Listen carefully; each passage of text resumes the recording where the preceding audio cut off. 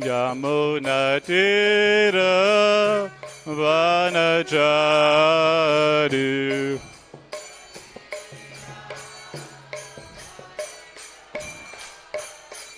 Jaya Radha Madhava Kunja Bihari.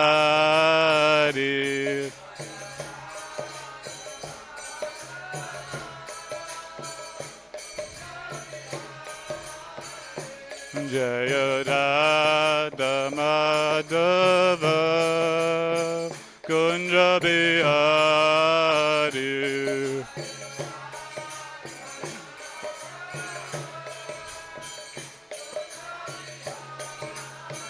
Hare Krishna, Hare Krishna, Krishna Krishna, Hare Hare, Hare Rama, Hare Rama, Rama Rama, Hare Hare.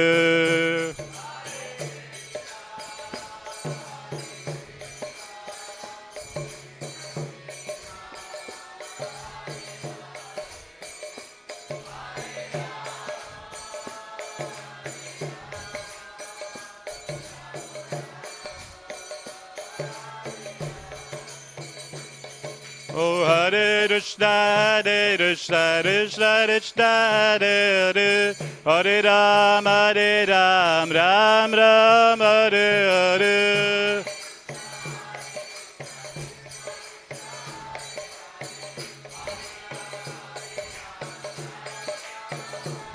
Oh Hare Krishna, Hare Krishna, Krishna Krishna, Hare Hare, Hare Ram, Hare Ram, Ram Ram, Hare Hare.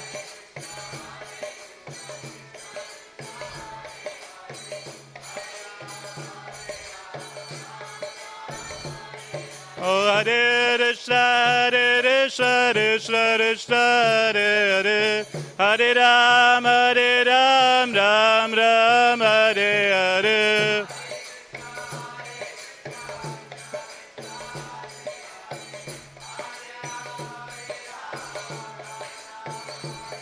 Oh Hare Krishna, Hare Krishna, Krishna Krishna, Hare Hare, Hare Ram, Hare Ram, Ram Ram, Hare Hare.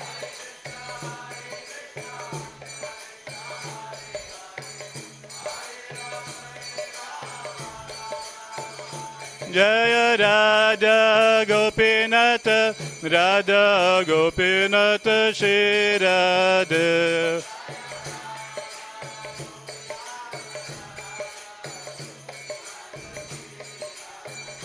Jaya Jagannatha Jaya Jagannatha Jaya Baladeva Jaya Subhadrama.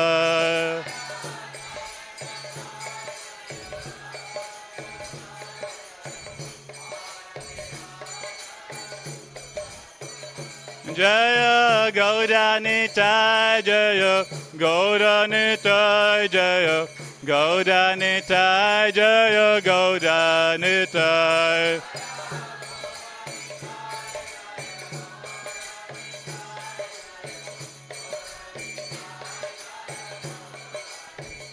Jaya Jaya Prabhupada Prabhupada Prabhupada Jaya Jaya Prabhupada.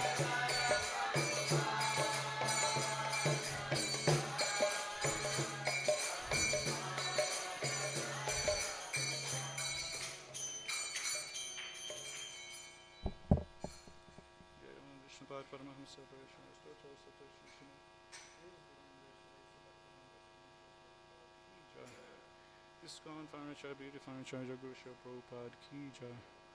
Gantara Srimad Bhagavatam Ki Jai. Jai Gaur Premanande.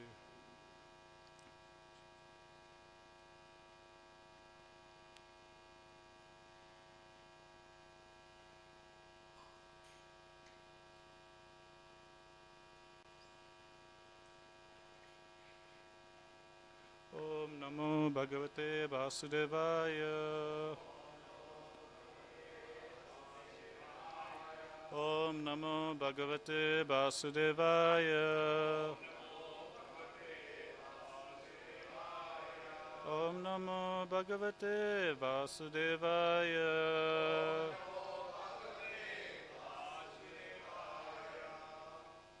Reading from Srimad Bhagavatam, Canto number 4, Chapter number 9, titled Dhruva Maharaj Returns Home. Text number 29. Maitreya Vacha Matu Sapatnya Vagbhaner Matu Sapatnya Vagbhaner Hridhi Vidhas Tutan Smaran Hridhi Vidhas Tutan Smaran Nechan Mukti Pater Muktim Nechan Mukti Pater Muktim Tasmatapam Upeyivan Tasmatapam Upeyivan Metrovacha Matu Sapatnya Vagbhaner Hridhi Vedas Tutan Smaran Nechan Mukti Pater Muktim Tasmatapam Upeyivan Metrovacha Matu Sapatnya Vagbhaner Hridhi Vedas Tutan Smaran Nechan Mukti Pater Muktim Tasmatapam Upeyivan.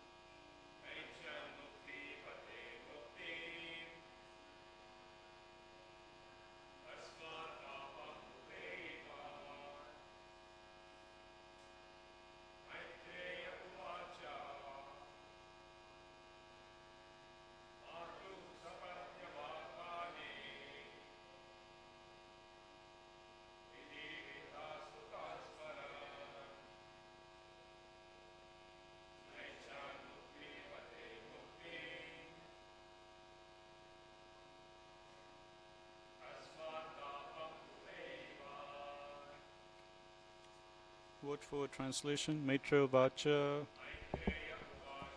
The great sage Maitreya replied, Matu, of his mother, Sapatnya, of the co-wife, Vakbane, by the arrows of harsh words, Riddhi in the heart, Vidaha pierced, two, then, Tan, all of them, Smaran, remembering, Na, not, Echat, desired, Muktipate, from the Lord, whose lotus feet give liberation, Muktim, salvation, Tasmad, therefore, Tapam, grief, Upeyavan, he suffered. Translation and purport by His Divine Grace, Shalesi Bhaktivedanta Swami Srila Prabhupada Ki Jai. Translation. Maitreya answered, Dhruva Maharaj's heart, which was pierced by the arrows of the harsh words of his stepmother, was greatly aggrieved, and thus when he fixed upon his goal of life, he did not forget her misbehavior. He did not demand actual liberation from this material world. But at the end of his devotional service, when the Supreme Personality Godhead appeared before him, he was simply ashamed of the material demands he had in his mind. Purport.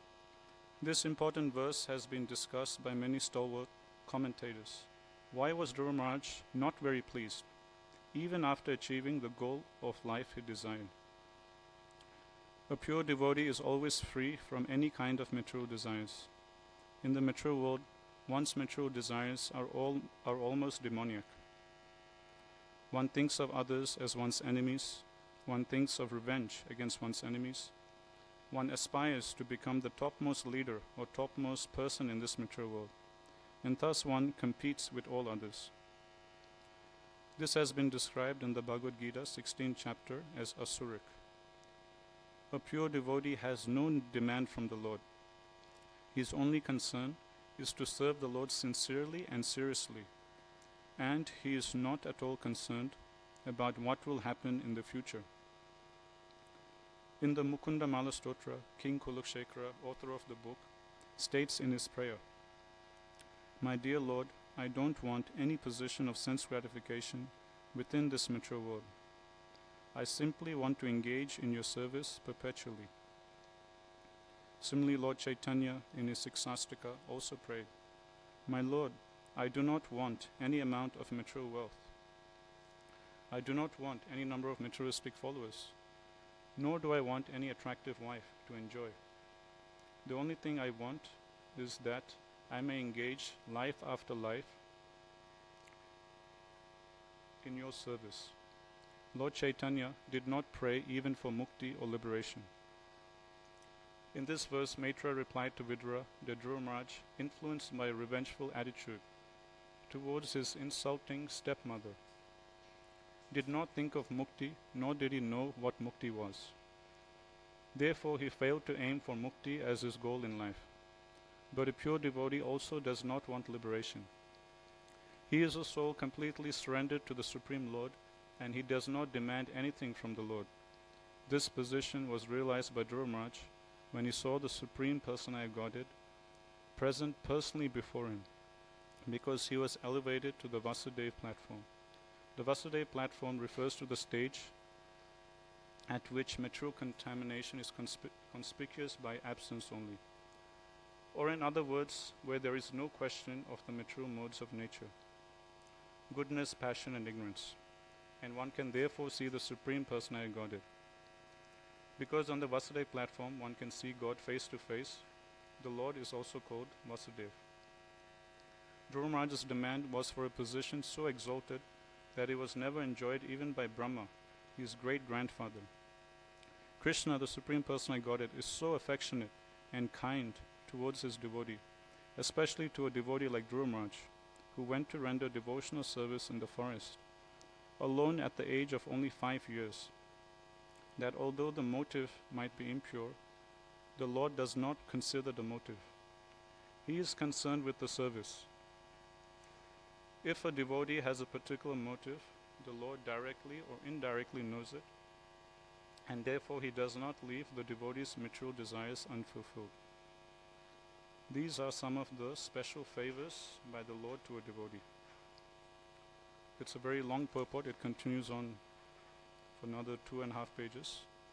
We'll just discuss this much for now, and we'll see if we have time. We'll cover the rest also. Om Jnana Timirandasya Jnananjana Salakaya Chaksurmritamena Tasmai Shri Guruve Namaha. Jai Shri Krishna Chaitanya Prabhu Nityananda Shri Advaita Gadadhara Shivasari Gaura Bhaktavinda. Hare Krishna Krishna Krishna Hare Hare, Hare Rama Rama Rama Hare Hare. Hare Krishna.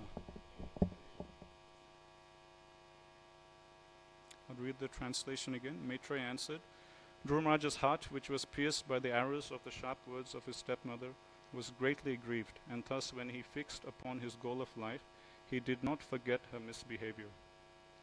He did not demand actual liberation from this material world, but at the end of his devotional service, when the Supreme Personal Godhead appeared before him, he was simply ashamed of the material demands he had in his mind. This chapter is titled, Dhruva Maharaj Returns Home.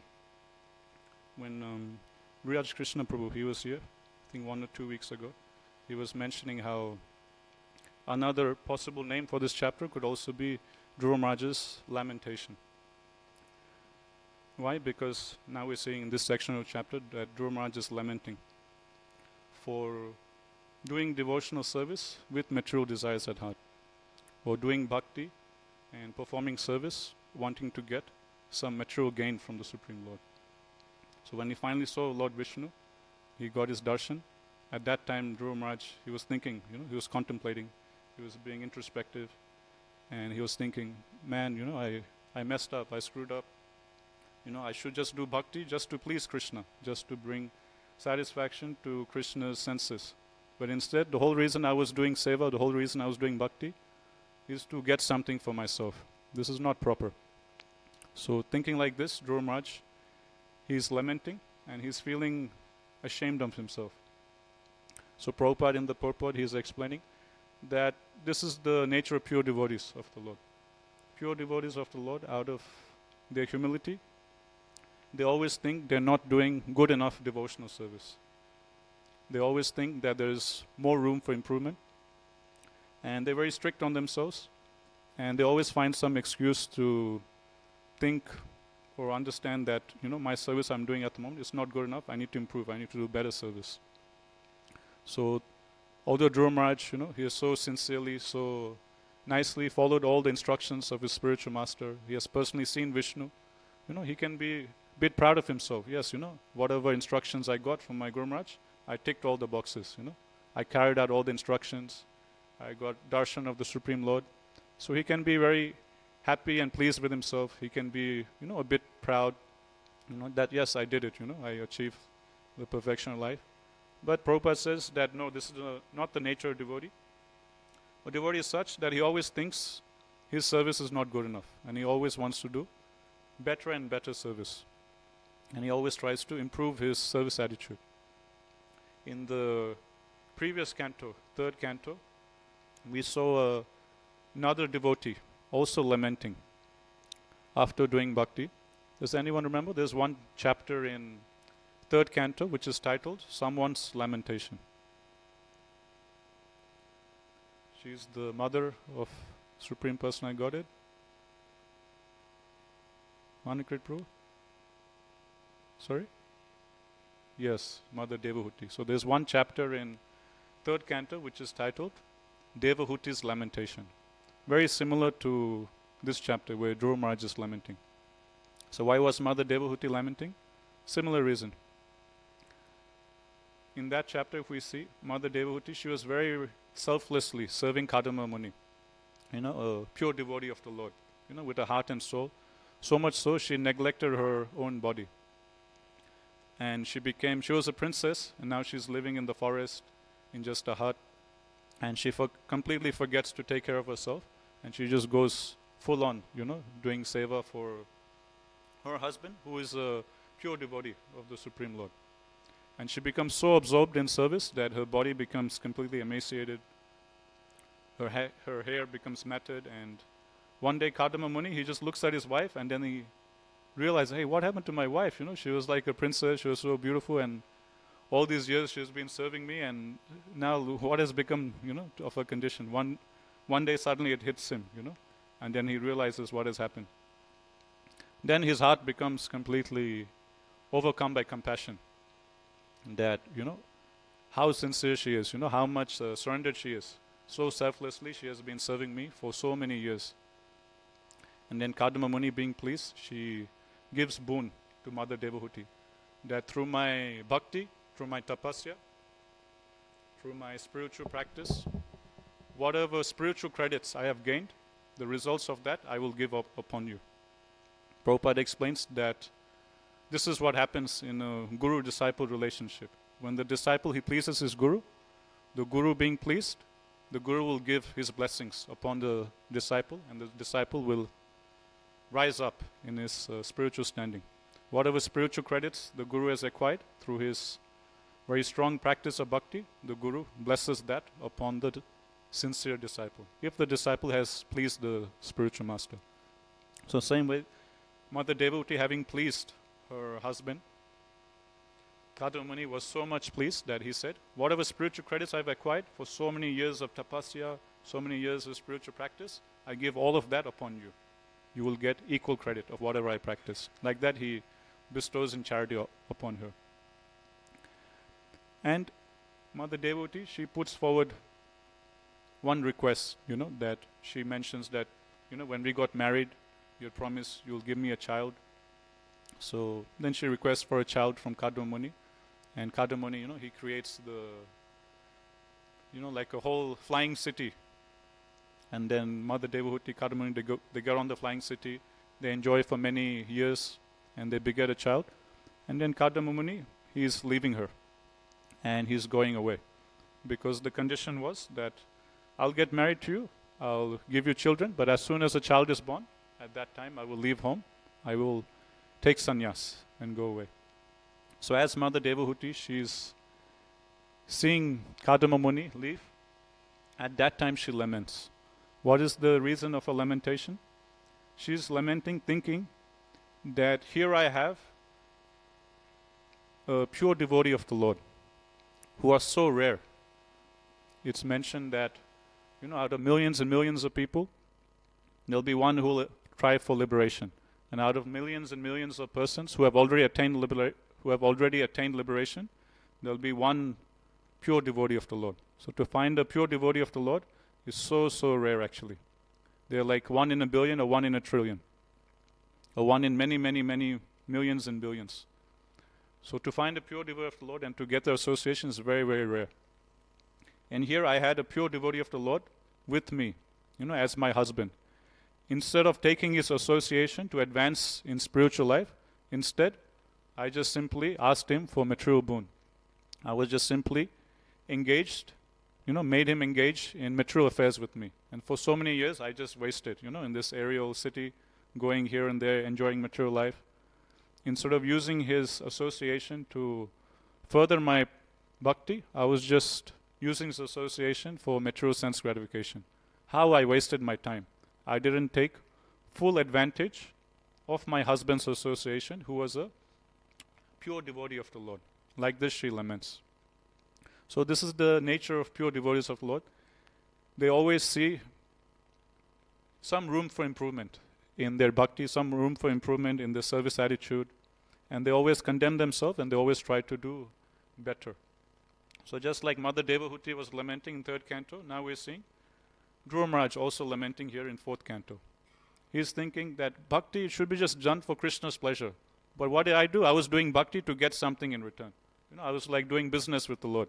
I'll do bhakti for you, and in return you give me a kingdom greater than my grandfather.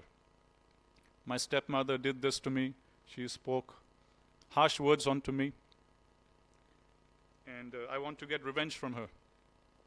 On my own strength, I can't get revenge. So I'll worship the Supreme Personal Godhead. He'll help me get revenge. So Dhruva Maharaj, he was remembering his past motive in doing bhakti. And thinking about that, he's lamenting.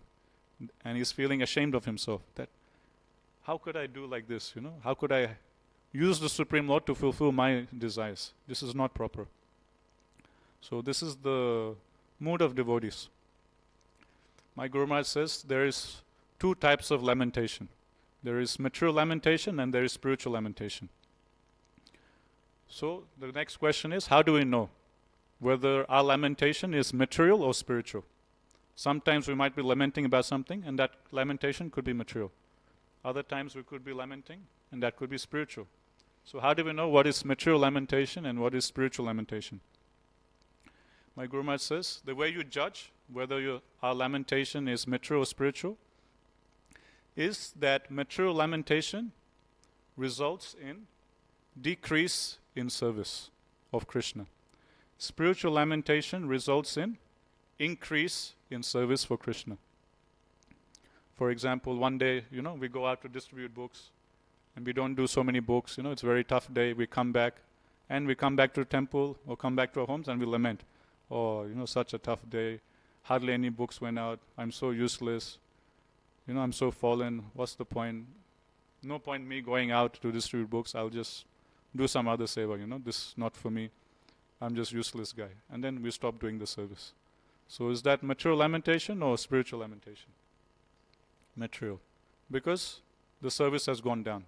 A certain service we're doing, we stop doing the service. So that's material lamentation. But what's the second scenario? We go out, we have a tough day, we don't do many books, we come back, and also we lament that, oh man, such a tough day, I couldn't do any books, only 2 books I did, 3 books.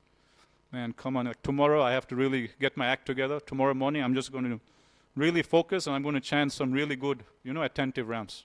So tomorrow morning I'm going to get up nicely and just sit in front of Tulsi Mani and I'm just going to chant, like with full focus, attention, I'm just going to chant some really good rounds.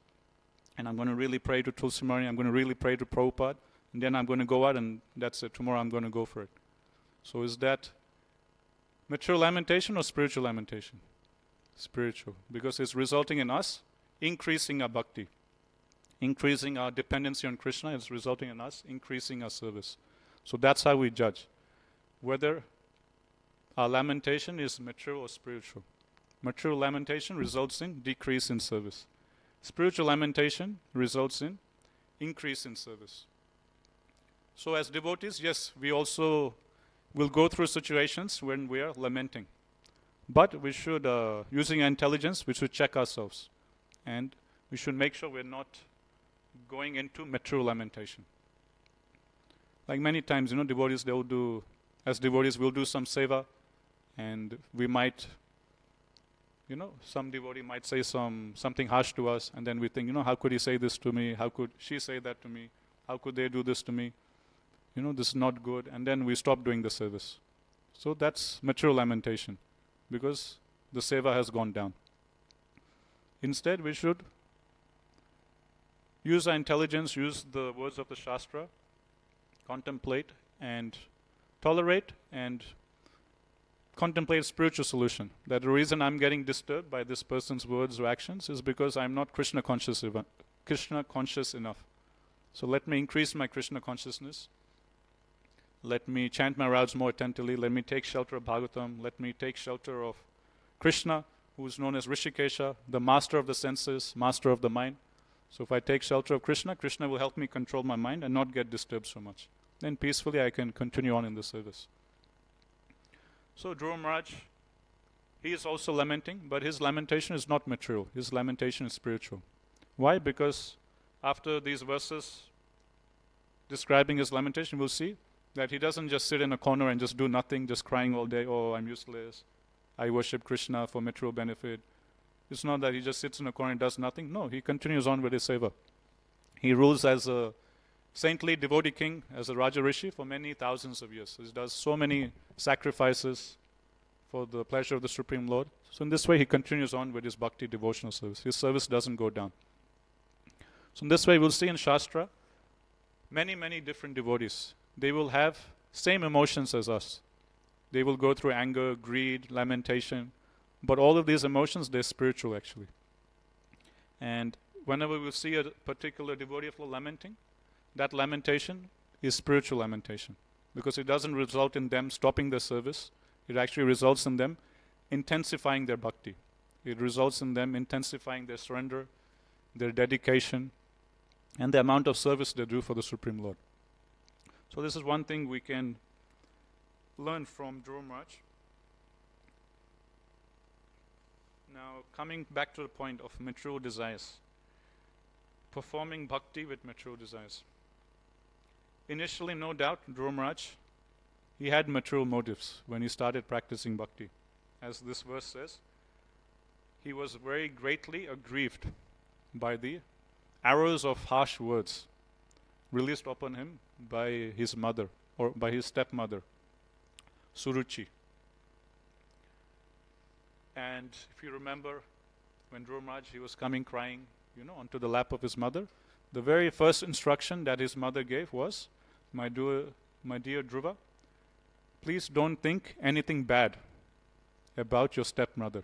Because when one wishes or desires something bad for another person, he's actually harming himself.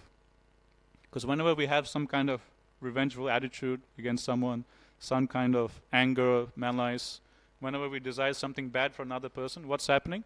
We're actually contaminating our own consciousness. And with that contaminated consciousness, how can we remember Krishna?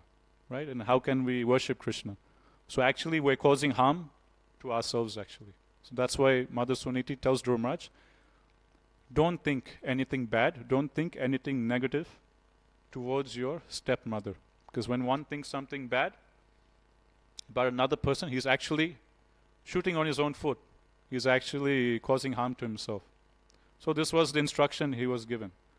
But unfortunately, he was unable to follow it fully.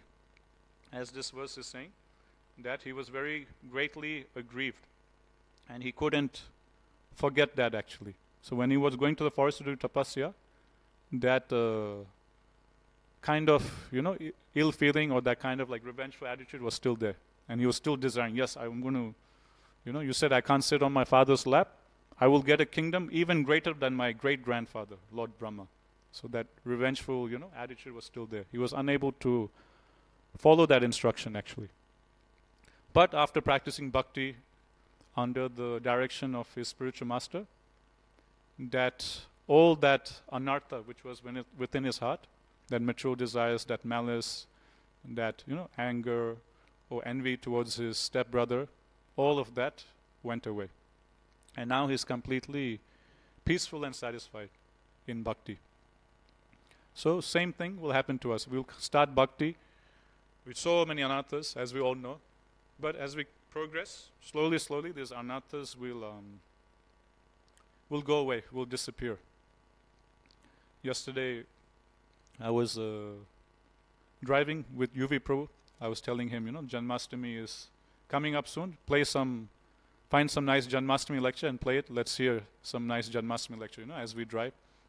So he went on YouTube. He said he found one lecture by Amarendra Prabhu on Krishna's birth of Lord Krishna. I said, okay, let's hear.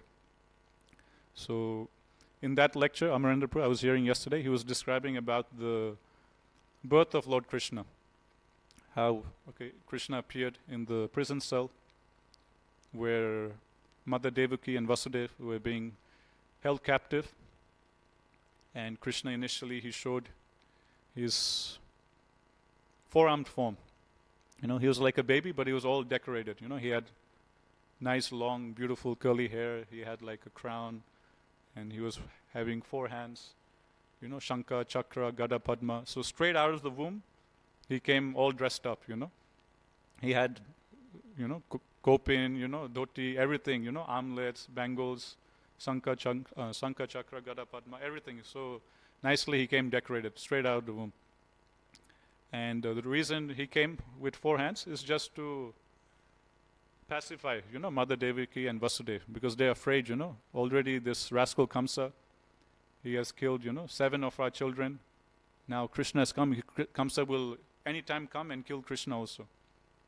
So Krishna, just to pacify Vasudeva and Devaki, he comes in four-hand form, holding all of his weapons to show that, I am Vishnu himself, no need to worry. Kamsa, he can't do anything to me. You see, I have Shankha, Chakra, Gada, Padma, it's me, the Vishnu himself. No need to worry. But actually, it has opposite effect on Devaki. Mother Devaki, instead of being calm and peaceful, seeing Krishna with 4 arms, she actually gets worried. Why? She thinks, now that you've come with 4 hands, immediately Kamsa will realize or find out that Vishnu himself has come. And any time he will come and he will attack you. And it's so hard to hide a 4-handed baby. If you were 2-handed, it'll be easy to hide you somewhere, But you have 4 arms. How can I hide you? How can I protect you for Kamsa? So you please drop your extra 2 arms and just become a normal 2-handed baby. And please just disappear from here. I don't want Kamsa to come and see you. Some or other, just go away from here and just disappear. Like this, Mother Devaki pleads with Krishna. Then Krishna, he drops his 2 arms and he just becomes a normal 2-handed baby. And then, according to the instruction of his mother, who was telling him, just get out of here. Some or other, just disappear, go away from this prison. I don't want Kamsa to come and see you.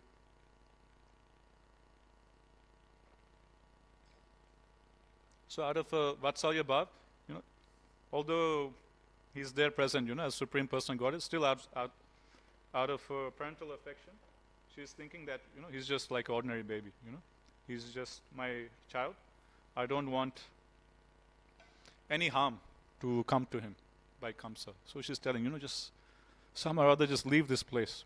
I don't want Kamsa to come and see you. So then Krishna, he becomes normal 2-handed baby. And then he orders Vasudeva. He gives an order to his father, Vasudeva, that please take me out of this prison and carry me to Vrindavan.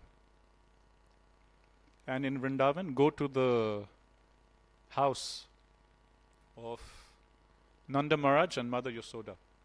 And they've just had a baby girl. And you switch me with that baby girl. Leave me there in Vrindavan. Take the baby girl of Mother Yasoda and you bring her back.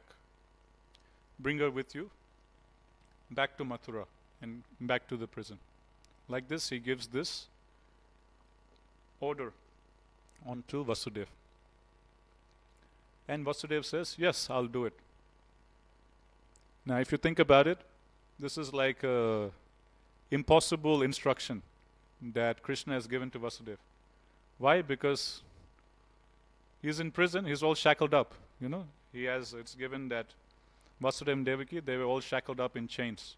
They had only one leg free, the other leg was tied up, just like animals, they're tied up to a tree or to this place, that place. In the same way, Vasudeva and Devaki, they were just tied up just like animals. They had chains around their arms, chains around their feet. So how can he escape and go to Vrindavan? And Krishna also told him that you have to leave this prison, escape, get out, go all the way to Vrindavan, and no one should see you. You should be unnoticed by anyone. And no one should realize what has happened. So firstly, to escape the prison is challenge number 1. How can you escape? He's all tied up. And it's given that it was like a high security prison, and there were 16 gates. So there were 16 gates which they had to go through to escape actually the prison. And in each gate there's security guards. It's given there's like, Acharyas explained that each gate there's like, they had lions, If someone gets through, the lions are there to pounce on them. And behind on top of the door of each of these 16 gates, there'll be like a stone slab, So some or other, comes through, the stone slab will fall on them, on their head, crushing them. So like this, it was like a full-on, high security prison in which Kamsa was keeping Vasudeva and Devaki. So here's Vasudeva, all tied up in shackles. There's 16 gates he has to go through. And he has no idea how to do. And he has to get out, unnoticed by anyone. So impossible task that Krishna gave to Vasudeva. But Vasudeva agrees, yes, I will do it. So he just fully surrendered onto the instruction of Krishna. And if you remember, at the start of Krishna book of Bhagavatam, Vasudeva had promised Kamsa that as soon as a child is born from Devaki, I would immediately bring that child straight onto you. And that's what he did in the previous 6, 7 children. As soon as a child was born, immediately Vasudeva took that child and gave that child to Kamsa.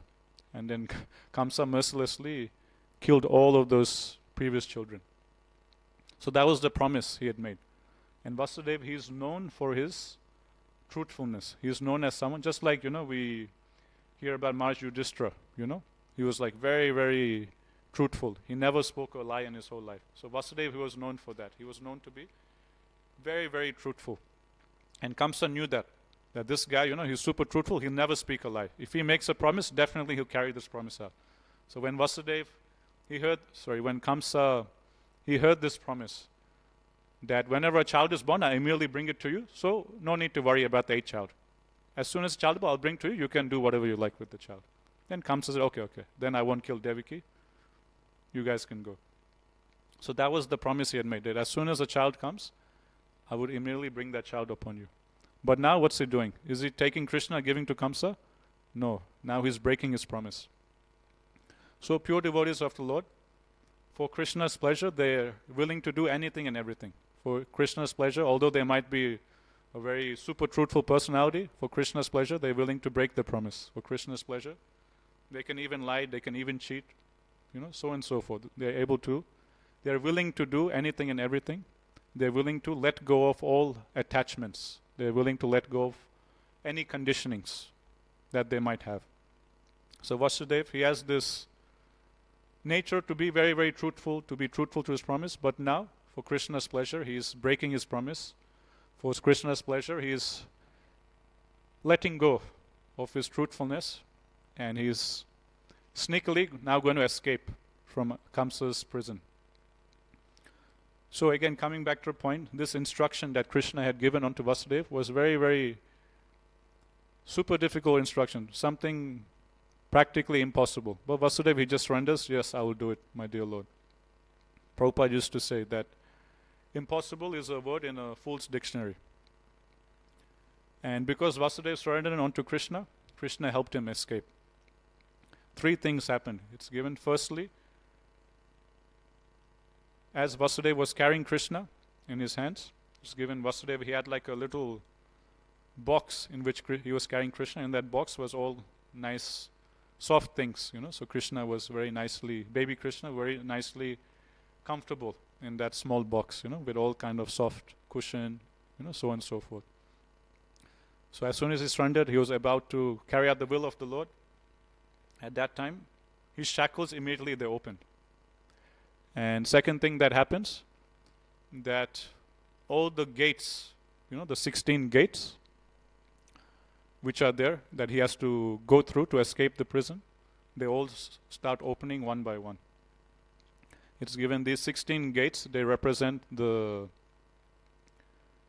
5 knowledge acquiring senses, 5 jnana indriyas, 5 knowledge, jnana indriyas, the 5 knowledge acquiring senses. Then there is the 5 karma indriyas, the 5 working senses, the 5 elements, earth, water, fire, ether.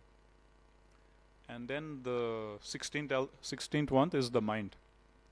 So these 16 gates represent these 16 subtle and mature elements that one has to get through, to escape. The third thing that happens is all these security guards. There's so many security guards in the prison. At each gate there is some guards.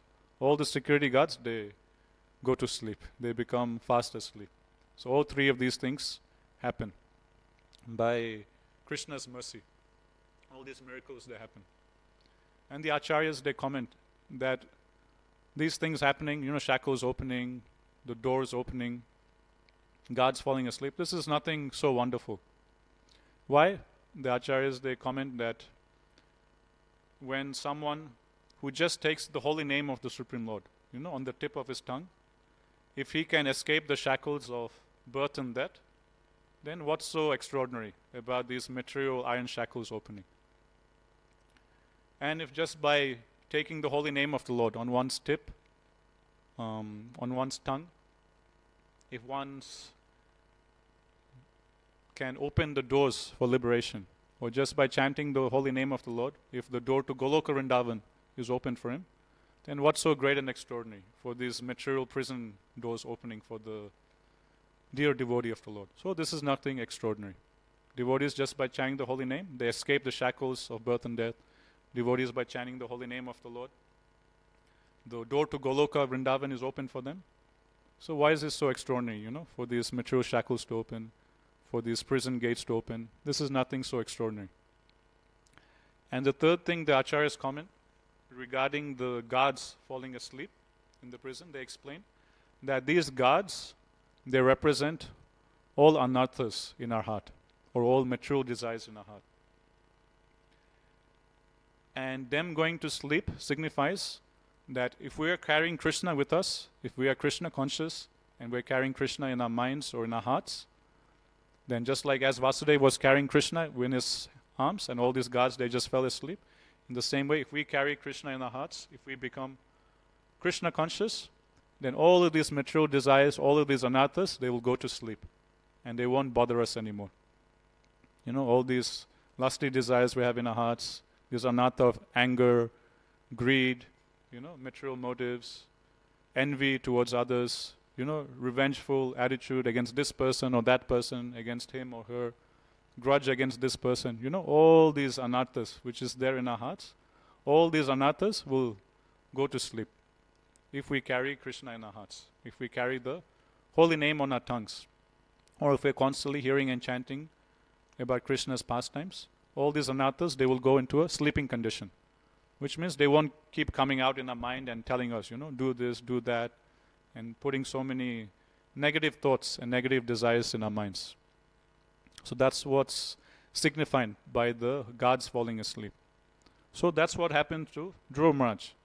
Initially, he had these anarthas, in his heart, that I want to get revenge against my stepmother. How could she do this to me? Such harsh words she spoke to me, she insulted me. This is not fair. So he had this kind of negative feelings, towards his stepmother. So this anartha was there in his heart. And he had that strong material ambition that I'm going to get a kingdom even greater than my great-grandfather. But what happened? He practiced bhakti, bhakti, bhakti. After 6 months, when he finally saw the Supreme Lord, does he still have these desires in his heart? No. That's not there in his mind anymore. He's just happy and peaceful, and he's just satisfied, just seeing the Supreme Lord. He doesn't have that revengeful attitude towards his stepmother.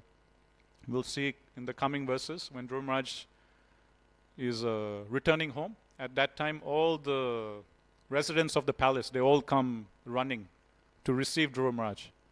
And in the procession coming from the palace, obviously the king is there, his mother Suniti is there, and his stepmother Surichi is there also.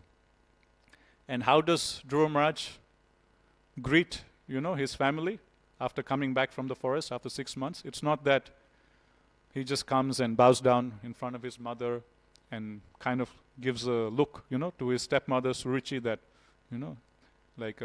there's no awkwardness between him and his stepmother. Instead, it's given that when he finally returns home and he meets his family, he immediately goes and offers obeisances to his stepmother Surichi, with not a single tinge of any bad feeling towards her. So his heart is completely cleansed. He doesn't even have a tinge of any kind of negative feeling towards his stepmother Surichi. He offers obeisances to his stepmother Surichi, touches her feet and takes her blessings. So this is Dhruva Maharaj after doing 6 months of bhakti, after doing bhakti according to the instructions of his spiritual master. All those material desires, ambitions, those negative feelings he had in his heart, they all went to sleep. Just like the gods, they went to sleep as Vasudeva was carrying Krishna. Same way, now that Dhruva Maharaj is carrying Vishnu or Krishna in his heart, all of these negative things he had in his heart, they're all gone to sleep and they're not bothering anymore. And he's just very peaceful and happy and satisfied without any ill feeling towards his stepmother or towards his stepbrother. Same way, all these, anarthas which are there in our hearts or our minds, if we sincerely and seriously, as Prabhupada says in the purport, if we take to the path of bhakti and we carry Krishna within our hearts, if we genuinely become Krishna conscious, then these anarthas, they won't bother us anymore. They will go into sleeping condition. And they won't keep shouting, all these negative things into our minds. Now, one question might come, like, for us, we've been practicing for so many years now, I've been practicing 1 year, 2 years, 3 years, 5 years, 10 years. But still, these material desires, these anathas, not going away, Some bad things I had in the past, they've gone away, but still there's more bad things, in my mind and heart. It's still not going away. For Dhruva Maharaj, in 6 months, he became fully pure, so quickly. But why it's taking us so long, For this person, just 6 months, he just became pure devotee so quickly. But for us, it's taking us so long. Yes, compared to where we were before, we have made, a lot of advancement, but still, we're not pure yet, We still have a lot of bad things coming in our minds, in our hearts. When someone says something bad to us, hard to forget, we think something bad in return for them, although we've heard so much and read so much. So the reason Prabhupada explains is like there's that verse, right, in Bhagavad Gita. Ye yatamam prapajante tamstateva bhajamiham. That as all surrender unto me, I reciprocate accordingly. So Dhruva Maharaj, he just fully surrendered onto his spiritual master. And the intensity in which he performed his bhakti, the intensity which he surrendered unto his spiritual master, is so great that we can never compare to it. Because he was so surrendered, so sincere, he was able to attain perfection in just 6 months. Because our surrender, our sincerity is very, very small, because we're doing bhakti with kind of like half-heartedness. That's why naturally it will take us longer, to attain perfection. Like Radhashyam Prabhu, he gives one example. He says if you take a piece of paper, okay, you just take a piece of A4 paper and you go outside in the car park and you just put it out in the sun and you expect a sun, with its heat, with its light to make a hole in that paper. Will a hole happen in the paper? No. You can stand there for many, many years, many, many decades, many, many yugas. Nothing will happen to that piece of paper. You just stand there hoping, the sunlight to burn a hole, nothing will happen. But if you take that same piece of paper, hold it out in the sun, and you get a magnifying glass, and you hold the magnifying glass on top of the piece of paper, then after some time you'll see immediately a hole gets burned in that same paper. So what's the difference? What the magnifying glass does, it takes all the sun rays and it puts it all into one single point. It magnifies all the sun rays to one single point. So then that heat is created, heat is generated, and then a hole is immediately pierced in that piece of paper. So that is what Dhruva Maharaj did. So we're like that piece of paper, Our focus, determination is like everywhere, We're like half in Krishna, half in Maya, half surrendered to Krishna, half surrendered to Maya. So we don't have that same focus, that same determination, that same surrender, that same seriousness, same sincerity that Dhruva Maharaj had. Dhruva Maharaj was so sincere, like so determined, so focused. Vavasayatmaka buddhi ekehe kuru nandana. With so much single-pointed attention, he carried out the instruction of the spiritual master. It was just like putting a magnifying glass on top of a piece of paper. All the rays, they all get magnified to one point, and then immediately a hole is created in the piece of paper. So that's the difference between us and Dhruva Maharaj. And that's why Dhruva Maharaj, he attained perfection so quickly, just in 6 months. But for us, it's taking us many years.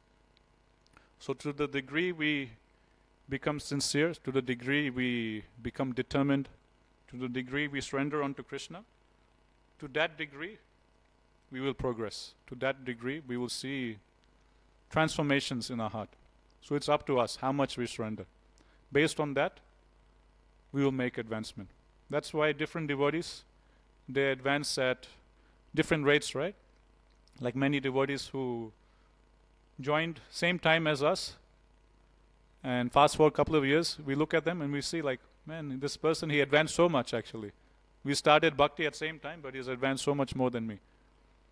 Why? Because obviously he is practicing bhakti with much more sincerity. So naturally it's making more advancement. So we can take inspiration from Dhruva Maharaj and pray to Radha Gopinath and push ourselves, to become more surrendered, onto the instructions of our Guru Maharaj, become more sincere, more dedicated. And to the degree we can do that, to that degree we can fasten up the process of purification and advancement of our bhakti. I'll maybe stop here. There's still 2.5 pages left in this purport. It's a long purport, so we won't have time to cover all this. One last thing comes to mind regarding surrender. I heard one nice point by Tamal Krishna Maharaj. I think 1 or 2 months ago, we were driving to Tamal Krishna Maharaj's Vyasa Puja. That time, I was driving with Nadu. I was telling him, it's Maharaj's Vyasa Puja. Let's hear a lecture by Tamal Krishna Maharaj. Today is his appearance day. So this devotee, he put up a nice lecture by Tamal Krishna Maharaj. It was about Sankirtan. And in this lecture, Maharaj said something very nice that has stuck with me. He was saying that, we always hear devotees saying, that we should surrender unto Krishna. We should surrender unto Krishna. But what does surrender unto Krishna mean? How can we practically surrender unto Krishna, and how can we practically gauge or judge, how much I'm surrendering unto Krishna? He was saying one practical way we can judge how much percent I'm surrendering unto Krishna is during chanting, when we're chanting our japa in the morning. He is saying you can test your surrender unto Krishna during your japa time. The more attentively you're chanting your japa, the more surrendered you are unto Krishna. So he's saying you use that as the gauge to judge how much you surrender.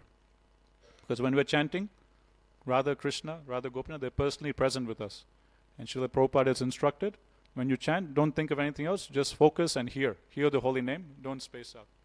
So the more attentively we chant our rounds, more attentively we chant our japa, to that degree we can say we're surrendered unto Krishna. So he was mentioning, we can practically apply this principle of surrendering unto Krishna when we chant our japa. Surrendering unto Krishna means, and when Krishna is Radha Krishna personally present in front of us, in the sound vibration form, in the form of the holy name, that we pay attention to them and we don't think of other things. The more sincerely and attentively we chant our japa, to that degree we can say we're surrendered. So we can practice that. We can practice surrendering unto Krishna during our japa time in the morning. If we just do that one thing right, everything else falls into place. My Guru Maharaj, he mentions that all the services we do, they all expand from our japa. It could be preaching, book distribution, DT seva, cleaning, cooking, fundraising. There's so many different services out there. But my Guru Maharaj says, the potency to do any service for Krishna comes from our japa. The more nicely we chant our rounds, the more potency we will have to do our particular services nicely for Krishna's pleasure. If we chant our rounds really, really nicely, then we make that connection with Krishna. Then when we're doing the service, Krishna as Super Soul within our heart, he will give us guidance. He will give us intelligence. How to do the service nicely. Many times, we're doing a service and there's so many problems, and we have so many doubts, how to do this, how to do that. Intelligence to overcome all those obstacles in the course of one service will come from Paramatma, if we connect with the Paramatma during our japa. So the more we're able to chant our rounds attentively, the more potency we have, the more Krishna will talk to us from within our hearts when we're doing the seva. So now Janmashtami is coming up. All of us, we have our different allotted services. So we should understand, for us to be very successful in whatever service we have, we need to chant good attentive rounds. By the power of our japa, we will be empowered to do our particular seva nicely for Krishna's pleasure. Okay? So chanting cannot be emphasized enough. As Srila Prabhupada once said, 90% of our spiritual advancement comes from our japa, comes from our chanting. So we should really focus during chanting.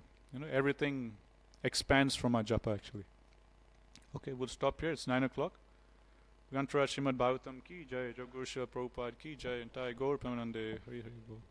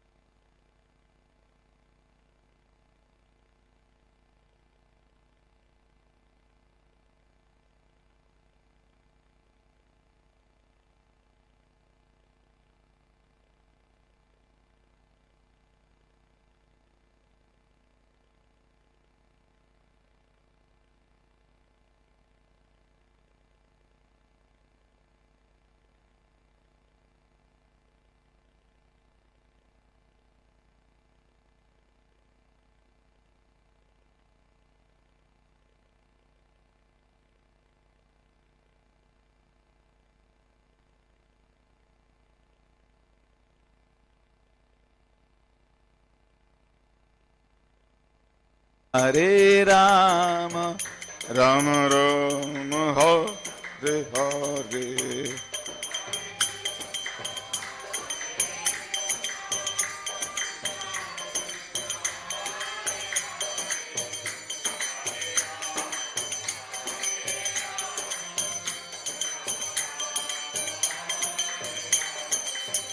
Hare Krishna, Hare Krishna, Krishna Krishna, Hare Hare, Hare Rama, Hare Rama, Rama Rama, Hare Hare.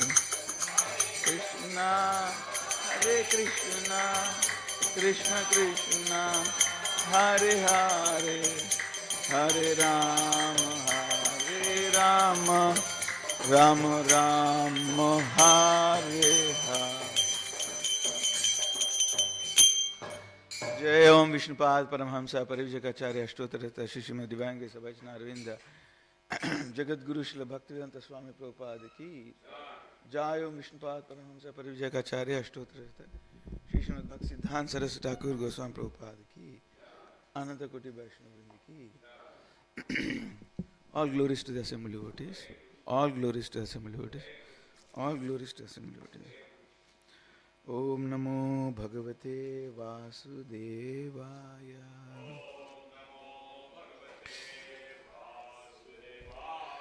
Om Namo Bhagavate Vasudevaya. Om Namo Bhagavate Vasudevaya.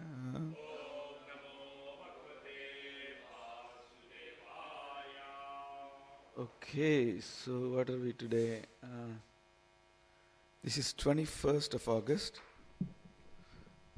Time's moving quick. 2024, Wednesday, and we're doing Bhagavatam 4th canto, chapter 9, verse number 27.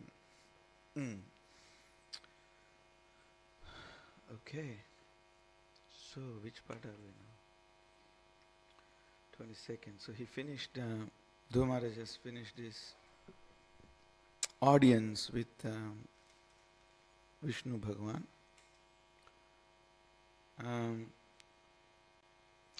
So this can be quite, for us, it's a little hard to relate to his emotions from, I don't know, at least for me. It could be quite hard to relate to his emotions. It's a very, very... So what I want to do, I know stories we always hear, and I think we all know the Dhruva story like inside out, because we've all been hearing our Gurudevs or other teachers, Diksha, Siksha, all divisions that we have anyway. Diksha Gurus and Siksha Gurus or senior Vaishnavas or students or whatever it is. We've heard the story so much, but I want to just take you through the emotions of this story. Yeah? Women like emotions. Actually, men like emotions too, they just don't like to admit it. Men are very emotional. They just put the tough face, like they just... But actually they are as emotional as women, if maybe more. Yeah, we just don't like to put it out there.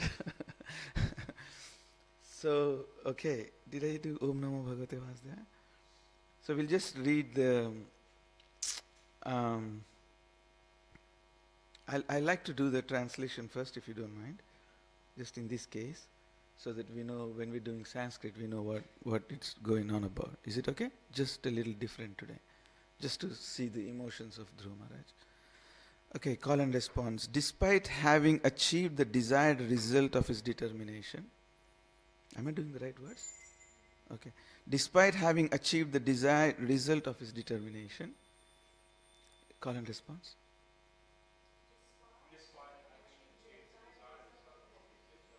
By worshipping the lotus feet of the Lord,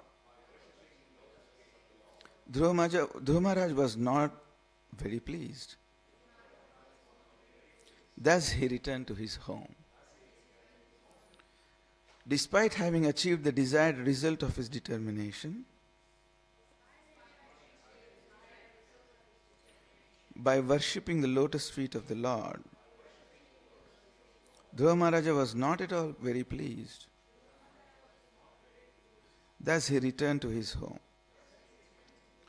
Sa, he, sorry I'm doing a little backwards because I just want to see if you can get the emotion of it.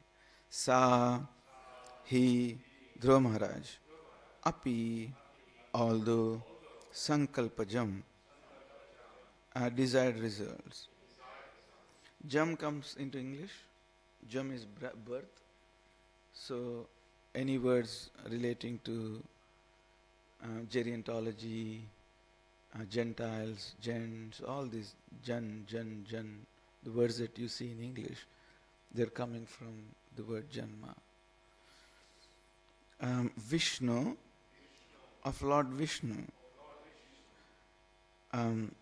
There's actually, I can actually prove how Lord Vishnu is not just an Indian god by the linguistics. He's actually a universally encompassing god by the etymology of it, but I don't want to bore you with my linguistics today. I'll spare you some headache. Pada Seva. Pada Seva is definitely in English. Pada is a straight path. Patha in Sanskrit comes from Pada. So the path, this path, are you going to take this path or this path? The ta and da are interchangeable. So Pada. And Seva in English is serve. Would you like to serve in heaven or reign in hell? The Bible. No, serve, you know. So, reign in hell, better reign in hell than serve in heaven. It's a joke from a satanic language. So the serve word comes from seva, very clear, seva. So pada seva English. By serving the lotus feet, upasaditam, obtained. Well, even that's in English, but I'll spare you with the headache. Prapya, having achieved, sankalpa, of his determination, nirvanam, the satisfaction, not, atiprita, very much pleased, abhyagad, he returned, puram, to his home. Sopi sankalpajam Vishnu pada sevopasaditam prapya sankalpa nirvanam nati prito bhyagat param. Sopi sankalpajam Vishnu pada sevopasaditam prapya sankalpa nirvanam nati prito bhyagat param. Puram, sorry. Sopi sankalpajam Vishnu pada sevopasaditam prapya sankalpa nirvanam nati prito bhyagat puram. Anybody wants to give it a shot? Sopi sankalpajam Vishnu sevopasaditam prapya sankalpa nirvanam nati prito bhayat puram. Sopi sankalpajam Vishnu pada sevopasaditam prapya sankalpa nirvanam nati prito bhyagat puram. Ladies, Vaishnavis. Sopi sankalpajam Vishnu pada sevopasaditam prapya sankalpa nirvanam nati prito bhyagat puram sopi sankalpajam vishnu padasevopasaditam prapya sankalpa nirvanam nati prito bhyagat puram. Very nice. So, did anybody want it to? Or it's okay? You want to give it a shot? Okay. Okay. So, just anybody who's just joined online, we've already gone through the word to word and the translation, but I'll just read the translation again. Despite having achieved the desired results of his determination by worshipping the lotus feet of the Lord, Dhruva Maharaja was not very pleased. Thus he returned to his home. Om Ajnanatimirandasya Gnananjanashalakaya Chakshurunmitam Yena Tasmai Shri Guruve Namaha Vande Nandavrajastrinam Padrenum Abhikshnushaya Sam Harikatodgitam Punati Bhunatrayam. So we finished the kind of major big episode of Dhruva Maharaja's pastimes. So let's go just recap the emotions between this story. The emotional part of the story was Dhruva Maharaj was characteristical Kshatriya. Last night Kirtan has kind of did my voice. It just kept going on. I was just so ecstatic. Just amazing, just so ecstatic. Balram Jayanti is very, very, obviously any Jayantis are very fortunate. Balram Jayanti is particularly auspicious and fortunate. The thing is, first, we are very fortunate that God actually decides to come and visit us. You know, it's like, I know none of you has been in a prison, but imagine if someone of your friends or relatives or brothers are in a prison. Right? And they've been sentenced for a long time. Now we're not talking about, small little car theft. We're talking about a proper, attempted something criminal. And say he or she is in a jail or a prison for some time, and you get a visitor. You were not expecting a visitor. You didn't expect a visitor. You're just going about your Sunday, Saturday routine, and all of a sudden the guard comes on your prison cell and goes, "Oh, Mr. Das, you got a visitor out there." It's very delightful, isn't it? And you go, you open the door, and it's your brother, it's your sister, it's your mother, it's your father. It's like, I thought you hated me. I thought you hated me for what I've done. I thought you wouldn't want to see my face. But you're here. Just to thanks for being here. So when God comes and knocks our prison doors here, like Balramji, like Krishna, like Chaitanya Mahaprabhu, like Nitai, Ram Bhagwan, Narsimha Bhagwan. So it's like a parent coming and knocking on our prison door, saying, "Hello, kid. It's all right. Whatever you've done, it's all past. We're looking at the future. Anyway, I brought you a favorite lunch." Oh.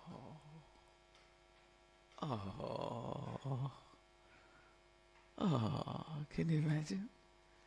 And they get this lunch out that was your favorite. They know, mother and my father, they know your favorite. My mother, I've departed from India for 25, 26 years now.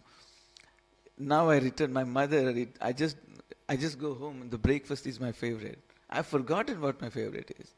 She precisely remembers. Like what I liked on a Saturday, what I liked on a Sunday, what I liked on a Tuesday. And it's there. And I look at it and then I remember, oh, this is to be my favorite. And my mother is like,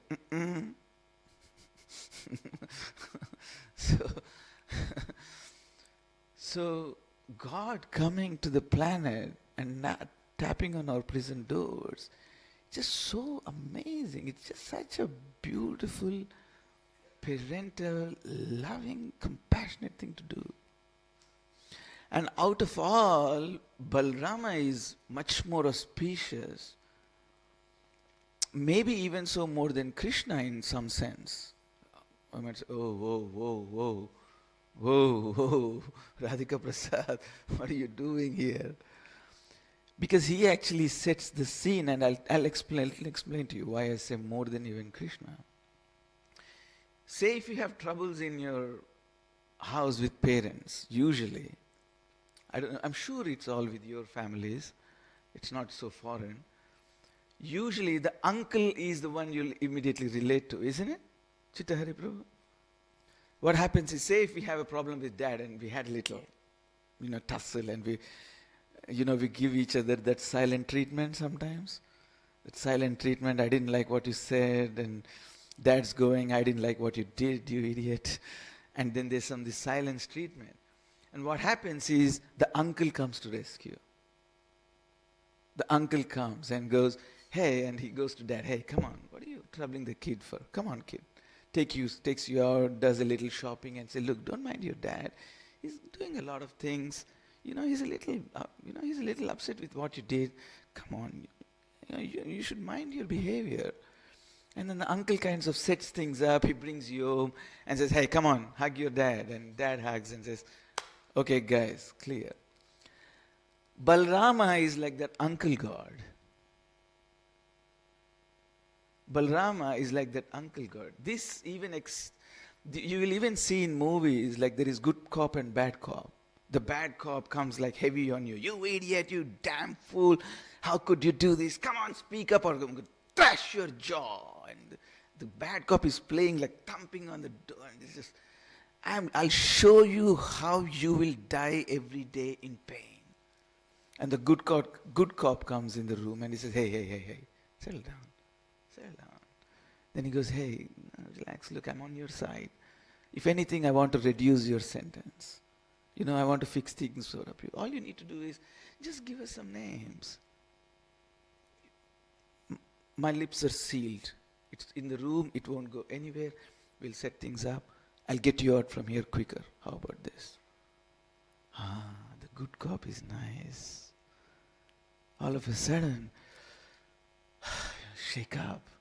Even the deadliest criminal shakes up. Just relaxes, and then he relates to the good cop. So God has to play. We are not polytheistics. I'll come back to the verse. Don't panic. You're thinking, okay, Radhika Prasad, where are we going here? I'm still in that Balram Jayanti mood. I really love Balram Jayanti. So all of a sudden, even the deadliest criminal comes to his senses and he thinks, okay. And he starts communicating with the police. And he becomes maybe he becomes an agent. Maybe by good behavior he reduces his sentence. And then he eventually comes out, and usually you'll see, there's a movie called Felon. You'll see the good cop actually comes at the prison door and then shakes hand and says, thanks very much for behaving. See you later, and I hope you'll never have to see our faces again. So God is playing this good cop and bad cop. So Balrama plays that good cop. We get upset with Krishna. We get upset because he has to rectify us. He has to fix our psychologies. He has to fix our behaviors. And Balrama comes like that uncle in the house. Balram comes like that, the good cop. Not the bad, the good cop, bad cop. He plays that bad cop. And if you think Radhika Prasad is just in his own reverie all the time, and God knows what he speaks about, I'll actually give you an example. You want me to give you an example to substantiate all things I've said? Yeah? Yeah, Chitta Hari Prabhu wants to. So, take who are the best guy on the Pandavas side. Like the sweetest, the gentlest, the heart of everybody. Who is that one guy? I thought you were going to say Arjuna. Because Krishna hundreds of times says to him throughout Maharaj that you are most dear to me.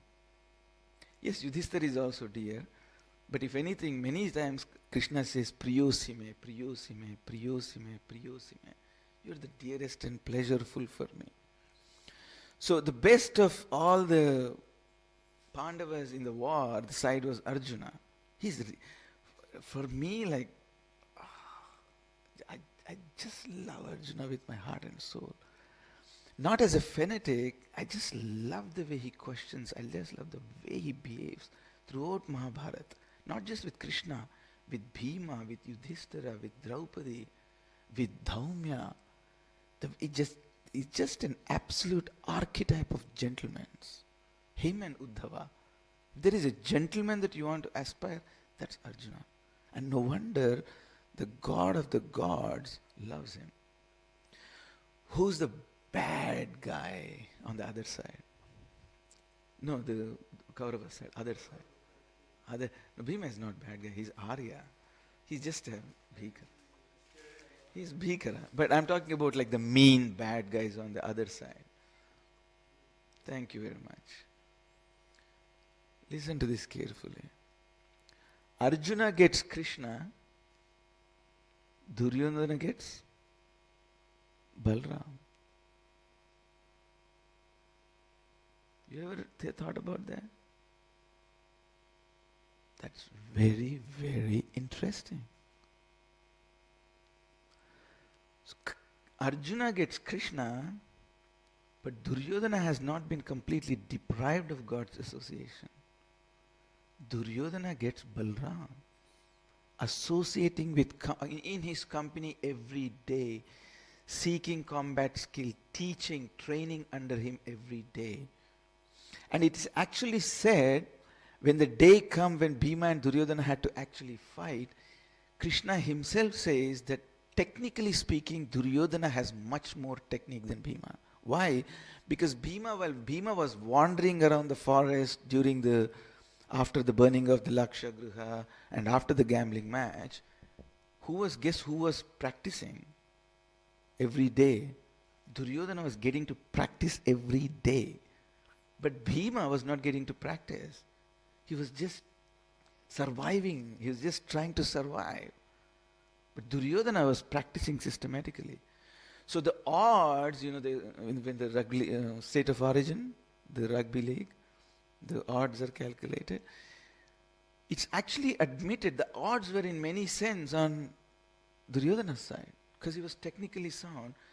Bhima was powerful, but Duryodhana was technical. But just because Krishna was in his side, and tactfully, Balram had left. So Krishna played a little trick and said, you got to catch him off guard. So Bhima catches him off guard, gives him what we call below the belt. Keep the language sane. Gives him a below the belt blow, and then Duryodhana is gone. And Balram comes and he's just completely devastated. He says, I cannot believe you let this happen. He says that, I cannot believe you let this happen. How could you let that happen? I'm so upset with you. So upset, I'm going to walk out. And Krishna says, yeah, sure, okay. That's all right. That's fine. So this is the amazing contribution of Balram. I was traveling through the dhams recently, and I had, by Vaishnava's mercy, and some guides that have previously guided me very well, I was able to go to some really very confidential places that I cherished in my heart. And while you are going, you meet all these devotees, groups, want to read with you, want to read some. Usually it's a very popular practice in New Zealand with all my God brothers. If they see you, they'll immediately catch you and say, can you read Bhagavatam for half an hour? It's just a very popular practice in New Zealand. So I was bumping into all these, my God brothers from New Zealand, and can we read? And but anyway, at one place I came to this group of devotees, not New Zealanders, but some other devotees who were also reading, and I was hearing, like, we were supposed to, they were talking about how we are supposed to establish our rasa in the spiritual world, and we are supposed to meditate, and it's just too much gopiology for me, just bouncers for me. And I was just listening, and they asked me, what do you think about that? Well, look, I'm not much of a rasosologist, but the way I see it is, I go by, my favorite character is Balramji and Arjun, and I just go by their example. Balram doesn't care what his rasa is. He doesn't keep meditating, what is my rasa in the spiritual world. If Krishna needs a servant, he takes up his job as a servant, as Lakshmana, serves him in the forest. If Krishna needs a friend, he takes up the role of a friend and plays around him with the park, Sakhya-rasa. If Krishna needs a parental brother, he takes the form of a parental brother, Balram. If Krishna wants to, even Balram comes as a Madhurya Rasa, Ananga Manjari. Is that right? Ananga, yes, Ananga Manjari. So if Krishna needs a Madhurya Rasa with a little left wing gopi, he comes as Ananga Manjari. If Krishna wants him to just stay peaceful and just, stay out of this war, just go on pilgrimage, right? Yeah, sure. So he just leaves the whole war and goes on a pilgrimage. He's not stuck with this rasa mentality. It's, I don't know, please don't get me wrong. I just get a little, yeah. So there was all these devotees sitting there and talking, all this, what my rasa will be in the spiritual world. And I said, I just go by Balram. Whatever is needed, I'll do. Krishna needs me to shut up and sit down, I'll follow the Shanta rasa. If Krishna says jump, I'll say I jump. If Krishna wants, whatever, it doesn't matter. Madhurya, Sakya, Vatsalya. So I go by that, Balram. So the unique contribution is Balram is, one, he plays this good cop, bad cop role. Arjuna gets Krishna, Duryodhana gets Balram. Samoham sarva bhuteshu. I'm equal to everybody. I don't even leave the demons out. As Chaitanya Mahaprabhu, Krishna, he's taking care of all the right wing. You understand right wing? The right wing politics and the left wing politics. What is Nityananda doing? Left wing. If Chaitanya Mahaprabhu is going after Sarvabhauma Bhattacharya, he's going after Prakashananda Saraswati, he's going after Ramananda Rai, he's going after the Diggajas of the times. Navadvip was the only place who could compete with Varanasi. So when he was going with the giants of Varanasi, then guess what Nityananda was doing? Just jumping in the street, catching Jagai, Madai, downtrodden, wretched. It's like left field, like Chaitanya Mahaprabhu is saying, can you please stop coming to Jagannath Puri, please? And then he shows up. What did I tell you? Where's my danda? I just broke it. What do you mean you broke it? I just broke it. You mean break it, like break it? Yeah, I broke it. So where is it? I threw it in the river. What do you mean you threw it in the river? What's going on here? He just completely comes left field. So he is finding that balance of this left wing and the right wings. He's finding this balance of time, place, circumstances. So Balram's contribution is Balram's blessings is enormously required in our spiritual progress. You cannot underestimate, you will never be able to over-exaggerate Balram's contribution in our lives. As we speak right now, he's holding this whole thing together. So, Balramji is, yes, I'm just still in the Balramji mood, so I just had to say a few words. I hope I didn't bore you guys. Was that okay? Or did I completely bore you guys to death? Anything that felt like, Radhika Prasad, why do you have to always speak so deviantly? So, yeah, that's the Balram contribution. So it's so important to just lay yourself down in front of Balram. Just lay yourself down. He's the one who's fixing things. He's the one who will fix that, who will fix us up, plays that uncle role in our family, plays that good cop role, and then gets us out of the jail. And then at the gates he'll meet us and say, I hope you will never see you again in this material world. Just thanks very much. So that's Balramji. Anyway, I can go on and on and on. So I'll stop there. We better get back to the verse. So I wanted to speak about the emotions of Dhruva Maharaja going through. Why was he displeased? See, Dhruva Maharaj is going through this moment. It's very hard for us to relate to Dhruva Maharaj's emotions at the moment. He's actually just witnessed God. God with a capital G. The God. In his 8 forms, Vishnu. So he's just witnessed that. It's very hard for us to understand what can happen to us in terms of cognizance, in terms of bliss, in terms of awareness. What can happen, how we would transform in the presence of God is a completely unspeakable, inconceivable imagination for us. It's over beyond our imaginations. It's just out of this world. So he was in presence of God and is returning and is feeling completely ashamed. So you might be thinking, why would he be ashamed? Why would he feeling ashamed when he's met God? There is actually an interesting, sorry I keep diverting, but it relates to the topic, so please don't mind. I'll come back to the words. I'll tidy this all up. There is actually a similar sentiment in the story of Moses. If anybody had convent education or studied in Christian schools, no? I didn't study in Christian school, but I just loved comparative religious studies, and I work in the group of ISKCON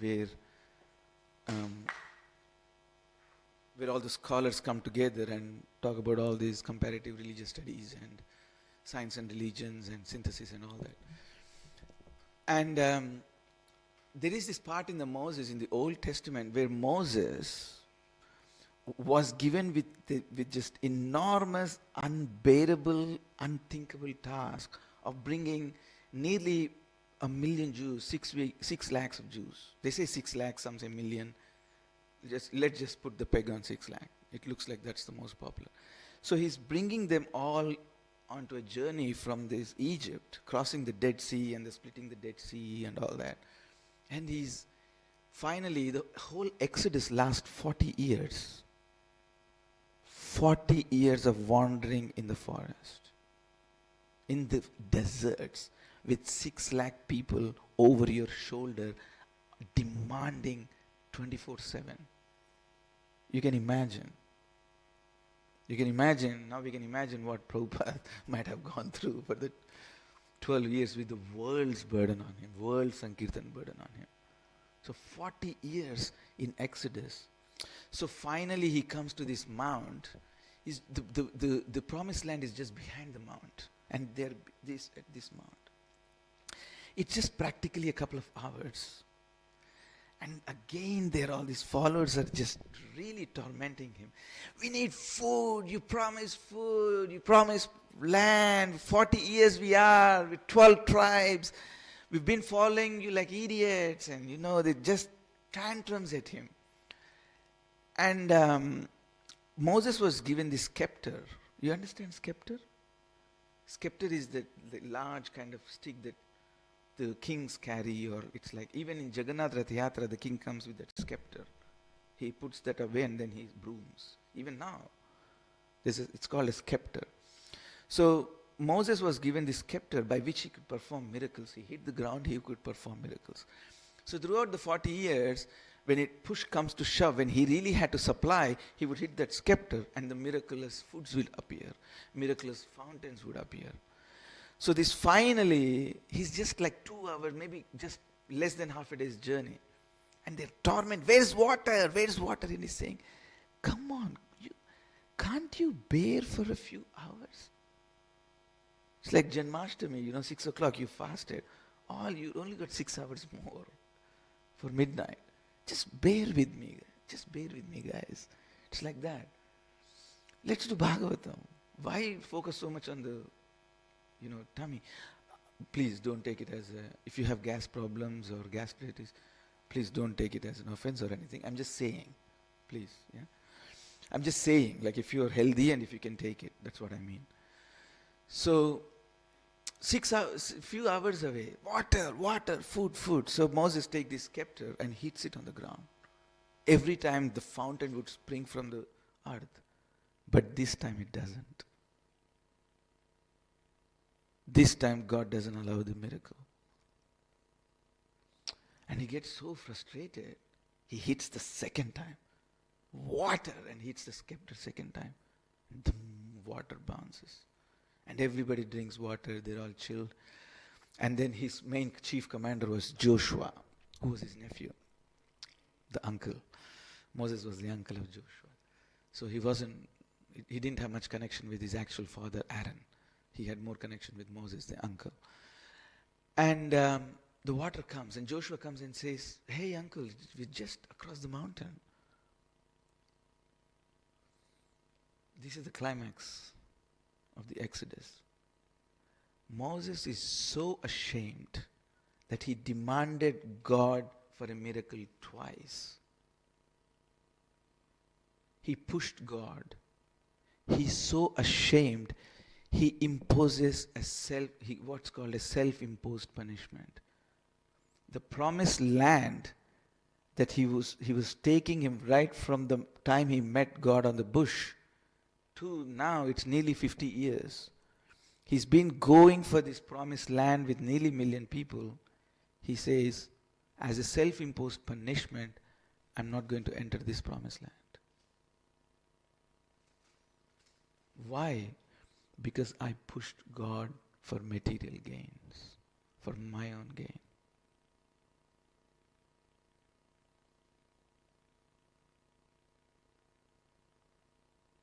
"50 years. The land is right behind the mount. And he says, I pushed God for a material gain. This is my self-imposed punishment. I'm not going to go into that land anymore. I won't step into that land. And he just walks off into the ether. Disappears. So when a devotee transforms under Vishnu's presence, and he knows he came with the ambition, that aim he had come was material, a material planet. It's just disgusting. He's ashamed. He's like, what did I do? What was I thinking? It was just a brother trying to get onto my father's lap. That's all right. That's okay. What was the big deal? And my mother was so good. She didn't feel envious of her co-wife. She didn't feel envious. She said, good son, good. Take this as an opportunity. Don't play the victim card. She didn't play the victim card herself. We just need one reason to play the victim card. Oh, they did this to me. Oh, that devotee said this to me. Oh, the leader this said to me. Oh, I want to do the garland. Oh, I wanted to sing the arti. My project, they screwed up my project. We need just one. We're hunting for how to become victims, and then harbor it like in our hearts for like poison, and then jump. Finally, Facebook. Finally, just say bad things about the managements and the leaders and the ISKCON, and bring like the 50 years of histories and just make a whole dirt of But that's not what Dhruva Maharaj is doing. That's not what Suniti is doing. She's not playing the victim card. Son, take this as an opportunity. Guru tapasya. Yes. Tapo divyam putra gayana sattvam. So Dhruva Maharaj is having this moment of puna puna charvita charananam. Puna puna charvita charananam. Chewing the chewed. I've asked the same thing that everyone asked. Matirna Krishne Paradasvato va mitopi padyata grahavratanam. So, Adanta Gobirushata Tamishram. Anyway, Puna Punaha Charita Charananam. Chewing the chewed. I asked the same thing. God damn it. Can't believe it. So he's having this embarrassment, this deep shame. And another thing he's completely, there's few things that Acharyas talk about. There's another thing he's astonished. One thing he's embarrassed. Another thing he's astonished. Because in his mind, this is like origin of the planets. Like this is like beginning of the yugas. So this is like better part of the Satya Yuga. So obviously it's the yoga, the meditation, the tapasya was the austerities. And people would go hundreds and thousands of years. And this young boy, some guru intervenes, and some guru with some musical instrument, like 3B Prabhu was playing. Finally he just took that like the veena or something in his hands.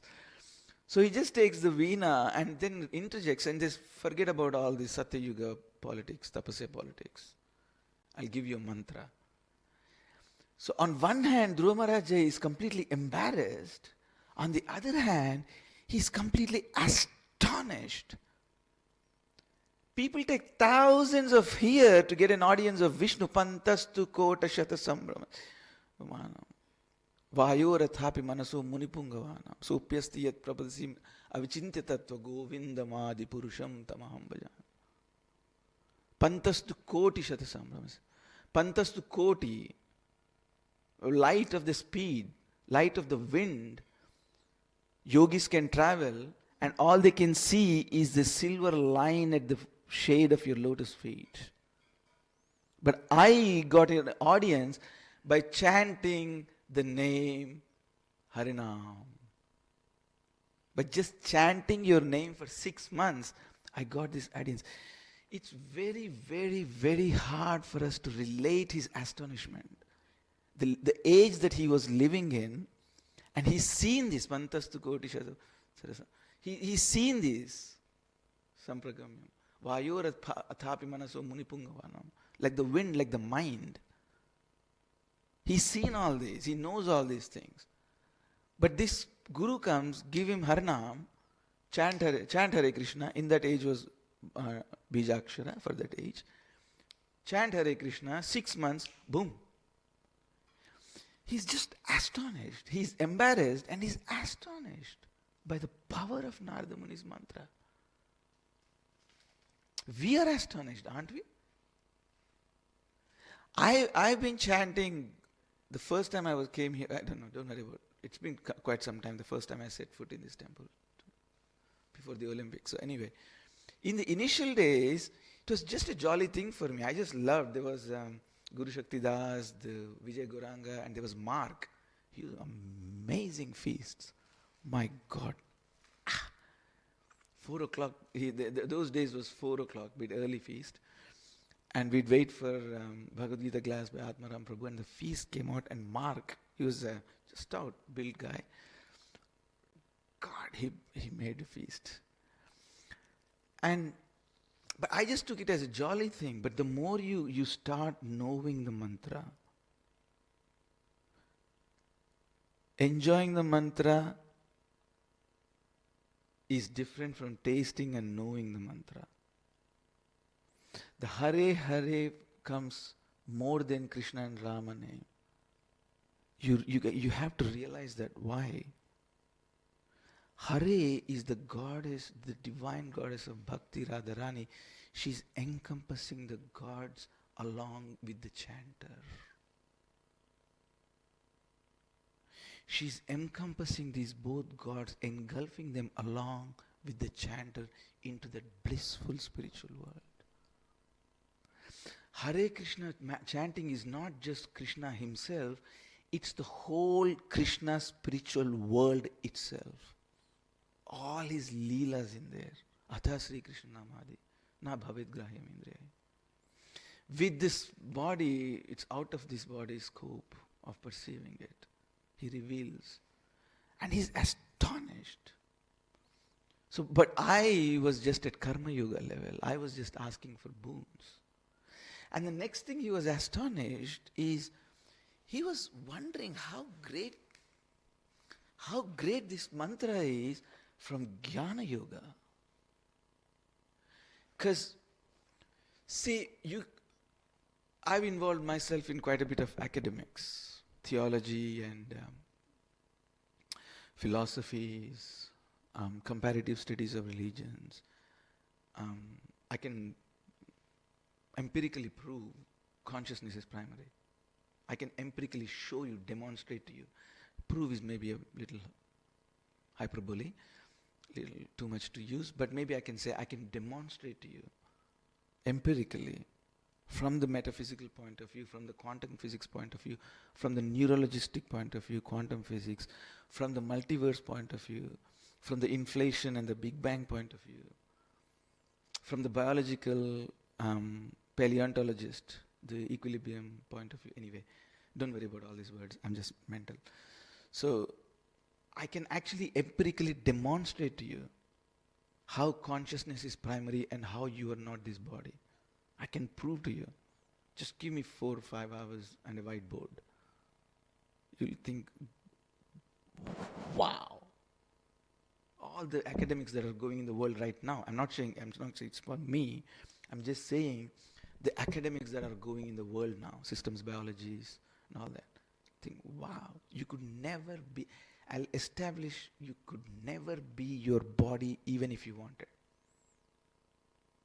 You are an Atma, separate, completely distinct, no mixture, no Cartesian dualism, nothing like that. Completely independent of your body. But, I cannot do this. I can never do this. With academics, nobody can ever do this. With Jnana Yoga, nobody can ever do this. What is that? Alola Chandra Kalasad Vanamalya Vamsi Ratnangadam Pranekeli Kalavilas. Alola Chandra Kalasad Vanamalya Vamsi. Vedeshu Durlabam Adurlabam Atma Bhakto Govindam Adi Purusham Tamam Bhajam. These are 2 different verses. I'm just mixing them to give you the view what I'm trying to, the vision what I'm trying to say. Vedeshu Durla, Vedeshu, whatever is to be known by academical and speculative and textural knowledge, you will never be able to receive that. You will never be able to receive the grace of Krishna. But how will you receive? Atma Bhakta. The Kaustuba gem that Krishna wears is said to be the sum total of all Atmas. And the Alolaka Chandra Kalasa, this moon-like jewel in his heart, that's supposed to be all the beauty, everything, any beauty that you can imagine. Gender beauties, opposite sex beauties, beautiful Miss Indias, Miss Worlds, Miss Universes, natural beauties, the Niagara Falls, or the sky. Any beautiful thing that you can think of is coming from that Chandra Kalasad, that ornamented moon-like ornament from Krishna's heart. I can't give you that. I can empirically, academically show you that, I may demonstrate to you that. But Atma Bhakti,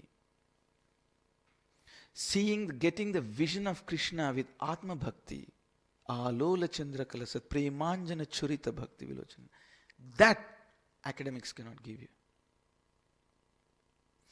That Jnana Bhakti cannot, Jnana Yoga cannot give you. So Karma Yoga couldn't give you. I showed you. The more you try to grab something, the more you're slipping. That's what happens. 99 times of the time. 99% of the time. But even say, if you happen to find something that you happen to hold on, you finally found that dream partner, like the one in your mind, just perfect partner. Guess what happens? They'll be cruelly taken away by the time.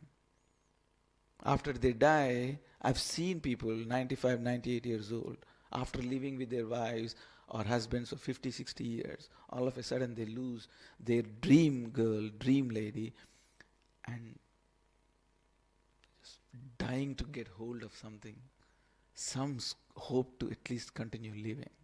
So either you never get what you were looking for, or even if you got, you have to cruelly depart from it. That's the nature of this Karma Yoga. And Jnana Yoga, you can analytically do everything. You can delete material body from Atma. You can depart. You can bifurcate. You can see Atma for as it is. But you can never get the Premanjana Charita Bhakti Vilochanena. Same with yoga. He saw thousands of yoga, thousands of years of yoga. He just established that in, boom, 6 months. So he's going through all this turmoil. Dhruva Maharaj is going through all this turmoil. One is embarrassed. Remember what Prahlad Maharaj, when he sees Narsingadev, he prays?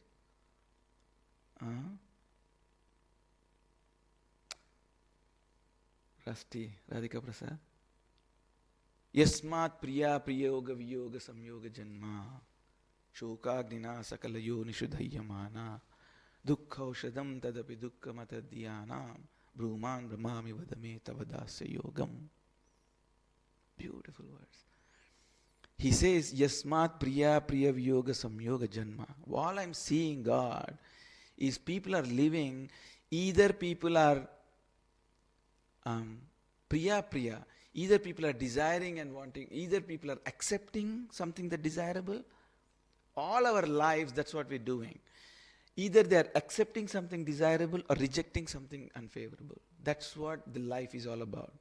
Yasmat priya viyoga samyoga janma. In this way, shokagnina sakala yonishu dahyamana. Sakala yonishu, all these people are burning dahyamana. Shokagna, in lamentation, jubilation. Lamentation, jubilation. I got something favorable, I have to depart something from favorable.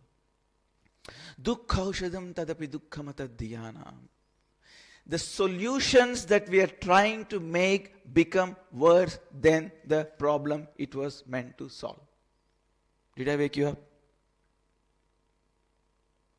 The solutions that we are always coming up with, politically, economically, relationshiply, biologically, environmentally, the solutions that we are trying to make become worse than the problems we were trying to originally solve. Dukkha aushadam tadapi dukkha matadhyana. Then he says, Bhuman brahmami vadame tavadasya yogam. I am sick of this wandering. Brahmami, I've been wandering like this. Like a what do they call Bhava? The wanderers in the dervish. Dervish. So, dervishes. I feel like a dervish wandering through this Karma Yoga, Jnana Yoga, this treacherous world of pleasing and displeasing things. And now I'm embarrassed. I got you, but I didn't get you. I lost you. I got you, but I lost you.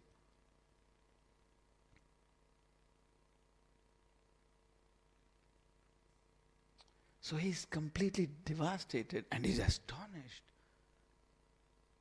This saint comes, usually he comes to meet my father.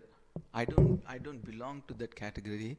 For some reason he intercepts, he interjects. I saw him meeting my father, but this time he came to me and he gives me this mantra which is completely opposed. I've never heard of something, any yoga like this. And then I chant this mantra with full devotion because I was a fully blown Kshatriya, like from heart.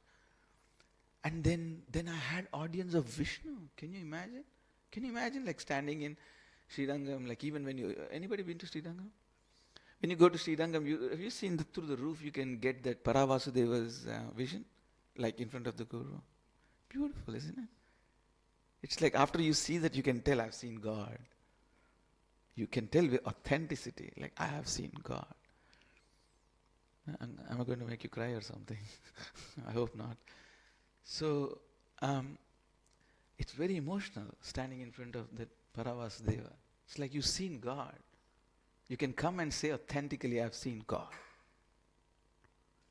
It's like he's seen God, and then it's embarrassment and this astonishment. What did I achieve in 6 months? What did I gain? And how did I lose it? This is embarrassing. So this is the emotional turmoil in his heart. And then he's thinking a bit like Prahlad Maharaj in his heart. Yasmat priya priya viyoga janma, samyoga janma. Samyoga viyoga janma, shokagnina sakalayo nishdharmayamana. Dukkha tadapi dukkha matadhyana. Trying to grab for things which we will lose. Either we won't get it, that's the story of this planet. Either you'll never get what you wanted, it'll never fit your proforma, or time will eventually just release the taste you had on it. Trust me. 46 years old now. I can tell for sure. Even if you got that dream thing, time will eventually make you lose the initial fantasy about it, the initial, taste about it. It loses. The time just loses it. Even if you got it, I have interviewed personally people at 95 years old who lived with their dream partner for 55 years, 60 years. They lose. And then 95, he lived the rest of the 3 years. Just like. Every time I met, morning, afternoon, night, there's tears in his eyes. Where is she? Where is she? The cruel time has taken her away from me. So either you get something, you never get something, or even if you get something, it's cruelly taken away from you. And saying, what have I done? So this is all the embarrassment, this is all the astonishment, this is all the mixture of emotions. Never playing a victim card. He never played the victim card, Dhruva or his mother. I'm a victim, he did this to me, she did that to me. He stopped my spiritual progress. Nobody stops your spiritual progress. Nobody stops your spiritual progress. The only person that stops your spiritual progress is you, is me. Nobody stops your spiritual progress. Doesn't happen. Okay? It doesn't happen like that. The only person that's stopping our spiritual progress is us. Okay? So Krishna is not stopping. What's that saying? The Rumi is saying, the popular one. Who's from the 80s here? Anybody from 80s? You from the 80s? Rumi is that okay, finish with this. Rumi was a Persian poet, you know that, Rumi? He's a very popular. He says, the love you seek, listen to your life will never be the same after you listen to this. I know you must be thinking he talks about Moses, he talks about Rumi, he talks about this guy is out of control. Rumi says something very interesting. He says, the love you seek is seeking you. The love you seek is seeking you. The Radha Krishna that you seek are seeking you. So nobody can stop your devotional service because it's between you and Radha Krishna. There's no such thing as someone did that and I stopped my devotional service and I want to take a little break, or, I can't take this anymore, or he did this, he needs to be blamed, or she did this, she needs to be blamed. No, no. But having said that, I'm not swinging to the other extreme. I'm not saying that nobody's perpetrating any problems in spiritual organizations. That's not what I mean. I'm not swinging to the other extreme. Yeah, of course there are, in all religions, Christianity, Muslims, Jews, Hindus, anywhere, there are leaders who are evil, perpetrators are evil. I'm not disagreeing to the point. But what I'm trying to say is, we don't need to take that as an excuse to demolish ourselves. We don't need to take that excuse to ambush ourselves. We don't need to take that excuse as to antagonize ourselves, to patronize ourselves. So Dhruva never took that as an excuse. Suruchi saying words, his brother there. If anything, he comes and saves his brother from the yakshas. Do you remember the story? Later on, his brother is taken away by the yakshas. You remember, Bhava? And then he just annihilates the whole clan. And Brahma had to come and say, hey son, what are you doing? I'm trying to create and you're trying to finish them off. So that's the point. Like he never took that victim card. And then I'll just quickly recap.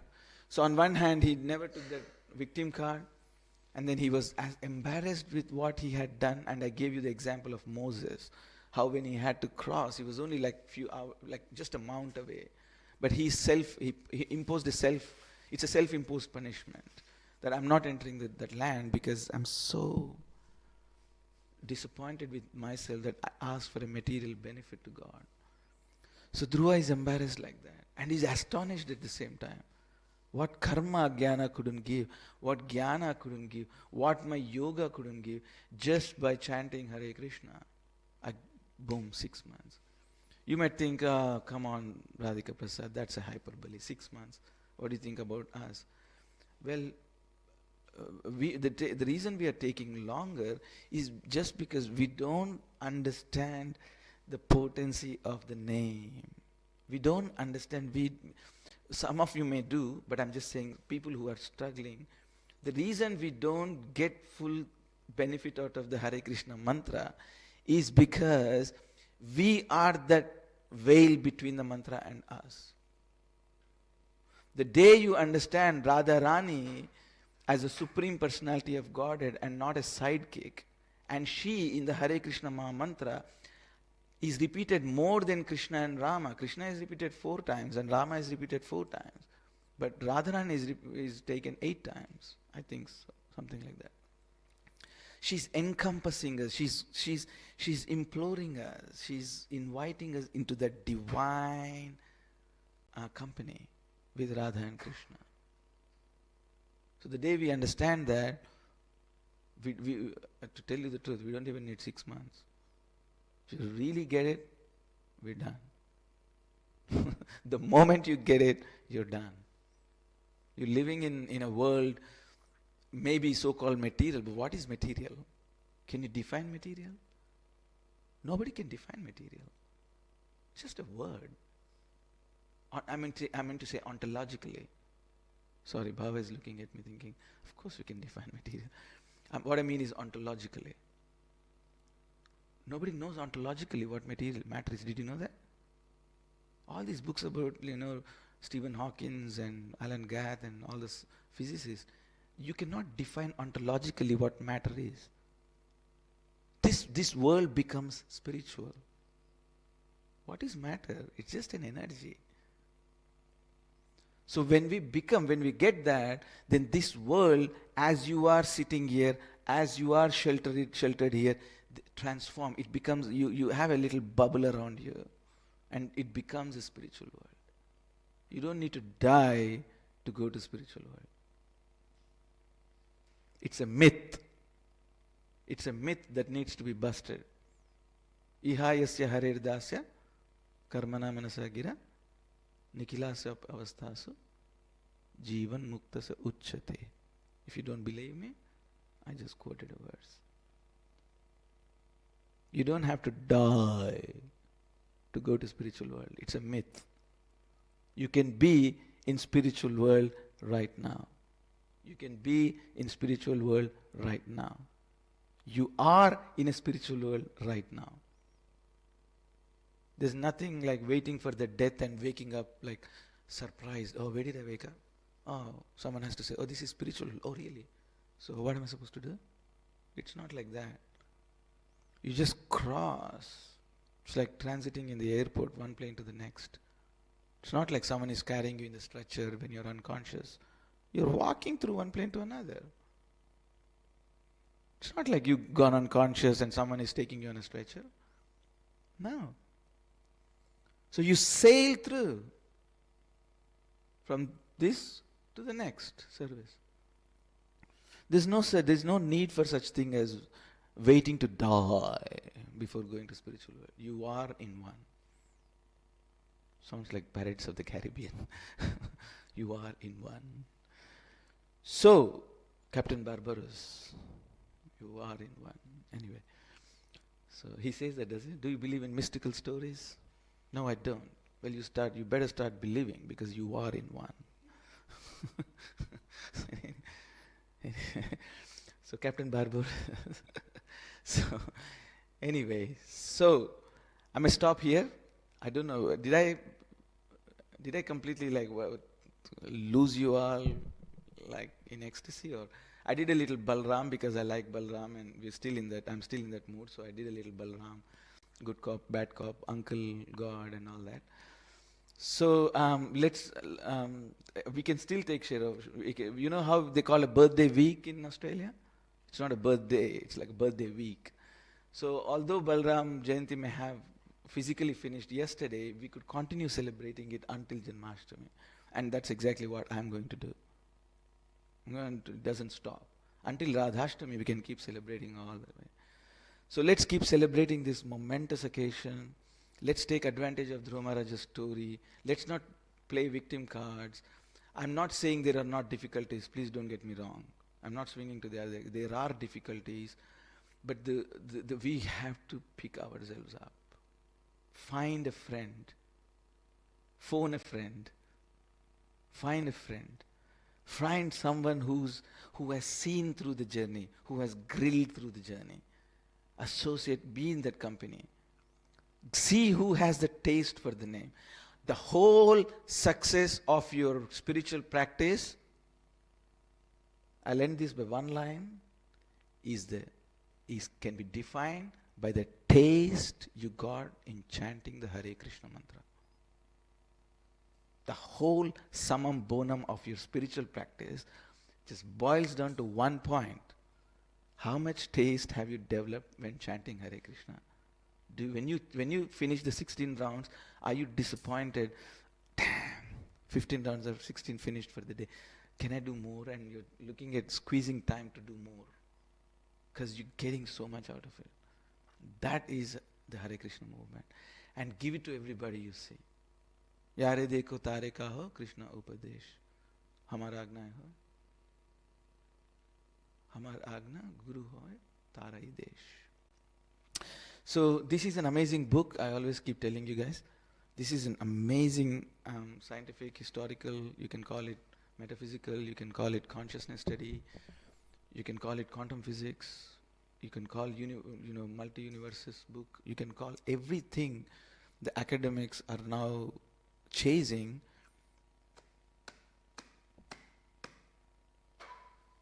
Has its original archetype in this book. So who's on this journey to wherever you go, somehow slip this knowledge, slip this book to anybody you see. Just give Bhagavatam, please. So, who's on this journey with me? Show of hands. Thank you very much for coming. I know Wednesday is not a good day for heavy philosophy. I try to lighten it up, but I'm just a nutcase.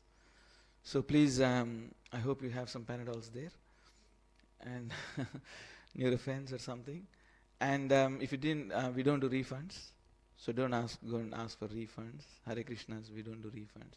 If you didn't like the class, don't ask for refunds. But if you have any questions, I've been told that I'll win some grand prizes for answering questions right. So if you have any questions, I'm happy to comments or questions, I'm happy to take. If you're hungry and you want to get to prasadam, just get over with and go to prasadam, that's fine too. But does anybody have a comment or a question? All good? All good? Sold. Vancha kalpatarubhyascha kripa sindhubhaivacha patitanam pavanebhyo vaishnavabhyo namo namaha. Anandakoti Vaishnavavrinda ki jai. I'll never take you for granted. Thanks for being here. Thank you so much. Hare Krishna.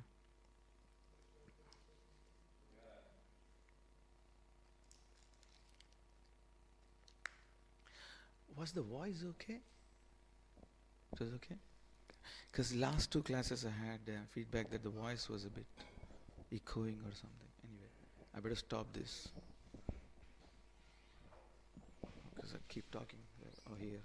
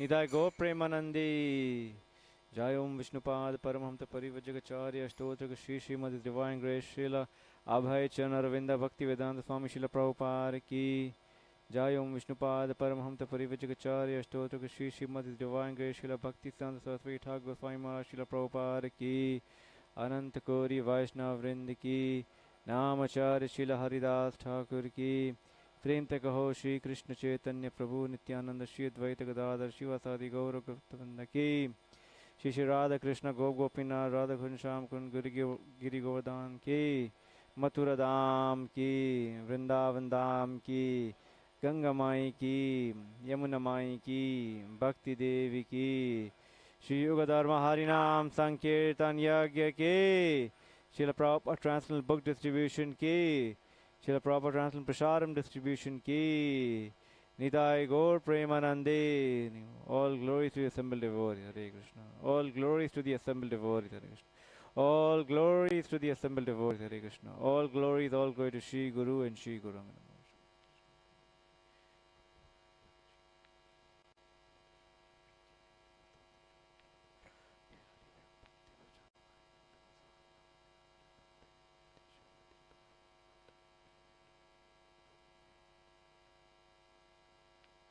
Hare Krishna.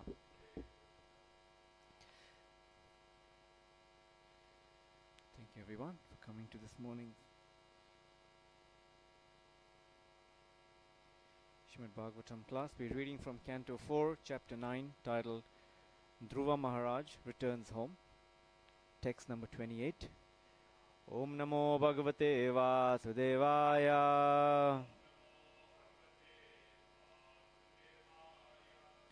Om Namo Bhagavate Vasudevaya.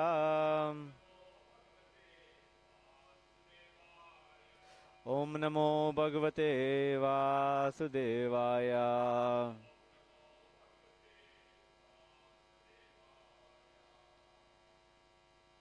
Canto 4, Chapter 9, Text 28. Vidura Uvacha Sudurlabham Yat Paramam Padam Harir Maya Vinata Charana Charanajitam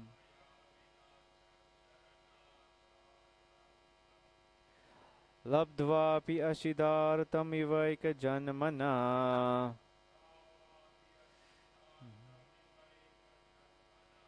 Katham Swamatmanam Amanyatartavet.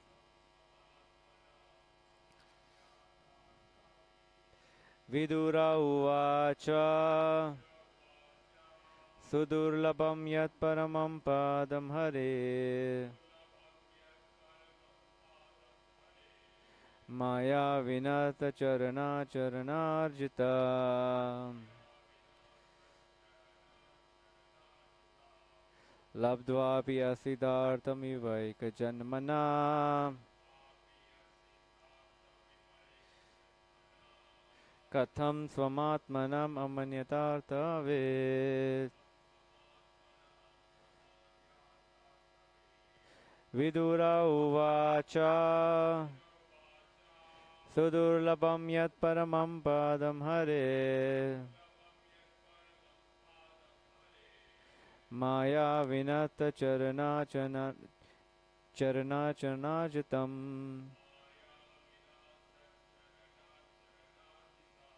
Labdvapi Asiddhartamivaika Janmana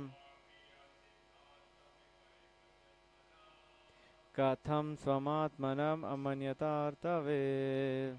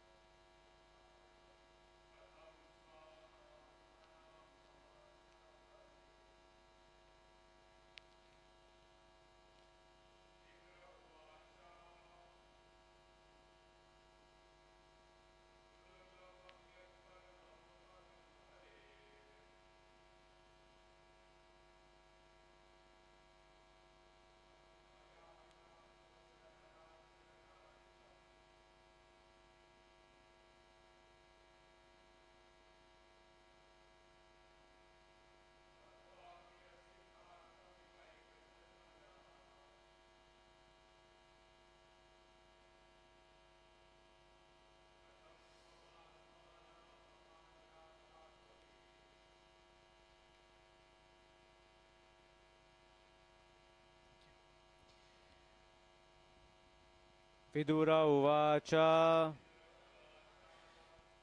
Vidura continued to inquire. Sudurlabham, very rare. Yat, that which. Paramam is the supreme. Padam, situation. Hare, of the Supreme Personality of Godhead. Maya Vinaha, very affectionate. Tat, his. Charana, lotus feet. Archana, by worshipping. Arjitam, achieved. Labdva, having attained. Api, although. Ashiddha artam, not fulfilled. Iva, as if. Eka janmana, in the duration of one life. Katham, why?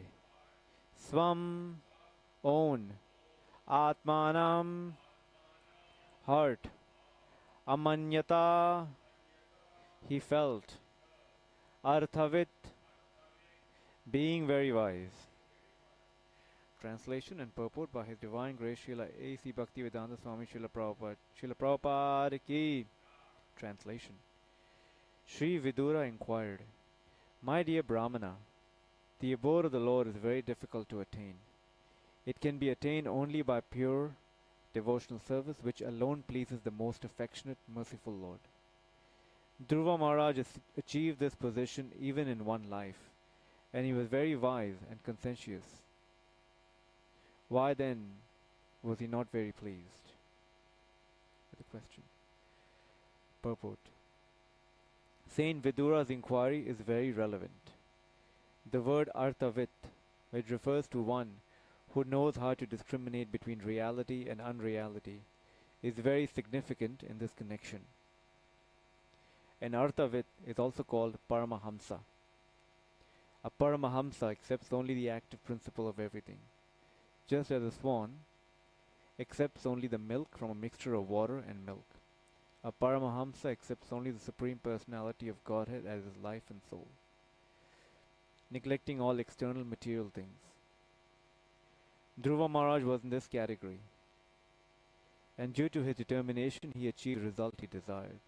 But still, when he returned home, he was not very pleased. Om Ajnanatimirandhasya Gyananjana Shalakaya Chakshurunmilitam Yena Tasmai Shri Guruve Namaha Shri Chaitanya Manovishtam Stapitam Yena Bhutale Swayam Rupa Kadamayam Dadati Swapadantikam Vandeham Shri Gurum Shri Yuta Parakamalam Shri Gurun Vaishnavam Cha Shri Rupam Sagrajatam Sahagana Lalitam Shri Tam Sajivam Sadvaitam Savadutam Parijana Sahitam Krishna Chaitanya Devam Shri Radha Krishna Padan Sahagana Lalita Shri Vishakanvitam Cha He Krishna Karuna Sindhu Dinabandhu Jagatpate Gopesha Gopika Kanta Radha Kanta Namostute Tapta Kanchana Gaurangi Radhe Vrindavaneshwari Rishabhanu Shute Devi Pranamami Hari Priye Vancha kalpatarubhascha kripa sindhubhaivacha patitanam pavanebhyo vaishnavebhyo namo namaha Jai Shri Krishna Chaitanya Prabhu Nityananda Shri Advaita Gadadhara Shri Vasadi Gaura Bhakta Vrinda Hare Krishna Krishna Krishna Hare Hare Hare Rama, Rama Rama, Hare Hare, Hare Krishna, Krishna Krishna, Hare Hare, Hare Rama, Rama Rama, Hare Hare, Hare Krishna, Krishna Krishna, Hare Hare, Hare Rama, Rama Rama, Hare Hare.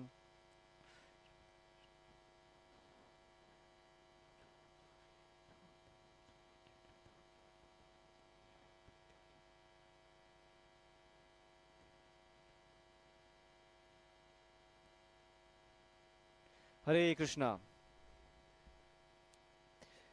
Thank you again. We were reading from Canto 4, Chapter 9, Text 28. I'll read the translation. Sri Vidura inquired, My dear Brahmana, the abode of the Lord is very difficult to attain. It can be attained only by pure devotional service, which alone pleases the most affectionate and merciful Lord. Dhruva Maharaj achieved this position even in one life, and he was very wise and conscientious. Why then was he not very pleased?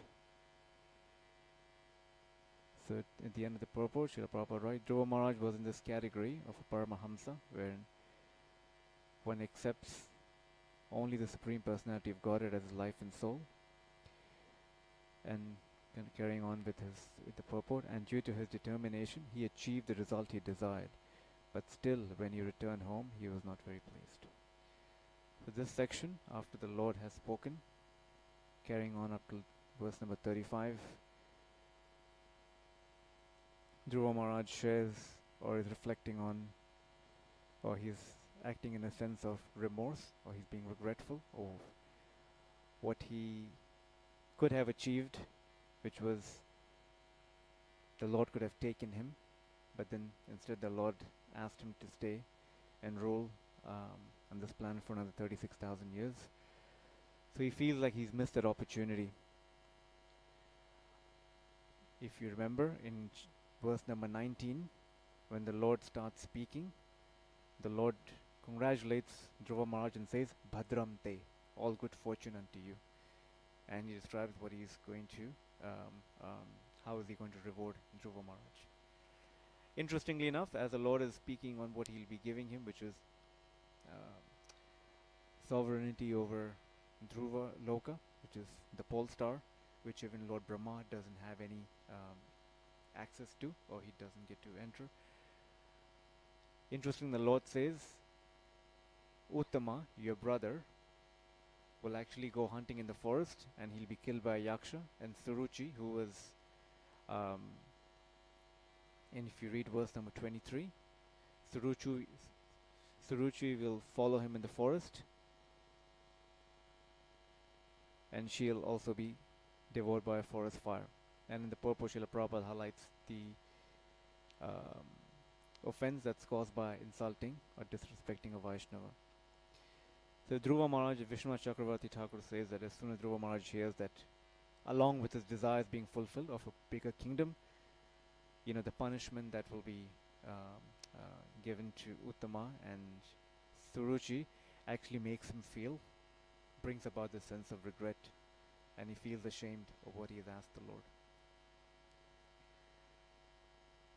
So when he hears that, he then starts reflecting on what he shared starting from yesterday, verse number 27 and 28, and then carrying on up till verse number 35. So we will gradually see his emotion, which is of resentment, will actually mature into responsibility. So he'll take responsibility for his action. A lot of times when we feel a sense of shame or regret, or we feel something didn't go as we would have expected, quite often we start blaming others. But here, in the following verses, we'll see how he'll first start off by maybe the demigods may have plundered his intelligence, how it's other factors, but then he says actually it was me. It was my revengeful attitude, which in the previous chapter we see when he was first insulted by Suruchi, when he goes to Suniti, who's actually, who gives him such wise and advice. She starts off by saying, do not wish bad for anyone, because those who are actually causing pain to you are actually suffering from that same pain. And then she goes on to say, any suffering that we are going through at the moment is a result of our past karma. So in that way, we shouldn't be vengeful towards anyone.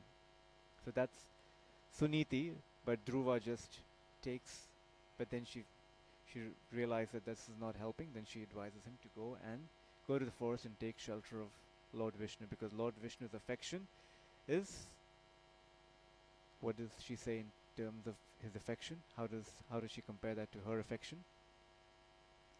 1,000,000 times. His affection surpasses the affection of 1,000,000 mothers. So she tells him, please go and take shelter of Lord Vishnu in the forest. So he goes on, and then when he meets Narada Muni also tries to dissuade him from his from his determination to practice austerities, and he tells him that he gives him how should one relate to different kinds of people, someone who's not as fortunate as you, someone who's on an equal level, and someone who's more advanced. Even then, Dhruva Maharaj doesn't actually, and then finally Narada Muni says, go back home, come back when you're a bit more older. Dhruva Maharaj rejects that advice too, and then he carries on with his austerities. So Dhruva Maharaj feels that because he didn't heed to the instructions that were given to him by his mother, by his guru Narada Muni, eventually when he's had darshan of the Lord, there's a famous verse where he says, it was as though I was asking broken pieces of glass. Or as it said earlier on, where later on he'll say that some few broken grains of husked rice.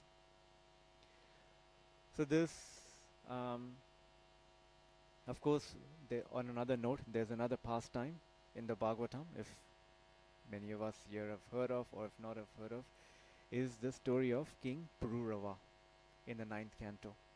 King Pururava is infatuated in the association of Urvashi.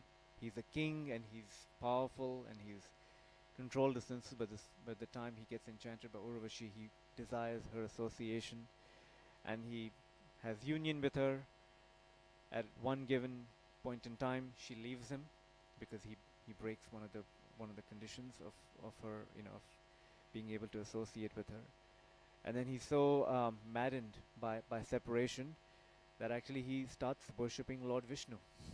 And when he worships Lord Vishnu, he performs a yajna, because that was Treta Yuga, and in that age, the practice of perfection, or the means of perfection, was the performance of yajna. So he performs the yajna, and actually Lord Vishnu appears in that yajna.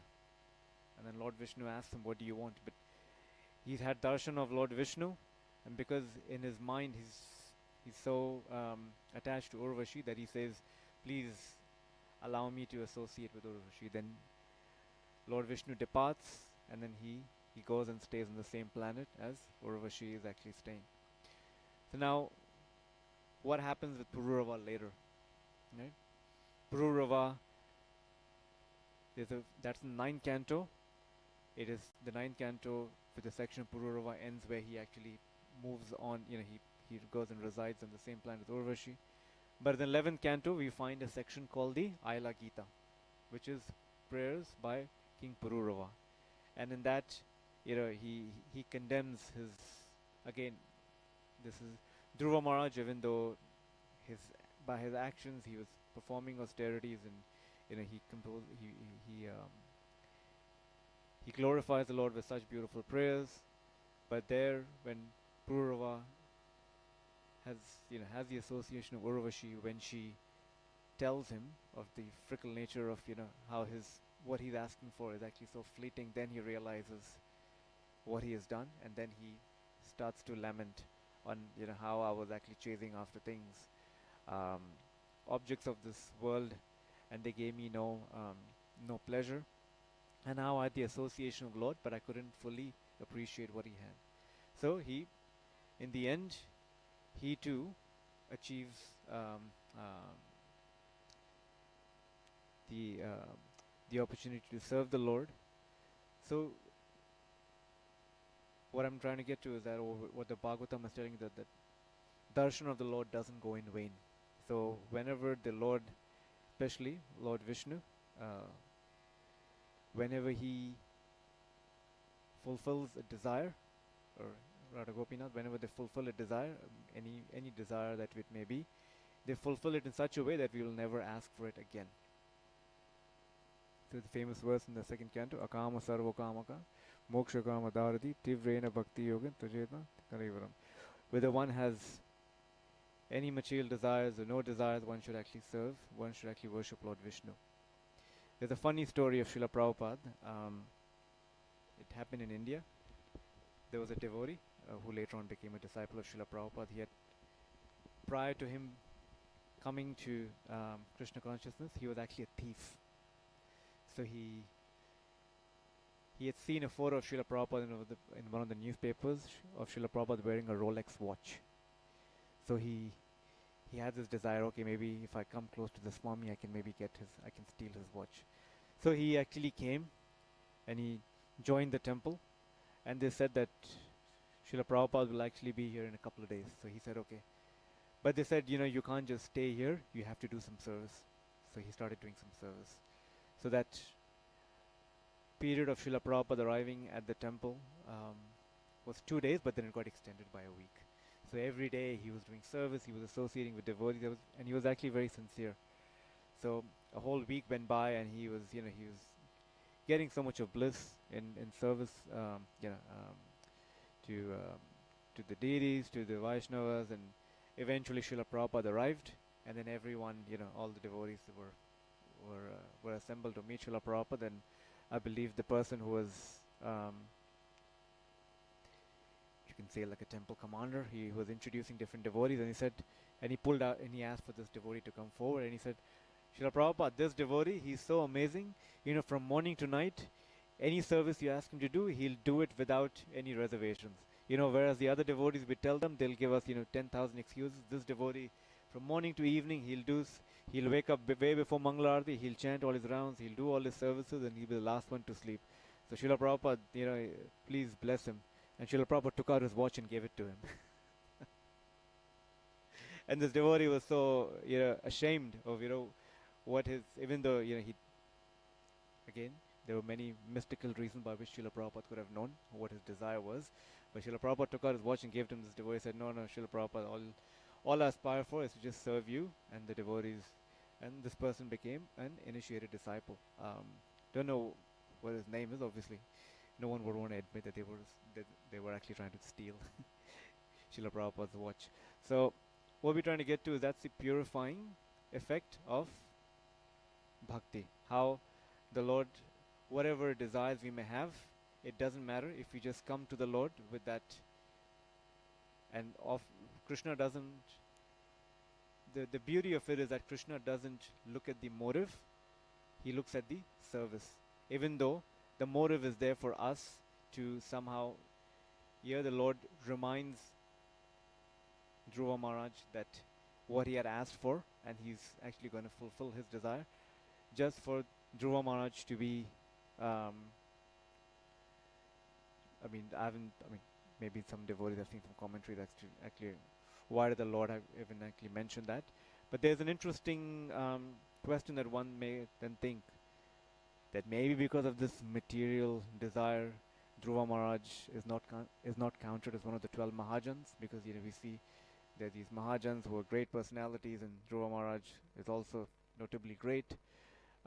His Grace Chaitanya Charan Prabhu says that the list of the 12 Mahajans is representative, it's not exhaustive. In the same Bhagavatam that speaks of the 12 Mahajans, later on the gopis are being glorified as the greatest of all the devotees. But they are not classified as the Mahajans. That's just because this list is representative. That list is being spoken by Yamaraj to the Yamadutas, and telling him what dharma is and who are the who of those personalities who are actually representing dharma by their own actions and their own endeavor.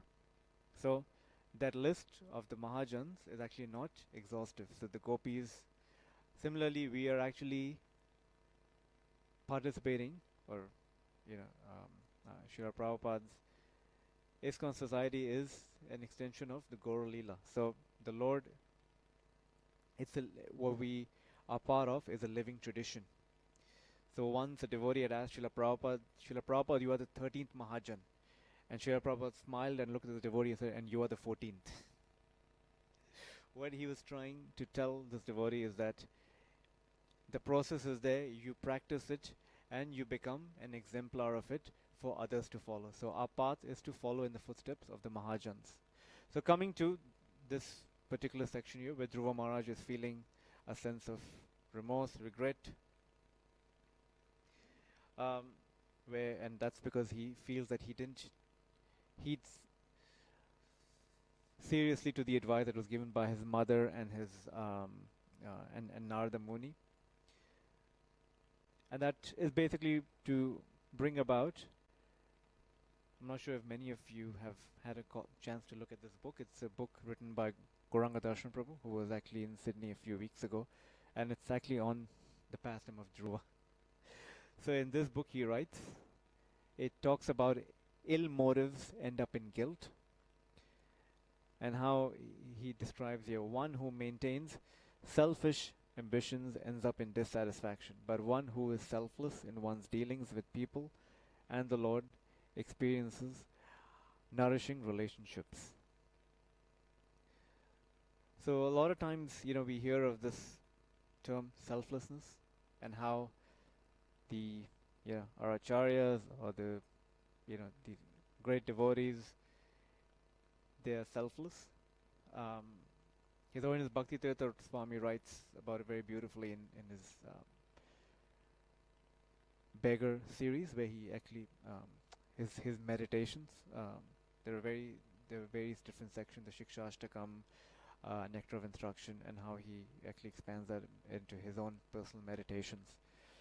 So selfishness and selflessness can be dispositions and decisions.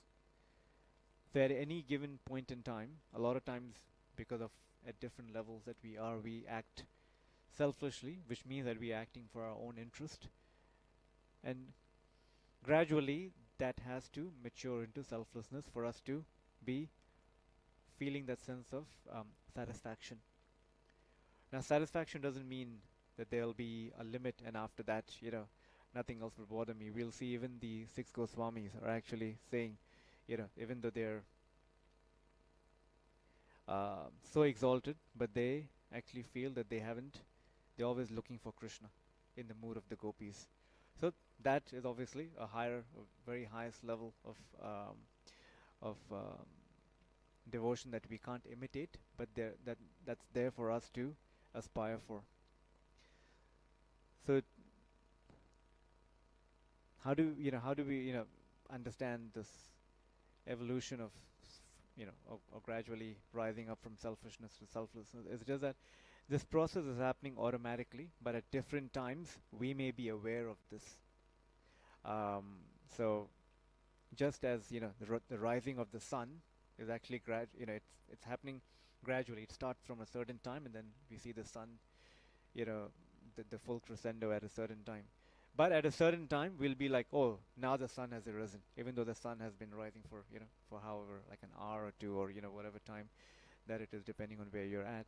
So similarly, if we are practicing bhakti yoga, it's not that we are 100% selfish, because in practice of bhakti yoga, we are following rules and regulations, which is gradually taking away that chunk of selfishness, and we are becoming selfless. So that is a consideration so we have to endeavor. Endeavor has to be there. It's not that our endeavor alone will bring all the results. Srila Prabhupada was once walking with some disciples, and he came across a lake in which there were a lot of ducks that were just walking. And he was just passing, I think it was rice or something, to the duck that was quacking the most. And when the disciples asked him, Srila Prabhupada, why is that so? And he said that, see, this amongst all these ducks, the one that's making the most noise, it's not that his voice is bringing about food or is actually making me, give him more food. It's just that by him making that noise, he or she is highlighting their eagerness for attention or eagerness. So we have to be eager for Krishna's mercy. We have to make that endeavor. By that endeavor, we're telling Krishna, this is what we are doing for you, and we can do more, but please help us in intensifying our service to you. And that actually attracts Krishna. So the endeavor has to be there. And we find, obviously, in the life of Srila Prabhupada, it is said that Srila Prabhupada would travel from continent to continent. He would stay up in the early hours of the night. He would actually practically not even sleep at times, just translating his Bhagavatam, just showing to us how important, or showing, because his spiritual master, Bhakti Siddhanta Saraswati Thakur, had actually given him the instruction to print and distribute books, and Srila Prabhupada took that instruction to heart, and he lived it fully, even to the point that even his last, the hours before, the moment before he was leaving, he was actually translating. So this endeavor is what actually pleases Krishna, because by that endeavor we're telling Krishna, we're telling Radha Gopinath that, my Lord, by endeavor means our ability, and you're giving us this ability to glorify you, to serve you, so please accept this. And the Lord is reciprocal. So Krishna is neither partial, he's reciprocal. That means he reciprocates with our desires. So in this pastime of Dhruva Maharaj, we see how the Lord is so expert. And just to go back, if we all remember, the Lord has appeared in front of him, has given him the benedictions, and has blessed him, and has assured him that he'll never be, that his senses will be as strong as it is now, and he'll never, when it's time for him to go, he'll actually be going to Dhruva Loka, or the pole star, and his journey or his further service has been described to him by the Lord. Still he feels satisfaction. And I was just meditating on this, or just reflecting on how, if we look at Narada Muni in the first canto, right? He's just lost his mother. He's meditating, and he has had a brief glimpse of the Lord, and then the Lord appears to him, or just for a split second, and then disappears. And what does the Lord tell him? Canto 1, chapter 6, verse number 21. O Narada, the Lord spoke, I regret that during this lifetime you will not be able to see me anymore. Those who are incomplete in service and who are not completely free from all material taints can hardly see me. And how does Narada Muni react to this? I'll just read it in a second, it's just loading.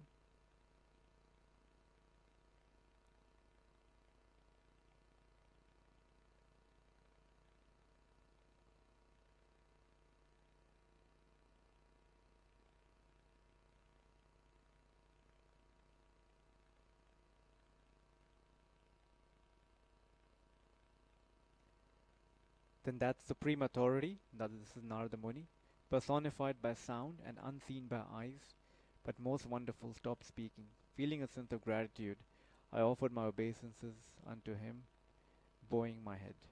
Thus I began chanting the holy name and fame of the Lord by repeated recitation, ignoring all the formalities of the material world.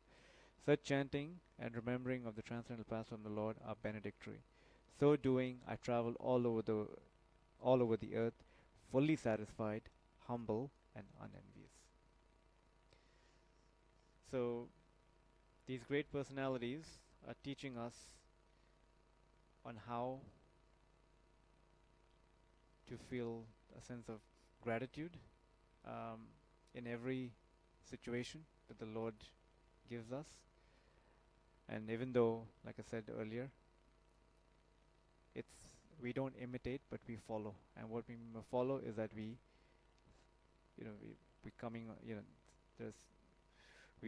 pray to these personalities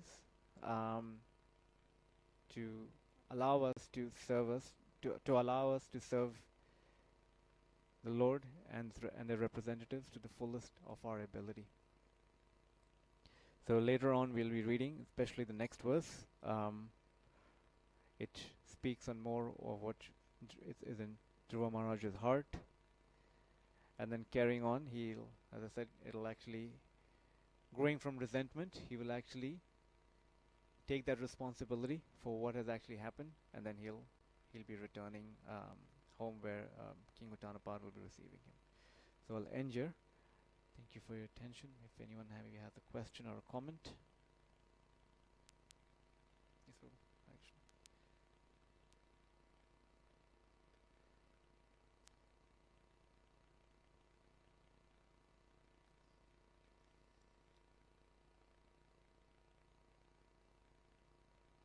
Yeah, so bhakti is not stagnant, it's dynamic.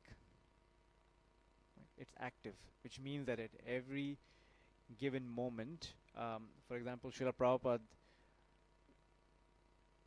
being, a Mahabhagavat, when he would be walking in Mayapur, sometimes some devotees would be like, he'd just stop, and and people would be thinking maybe he's thinking on, Lord Chaitanya's pastimes there, but he would actually just go there and turn off the tap that was, left open without any, someone may have forgotten about it, but he's actually seeing everything as Krishna's energy.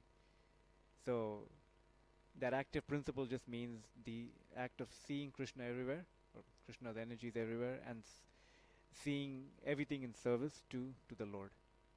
And by doing so, that is how they're actually seeing it as being an active principle. Because bhakti is not dynamic. It's not stagnant, it's dynamic. There's constantly, once I heard that, believe from Abhishek Prabhu, and he was describing, obviously we have Kanishta, Madhyam, and Uttama. And he said that a Madhyama, someone on the Madhyama platform, is greedy or is just hungry.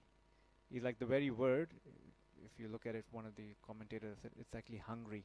They're hungry for association, they're hungry for service, they're hungry for an opportunity to serve in whatever capacity that they can. So they're constantly being driven by that hunger to engage in devotional service. Anything else? Thank you very much. Granth Srimad Bhagavatam ki, Srila Prabhupada ki, Nitai Go Premanande, Gaur Bhakta Vrinda ki.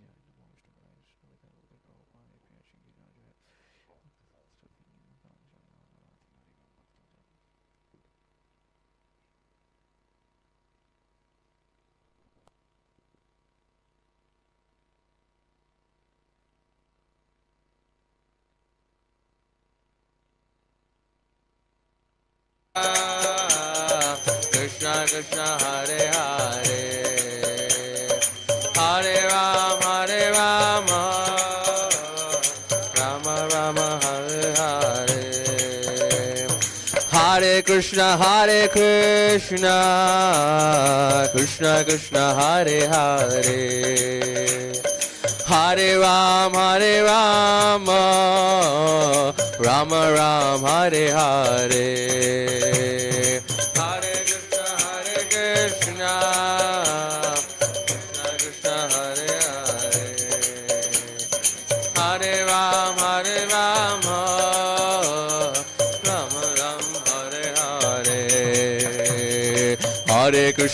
Hare Krishna Krishna Krishna Hare Hare Hare Rama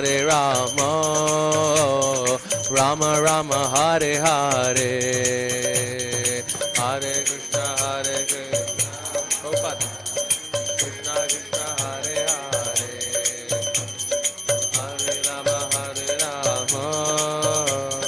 Rama Rama Hare Hare Hare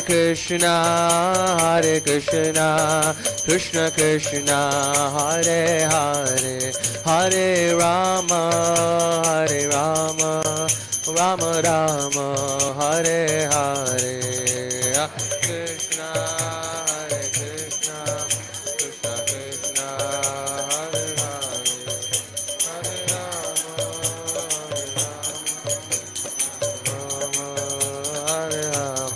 Jaya Prabhupada, Prabhupada, Prabhupada, Srila Prabhupada.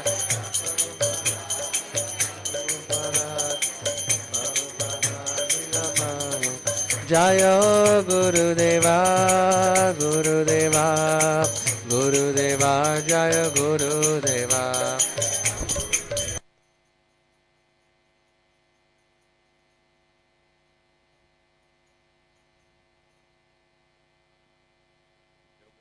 Paramahamsa Parivrajacharya Ashtotarhata Shishimad. His Divine Grace Abhay Charanarvind Bhaktivedanta Swami Srila Prabhupada ki, Shri Shri Radha Gopinath Bhagwan ki, Shri Jagannath Baladev Subhadra Maharani ki, Shri Shri Gaur Nitai ki, Samaved Gaur Bhakta Vrinda ki, Jai Nitai Gaur Premanande.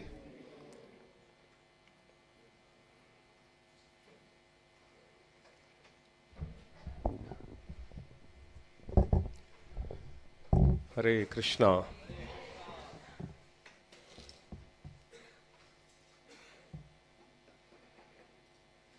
Let's offer Mangalacharan prayers.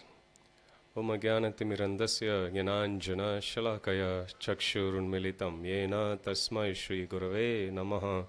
Namo Om Vishnu Padaya Krishna Prasthaya Bhutale Srimate Bhakti Vedanta Swami Niti Namine.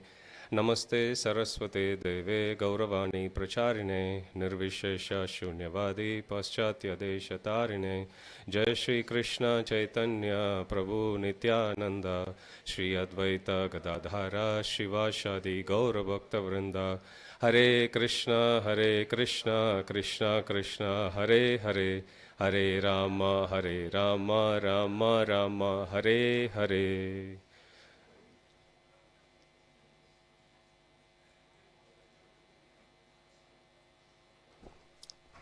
Hare Krishna.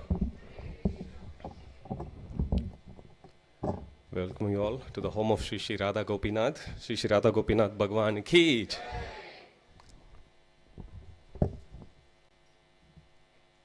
We are at the start of the festival season for this month.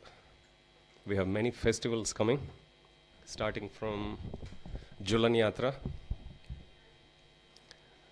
I'll share more about it at the end of today's class. And then we have Balaram Jayanti, the appearance day of Lord Balaram. We have Sri Krishna Janmashtami, then Srila Prabhupada's Vyasa Puja. So that's for this month, and next month we'll also be celebrating Sri Radhashtami as well, which is the appearance day of louder Srimati Radharani. Okay, so we have many back-to-back festivals.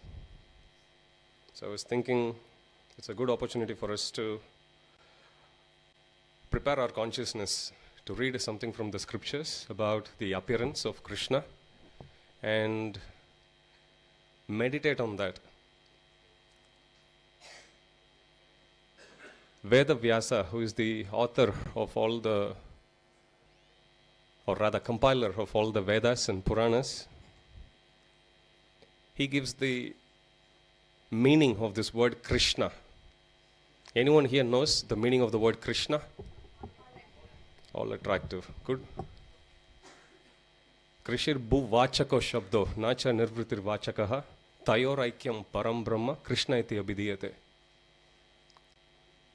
He says this word Krishna has got two syllables. What are they?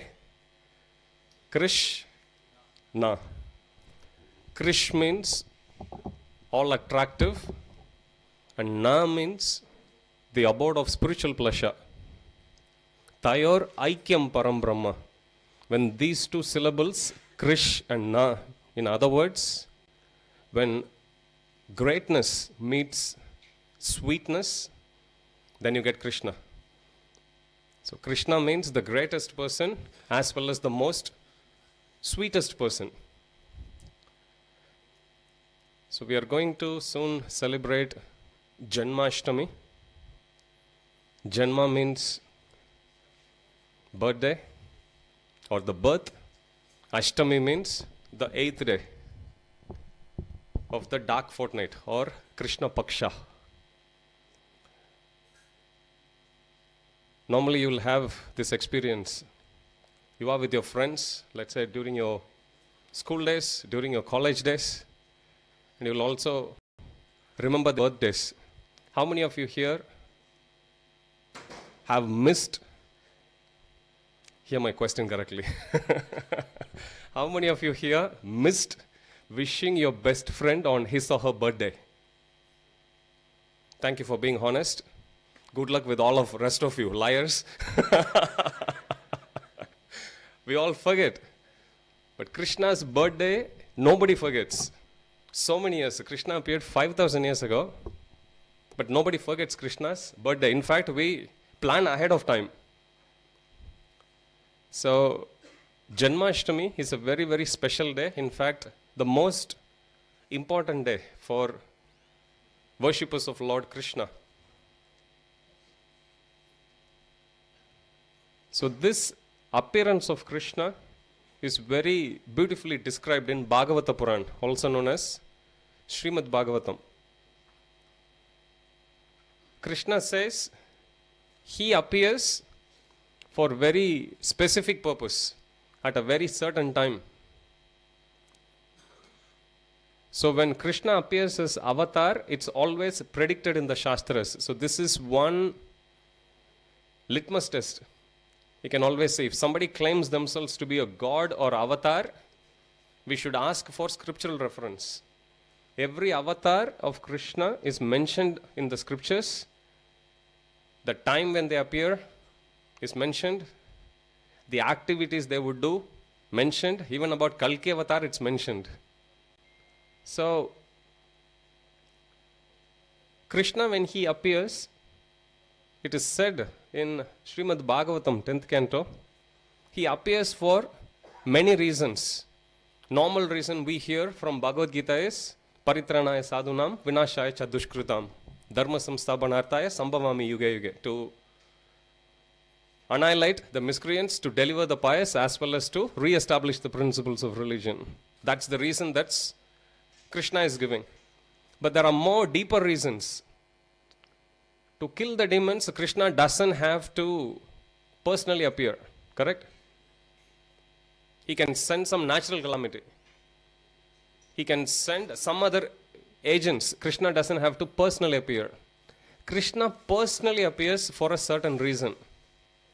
Anugrahaya bhaktanam manusham deham astitaha bhajate tadrishikrida ya shrutva tatparo bhavet. Krishna appears specifically to show anugraha. Anugraha means mercy and compassion to his devotees.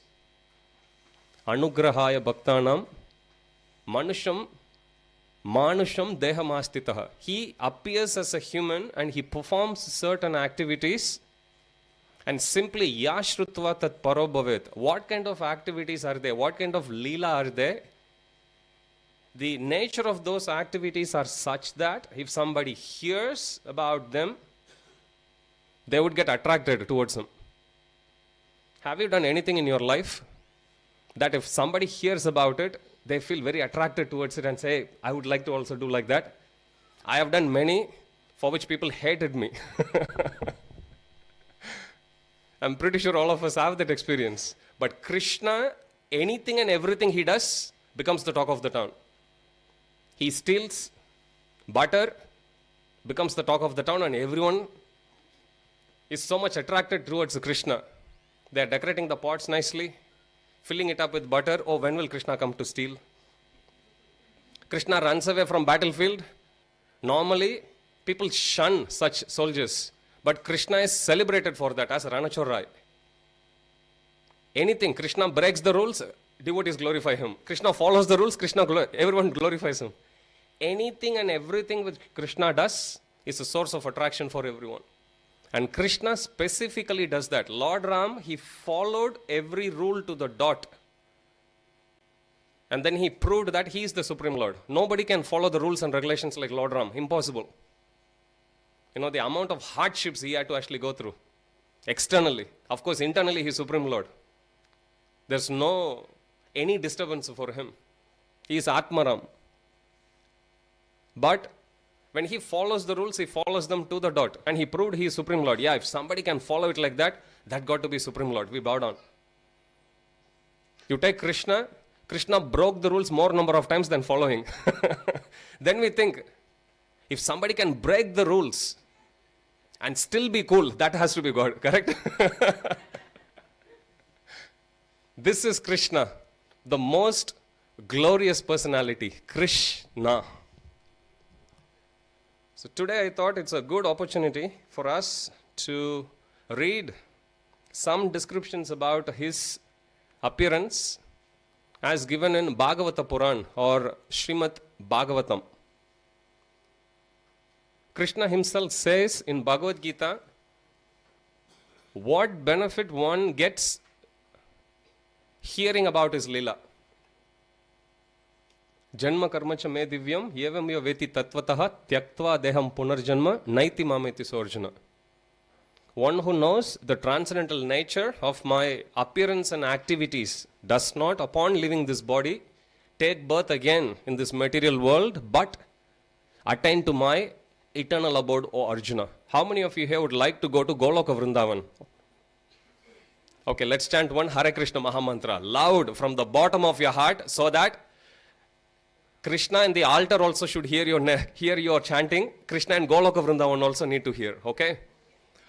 Hare Krishna, Hare Krishna, Krishna Krishna, Hare Hare, Hare Rama, Hare Rama, Rama Rama, Hare Hare.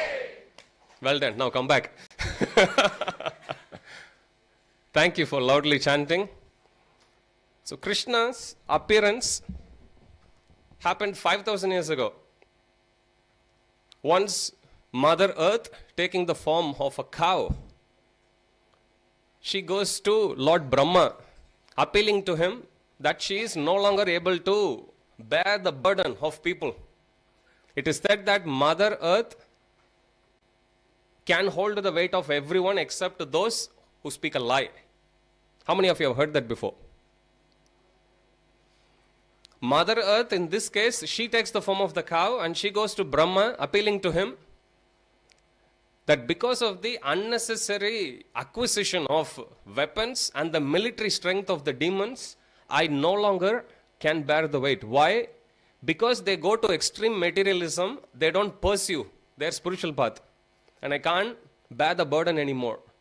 When she goes and cries, Brahma, accompanied by all the other demigods, he goes to the shore of the milk ocean, also known as Shirodaka ocean.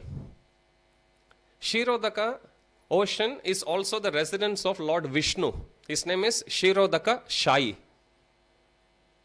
Shira means milk. Odaka is water or ocean.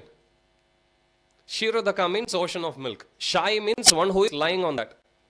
Because Vishnu, he lies on that, he is known as Shirodaka Shai Vishnu. So Lord Brahma goes, seeing Vishnu is not easy. So Brahma goes and he sits down in meditation. And when Brahma meditates, from within his heart, Vishnu is there inside our heart as well. From within his heart, Lord Vishnu reveals that he is well aware of the reason for the arrival or of the arrival of all the demigods headed by him. And he assured Lord Brahma that soon he is going to personally appear to relieve Mother Earth of this unnecessary burden. So when Brahma gets this message, he relays it to all the demigods and he tells them to prepare themselves, to prepare by appearing in different dynasties to welcome the appearance of the Supreme Lord as well as to assist him in his activities. And then the scene shifts to our one and only Kamsa driving the chariot. Kamsa was driving the chariot. Kamsa was son of Ugrasena. He was driving the chariot of his sister, cousin, Devaki, who is daughter of King Devaka. She was married to Vasudev in Vedic times as well as in modern times. You will see, especially when a sister is married, the brother would accompany her to the in-laws' home, make sure that she is settled there properly, and then he comes. Srila Prabhupada says, and the reason why it was done that way is Suddenly, if the girl is married and she had to leave, she would feel very much alone. So in order to mitigate that pain, somebody from the family, especially the brother, would accompany the sister all the way to her husband's home. So in this case, Kamsa has a dutiful brother. He is driving the chariot, and the chariot is having Vasudeva and Devaki. This is the scene. Bhagavatam says, what gifts Devaki's father, King Devaka, sent along with his daughter. It says Devaki's father, King Devaka, was very much affectionate to his daughter. Therefore, while she and her husband were leaving home, he sent 400 elephants nicely decorated with golden garlands. He also gave 10,000 horses, 1,800 chariots, and 200 very beautiful young maidservants fully decorated with ornaments. Devaki, because she was a princess, she grew up with many of her friends. So when she goes, after being married to Vasudev, she is also accompanied by her girlfriends. So this is the description that's given. So as Kamsa was driving the chariot this way, what happens was suddenly there was a voice coming straight from the sky, Akashvani. And the voice goes, "Oh, you fool. The very same girl you are driving now on your chariot will be the cause of your death. The 8th child that will be born to her will kill you." When Kamsa hears this, he immediately becomes insecure. He raises his sword, ready to kill her. Prabhupada says this is the nature of demons, very unpredictable. On one hand, they will shower love, but when the situation changes, they'll flip their nature. So here in this case, Kamsa, when he was about to kill, at the time, Vasudev, he intervenes. Vasudev says, "Oh Kamsa, why are you trying to do this heinous act of killing your own sister? Anyone who is born in this world is destined to die. Why should you get this ill name? After all, it is just the 8th child who is going to be the cause of your death. Why do you want to kill Devaki? I assure you that I will bring every child that's actually going to be born to us." Vasudev is a man of his word, and Kamsa knew that all too well. He was convinced that Vasudev will fulfill his promise. There are devotees standing at the back. Can I request everyone to please come forward? Just come forward. You don't need to leave the path in the between. Just come forward. You can sit anywhere. At least devotees standing at the back, they'll have opportunity to sit down as well. So when Kamsa heard that, he was very convinced that Vasudev will honor his word.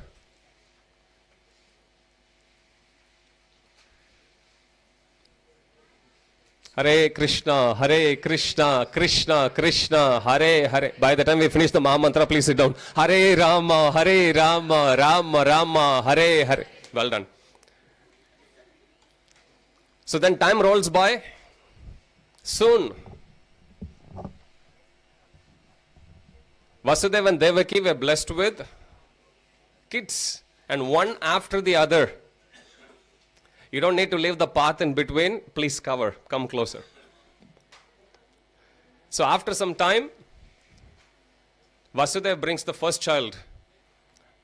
When Kamsa sees the sincerity of Vasudev, he is very touched.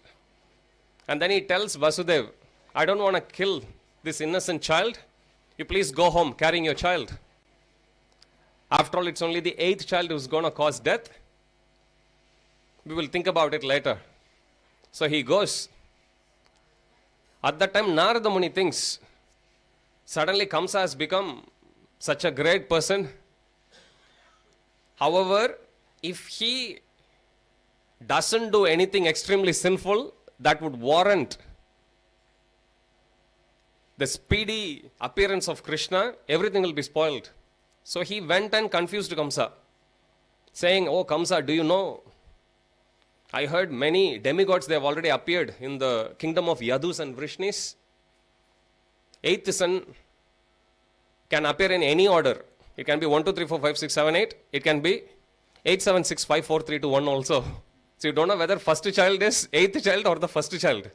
Then Kamsa thinks, yeah, that's a good point.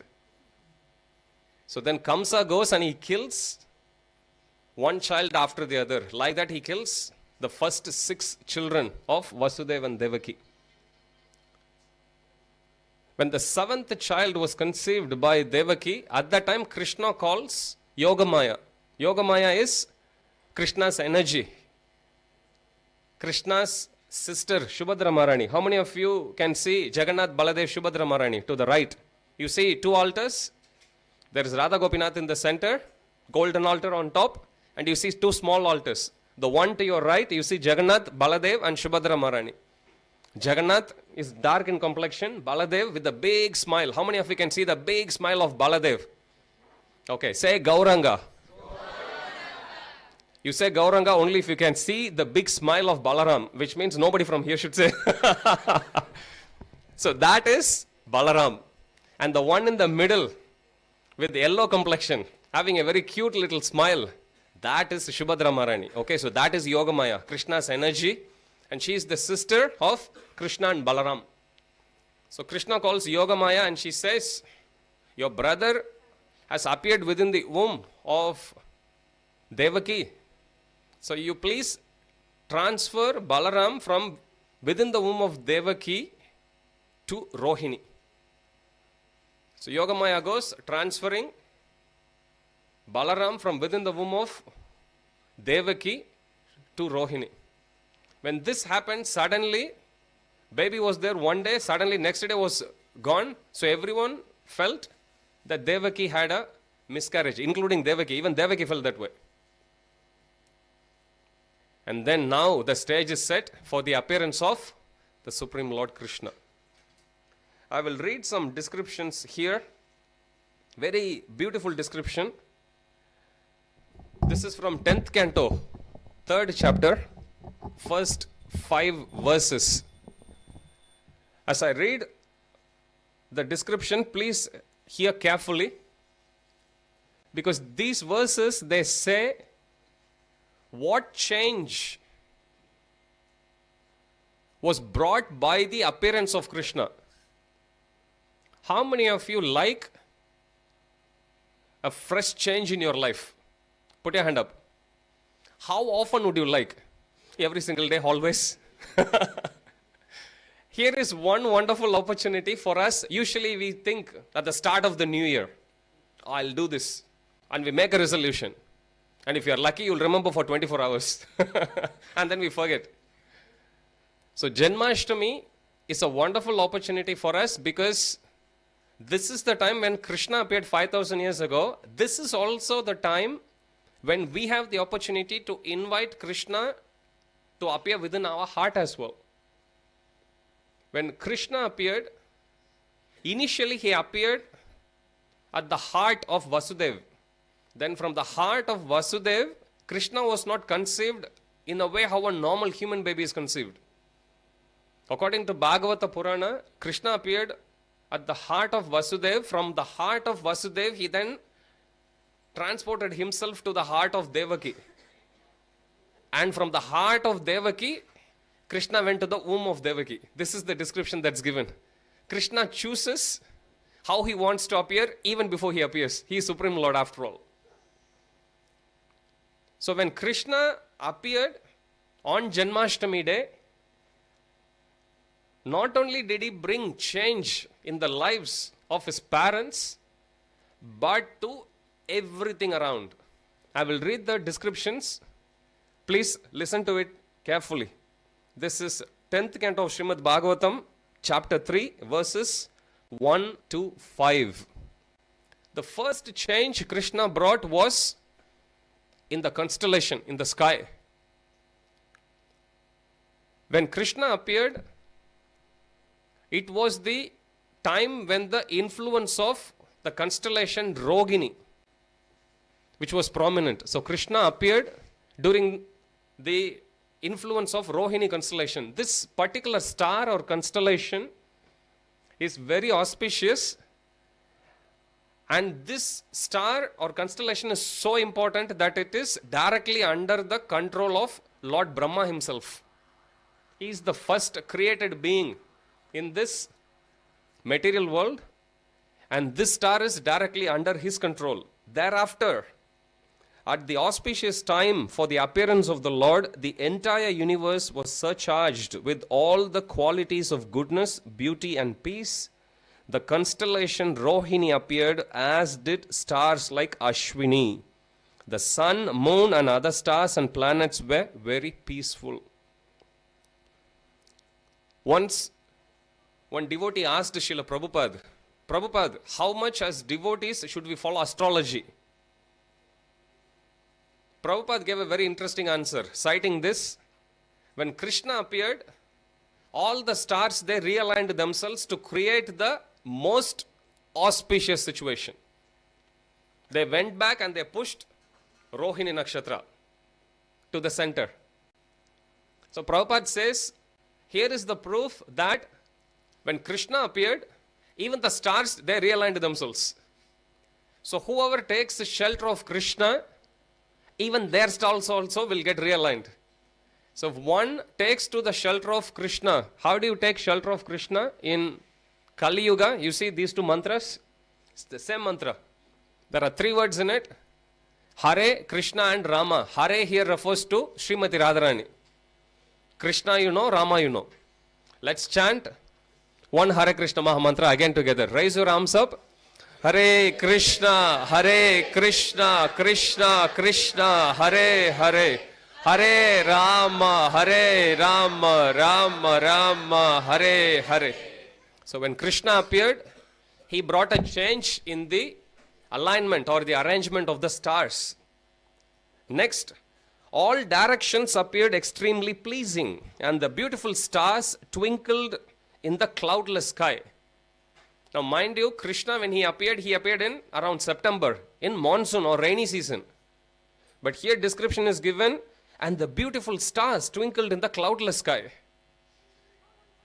Actually, in rainy season, you will see only clouds. You can't see the sky.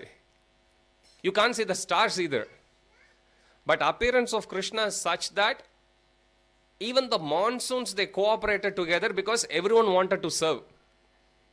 Everyone want to be seen or be given an opportunity to serve. How many of you here like to serve Shri Radha Gopinath? All of us. Please continue to hear. Decorated with towns, villages, mines and pasturing grounds, the earth seemed all auspicious. And next verse speaks about the effect of Krishna's appearance on earth. The rivers flowed with clear water. If you see the rivers on monsoon season, do they appear clear? No. They look like mud, liquid mud only. But here it's given, the rivers flowed with clear water, and the lakes and vast reservoirs full of lilies and lotuses were extremely beautiful. When do lilies and lotuses bloom? Daytime or nighttime? Daytime. When do you think all of this is happening? Daytime or nighttime? You see that? Not only are stars realigning, not only are clouds realigning, even the flowers are also realigning. Flowers, usually they sleep at night by closing. Whenever the sun comes, they open. But here, even though this is happening in the thick of night, we celebrate Janmashtami midnight only, even in our temple.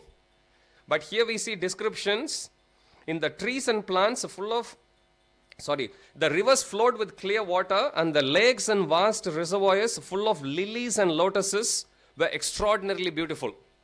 Which means even though it is happening at night, they are all open. Why? Even the flowers also want to serve Krishna. We all come from similar background. Normally people have flowers on their hair, or even if they wear the garland. Why? Because people want to look beautiful. Okay, it's a way of decorating. Krishna is the source of all beauty. But you see, Shri Radha Gopinath, they are wearing beautiful garlands, right? Who is beautifying the garland? Is the garland beautifying Krishna more, or Krishna is making the garland look more? Garland look more beautiful. If you have any doubts, try wearing the garland on yourself. Not the ones we make in the temple. Devotees will kill you. You do that in your home. It will look terrible. You're like, what is this? It looks like you go for some party or something. They don't look good. But the same garland, you offer it to Krishna. Krishna, he offers his beauty. Same way, same jewelry. Krishna's, from here if you see, materially speaking, you may see this is just a simple jewelry, made of plastic beads. But when it is offered to Krishna, it looks very beautiful. Understand? So here, that's what's given. So even these flowers, even though it is off season, off time for them, they are staying awake because they know Krishna is appearing. Then now, the sky, the changes that happened in the sky, a pure breeze began to blow, pleasing the sense of touch and bearing the aroma of flowers. And when the Brahmanas engaging in ritualistic ceremonies ignited their fires according to Vedic principles. Normally, when do you think people do yagya, fire yagya? Usual recommendation is you do after sunrise or just at the Brahma Muhurta time and before sunset. What time is Krishna appearing? Midnight. Guess what the Brahmanas do? They light the fire now. They start to do homa. So everyone is feeling very enlivened and everyone wanted to offer their service for Krishna this way. The Brahmanas are lighting the fire, the flowers are blooming, the stars are twinkling, the clouds are actually making ways for clear sky. Everything you see, the stars are realigning themselves to create the most auspicious moment for the appearance of Krishna. Thus, when the birthless Lord Vishnu, the Supreme Personality of Godhead, was about to appear, the saints and Brahmanas, who had always been disturbed by demons like Kamsa and his men, felt peace within the core of their hearts. One Acharya writes, Krishna's appearance was actually so soothing, so comforting for every living entity. Even demons felt at peace. They were wondering, why am I feeling so peaceful today? What to speak of everyone else? Until the appearance of Krishna, all the Brahmanas, they felt threatened. All the devotees, they felt threatened. But as soon as Krishna is about to appear, how many of you have this experience? I have stayed in different suburbs in Sydney when I came. Initially, I stayed in Strathfield, then North Sydney, then Parramatta. And we go sometime traveling Sankirtan also. You will have so much difficulty in your life. How many of you think you have difficulty in your life? Put your hand up. Thank you. I thought it was just me. But then, yes, this is disturbing, but I'm going to temple now. I don't know how the problem will be solved, but because I'm going to Radha Gopinath, somehow something will actually happen. How many of you have gone through that experience or still going through that experience? Happens. But then when you come here, you will think, there is only so much time I have in front of Radha Gopinath, otherwise the Prabhu or Mataji right next to me, they are going to yell, I have to offer the prayers soon. And you come there, you look at them, they look at you, and you wanted to cry, Gopinath smiles, and suddenly you feel as if the thick, dense cloud of anxiety moving away, and you'll walk out feeling very light. How many of you feel that experience? No word spoken, but you still feel communication is still happening, and we'll also feel very secretly, actually, you know what? Gopinath is smiling, looking at me only. How many of you feel like that right now? I also feel like that. Can you believe? In one place, the gopis, they chastise Krishna. You cheat, like that. So Krishna, he pleases everyone. So you come, Krishna is for everyone. So you come in front of Radha Gopinath, they'll inspire you. Even though you don't speak any word, from within our heart, Krishna knows what is it that is disturbing us. Even before a word is spoken, Krishna will relieve us of that trouble. How many of you think when we come in front of Radha Gopinath, every prayer that we offer will be answered? Some of you are little unconvinced.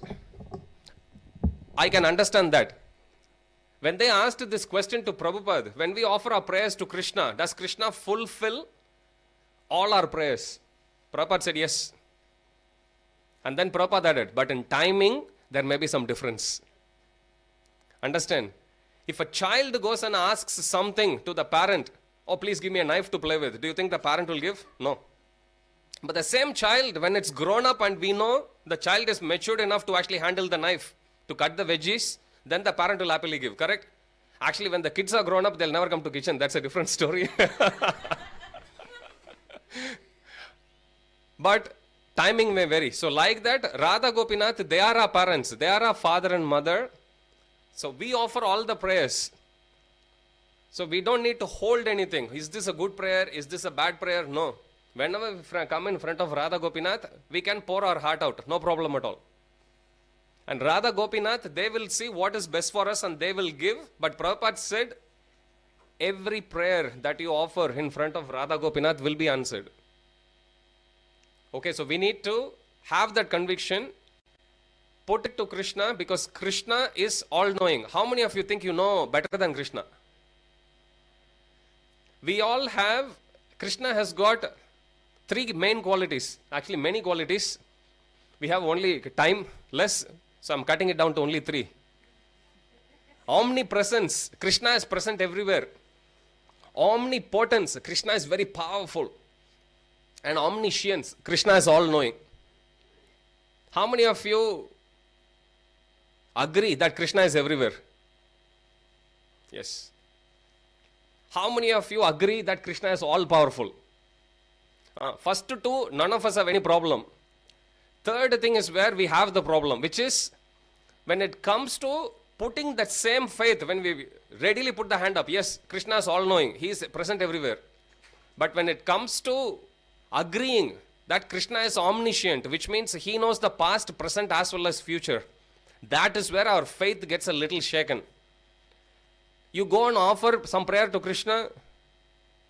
How many of you have that experience? Sometimes you get the exact opposite result of what you pray and you think like, Krishna, is that what I said? Maybe you didn't hear it right. How many of you have that experience? I have. We have. But we have to understand that Krishna, just like he is all powerful, he is present everywhere, he is also all knowing. So what is best for us at what point of time, only he knows. We don't know.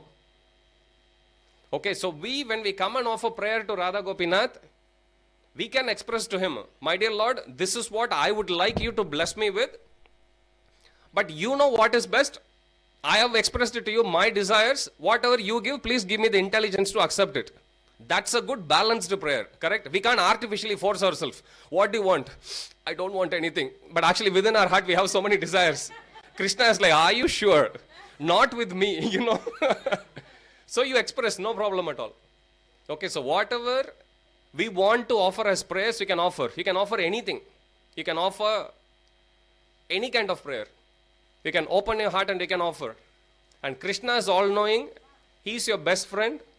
He will take those prayers and he will see what is best for you and he will give you at the right time. That conviction you need to have. Okay, it takes a little bit faith. That's all. But you stay in touch with Krishna all the time by chanting this mantra. You will see. Krishna will also make us understand why he is doing what he is doing for us. But it takes little bit practice of chanting this Mahamantra. Okay, let's continue reading this. So when the birthless Lord Vishnu, the Supreme Personality of Godhead, was about to appear, the saints and brahmanas who had always been disturbed by demons like Kamsa and his men felt peace within the core of their hearts, and kettle drums simultaneously vibrated from the upper planetary system. And then we have this famous, beautiful song. How many of you know this song? Mumuchur munayo devo. Come on. Don't worry, I won't ask you to sing. Sumanam si mudanvitaha manda manda jaladhara jagajuranu sagaram nishite tama udbhute jayamane janardane Devakyam Devarupinyam Vishnu Sarva Guhashaya Avirasidhyata Prachyam Dishindureva Pushkalaha. And then repeat Devakyam Devarupinyam. So if you go to the restaurant area, they play this song sometime. Very first song I heard, one song I hear every single time before going to rest at night time. It's Bhagavatam. First verse I memorized even without knowing it's Bhagavatam. I heard because the music was good initially. So this is the song. Mumuchur Munayo Deva Sumanamsi Mudanvitaha. When Krishna appeared, all the Devatas and their sages, they showered fragrant flowers. Sumanamsi. Manamsi means fragrant. In Sanskrit, the word su comes, you add super to it. Manamsi means fragrant. Sumanamsi means super fragrant. Okay. Manda Manda Jaladhara. Jaladhara. Murlidhar means what? One who is holding the flute. Giridhara means one who is holding Giri. Jaladhar means one who is holding Jala, water, which is cloud. That's what Jaladhar means. Okay. Manda Manda Jaladhara means there are clouds and one could hear the vibrations of the rumbling of the cloud, so to speak. Okay, so Jagajur means Jagajur Anisagaram. Jagajur means rumbling of the cloud. How does it sound like? It sounded like the waves of the ocean hitting the shore.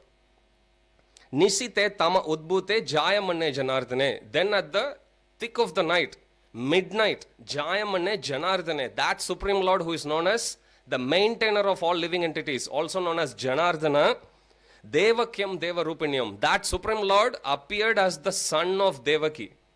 And that Supreme Lord is also known as Vishnu. Sarva Guhashaya means that Supreme Lord is residing within the core of the heart of all the living entities. That's what it means. Okay. Avirasid yata prashyam dishindur eva pushkalaha. That Supreme Lord's appearance is here compared to a full moon rising from the eastern horizon. This is the description that's given. Okay.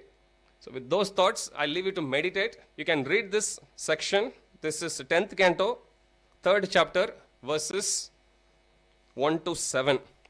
So you can read. We have 5 more minutes. I'll quickly make some announcements regarding the program for rest of this month. So Julan Yatra, this is the only opportunity. Julan Yatra means swing festival. You see Radha Gopinath and you see Chota Radha Gopinath. You see the Utsava Murti. How many of you can see them? Okay. Chota Radha Gopinath. So we bring them outside and we'll have a jula or a swing here. We'll place them. Each one of you will be given an opportunity to swing them. This is the only time in the whole year when you can personally do service. Like currently you see pujaris, they offer, they dress, they bathe every single day. But only pujaris get that opportunity. This is the only opportunity when everyone coming to this temple will be given an opportunity for 5 days. Okay, this starts from 16th of August, which is a Friday, all the way till 20th of August. And it starts at 7:15 p.m. Please don't come late, you will miss the opportunity. So it will go from 7:15 till about like 7:30, 7:35. So please, if you can, come on all the 5 days. I remember when I used to stay in Strathfield, I'm talking 2005. I used to come all the way, swing them and then go. When I go in train, I used to think, wow, this is so good. I wish I could stay near to temple. Guess what Radha Gopinath did? They changed my residence. Then I was living here. Then every day morning I used to come and do seva. And I used to look at brahmacharis and I used to think, it would be nice to stay in the temple. Guess what they did? I told you, right? Krishna fulfills all desires. In timing, there may be some difference. Okay. So here, Julan Yatra is from 16th of August till 20th of August. And then the last day of Julan Yatra is also Balaram Jayanti. This is the appearance day of this big smiling. You cannot miss Balaram's smile, even if you stand right at the back. Big smile. So that is the birthday of Lord Balaram, who is the brother of Lord Krishna. So this is on 20th of August, which is a Tuesday. And Janmashtami comes next. We are going to celebrate it as a 3-day festival. So on 26th of August, Janmashtami is celebrated in India. And we still get a lot of visitors and guests during that day. So we have some special program in the evening as well. We are going to do the Adivas festival. Adivas marks the beginning of any big festival, on that festival, we again bring Chota Radha Gopinath to the front. They are the Utsava Murti or Vijay Murti. And we offer 26 auspicious items to them, praying to them to please accept this offering of Janmashtami celebration for their plasha.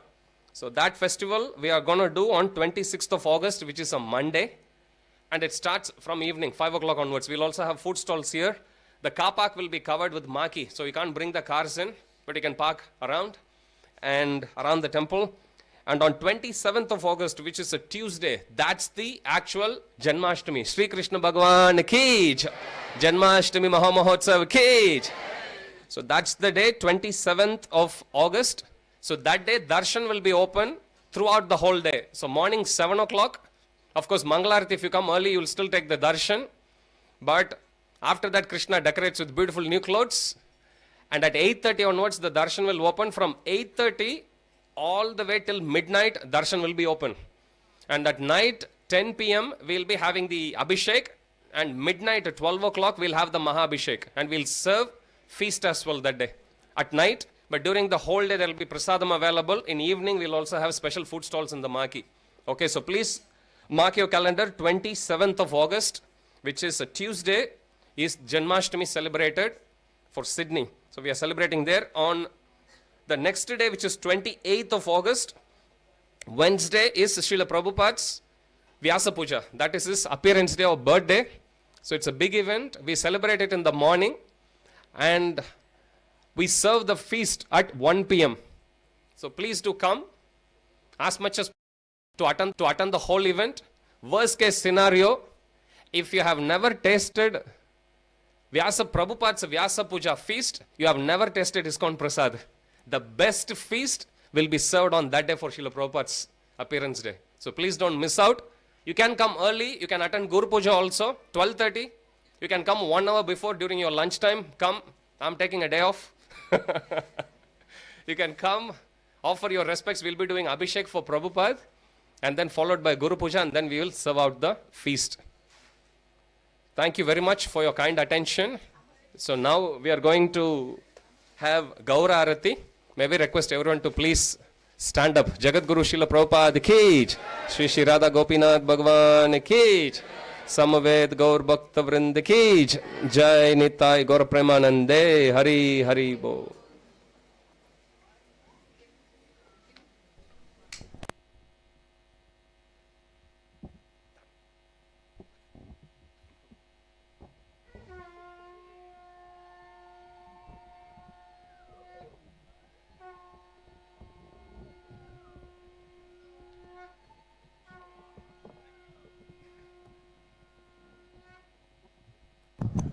जय Radha Gopinath Radha Gopinath Shri Radhe Ram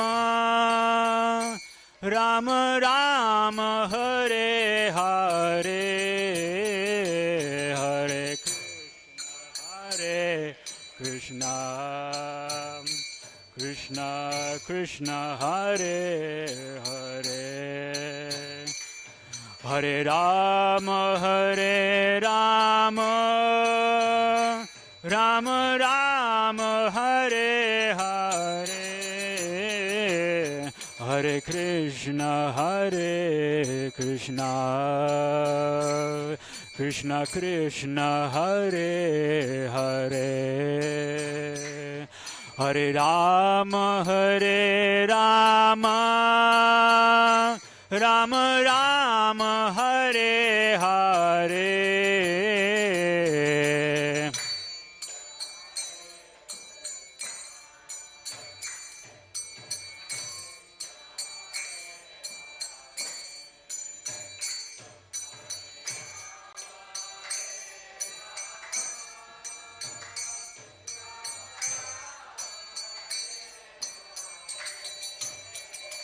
Hare Krishna Krishna Krishna Hare Hare Hare Rama Rama Rama Hare Hare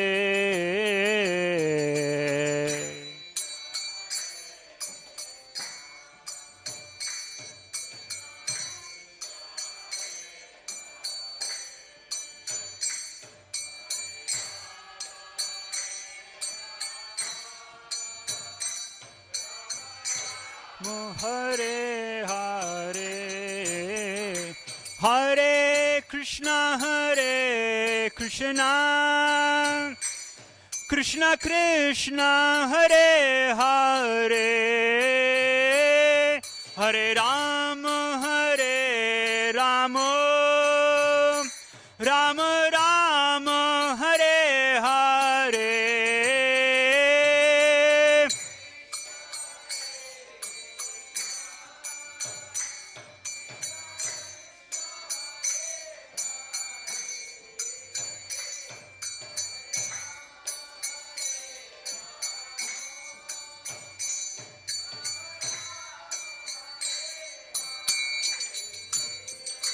Hare Krishna,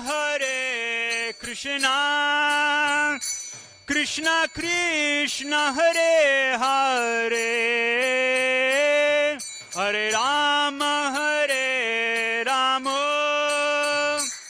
Rama Rama, Hare Hare.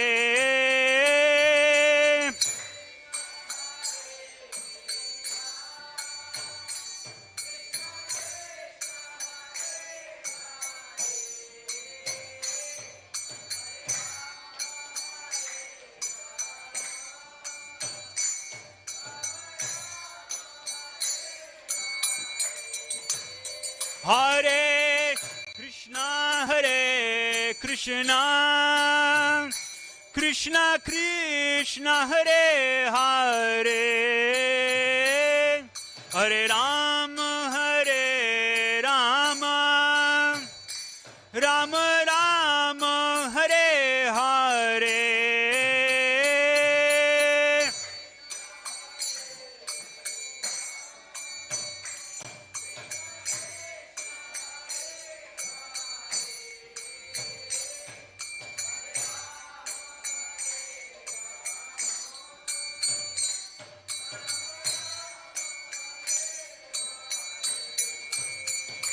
Hare Krishna, Krishna Krishna, Hare Hare, Hare Rama, Rama Rama, Hare Hare.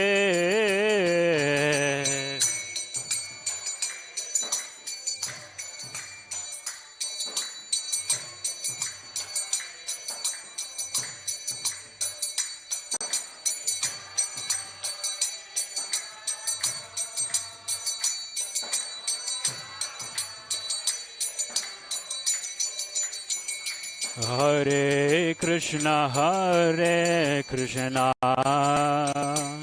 Krishna Krishna, Hare Hare,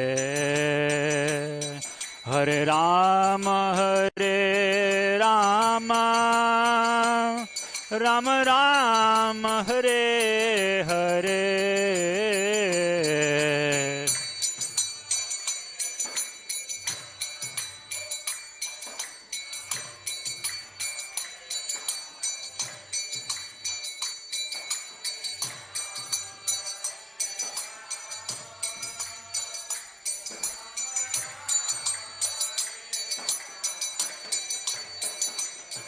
Hare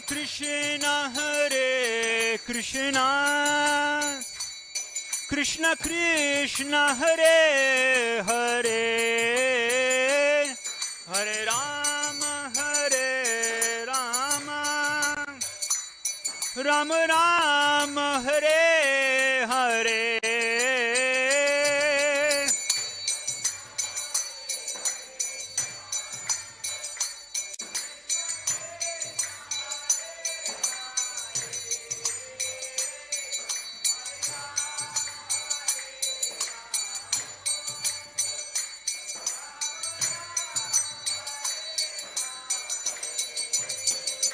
Hare Krishna, Krishna Krishna, Hare Hare, Hare Rama, Rama Rama, Hare Hare.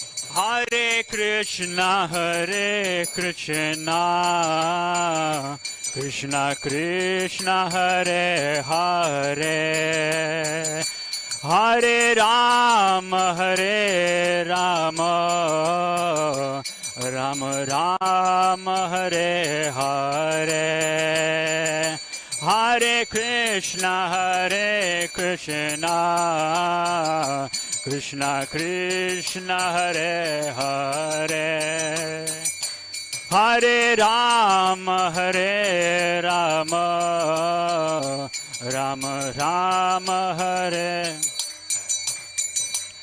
Hare Krishna, Hare Krishna, Krishna Krishna, Hare Hare, Hare Rama, Hare Rama, Rama Rama, Hare Hare.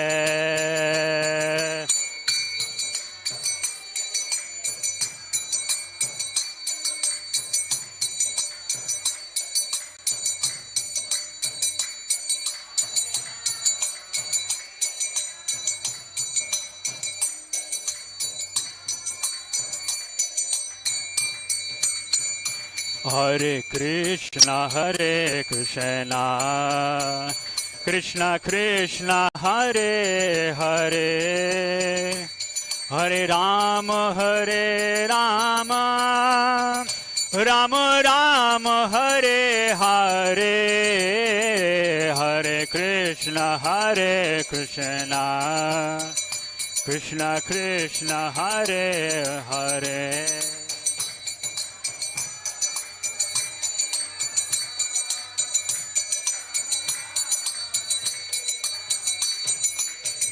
Hare Krishna, Hare Krishna, Krishna Krishna, Hare Hare, Hare Rama, Hare Rama, Rama Rama, Hare Hare.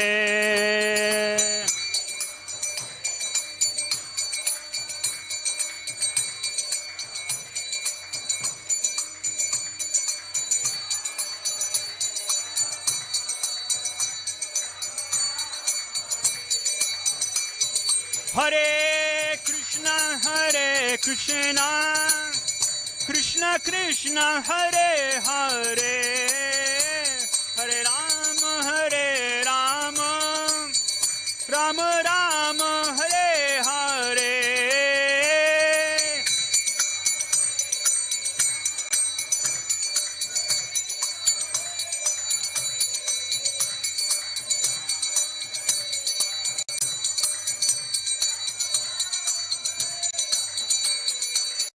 Hare Krishna, Hare Krishna, Krishna Krishna, Hare Hare, Hare Rama, Hare Rama, Rama Rama, Hare Hare.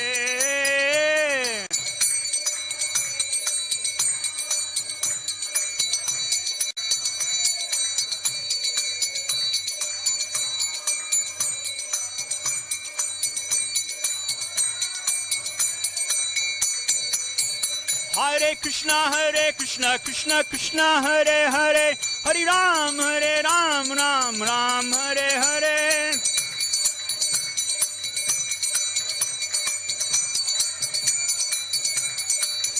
Hare Krishna, Krishna Krishna, Hare Hare, Hare Ram, Ram Ram, Hare Hare.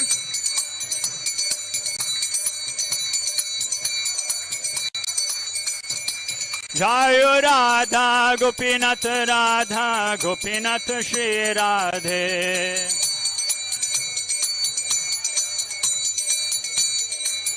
Jaya Jagannatha, Jaya Jagannatha, Jaya Baladeva, Jaya Subhadra.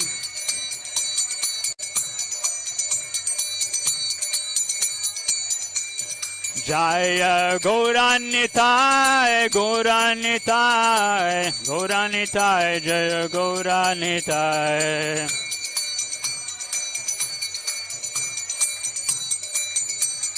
Jayo Jayo Prabhupada, Prabhupada, Prabhupada, Jaya Prabhupada.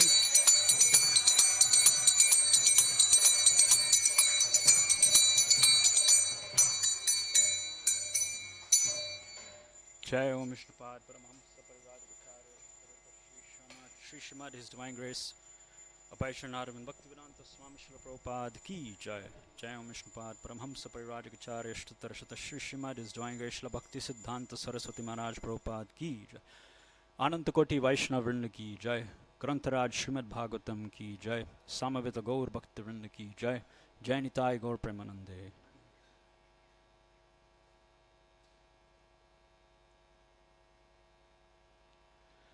Om Namo Bhagavate Vasudevaya.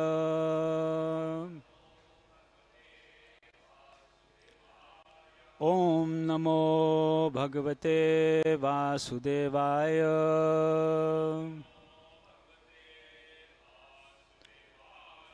Om Namo Bhagavate Vasudevaya.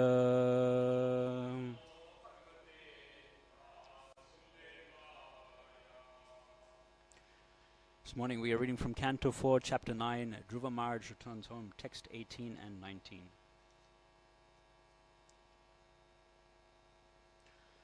Okay, please repeat.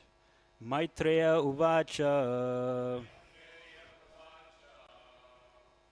Athabhishtuta evam vai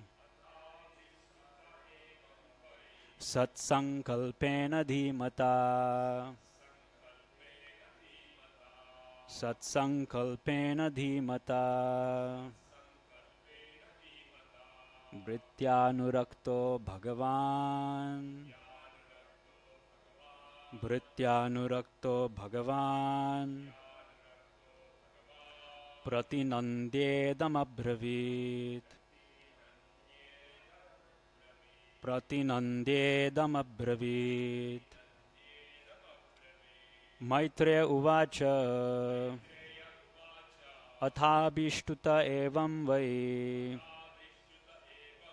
Satsankalpena dhimata Bhrityanurakto Bhagavan Pratinandyedam abravit Maitreya Uvacha Athabhishtuta evam vai Satsankalpena dhimata Bhrityanurakto Bhagavan Pratinandyedam abravit.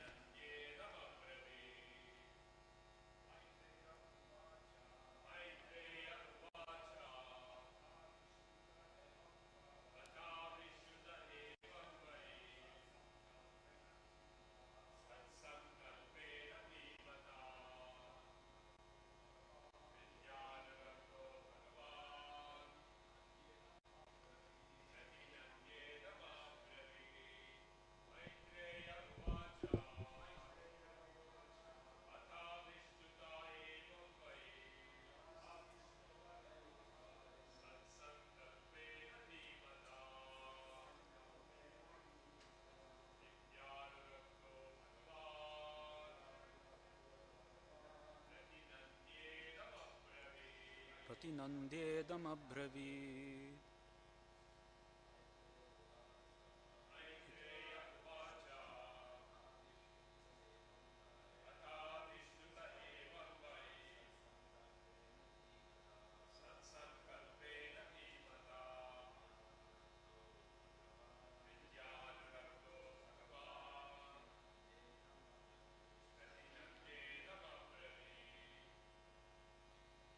Mataji.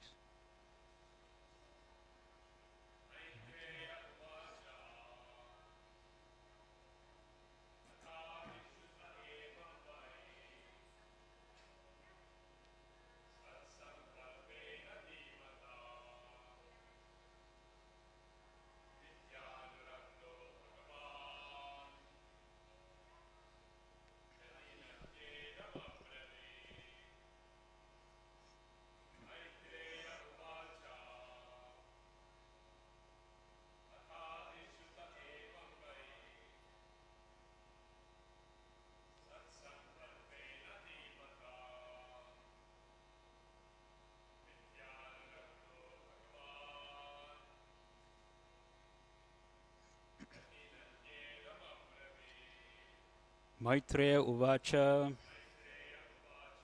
Maitreya said, Atha, then, Abhishtutaha, being worshipped, Evam, thus, Vai, certainly, Satsankalpena, by Dhruva Maharaj, who had only good desires in his heart. Dhimata, because he was very intelligent. Mritya Anuraktaha, very favorably disposed towards devotees. Bhagavan, the Supreme Personality of Godhead. Pratinandya, having congratulated him. Idam, this, Abravit, said. Translation. The great sage Maitreya continued, My dear Vidura, when Dhruva Maharaj, who had good intentions in his heart, finished his prayer, the Supreme Lord, the Personality of Godhead, who is very kind to his devotees and servants, congratulated him, speaking as follows. Text 19. Shri Bhagavan Uvacha Veda Vedaham te vyavasitam Riddhi Rajanya Balaka Tat Prayachami Bhadram te Durapam api suvrata. Translation and purport by His Divine Grace A.C. Bhaktivedanta Swami Srila Prabhupada Jagat Guru Srila Prabhupada Ki Jai. Translation. The Supreme Personality of Godhead said, My dear Dhruva, son of the king, you have executed pious vows, and I also know the desire within your heart. Although your desire is very ambitious and very difficult to fulfill, I shall favor you with its fulfillment. All good fortune unto you. Purport. The Lord is so merciful to his devotee that he immediately said to Dhruva Maharaj, Let there be all good fortune for you. The fact is that Dhruva Maharaj was very much afraid in his mind, for he had aspired after material benefit in discharging his devotional service, and this was hampering him from reaching the stage of love of God.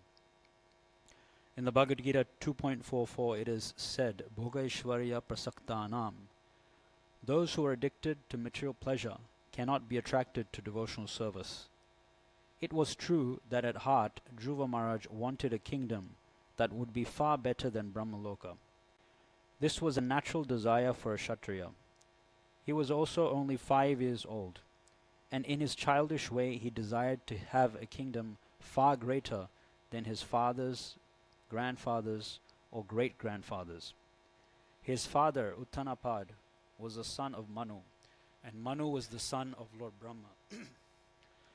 Dhruva wanted to excel all these great family members. The Lord knew Dhruva Maharaj's childish ambition, but how is it possible to offer Dhruva a position more exalted than Lord Brahma's? The Lord assured Dhruva Maharaj that Dhruva would not be bereft of the Lord's love. He encouraged Dhruva not to be worried that he childishly had material desires, and at the same time had the pure aspiration to be a great devotee. Generally, the Lord does not award a pure devotee material opulence, even though he may desire it. But Dhruva Maharaj's case was different. The Lord knew that he was such a great devotee that in spite of having material opulence, he would never be deviated from love of God. This example illustrates that a highly qualified devotee can have the facility of material enjoyment and at the same time execute love of God. This, however, was a special case for Dhruva Maharaj. Om Jnanatimirandasya Gyananjana Shalakaya Chakshulmintam Yena Tasmai Shri Gurave Namah Shri Chaitanya Manobishtam Stapitam Yena Bhutale Swayam Rupa Kada Mahyam Dadati Swapadantikam Vande Ham Shri Guru Shri Utapada Kamalam Shri Gurun Vaishnavamsha Shri Rupam Sagrajatam Sahagana Raghunathanvitam Tam Sajivam Sadvaitam Savadutam Parijana Saitam Krishna Chaitanya Devam Shri Radha Krishna Padan Sahagana Lalita Shri Vishakhanvitamsha हे कृष्णा करुणा सिंधु दीन बंधु जगतपते गोपेशा गोपिका कांता राधा कांता नमस्तुते तप्त कांचन Gaurangi Radhe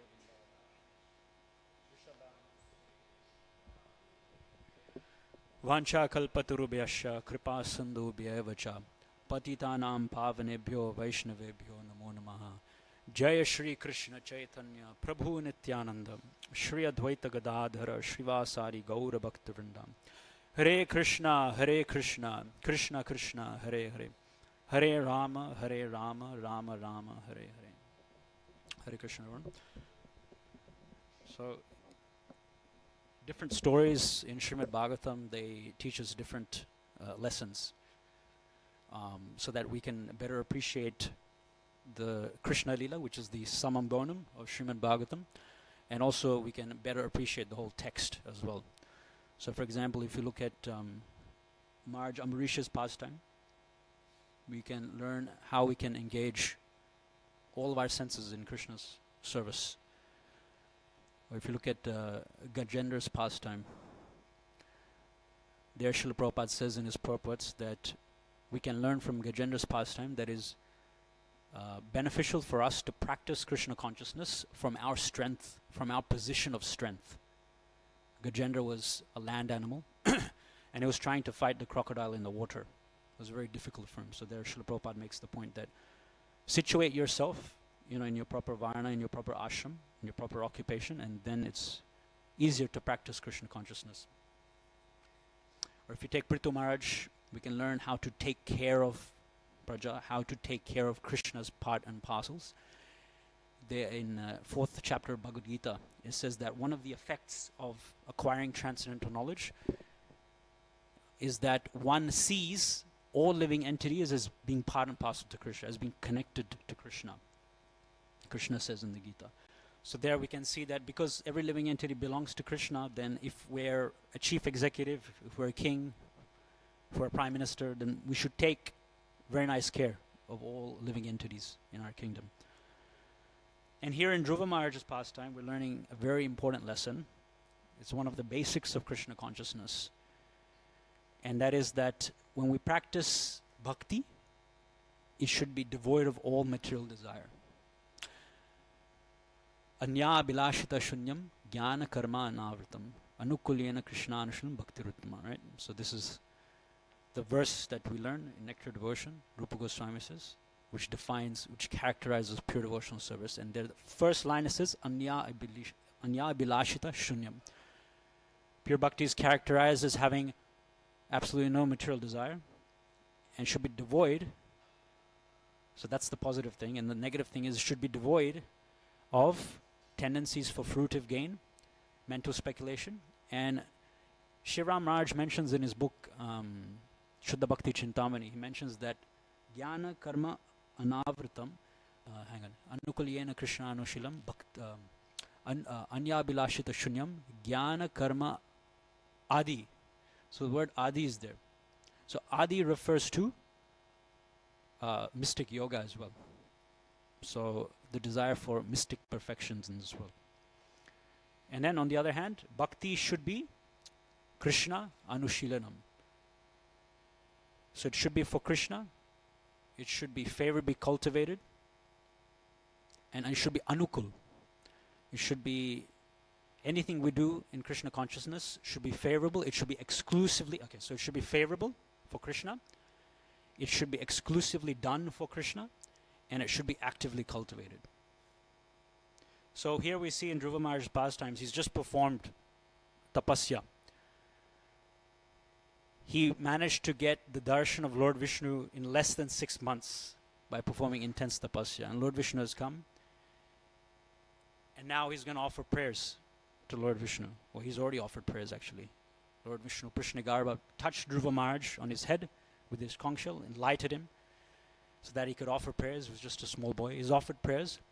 And Lord Vishnu, you'll see in the next few verses, will bless Dhruva Maharaj with the fulfillment of his desires. He will bless him mainly with 3 things. He will bless him that he does get, number 1, a kingdom far greater in opulence than his father, his grandfather, and his great-grandfather. That's one thing. Now, if you have material opulence, how can you enjoy the material opulence if your body is deteriorating with birth, death, disease, and old age? Right? You can become a great king, great emperor, but if you're diseased, you can't enjoy that kingdom. So Lord Vishnu will bless Dhruva Maharaj with the second boon, that even though you will rule on this planet Earth for 30,000 years, and after that you'll go to the pole star, which is the Vaikuntha planet within this mature world, where Kshirodakashaya Vishnu lives. Vishnu himself lives there. While you are ruling as a king for 30,000 years, I bless you so that all your senses remain very strong and very powerful. So we see as we age, our sensual strength deteriorates. Our vision deteriorates, our sense of smell deteriorates, taste deteriorates. And because our senses is the way that we interact with this material world, and it's the way that we enjoy sense objects, our quality of sense gratification deteriorates as we age. So therefore Lord Vishnu blesses him with very powerful senses for 30,000 years. And also, because initially he set out going to the forest to get revenge on his stepmother, Vishnu says that in the future, what will happen is your brother Uttama will go to the forest, he'll get stuck in a forest fire. He'll be surrounded by forest fire. He'll lose his life. His mother, Suruchi, will run after him, and she'll also perish there. It was very scary, actually. So that's why Srila Prabhupada is saying that the fact is that Dhruva Maharaj was actually very much afraid in his mind, for he had aspired after material benefits in discharging devotional service. So imagine Krishna is saying that your stepmother, because you had initially worshipped me for these material things and for revenge, that person that you were seeking revenge from, I bless you that that person will leave their body. You feel very scared. Because at the same time, Dhruva Maharaj is not practicing pure bhakti. His bhakti was tinged, at least initially it was tinged with karma. It was tinged with fruitive gain. But because he was blessed by Narada Muni, because he was chanting Om Namo Bhagavate Vasudevaya, that purified him gradually. And because it purified him, even though he got these 3 benedictions, he starts to lament. You see in some verses, he starts to lament. Kacham vichinvan api divyaratnam. That I have gained the greatest jewel, but I was running after broken pieces of glass. This is the state of Dhruva Maharaj. There's a nice story I came across of one farmer.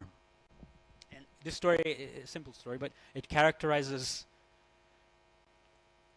our situation in this material world, seeking material happiness. And it's very relative. So there was a farmer, a very old farmer. He was very detached, quite wise. So one day,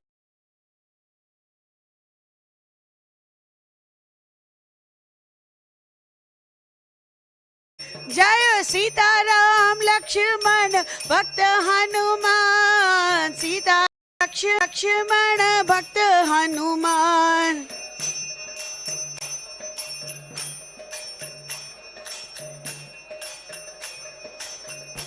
Hanuman जय निताय गौरंगा जय गौर हरि जय निताय गौरंगा जय गौर हरि हरि जय निताय गौरंगा जय गौर हरि निताय गौरा हरि बोल हरि बोल हरि बोल निताय गौर हरि बोल हरि बोल हरि बोल जय जय प्रभुपाद प्रभुपाद प्रभुपाद जय जय प्रभुपाद प्रभुपाद प्रभुपाद जय जय गुरुदेव गुरुदेव गुरुदेव जय जय गुरुदेव देव श्री राधा गोपीनाथ भगवान की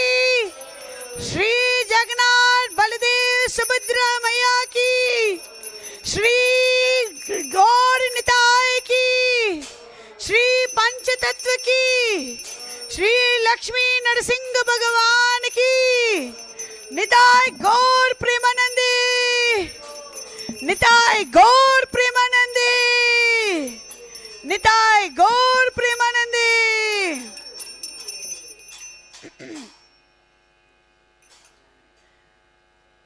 नमो विष्णुपदाय कृष्णप्रस्थाय भूतले श्रीमती भक्ति वेदांत स्वामी इति नामिने। नमो विष्णुपदाय कृष्णप्रस्थाय श्रीमती भक्ति वेदांत।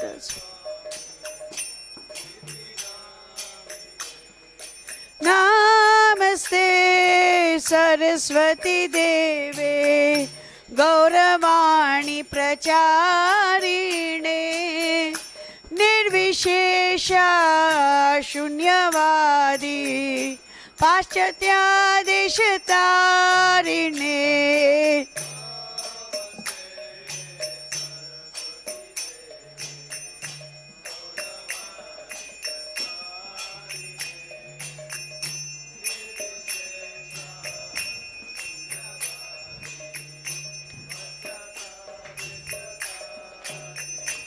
जय श्री कृष्ण चैतन्य प्रभु नित्यानंद श्री अद्वैत गदाधर श्रीवासादि गौर भक्त वृंद।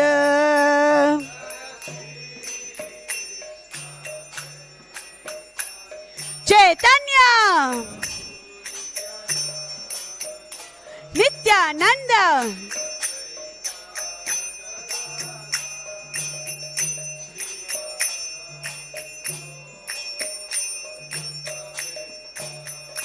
जय श्री कृष्ण चैतन्य प्रभु नित्यानंद श्री अद्वैत गदाधर श्रीवासादि गौर भक्त वृंद।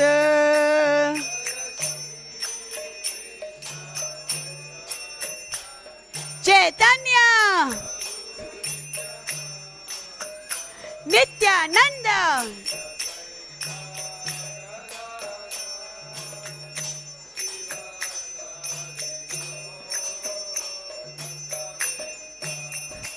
जय श्री कृष्ण चैतन्य प्रभु नित्यानंद श्री अद्वैत गदाधर श्रीवासादि गौर भक्त वृंद।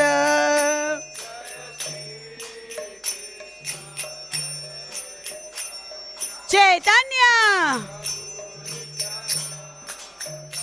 नित्यानंद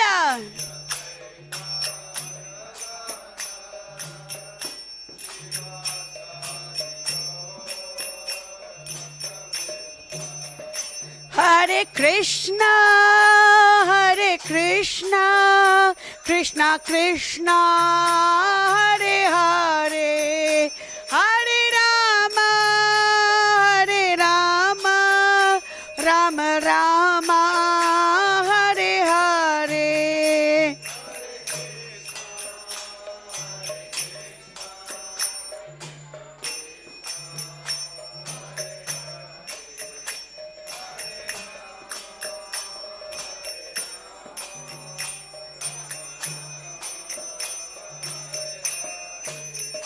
हरे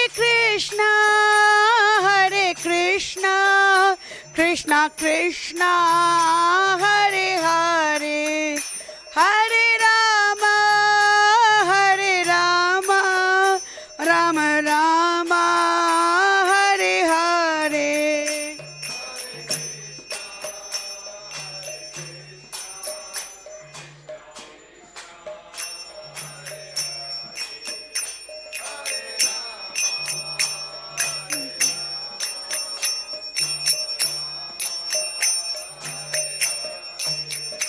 Hare Krishna, Krishna Krishna, Hare Hare, Hare Rama, Rama Rama, Hare Hare. Krishna, Krishna, Hare Hare, Hare Rama, Rama Rama. Hare Krishna, Krishna Krishna, Hare Hare, Hare Rama, Rama Rama, Hare Hare.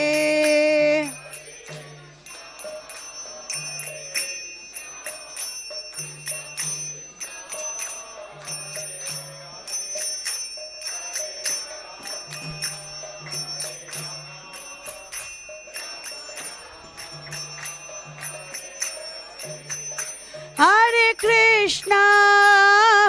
Krishna, Krishna Krishna, Hare Hare, Hare Rama, Rama Rama, Hare Hare.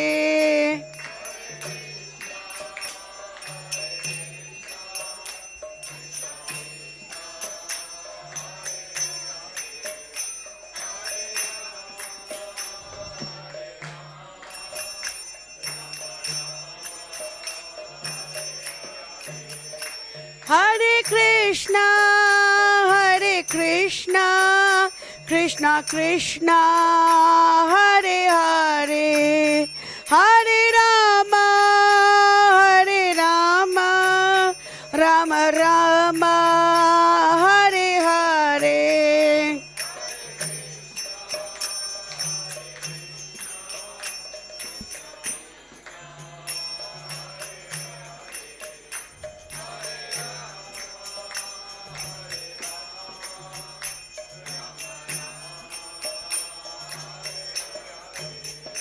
Hare Krishna, Krishna Krishna, Hare Hare, Hare Rama, Rama Rama, Hare Hare.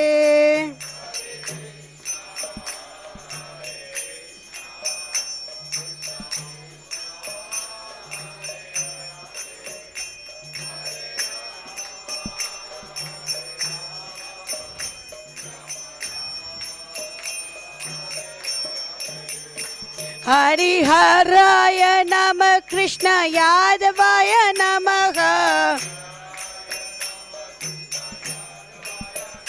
Hariharaya Namah, Krishna Yadavaya Namaha.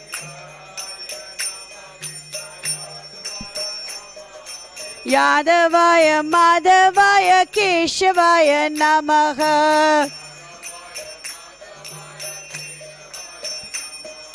Yadavaya Madhavaya Keshavaya Namaha. Gopala Govinda Ram Shri Madhusudana. Gopala Govinda Ram Shri Madhusudana. Giridhari Gopinath Madana Mohana. Giridhari Gopinath Madana Mohana. Shri Chaitanya Nityananda Shri Advaita Sita.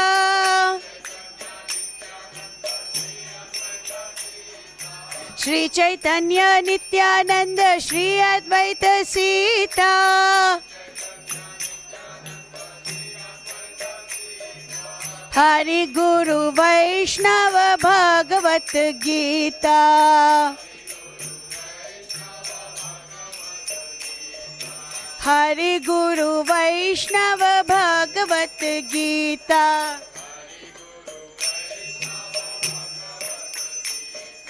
Shri रूप सनातन भक्त रघुनाथ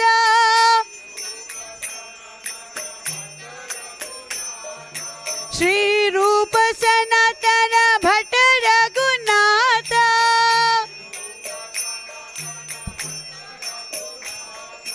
श्री जीव गोपाल भट्ट दास रघुनाथ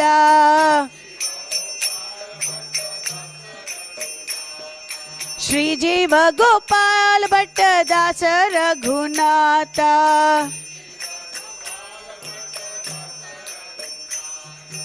हरे Krishna Krishna Krishna Hare Hare Hare Ram Ram Ram Hare Hare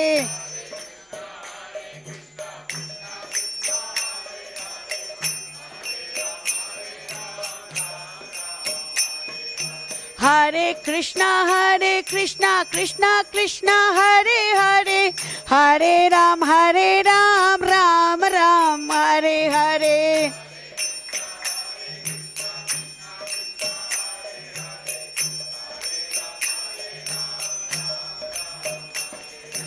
Hare Krishna Krishna Krishna Hare Hare Hare Ram Ram Ram Hare Hare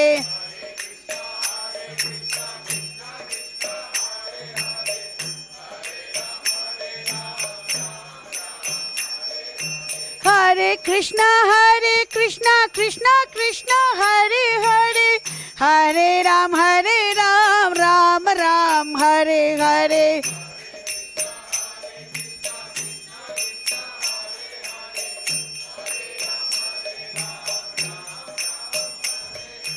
Hare Krishna Krishna Hare Hare Hare Ram Ram Ram Hare Hare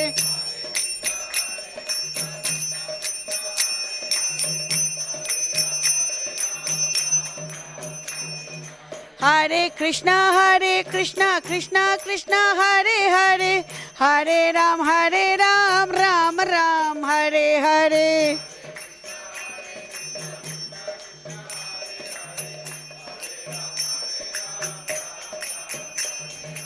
Hare Krishna Krishna Hare Hare Hare Ram Ram Ram Hare Hare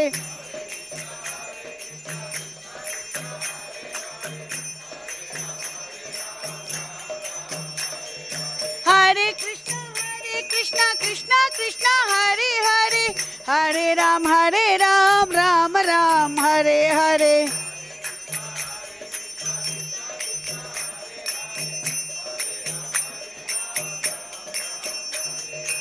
Hare Krishna Krishna Hare Hare Hare Ram Ram Ram Hare Hare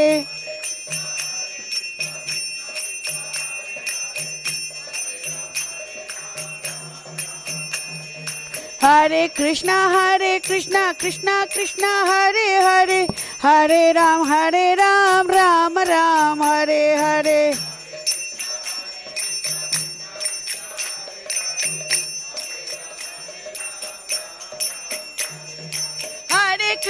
Hare Krishna Krishna Hare Hare Hare Ram Ram Ram Hare Hare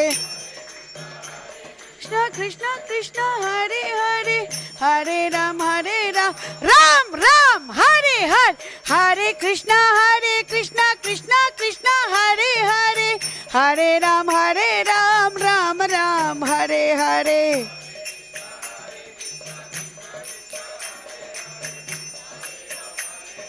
Ram Ram Hare Hare Hare Krishna Krishna Hare Hare Hare Ram Ram Ram Hare Hare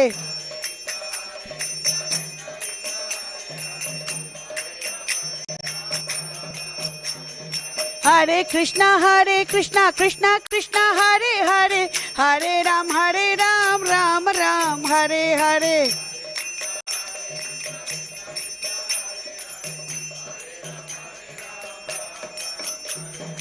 Hare Krishna Krishna Krishna Hare Hare, Hare Ram Ram Ram Hare Hare.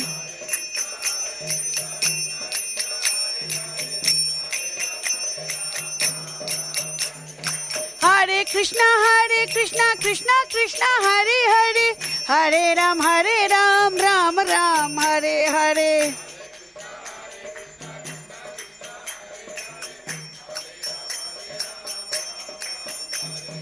Hare Krishna Krishna Krishna Hare Hare, Hare Ram Ram Ram Hare Hare.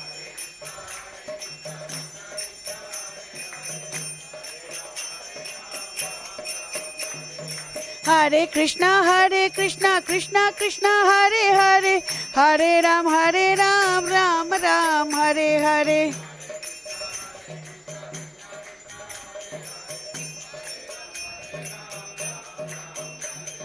Hare Krishna Krishna Hare Hare, Hare Ram Ram Ram Hare Hare.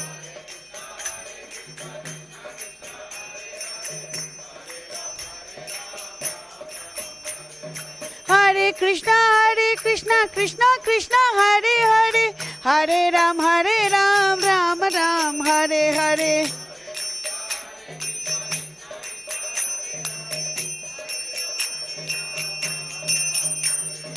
Hare Krishna Krishna Hare Hare, Hare Ram Ram Ram Hare Hare.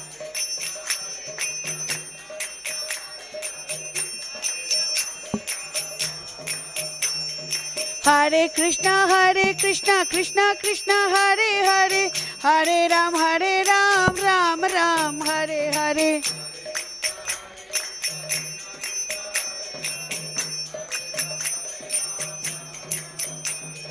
Hare Krishna Krishna Hare Hare, Hare Ram Ram Ram Hare Hare.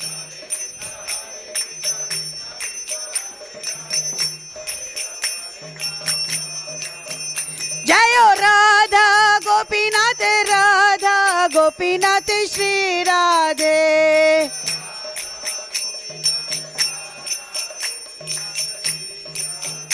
Jayo Radhe Jayo Radhe Jayo Radhe Jai Shri Radhe.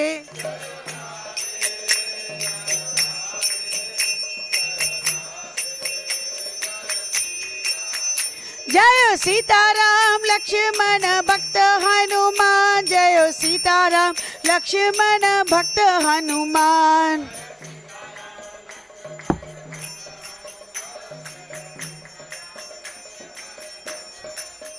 Jaya Lakshmi Narsinga, Jaya Lakshmi Narsinga, Jaya Lakshmi Narsinga, Jaya Bhakta Prahlad.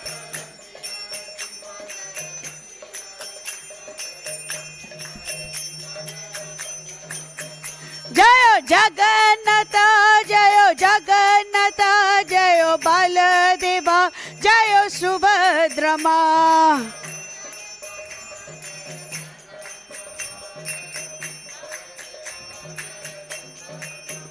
Jayo Nittai Gauranga, Jayo Gaura Hari, Jayo Nittai Gauranga, Jayo Gaura Hari.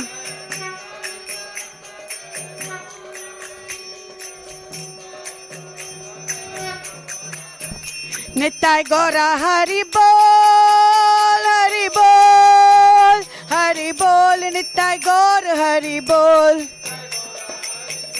Hari Bol, Hari Bol.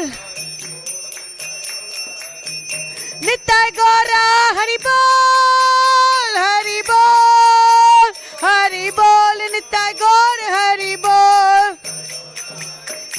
Hari Bol, Hari Bol.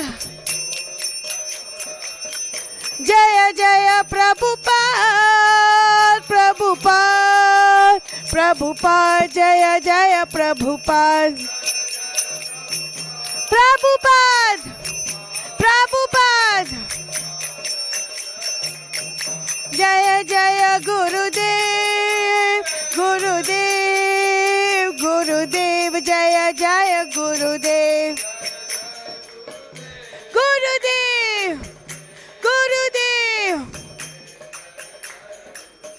Nitai गौर प्रेमानंदे.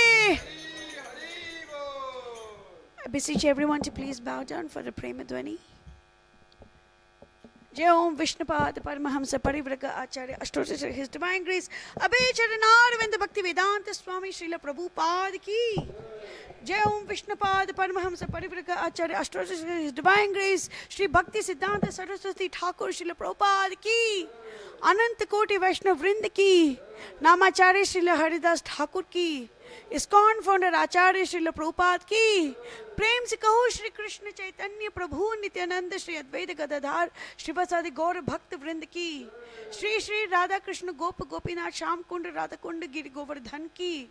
वृंदावन धाम की, मथुरा धाम की, द्वारका धाम की, पुरुषोत्तम जगन्नाथपुरी धाम की, मायापुर धाम की, अयोध्या धाम की, सामवेद भक्त वृंद की, तुलसी देवी भक्ति देवी की. निताय गौर प्रेमानंदे. All glories to the assembled devotees. All glories to the assembled devotees. All glories to the assembled devotees. All glories, all glories, all glories to Shri Guru and Shri Gauranga. All glories to Jagat Guru Srila Prabhupada ki.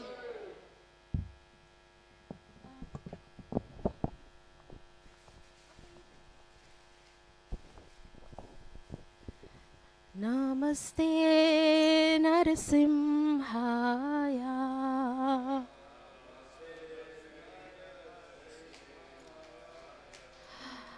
Namaste Narasimhaya.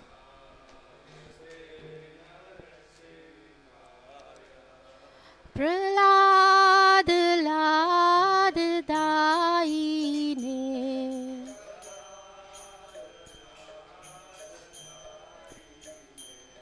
Prahlad Lad Daine.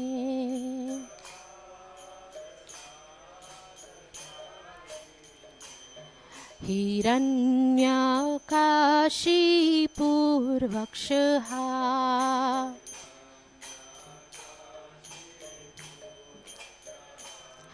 Hiranyakashipurvakshaha.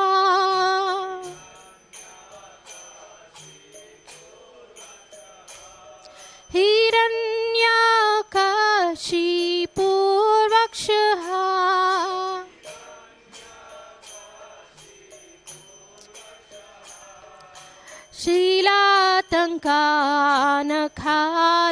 Shilatankanakalaye.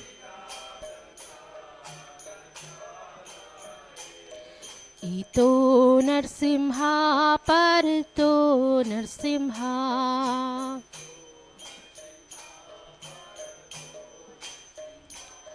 Ito Narsimha Parto Narsimha.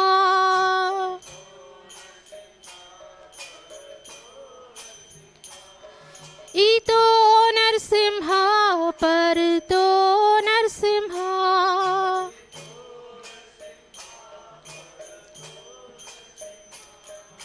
Yato yato yami tato Narsimha.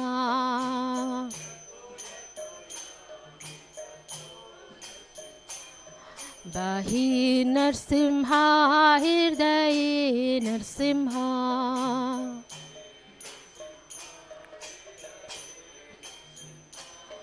Bahi Narsimha Hirdaye Narsimha.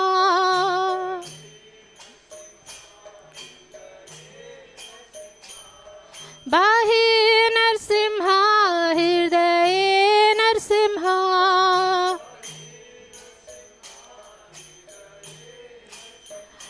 Narasimha Madim Sharanam Prapade.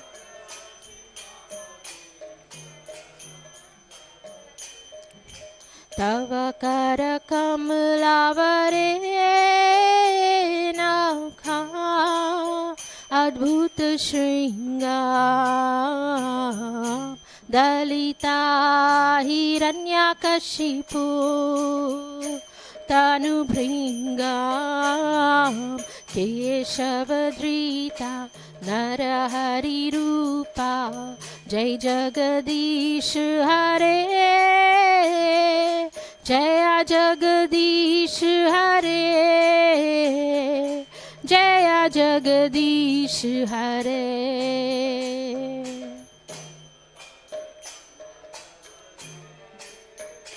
नाखा अद्भुत श्रृंगार दलिता हिरण्यकशिपु तनुभृङ्गा केशवधृता नरहरिरूपा जय जगदीश हरे जय जगदीश हरे जय जगदीश हरे केशवधृता नरहरिरूपा जय जगदीश हरे जय जगदीश हरे जय जगदीश हरे नरहरिरूपा जय जगदीश हरे जय जगदीश हरे जय जगदीश हरे जय नरसिंहदेव जय नरसिंहदेव नरसिंहदेव जय नरसिंहदेव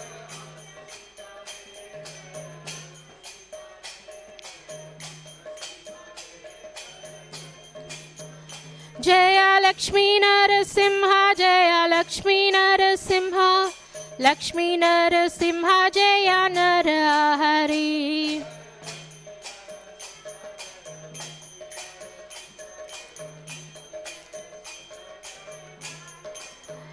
जय प्रहलाद महाराज जय प्रहलाद महाराज जय प्रहलाद महाराज जय प्रहलाद महाराज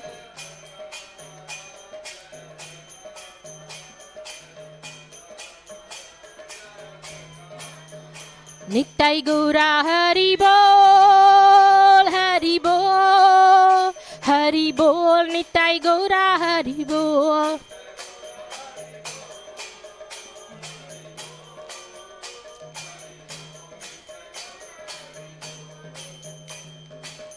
श्री लक्ष्मी नरसिम्हा की श्री नरसिम्हदेव की श्री भक्त प्रहलाद की निताई गौर Premanandi All glories to the assembled devotees. All glories to the assembled devotees. All glories to the assembled devotees. All glories to Shri Guru and Gauranga. Srila Prabhupada ki jai. Srila Gurudev ki jai. Nitai Gaur Premanandi.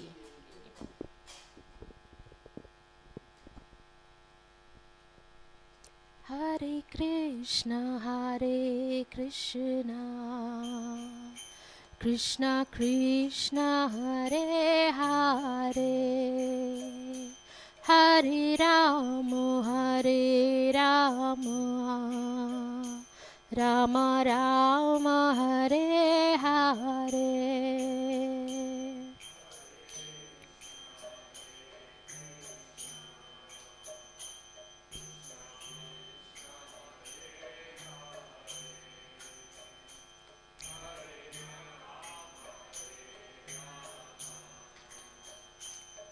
Rama Rama Hare Hare Jaya Radha Gopinath Radha Gopinath Shri Radhe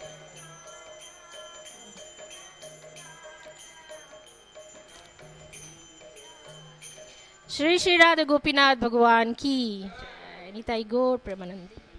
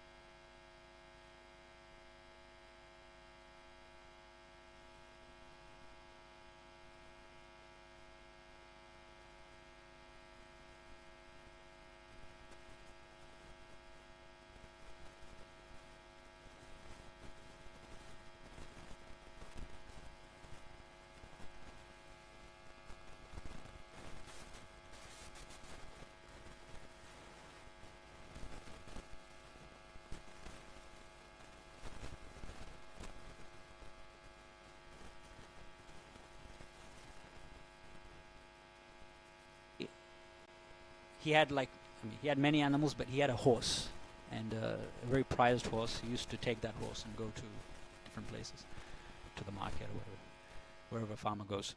So one day, that horse ran away. And do you think he was depressed? He wasn't. He was wise. So what happened? His neighbors, they all came because they heard that he had lost his cherished horse. And they said to him, "Oh no, you have lost your horse. It's a very bad situation, isn't it? Very unfortunate situation." And his reply was, "Maybe." He didn't say yes, he didn't say no, he said maybe. The next day, the next morning, that horse of his, which was lost, it came back to his house, and it brought along with him 7 or 8 other horses. So in a herd, they came back. And then the neighbors came back and they said that, "Hey, it's good news. Your horse, which was lost, now you got more horses. It came back with more horses. You have more than what you had initially had. So that's good news." And then, what did he say? Maybe. Have you heard this story? Chidari Bruce nodding. So then what happened? Now he has 7 horses. And they're wild. 6 of them are wild. So he needs someone to tame them. Otherwise they're useless. So then he asks his son, "You go and tame these horses." So his son is trying to, ride them and trying to tame them and stuff. And he falls off the horse and he breaks his hand. And then the neighbors come back again. They say, "Oh no, your son has broken his hand. It's bad news, isn't it?" And he says, "Maybe." And there was a war going on. So the next day, the conscription officers came to his house and he said, "We want to take your son." And then they realized the son has a broken hand, so he's useless. He can't fight in the war. And he said, "Okay, we can't take your son. Let him stay with you." And the neighbors came back and they say, "Hey, it's good news. Your son wasn't sent to the war to die. So he's staying with you. He can take care of you." And the farmer said, "Maybe."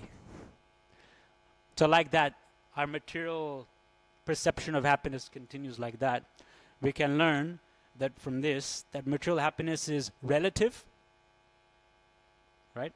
What we think is happiness is not always happiness, right? Like the neighbors, they thought that when the horse ran away, that was bad news, but then just after a period of time, it was actually good news. So material happiness is relative. And material happiness is short-lived.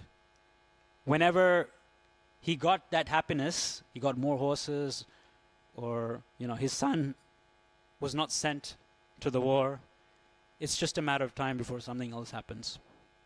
So it's mentioned in the Bhagavad Gita, 5th chapter, "Dukkha yonaya evate adiyantavanta kaunteya na teshu ramate buddha." So there Krishna mentions that those who are wise, Buddhas, those who are wise, they don't engage their senses in the interaction of the objects of the senses. They don't do that. Because they know that material happiness, which is obtained, material enjoyment, which is obtained with the contact of your senses with the sense objects, anta vanta, adi anta vanta. It has a beginning, it has an end. So they look for happiness in a more sustained, increasing, ever increasing, exponentially increasing source, which is Krishna consciousness. I remember Ganesham Prabhu was saying once he asked a question to Bhakti Rasamrit Maharaj about enthusiasm. We know that in Nectar of Instruction, Rupa Goswami, what does he say about enthusiasm? Who knows that verse? Yeah? Utsaha nishtayat dharyat tat tat karma pravartanat sanga tyagat satovrate sadvir bhaktir prasiddhiti. So, in the 6 different aspects of devotional service which positively help one, the first one Rupa Goswami says is utsaha, enthusiasm. Now, Bhakti Rasamrit Maharaj said in regards to enthusiasm that we don't have unlimited enthusiasm. He says enthusiasm is limited. Your enthusiasm is limited. And your enthusiasm can either be for Krishna, or it can either be for sense gratification, for Maya. So you cannot show, for example, 80% enthusiasm in Krishna consciousness and then also 80% enthusiasm in sense gratification. That's not possible. If you are showing 80% enthusiasm in Krishna consciousness, that means that you're only showing 20% enthusiasm in Maya. Or if you're showing 80%, 90% enthusiasm in sense gratification, you cannot show more than 10% enthusiasm in Krishna consciousness. It doesn't work like that. So it's like, it's one or the other. It's not like both at the same time. Srila Prabhupada says that sense gratification and Krishna consciousness go ill together. So our enthusiasm is limited.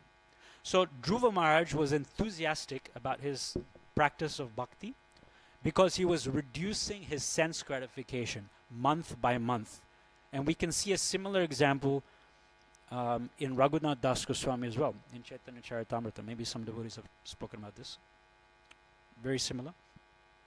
That when he got the mercy of Lord Nityananda, he got the mercy of Chaitanya Mahaprabhu, he was at Jagannath Puri, a very close association of Chaitanya Mahaprabhu.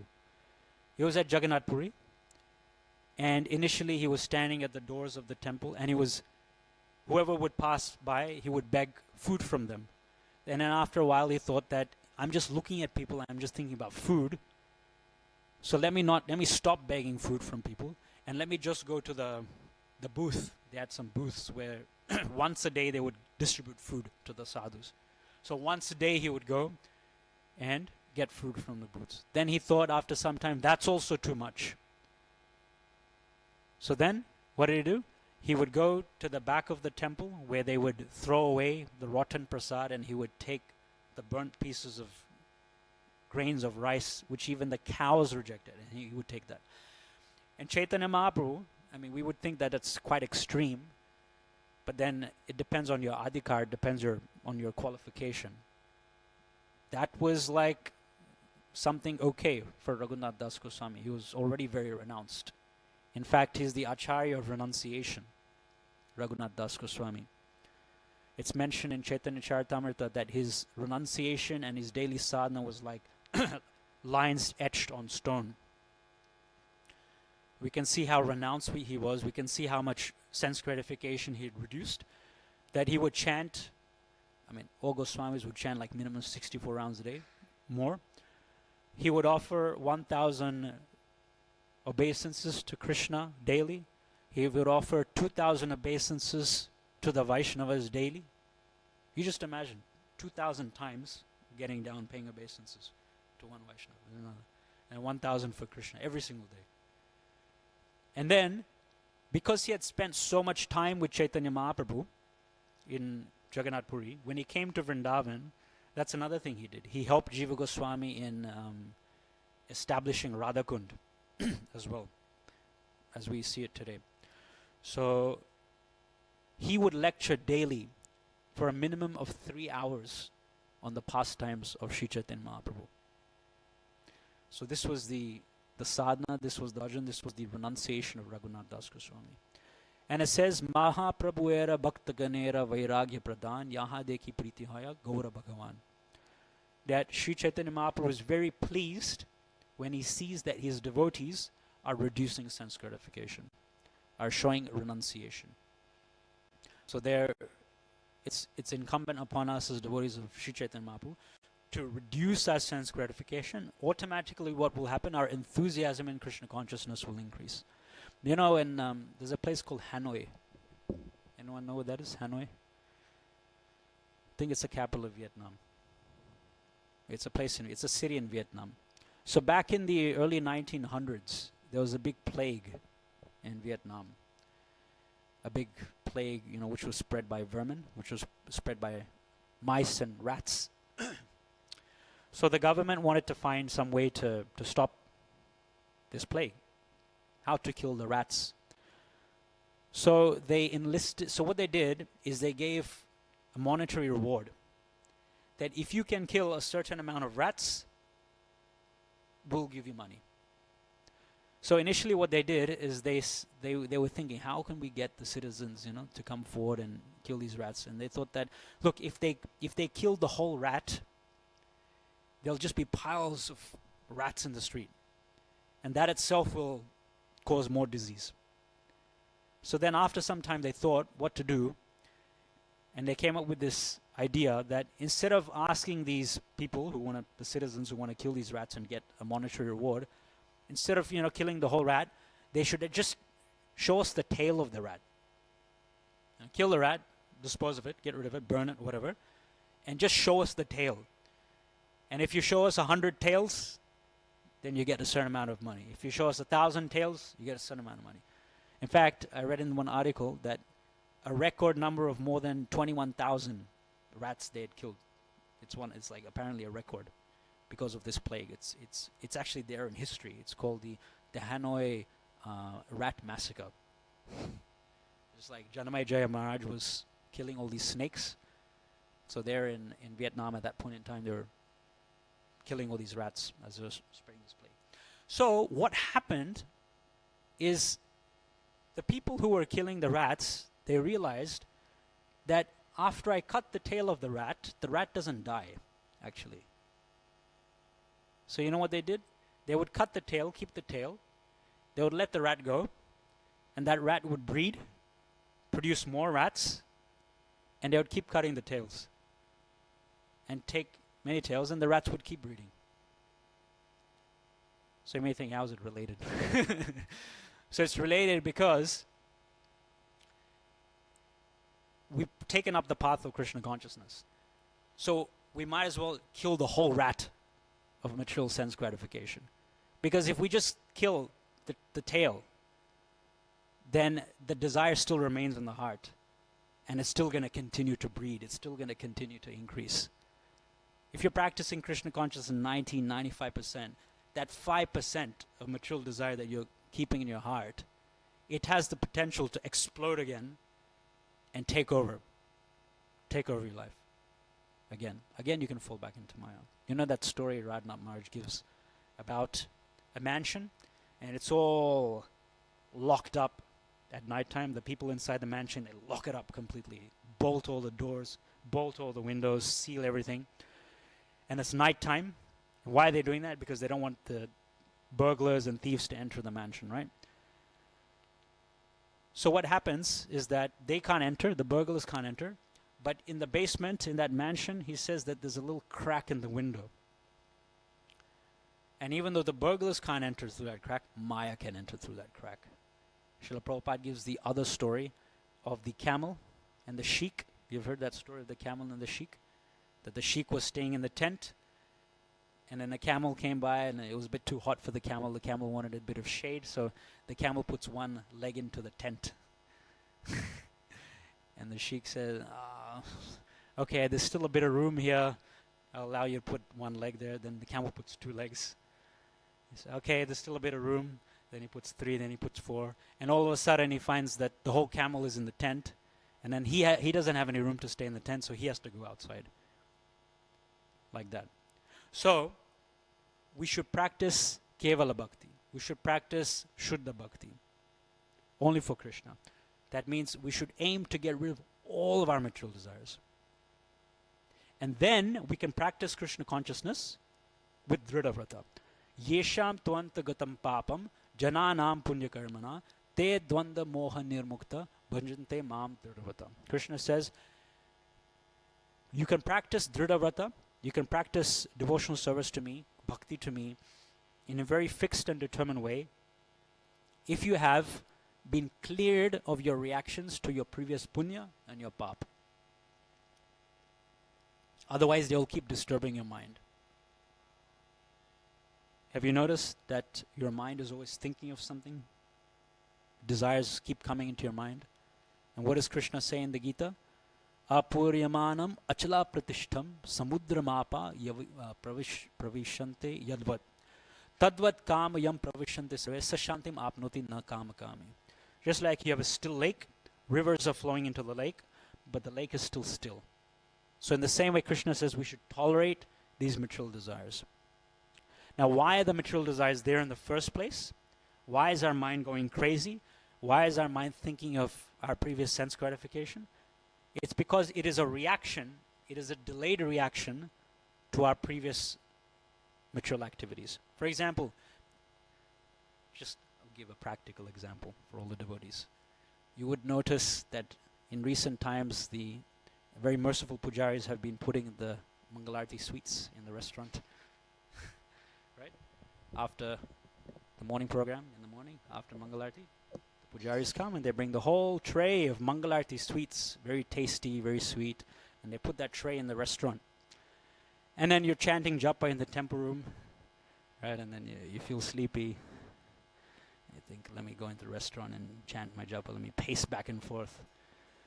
And so you go out there, open a window, and keep pacing, and then your eyes catch vision of that tray, right? And then initially just seeing the tray and you're just still going back and forth, but then your mind is saying, let me see what's in that tray. Has anyone taken some of the burfis, or what's there, So then you peek over, and then for the first day that's all you do, right? But then you develop that desire, because you've done it once, then the next day you're chanting japa, then what happens? Is your mind peaceful? No, that same desire will come back into your mind. Let me go and check, see what's there in that Mahaprasad tray. So you go, and then this time, yesterday it was like the sweet rice was only a few grains left, and someone had taken the rasgullas and the sandeshas, but today it's a full tray. And the lights are off, it's dark, and no one is watching. And then what does your mind say? Just try a little bit. Just try a burfi. Only a burfi, just one burfi. So you try a burfi, and you eat it, and you feel satisfied. You quickly run, you go wash your hands, and step back into the temple room, sit down very nicely, chant japa. No one notices anything, right? Now next day what happens? You've tasted the burfi. What does your mind say the next day? No, it says, I've already tasted the burfi. Yeah, let me now try the sandesh. What does that taste like? Right? Or the rasgulla. Just to try it, just to see how sweet it is, just to see what Krishna is tasting. So this is how it goes. So it is best not to give in to material desires in the first place.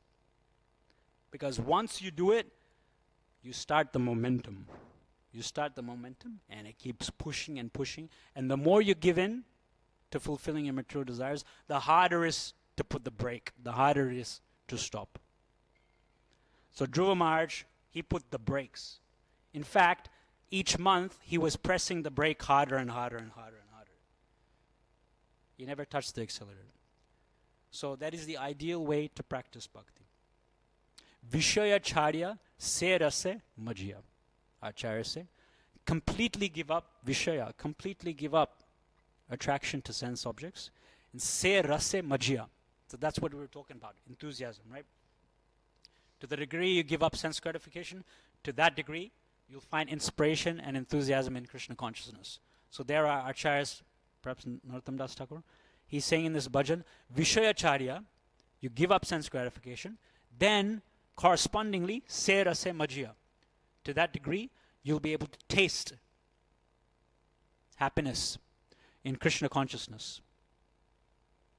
And one more thing, which Srila Prabhupada here is discussing in the purport, and also in the translation. Here it said, my dear Dhruva, son of the king, you have executed pious vows, and I also know the desire within your heart. This thing about desire. Although your desire is very ambitious, and very difficult to fulfill, I shall favor you with its fulfillment. All good fortune to you.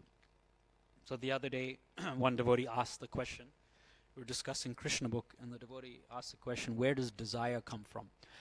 So desire originally comes, so some devotees were saying it comes from the mind, it comes from the intelligence. So desire originally comes from the soul. Desire is originally manifesting from the soul. When that desire passes through the filter of the false ego, it turns to material desire. It turns to desires for sense gratification.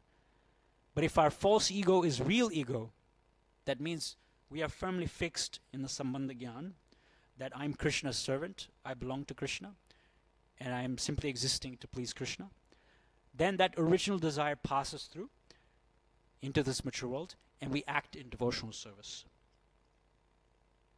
So in the mature world, who is permitting the fulfillment of our desires? Yeah, specifically which aspect of Krishna? We spoke about this recently. Paramatma. And what is the two functions of the Paramatma according to Bhagavad Gita? You got one of them right? Yeah, witness and permitter. Upadrishta and Anumanta. Upadrishta means he witnesses, he sees all the activities. And Anumanta means he ratifies, means he gives permission. He gives sanction. Okay, you can do it. That is how the Paramatma fulfills desires. So, three things are there, three factors are there. Of course, in the 18th chapter of Bhagavad Gita, we learned that there's 5 factors of action, but we'll simplify it a little bit. There's 3 factors for the fulfillment of any desire. First is the jiva. The jiva first desires something. Then Krishna as the Paramatma sanctions the desire. And then who facilitates the fulfillment of that desire? The material energy, Maya. So you have the jiva, you have Paramatma, and then you have Maya. So if I desire a burfi in the restaurant, I will desire first in my heart. Then Krishna will sanction that desire. Say, okay, if you want to fulfill your desire taking a burfi, then go and take a burfi. That's fine. And then the external energy will arrange the situation so that no one will be around, right? So that anything that you want will be there. And then you go out and fulfill your desire. So 3 things have to be there. And our Acharya has given an example of the woodcutter in this example, in this regard. So you have the woodcutter, you have the hand, and you have the axe. So the woodcutter cuts the wood, right? So who ultimately is responsible for cutting the wood? The woodcutter. So the woodcutter is actually Krishna. Because without Krishna, we can't fulfill our desires. The jiva cannot fulfill his desires without Krishna. So the woodcutter is the Paramatma. The hand of the woodcutter is the jiva. Because the jiva is a part and parcel of Krishna. So the hand is a part of the body. It makes up the body. Understand? And then the axe is, the axe is material energy. So the hand is actually desiring to, the hand is thinking, okay, I'll cut. The woodcutter, the full body with the intelligence, enables the hand to cut. And the actual instrument of cutting, which is separate, the axe is separate from the hand and the woodcutter, right? Because the hand is part of the body, and the woodcutter is the whole body. So qualitatively, the axe is different to the body, right? The body it's alive, whereas the axe is dead matter. So in the same way, Maya is a completely different energy to the spiritual energy, to Paramatma and to the jiva. So the axe helps to fulfill the desire of the woodcutter by being the instrument to cut the wood. So, these 3 things fulfill. It reminds me of one story actually, about how Krishna arranges through the help of his energy to fulfill someone's desire. I'll finish with this story. This is a story one devotee told me a long time back when I first came to Krishna consciousness. So what happened is there was a party going on at night time, and there was one Mataji, and she just recently came into Krishna consciousness. So it was a party amongst some karmis or something, some old friends or something like that. So she didn't want to go, but she went anyway. She went to the party. She was a new devotee. She went, and the party finished late at night. And it was time for her to go home. So it was very late at night. Now, for her to go home, she had to walk through an alleyway, a very dark alleyway. And it was not a very good neighborhood, actually. It was a very dangerous neighborhood.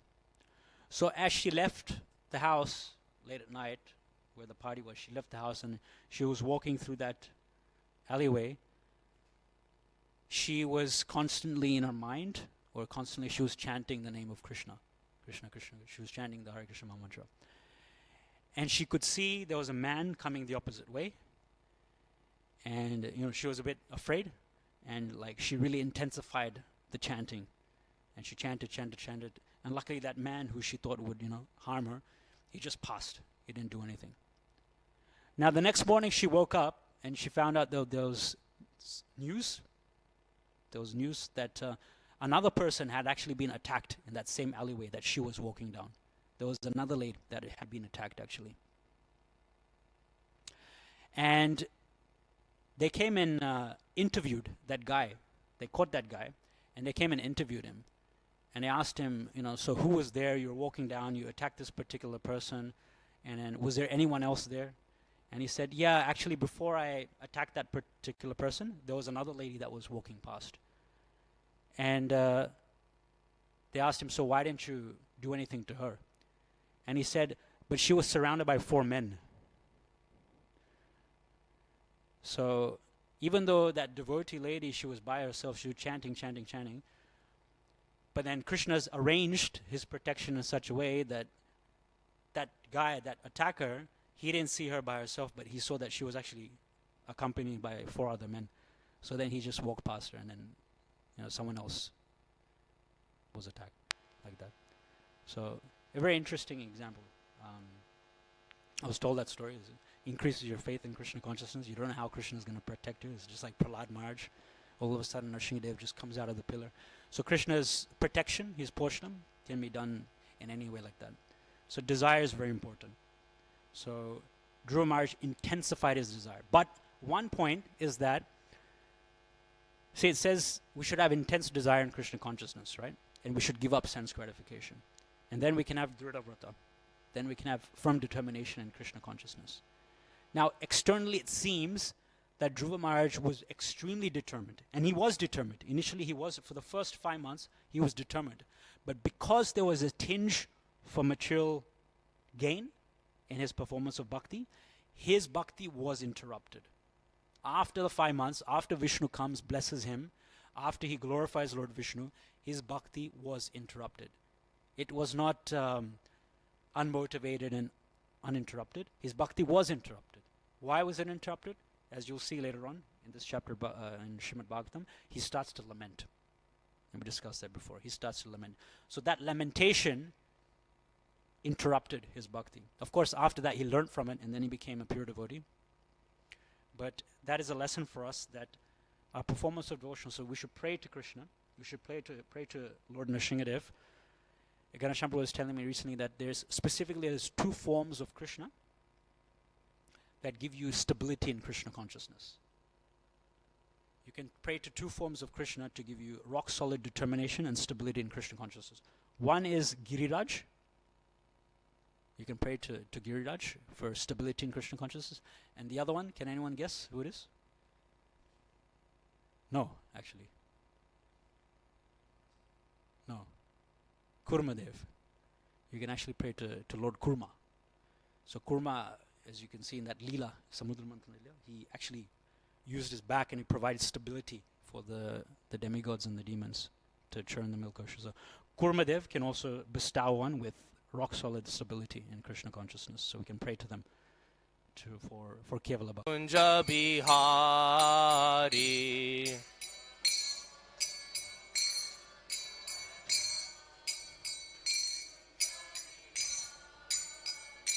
Jaya Gopi Janna Vallabha Girivaradhari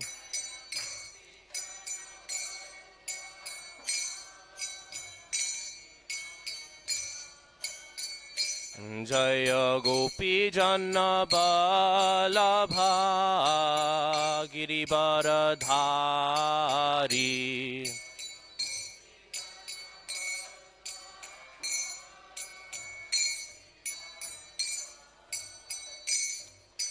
Jashodanandana Braja Jana Ranjana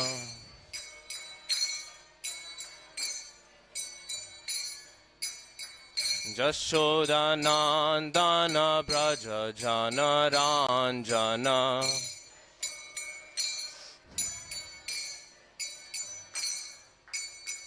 Jamuna Tira Vanachari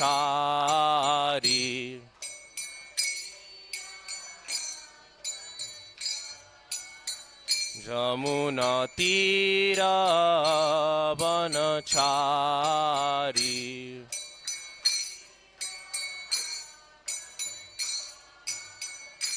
Jayo Radha Madhava Kunja Bihari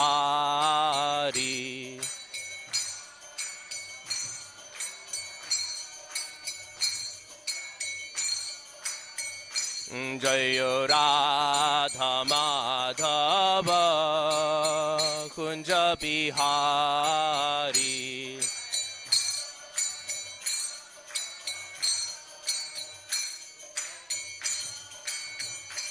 Hare Krishna Krishna Krishna Hare Hare Hare Rama Rama Rama Hare Hare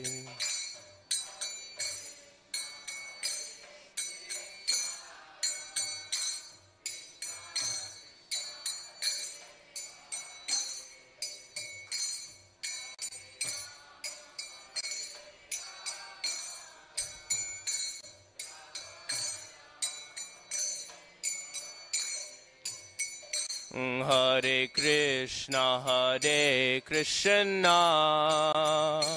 Krishna Krishna Hare Hare Hare Rama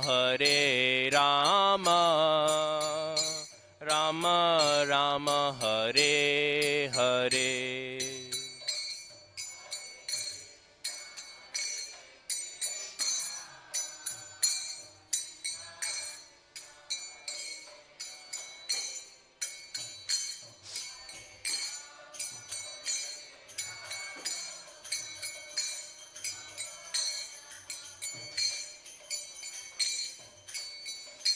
Hare Krishna Krishna Krishna Hare Hare Hare Rama Rama Rama Hare Hare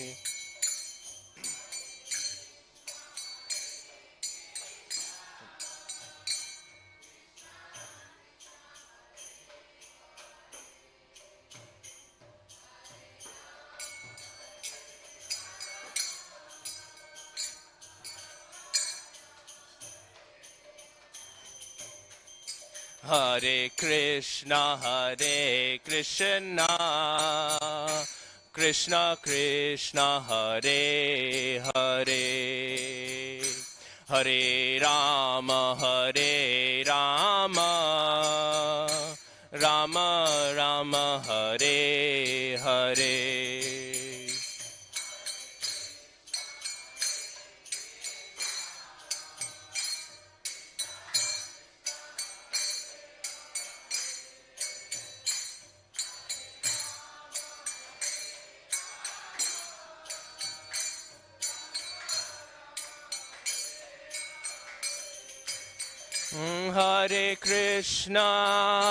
Hare Krishna Krishna Krishna Hare Hare Hare Rama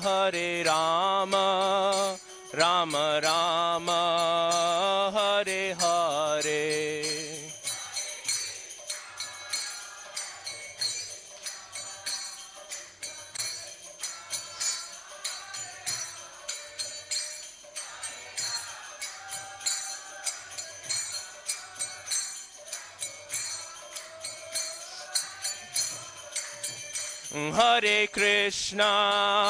Hare Krishna Krishna Krishna Hare Hare Hare Rama, Hare Rama, Rama Rama, Hare Hare.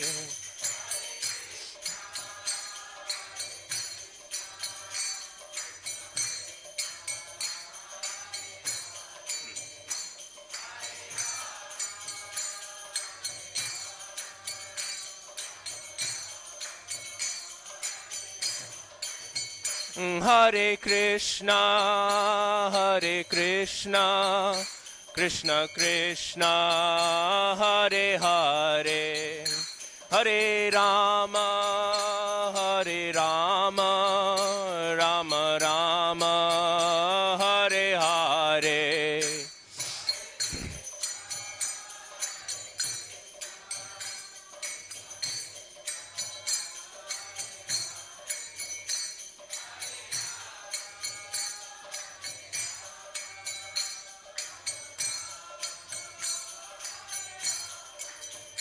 Jayo Radha Gopinath Radha Gopinath Shri Radhe.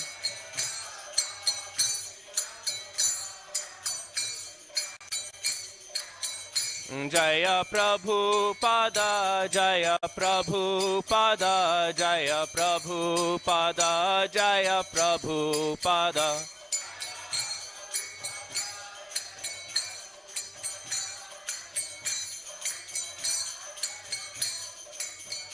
Jaya Guru Deva, Jaya Guru Deva, Jaya Guru Deva, Jaya Guru Deva.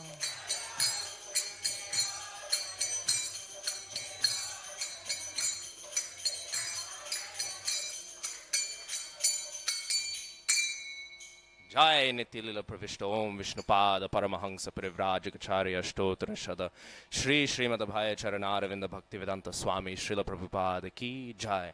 Jai Nitya Lila Pravishta Om Vishnupada Paramahansa Parivrajacharya Stotra Shada Shri Srimad Bhakti Siddhanta Saraswati Goswami Srila Prabhupada Ki Jai. Jai Nitya Lila Pravishta Om Vishnupada Srila Gorkishore Das Babaji Maharaj Ki Jai. Jai Nitya Lila Pravishta Om Vishnupada Srila Satchidananda Bhaktivinoda Thakur Ki Jai. Jai Nitya Lila Pravishta Om Vishnupada Vaishnava Sarvabhaum Srila Jagannath Das Babaji Maharaj Ki Jai. Shri Gauriya Vaishnav Guru Varga Ki Jai. Prem se kaho Shri Krishna Chaitanya Prabhu Nityananda Shri Advaita Gadadhara Shri Vasadi Gaur Bhakta Vrinda Ki Jai. Namacharya Srila Haridas Thakur Ki Jai. Ganga Mai Ki Jai. Jamuna Mai Ki Jai. Bhakti Devi Ki Jai. Tulsi Devi Ki Jai. Anantakuti Vaishnav Vrinda Ki Jai. Nittai Gaura Premanande Hari Hari Bol. All glories assembled the Varis Hare Krishna. All glories assembled the Varis Hare Krishna. All glories assembled the Varis Hare Krishna.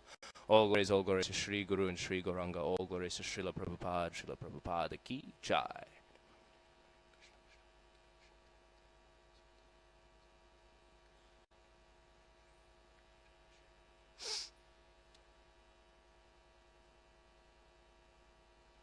Om Namo Bhagavate Vasudevaya.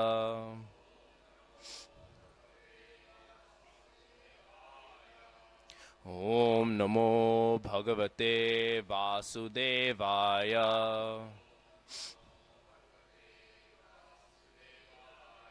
Om Namo Bhagavate Vasudevaya.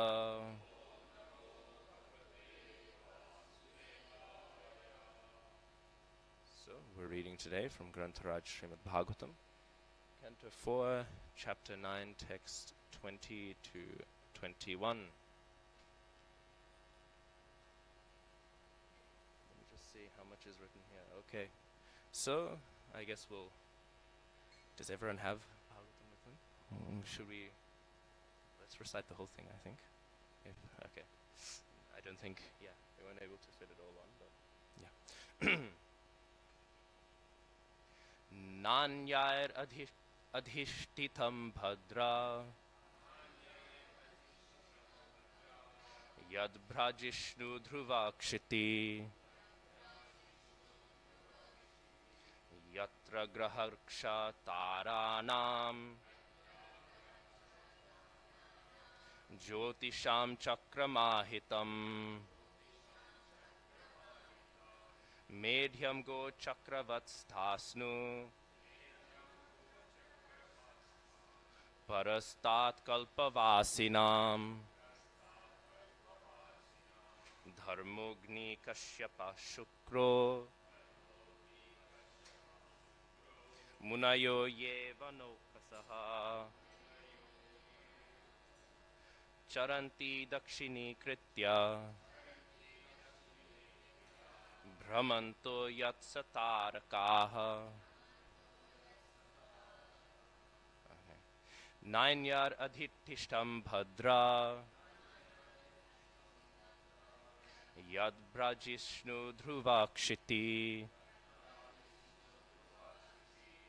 यत्र ग्रहर्षताराणां ज्योतिषां चक्रमाहितं मेढ्यं गोचक्रवत्स्थास्नु परस्तात् कल्पवासिनां धर्मोऽग्नि कश्यपः शुक्रो मुनयो ये वनौकसः चरन्ति दक्षिणीकृत्य भ्रमन्तो यत्सतारकाः Final time. नान्यरधिष्ठितं भद्रा यद्ब्रजिष्णु ध्रुवक्षिति यत्र ग्रहर्षताराणां ज्योतिषां चक्रमहितं मेढ्यं गोचक्रवत्स्थास्नु परस्तात् कल्पवासिनां धर्मोऽग्नि कश्यपः शुक्रो मुनयो ये वनौकसः चरन्ति दक्षिणीकृत्य भ्रमन्तो यत्सतारकाः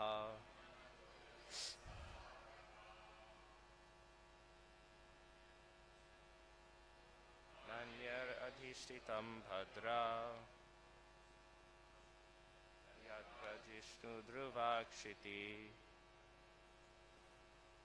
यत्र ग्रहर्षताराणां ज्योतिषां चक्रमाहितं मेढ्यं गोचक्रवत्स्थास्नु परस्तात् कल्पवासिनां धर्मोऽग्नि कश्यपः शुक्रो मुनयो ये वनौकसः चरन्ति कृत्य भ्रमन्तो यत्सतारकः नान्यरधिष्ठितं भद्रा यद्ब्रजिष्णु ध्रुवाक्षिति यत्र ग्रहर्षताराणां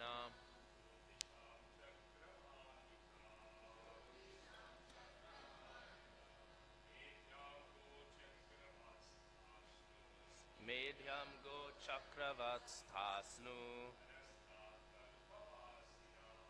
परस्तात् कल्पवासिनां धर्मोऽग्नि कश्यपः शुक्रो मुनयो ये वनौकसः चरन्ति दक्षिणीकृत्य भ्रमन्तो यत्सतारकाः नान्यरधिष्ठितं भद्रा यद्ब्रजिष्णु ध्रुवाक्षिति यत्र ग्रहर्षताराणां ज्योतिषं चक्र आहितं मेध्यं गोचक्रवत्स्थास्नु परस्तात् कल्पवासिनाम् धर्मोऽग्नि कश्यपः शुक्रो मुनयो येव नौकसः चरन्ति दक्षिणीकृत्या भ्रमन्तो यत्सतारकाः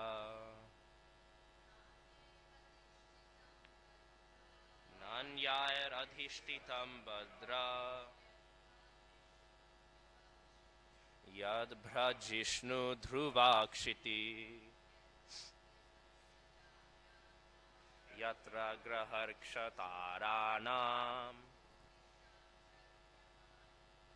ज्योतिषां चक्रम् आहितम् मेढ्यं गोचक्रवत्स्थास्नु परस्तात् कल्पवासिनाम् धर्मोऽग्नि कश्यपः शुक्रो मुनयो येव नौकसः चरन्ति दक्षिणीकृत्या भ्रमन्तो यत्सतारकाः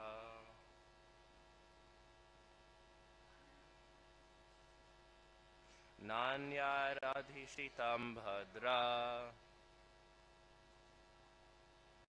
यद्भ्रजिष्णु ध्रुवाक्षिति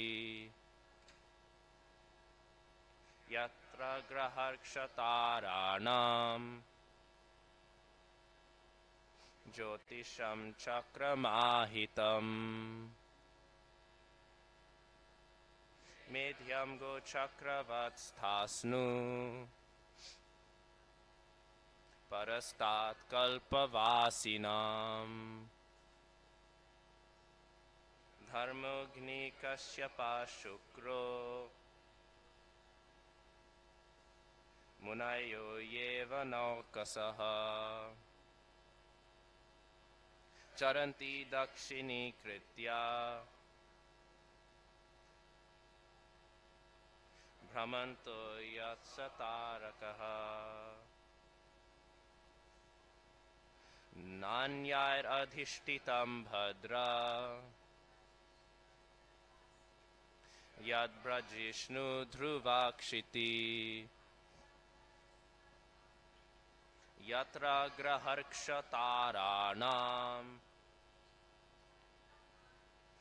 ज्योतिषां चक्रमाहितम् मेध्यं गोचक्रवत्स्थास्नु परस्तात् कल्पवासिनाम् धर्मोऽग्नि कश्यपः शुक्रो मुनयो येव नौकसः चरन्ति दक्षिणीकृत्या भ्रमन्तो यत्सतारकाः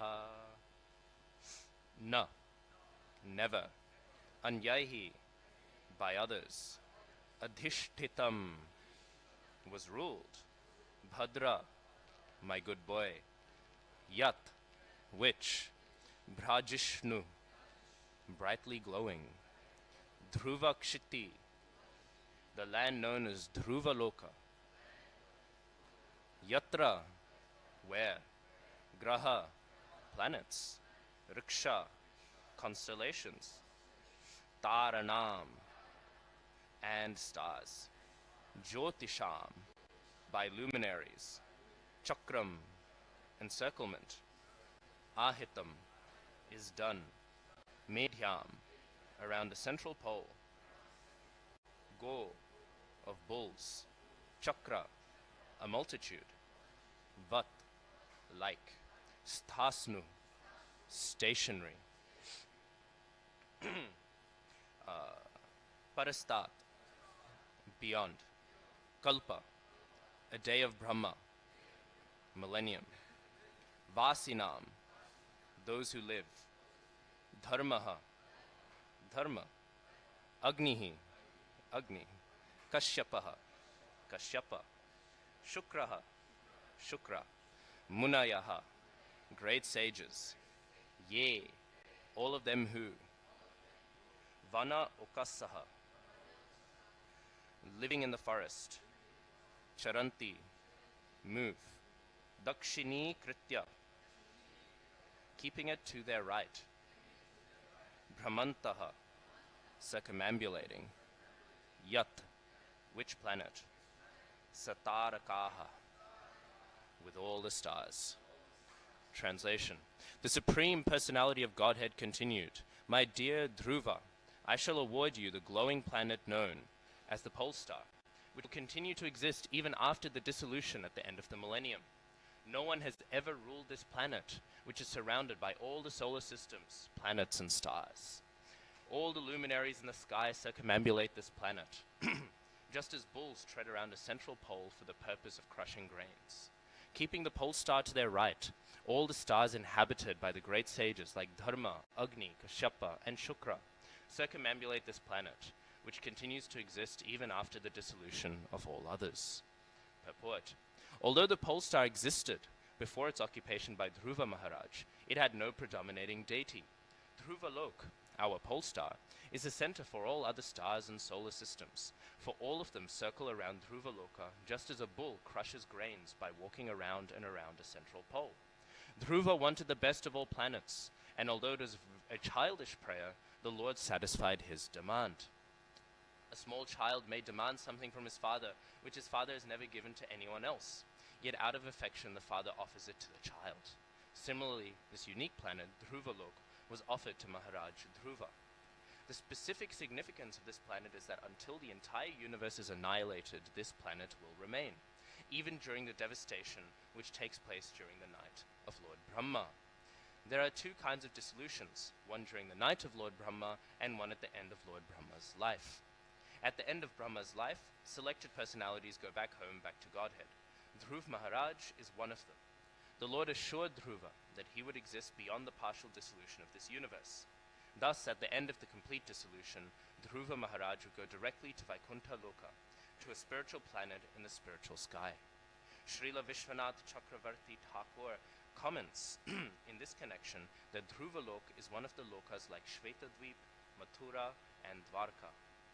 They are all eternal places in the kingdom of Godhead, which is described in the Bhagavad Gita, Tad Dhama Paramam, and in the Vedas, Om Tad Vishnu Paramam Padam, Sada Dhama Param, Sada Pashanti Surayaha.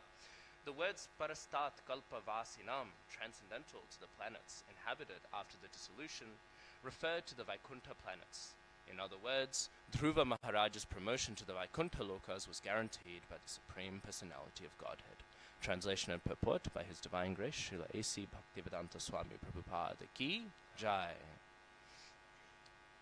Om Jnanatimirandhasya Jnananjana Shalakaya Chakshurunmilitam Yena Tasmai Shri Gurave Namaha Shri Chaitanya Manobhishtam Sthapitam Yena Bhutale Soyam Rupah Kadama Hyam Dadati Svapadantikam Vandeham Shri Guru Shri Yuta Padakamalam Shri Gurun Vaishnavamscha Shri Rupam Sagrajatam Sahagana Raghunathanvitam Tam Sajivam Sadvaitam Savadhutam Parijana Sahitam Krishna Chaitanya Devam Shri Radha Krishna Padan Sahagana Lalita Shri Vishakhanvitamscha He Krishna Karuna Sindho Dinabandho Jagatpate Gopesha Gopika Kanta Radha Kanta Namostute Tapta Kanshana Gaurangi Radhe Vrindavaneshwari Vrishabhanu Sute Devi Pranamami Hari Priye Namo Mahavadanyaya Krishna Prema Pradayate Krishnaya Krishna Chaitanya Namne Gauratvashe Namaha Vanchakalpatarubhyascha Kripa Sindhubhyevacha Potitanam Pavanebhyo Vaishnavebhyo Namo Namaha Jaya Shri Krishna Chaitanya Prabhu Nityananda Shri Advaita Gadadhara Shri Vasadi Gaur Bhaktavrinda Hare Krishna Krishna Krishna Hare Hare Hare Rama, Rama Rama, Hare Hare. So, welcome everyone to Srimad Bhagavatam class and happy Ekadashi. Today we will be discussing, today is Ekadashi, right? Yeah, just make sure I didn't, not fasting for no reason. So, today we are hearing, of course, of the wonderful benedictions that Dhruva Maharaj he is receiving with all of his, Prabhupada says, childlike desires. Of course, all of our desires are very childlike. I remember once I was hearing one interview with one sannyasi, and the sannyasi, he is the first personality that he had taken shelter of, and who he had received sannyas from, and so on and so forth, had some difficulties in his path of bhakti, and was no longer able to serve this sannyasi in the role of a spiritual master. And this sannyasi, he was speaking about that, and he was reflecting, and this devotee who was asking him was saying, how do you feel? Like, what is your reflection on that? And this sannyasi, I think, gave a really wonderful reflection. He said, of course, there are some feelings of like confusion and maybe disappointment, but ultimately, I think about that personality who had given me that shelter, and as much as I now have to, find shelter elsewhere, I'm very grateful. Because before I became a brahmachari, forget about being a sannyasi, before I became a brahmachari, I was going around and I was looking for this and that. I was looking for, all sorts of silly things, siddhis and jnana and all of these things. I was looking for all of these things. I was looking to become a very knowledgeable personality. I was looking, to be able to have laghima and mahima and all of these things. I was looking for all sorts of things. And this personality, he sat me down and he said, here is Krishna. Here is the Mahamantra. And with these things, you'll be able to attain true perfection. And so he said, I can never exchange how grateful I am. That though I was looking for so much nonsense, he gave me something substantial to look for. And so I have so much gratitude. And I thought this reflection is a very sweet one, right? Because it reflects that actually no one comes to the path of Krishna consciousness, no one comes to the path of bhakti with a sensible desire, right? This is why, of course, we know the first stage of the bhakti krama, the path of bhakti is, of course, shraddha, right? But what do we hear? How can one attain shraddha, right? How can one attain faith? Only through sadhu sangha, right? So people are there with all sorts of different conceptualizations. And then by the mercy of the Vaishnav, Vaishnav will enter into the life of the individual and will disrupt all of their childlike plans, right? Prabhupada once was walking through one city and all the disciples were with him. I don't know what city it was, but as they're walking through like the CBD with all the big buildings and everything, and they saw a little sign, and the sign was pointing to a little park, and the park was called Children's Fairyland. And Prabhupada, he looked at the sign and he laughed, and then he took his walking stick and he pointed at one of the big buildings and he said, Adults Fairyland. So we can see all of the hopes and desires, they're all childlike, they're all empty. Of course, we hear in the Srimad Bhagavatam, we hear about the foundation, if you will, of the four regulative principles, right? The four regulative principles, they're based upon the places which Kali, he was banished to, right? Correct? Yes. So we see that he is banished there. But of course we know Kali has a dilemma. Parikshit Maharaj's rule, where can he find such places? And then of course he's granted one other place, right? And what is this other place? Where there's gold, right? Wherever gold is being held. This is interesting because of course we make a big deal about following the four regulative principles, as we should. But then of course we see that Kali is as much present in the hoarding of gold. So many people, they will still hold on to this desire, right? They'll say, oh, I'm not breaking any of the four regulative principles. Let me hoard some money, right? Let me be very ambitious. Let me have 50 investment properties and many, many cars. Oh, no, it's all right. I'm not eating mushrooms, right? But this is not what the Bhagavatam says. Bhagavatam is very clear, right? That as much as Kali resides in these four things, he is also residing in wealth. He is also residing in gold. And it is in gold that all of the hopes and aspirations of contemporary society lie, right? How do people measure if a country is happy, right? We don't measure how satisfied people are.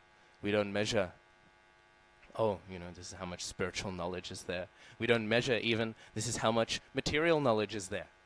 We say, GDP is growing very nice, people must be happy, right? These are the, GDP growth, very good, very good. The rich get richer and the poor get poorer. Very good, very good. Haribol. So, what to do? A little bit of a heavy point, but this is the nature of reality. All of these things are empty dreams. And yet, also the dreams of the religionists are empty dreams. We know there's the ritualistic brahmanas, and on the border, if you will, of Mathura, right? They're in the similar sort of region as like Garga and Charya and all these other personalities who are kind of in the pastime, but not. They're sort of intersecting in. We can say, in a sense, they're like how Sarvabhaum Bhattacharya and Maharaj Prataparudra are, in the fact that they are not eternal participants in the pastime, but they sort of enter in. They're sort of entering into the pastimes, right? And so people on this fringe, right, they sort of enter in to the pastimes, even though they're not eternally participating into it. And of course we know their wives, the wives of the ritualistic brahmanas, they eventually do enter into these pastimes, right?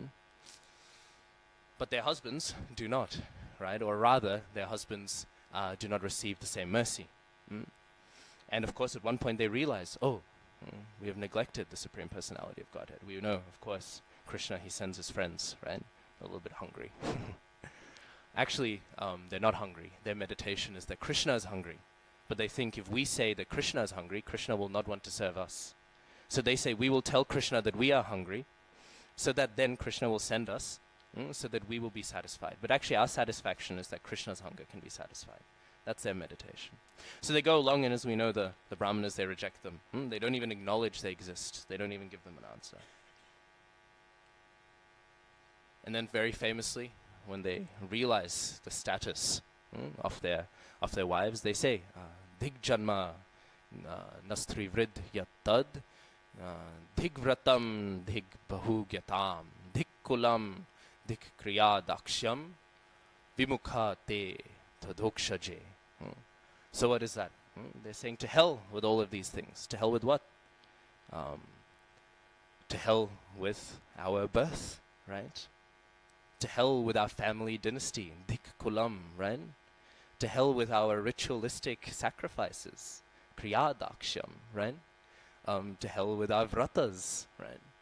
Bahu gyatam, right? To hell with all of our knowledge, all of our knowledge, all of that. All of it is useless, right? All of it is condemned. Why? Because we did not accept the Supreme Personality of Godhead when he was before us.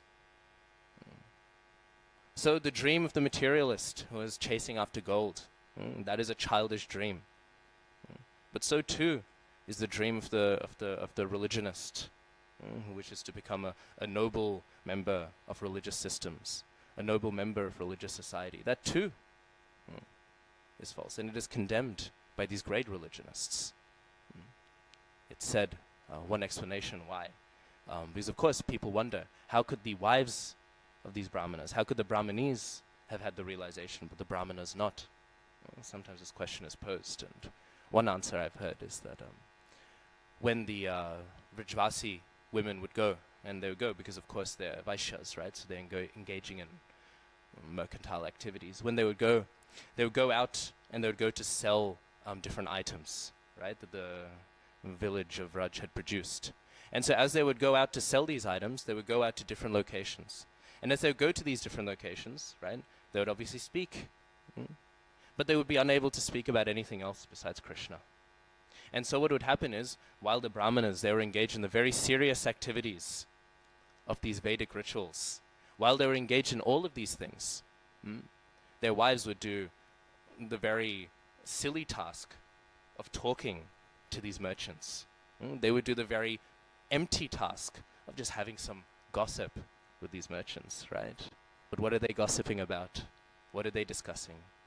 Hari Katha, right? All of these Vrajavasis will come and they would say, oh, you know, it's Krishna. He's so wonderful. He has this flute and he has this peacock feather. And they're hearing all of these things. And by hearing these things, a desire for Krishna consciousness arises.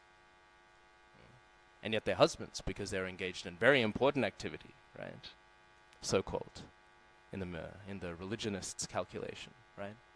Because they're engaged in all of these things, they were deprived of this. And thus, vimukha ye pradhokshaje. That's the shloka.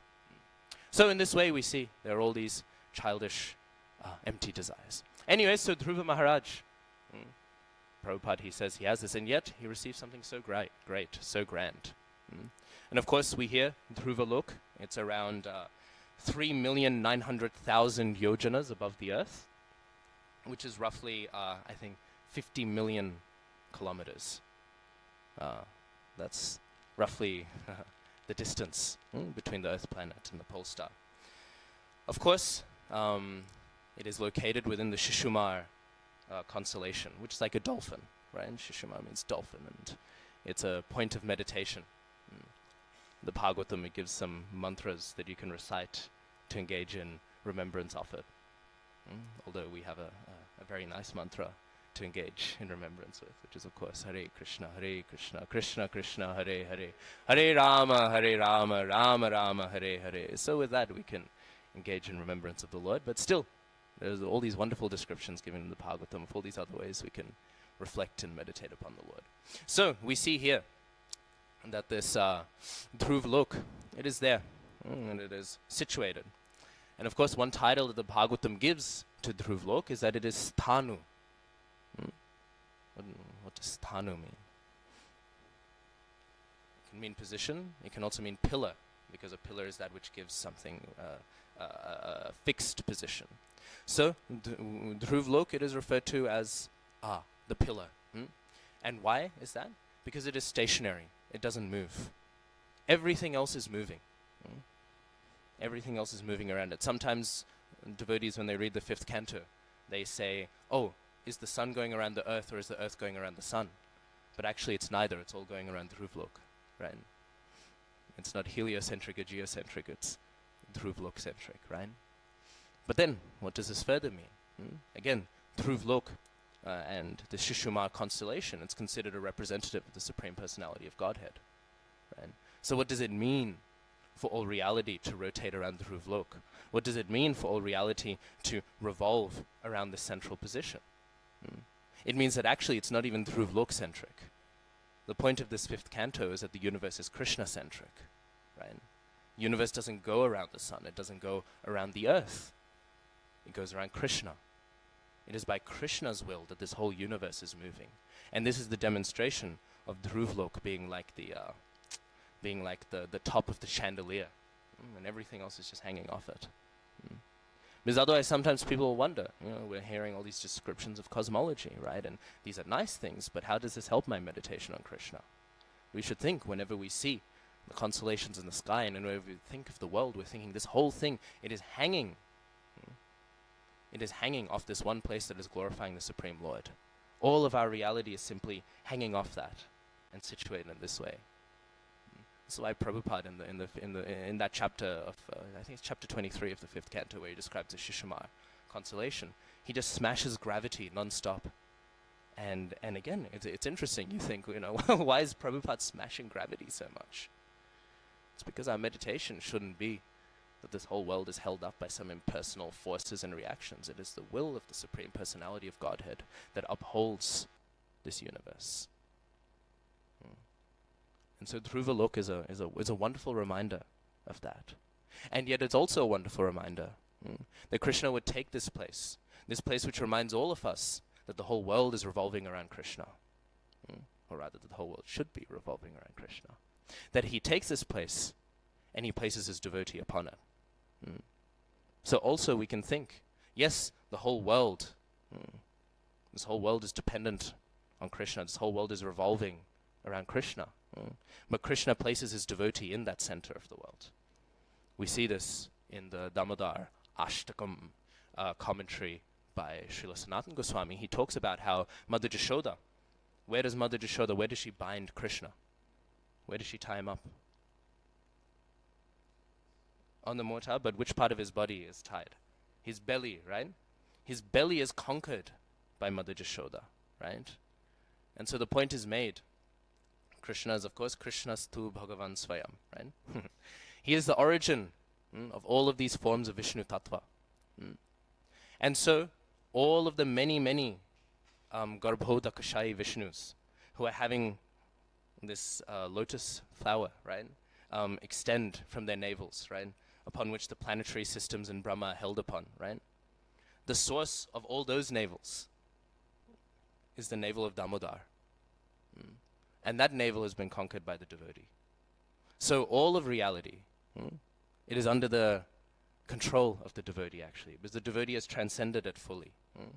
And being transcended it fully, Krishna, he gives it, right? Once heard from Kadambakanana Maharaj. We can ask the question in Nrsingadev's pastimes. In Nrsingadev, he appears, right? We all know, right? Half man, half lion, twilight, right? All of these different stipulations from the one boon that Brahma gave. And Maharaj, I can't remember, somebody asked him, I can't remember the context, it was a while ago, but Maharaj was asked, or was explaining, we can ask the question, Krishna, he is what? He is the Supreme Personality of Godhead. Does he need to do anything? No, right? Krishna, he is beyond everything. He is fully, he is Svatantra, right? He rules himself, right? He has true Swaraj, right? And that is within Krishna, the ability to do anything. So why then does Krishna have to follow some boon? And Maharaj, he was saying, because Brahma, he is a devotee. And Krishna, he gives himself to the devotee. He will abide by the devotee's desire. And so Krishna, all of this material reality, it can all be given to the devotee. Once I heard Bhakti Vikas Swami Maharaj, I think he was speaking in regards to the Pushpa Samadhi in Mayapur. And Maharaj, he was saying, some people might think, wow, such a big temple for one garland, right? And he said, but if we were able to take every single particle in this universe, it would not weigh. If we were to take every single part of all of the planetary systems and put it on a scale, it would not weigh the same thing as one drop of dust from the lotus feet of Srila Prabhupada. And that is not sentimentalism. That is not some emotional outpour, but it is a very clear siddhanta that the devotee transcends matter fully. And so is inherently more valuable than anything in this world. So on the one hand, it is very great that Dhruva Lok is given to Dhruva. On the other hand, it is a recognition, because of course Dhruva Lok, it is both kind of in this world and not in this world, right? It's a divine embassy of Vaikuntha, right? It is a recognition that where else can the devotee be placed? But in this touch of transcendence. So in this way, we see this.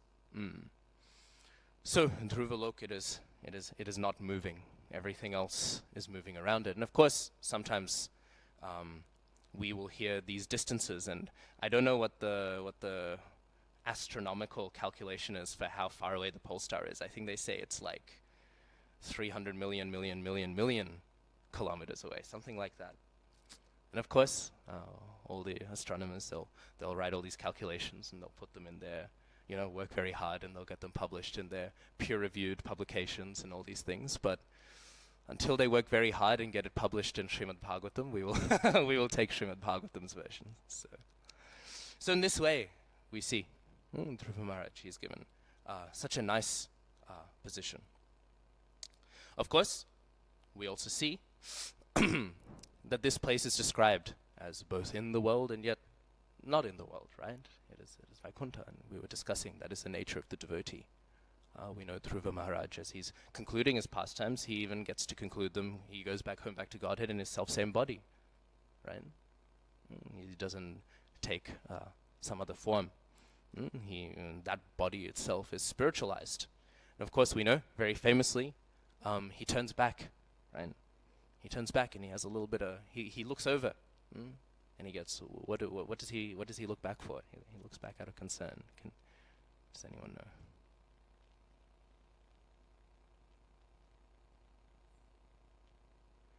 Yeah, we can say maybe he has that, but when he's an adult, as he's about to enter into Vaikuntha, he looks back with one attachment. Yes. Mother, yes.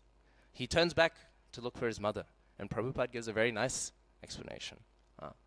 Prabhupada, he speaks, and he says that actually, Dhruva Maharaj, he's looking back because he's thinking, of course we know, and this is going all the way back. Once we will get to this in maybe a few months.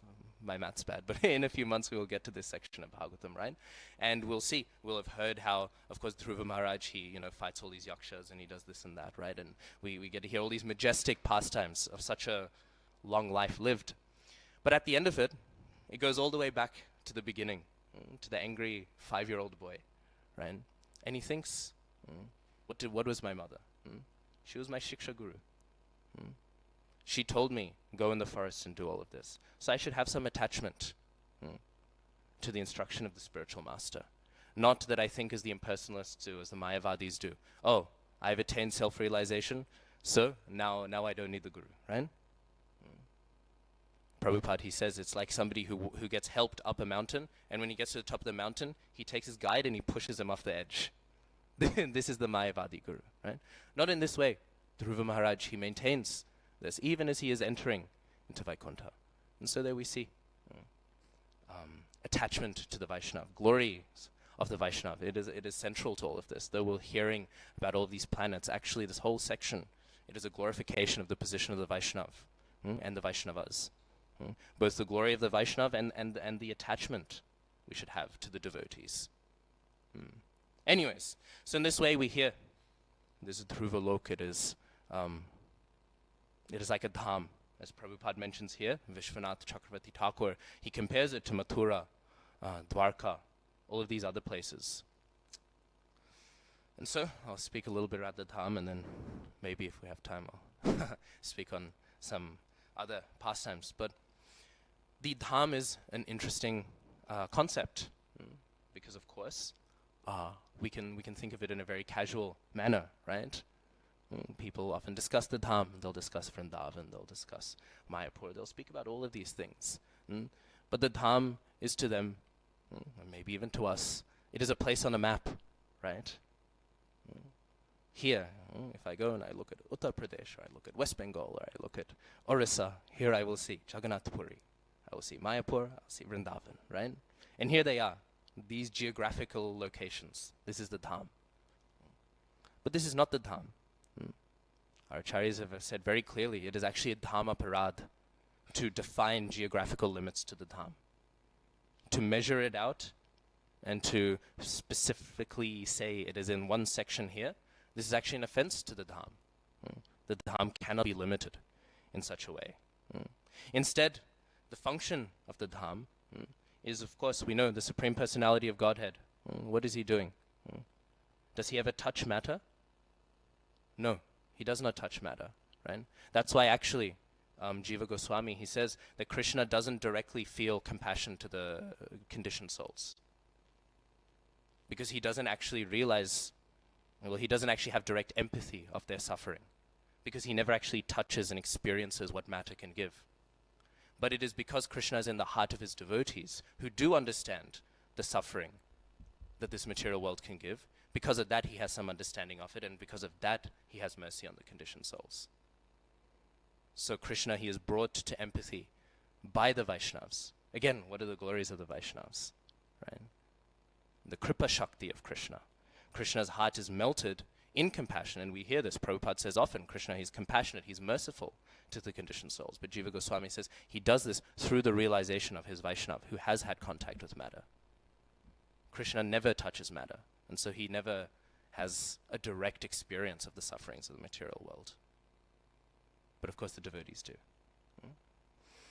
So, in this way, Krishna, he never directly touches the material world. And so if he never directly touches the material world, well then how does he appear here? This is the function of the dham. The dham is, of course, the Sandhini Shakti, the existence potency of internal potency, right? The Sarup Shakti, it has the three primary ways that it undergirds Satchidananda, the qualities in Krishna, right? We know Sandhini, Samvid, Ladini, right? And so the Sandhini Shakti, it is manifesting all of those things. In Chaitanya Charitamrita, it discusses this. All of the different aspects of the Dham, the land itself, right? All of the paraphernalia, it is all manifesting from this. And of course, Balaram, he is presiding over all of this. And Balaram is presiding over it because, of course, Balaram is a supreme personality of servitor Godhead, right? He is serving Krishna by providing all of this for Krishna to manifest his pastime in. So in this way, this Shakti, it manifests the Dham. The Dham is the place where Krishna is able to manifest in the material world without ever taking step in the material world. The analogy that's often given is that of an embassy. Recently I was getting my passport updated, and when you walk into the embassy, so I have a German passport, I was like, I've managed to save a lot of money. I'm in Germany without buying a single plane ticket, right? Because the whole idea is that embassy is representing that place. And so the Dham is that. The Dham is not Krishna's pastimes in the material world. The Dham is the spiritual world as an embassy form. That is, of course, if we enter into the Dham, which is a point to be made. So then, what is the nature of the Dham, or rather, the nature of the spiritual world? There are 9 qualities that are given, and I'll go through them very quickly because it was a long set of shlokas. So I'll go through them very quickly. So the first that is given by Jiva Goswami in Bhagavad Sandarbha is, it is not attained by any fruit of karma. And this is an important point. We cannot purchase a ticket to the Dham, right? We cannot purchase a flight to the Dham. We cannot walk into the Dham with the karmendriyas, with these limbs. We cannot enter it into it. This is why it said, we know in the Nectar of Instruction, it says, anyone who bathes in Radhakund, they will attain all of these high things. And yet, I mean, I've been to Radhakund. I sprinkled the water on my head. Nothing happened to me. I'm still here thinking about, how badly I want to have some rice and soya sabji on Ekadashi, right? I'm still here doing this. Why? Maybe my body was there, but my soul was not there. I did not truly enter into the Dham, right? I did not truly enter into Radhakund. To bathe into Radhakund is not that your body is there and it touches something. What is the point of your body touching anything? It is that your soul enters into the waters of Radhakund. And so in this way, this access can only be given. How? Well, we can see this with Uddhava, right? Uddhava, he enters into Vrindavan. And how does he enter in? With 2 things. One, he gets the instruction of Krishna. Krishna is acting, functioning in that place as the spiritual master. So first, the blessings of the Guru must be given. And secondly, he had heard something. Oh, you will go there and you won't understand what's going on. And he became curious. I want to see this. He had some genuine desire. So to enter into the Dham, there are 2 central things. One both needs a desire, a genuine desire, to appreciate the Dhamvasis, to appreciate the Dham. Not to enjoy the Dham, not to lose my heart in Vrindavan, right? But to serve those who have. This must be there, but also the instruction of the spiritual master must be there. Not that we all become a bunch of raging sahajiyas, right? Anyway, so it is not attained by any fruit of karma. Then the next, it is described as being transcendental to the material world, right? Then the next quality is that it maintains the position of its inhabitants, right? Then it is only attained after transcending the material modes, and we've already discussed that a bit, right? Then the 5th is that even the abodes in the material world are understood to be free of all the modes of nature due to having a presence of the Lord. Thus the spiritual abode is definitely considered as being free of such modes. Then 6th, it is inherently transcendental to material nature, and this was the point that I was making before. It is not that when the Dham appears, it mixes with the 3 modes of material nature. It is always transcendental. The Dham is not mixed in. It will never become under the influence of matter. In one sense, we can think of it in the way that the soul connects to the body, right? Our soul is somehow engaging with our body, and yet our material body never defiles the soul, right? But it is not like our soul and our body, because our soul does get overruled by the body. But the Dham never gets overruled. by the material world. Then the next is that it is eternal. The eighth is that it is only attained by bhakti, which is devoid of even the desire for impersonal liberation. That is the eighth quality. And the ninth one is that it is made of Satchid and Ananda. These are the 9 qualities that define the Dham. And with these 9 qualities, we can see that the Dham is a very special place. It is not a tourist destination. It is not a home of piety. It is not a home of culture, right? Sometimes people will say, it is my culture to go to the Dham, and very good, right? People will get some sukriti. But if we want to get a full understanding of the Dham, we have to understand culture is material, but the Dham is transcendental. Is beyond all of these things. And so, in this way, we see, we hear of the Dham. Of course, the question then gets raised.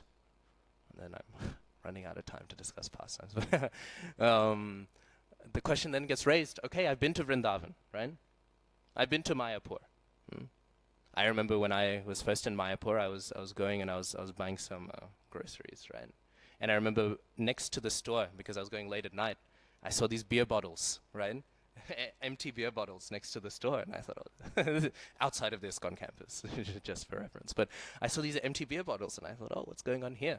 And then we go to Vrindavan, right? And how many times do we hear about campaigns to clean the Jamuna, right? To take care of the Jamuna and everything, right? So we go to the Dham and we think, this isn't Satchidananda, right? So, to understand this, we have to understand, again, that the Dham that the Dham is not something that is entered into with the senses. There are 3 levels to the Dham. There's the Prakat Prakash. And the Prakat Prakash is when Krishna manifests and does his pastimes there. And that is what it was like 5,000 years ago when Krishna was there, and he's fully manifesting everything, right? Then there's the Aprakat Prakash. When Krishna finishes his pastimes, he is still doing them, but now they're hidden from everyone's senses. And when they're hidden from everyone's senses, there's something called the Drishyaman Prakash. Drish, meaning to see, right?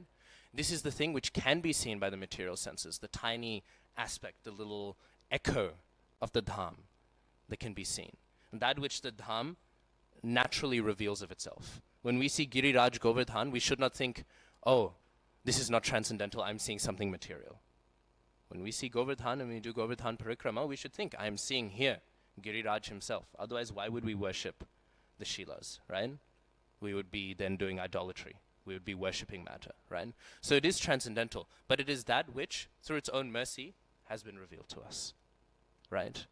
And eventually, that will hide itself away. But what is always eternal is the Aprakat Prakash, which is the nature that pure devotees, when they go to Vrindavan, they will still be able to perceive all the pastimes. This is how Vrindavan, we know, Chaitanya Mahaprabhu, he sent the 6 Goswamis, right? And he sends the 6 Goswamis and they discover all the different places, all the Leela Sthalis, right? Where all the pastimes happened. How did they do this? Sometimes we have this idea. We think that, they sat down and they did some research and they compared different things. But no, they sat down under a different tree and in their trance, they were able to, it's described, each night, different Goswami would sleep under a different tree. And then under that tree, they would engage in a meditation and they would realize, oh, right next to here, this is where this pastime happened. Oh, right next to there, that is where that pastime happened. That is how all of these things were unveiled. The same thing with Bhaktivinoda Thakur. We make a big deal sometimes about Bhaktivinoda Thakur discovering certain documents which revealed the birthplace of Sri Krishna. Jai Shri Gauranitai ki, Srila Prabhupada ki, Srila Gurudev ki, Anantakoti Vaishnava Vrind ki, Jai.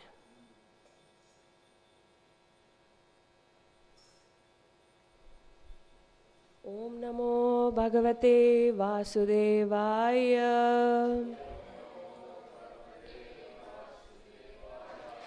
Om Namo Bhagavate Vasudevaya. Om Namo Bhagavate Vasudevaya. नारायणं नमस्कृत्यं नरं चैव नरोत्तमं देवीं सरस्वतीं व्यासं ततो जयमुदीरयेत् नष्टप्रायेषु भद्रेषु नित्यं भागवतसेवया Bhagwati उत्तमश्लोके भक्तिर्भवति नैष्टिकी. Thank you all for coming for today's class. So today we will have Srimad Bhagavatam Canto 4, Chapter 9, verse 22 and 23 will be discussed. I'll chant 22 myself, 23 we can do it together, but I'll ask help for synonyms and translation, we can do it together for both the verses. Prashtite tu vanam pitra Datvagam dharma samsravaham Satrimshat varsha sahasram Rakshitavya hatendriyaha. Prashite, after departure. Prashite, after departure. Tu, but. Vanam, to the forest. Pitra, by your father. Datva, awarding. Gam, the whole world. Dharma Shamshravaha, under the protection of piety. Satrimsat, 36. Varsha, years. Sahasram, 1000. Rakshita, you will rule. Avyahata, without decay. Indriyaha, the power of senses.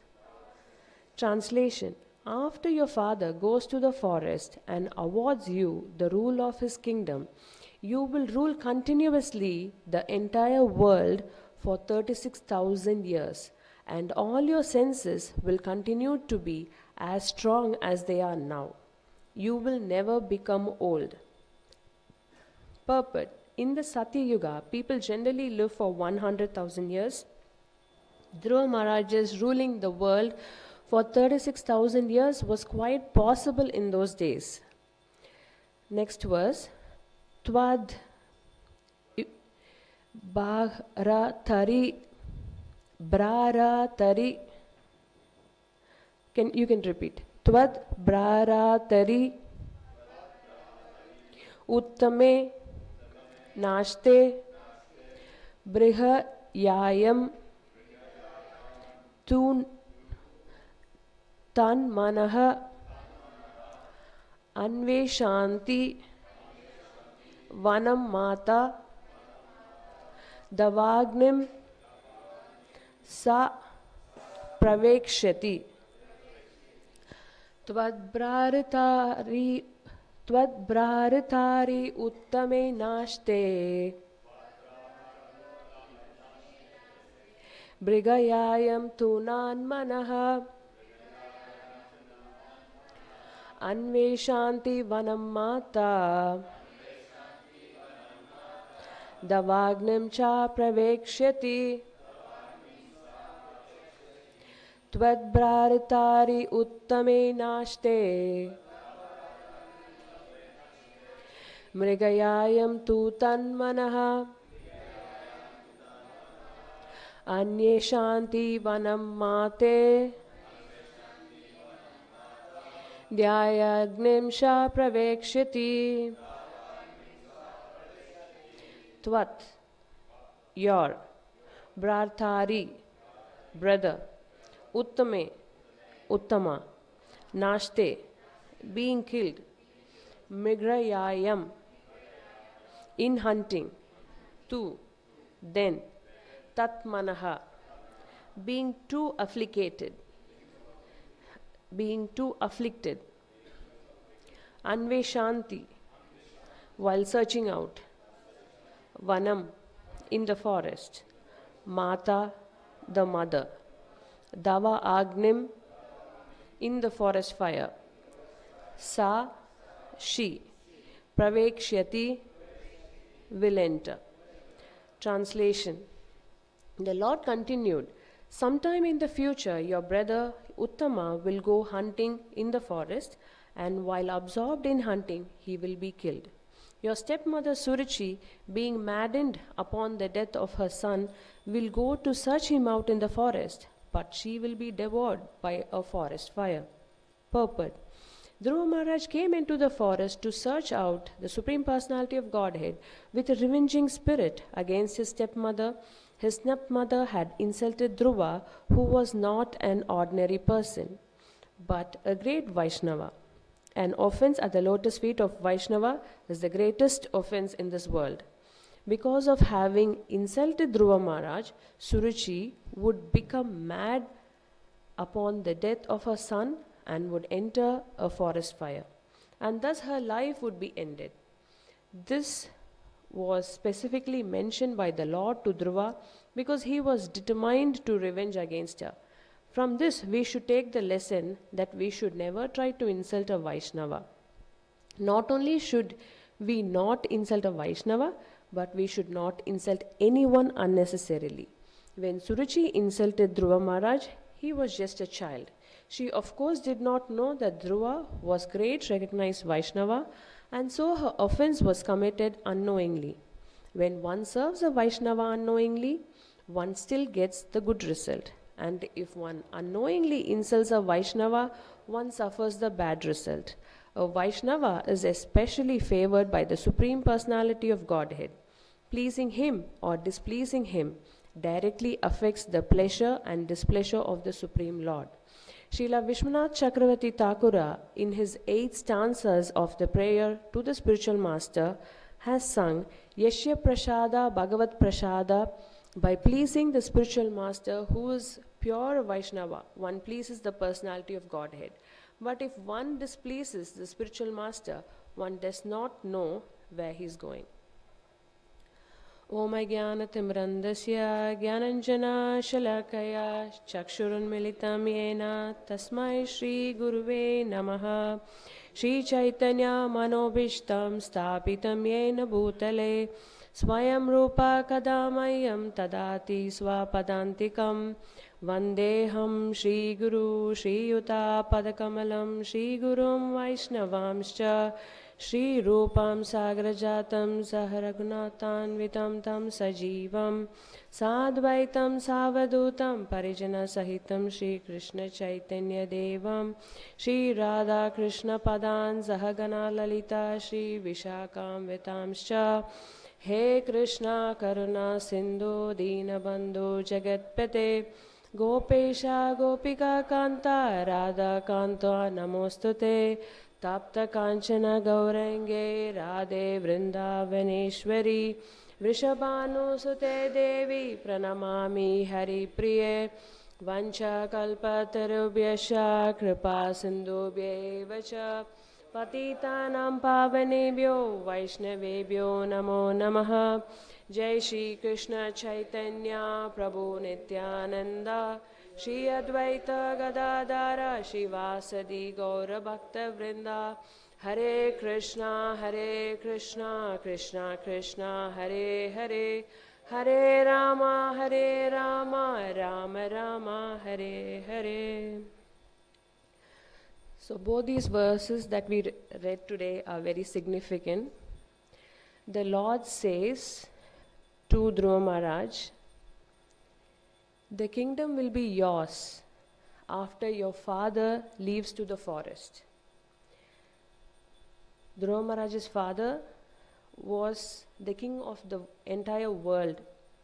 But Lord knows that when his tenure finishes, the king will give up his kingdom, pass it on to responsible person. In this example, he's passing it on to young Dhruva, and the Lord recognizes that the king is going to the forest. In those days, it is a system in Vedic culture that in order to save oneself from the repeated birth and death, the king, after his time, he will go to the forest. If one is remaining attached to his post, or if one remains attached to his family, or if one remains attached to the things, then what happens? Material bondage happens, and one cannot easily go back home, back to Godhead. So therefore, the Vedic culture demands that one, whatever position one might have, whatever attachment one might have, at a certain point of time, they have to leave those attachments, leave those things, and go back home, back to Godhead. So it was inbuilt in the Vedic system that one leaves the responsibilities and goes to the forest. So it is no use, people asking, okay, can I stay for 5 more minutes as a particular person? Can I stay for 5 more years in this position, this role that I am attached to? What is the use? When time comes, we all have to go. So instead of forcibly going, we can voluntarily let it go. And where is Dhruva Maharaj's father going? He is going to Vanam, which is forest, right? Usually, it is called Tapo Vanam, the place of austerity. One may think, okay, going to the forest means suffering, correct? And yes, it is suffering, but what are we suffering in what sense? For what are we going to the forest and doing austerity? To get spiritual advancement. And by getting spiritual advanced, we get so much bliss that it doesn't equate to any of the material enjoyments that we have. So we can we compare spiritual enjoyment to material world? Spiritual enjoyment is permanent, it is eternal, it is blissful. Whereas material enjoyment is time limited, it is quality limited, it is quantity limited also. Let's take for example, if one wants to have fun, right? One would go to, let's say, a theme park. The whole family goes to a theme park. In order for us to go as per plan to a theme park, what do we have to do? We will try to get the kids ready, we'll plan our schedule so that we reach the theme park on time, because the theme park has certain working hours, right? Could be 10 to 4. Let's keep it 10 to 4. So if we have to go there by 10, we have to at least leave home by 8:30, 9, get the kids ready at 8 o'clock, 7 o'clock. So there is some austerity involved. And so by the time you reach there, you park your car, then there's a long queue. There is already so many people there waiting to enter the theme park. So then you are actually looking for material fun, material enjoyment, but already look at the time that is taken. You go wait there in a long queue, then you enter the theme park. Okay, your first ride, second ride. What happens in your first ride? Let's say we are taking up a big water slide, right? So in order for us to get up to the top, we have to, there are some rubber sheets in the form of 8 or some round circle things, right? So you put it around you. So for you to put it around you and slide through the water, you have to carry it all the way. How many minutes of walking? 5 minutes of walking. How many minutes of climbing? 5 minutes of climbing. 1 floor, 2 floor, 3 floor, which these days kids are not used to. So when they reach the top, they're almost tired. And there's already a queue, so they're waiting again. So 15 minutes to go up there to get your chance to come down the slide. And how many minutes to come down the slide?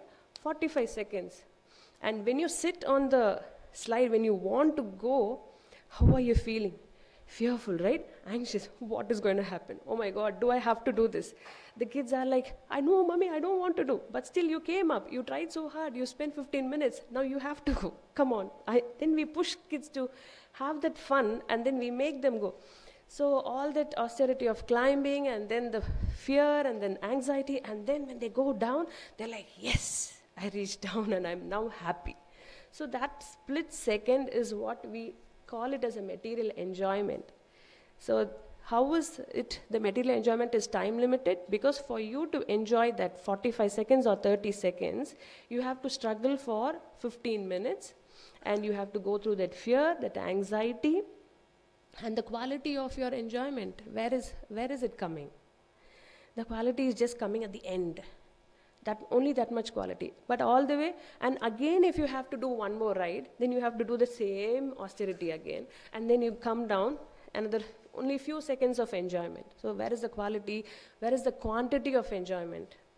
But if you're with your spiritual master, if you're with serving your spiritual master, or I don't know how many of you have experienced, but there is that bliss when you're with your spiritual master, with Lord Krishna, doing service, especially during Janmashtami. Definitely, I know most of us would have experienced. Like at night 12, when the curtain opens and we see Radha Gopinath giving their darshan, how happy we feel, how much bliss we feel.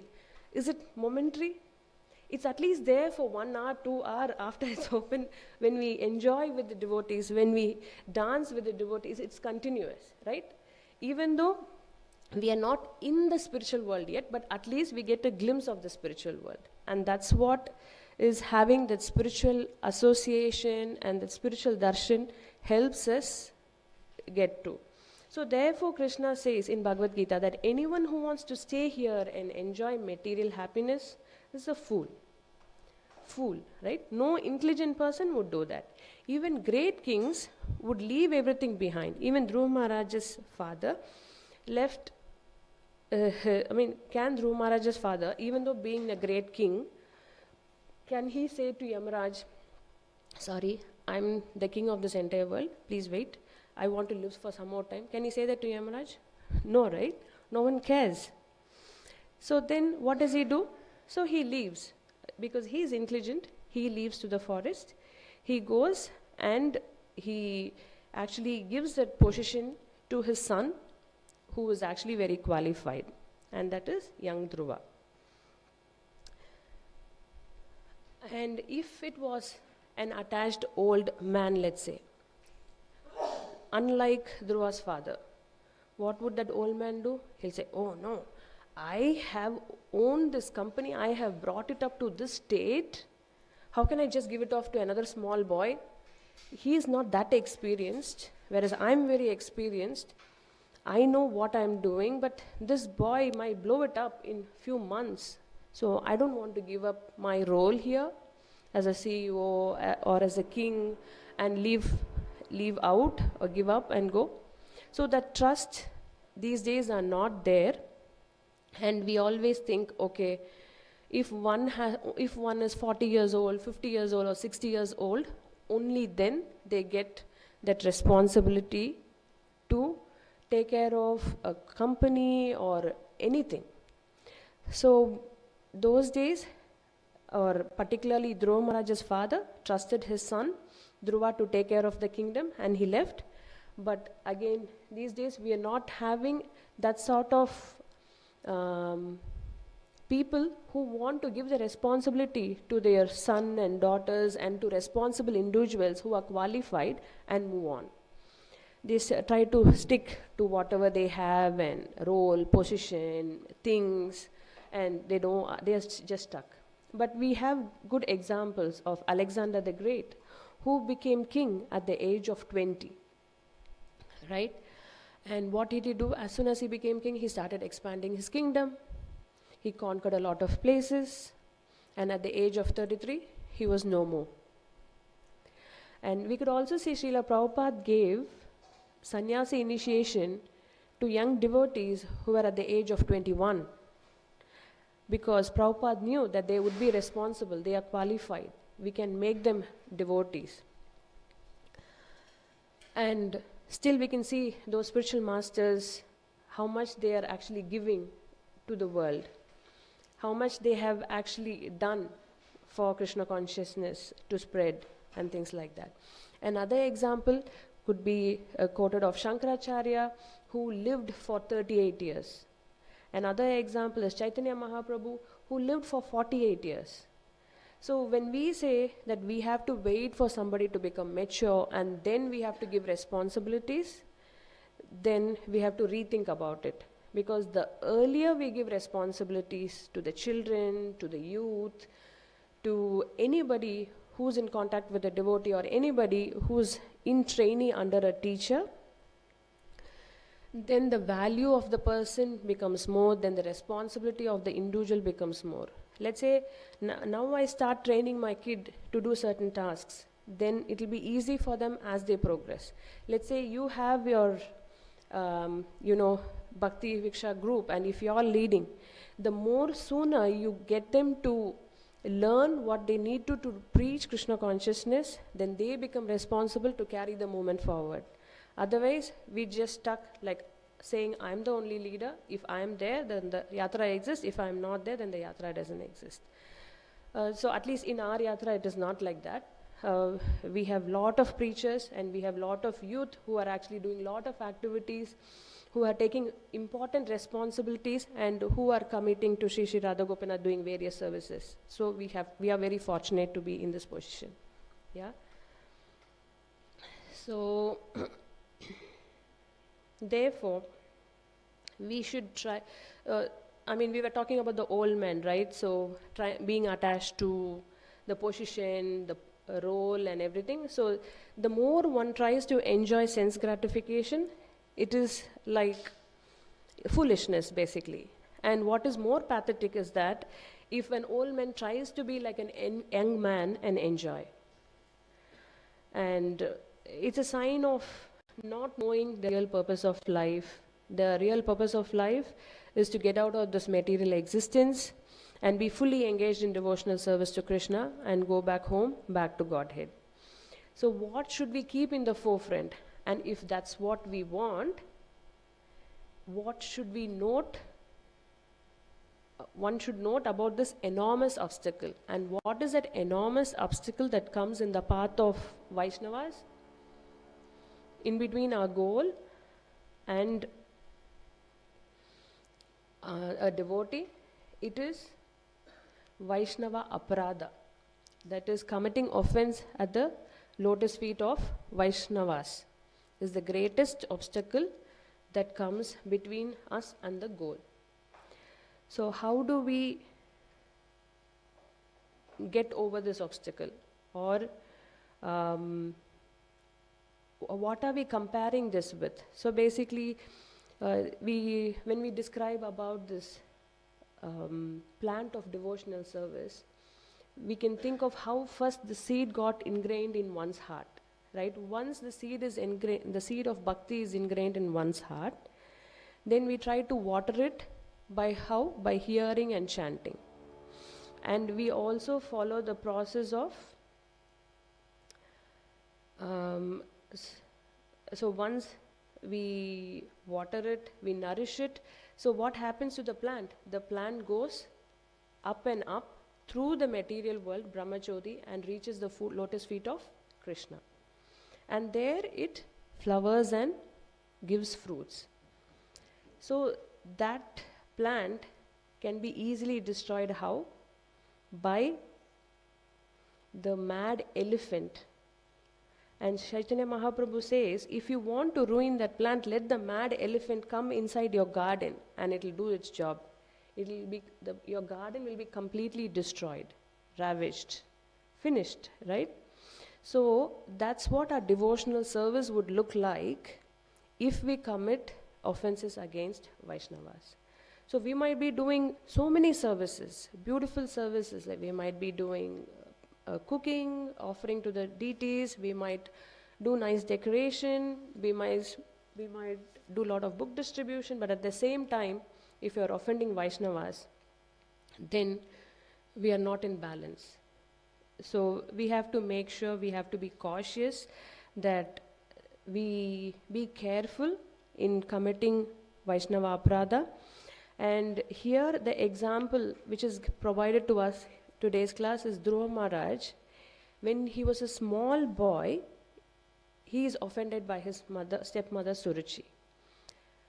So he was not even a devotee at that time.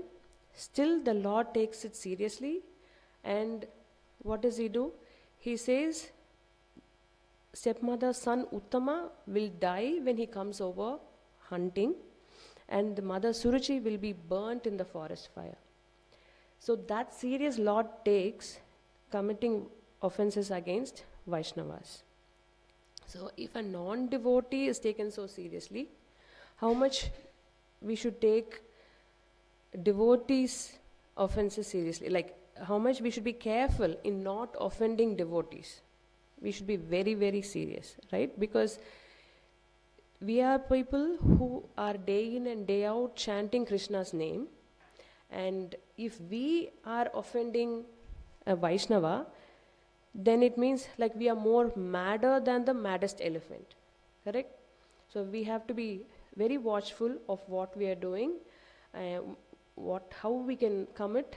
We will see in commit offenses, we'll see in a few minutes.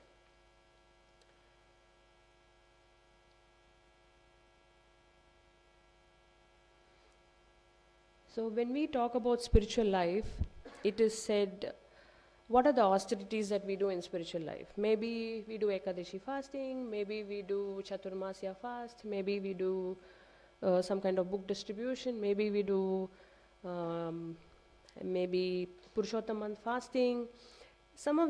These are some of the austerities, right? But is it very hard? Maybe not, because we're used to it by now. But what is really hard is how we engage with our peers, how we engage with Vaishnavas. That's very hard, because day in and day out we have to talk to these devotees, we have to work with these devotees. So somehow or the other we find it easy to blame somebody, criticize somebody, and we have negative attitude towards people. So all this has to be watched. And we were talking about Mahaprabhu, who lived up to 48 years, correct? So what did he teach us while he was there? For his first 24 years in his life, he was displaying pastimes of a young boy, a youthful person.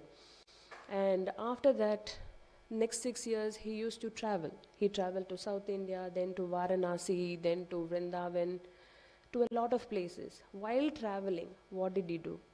He preached to a lot of people, he spread the holy names. People became Krishnized by just watching him, touching him, seeing him, hearing him.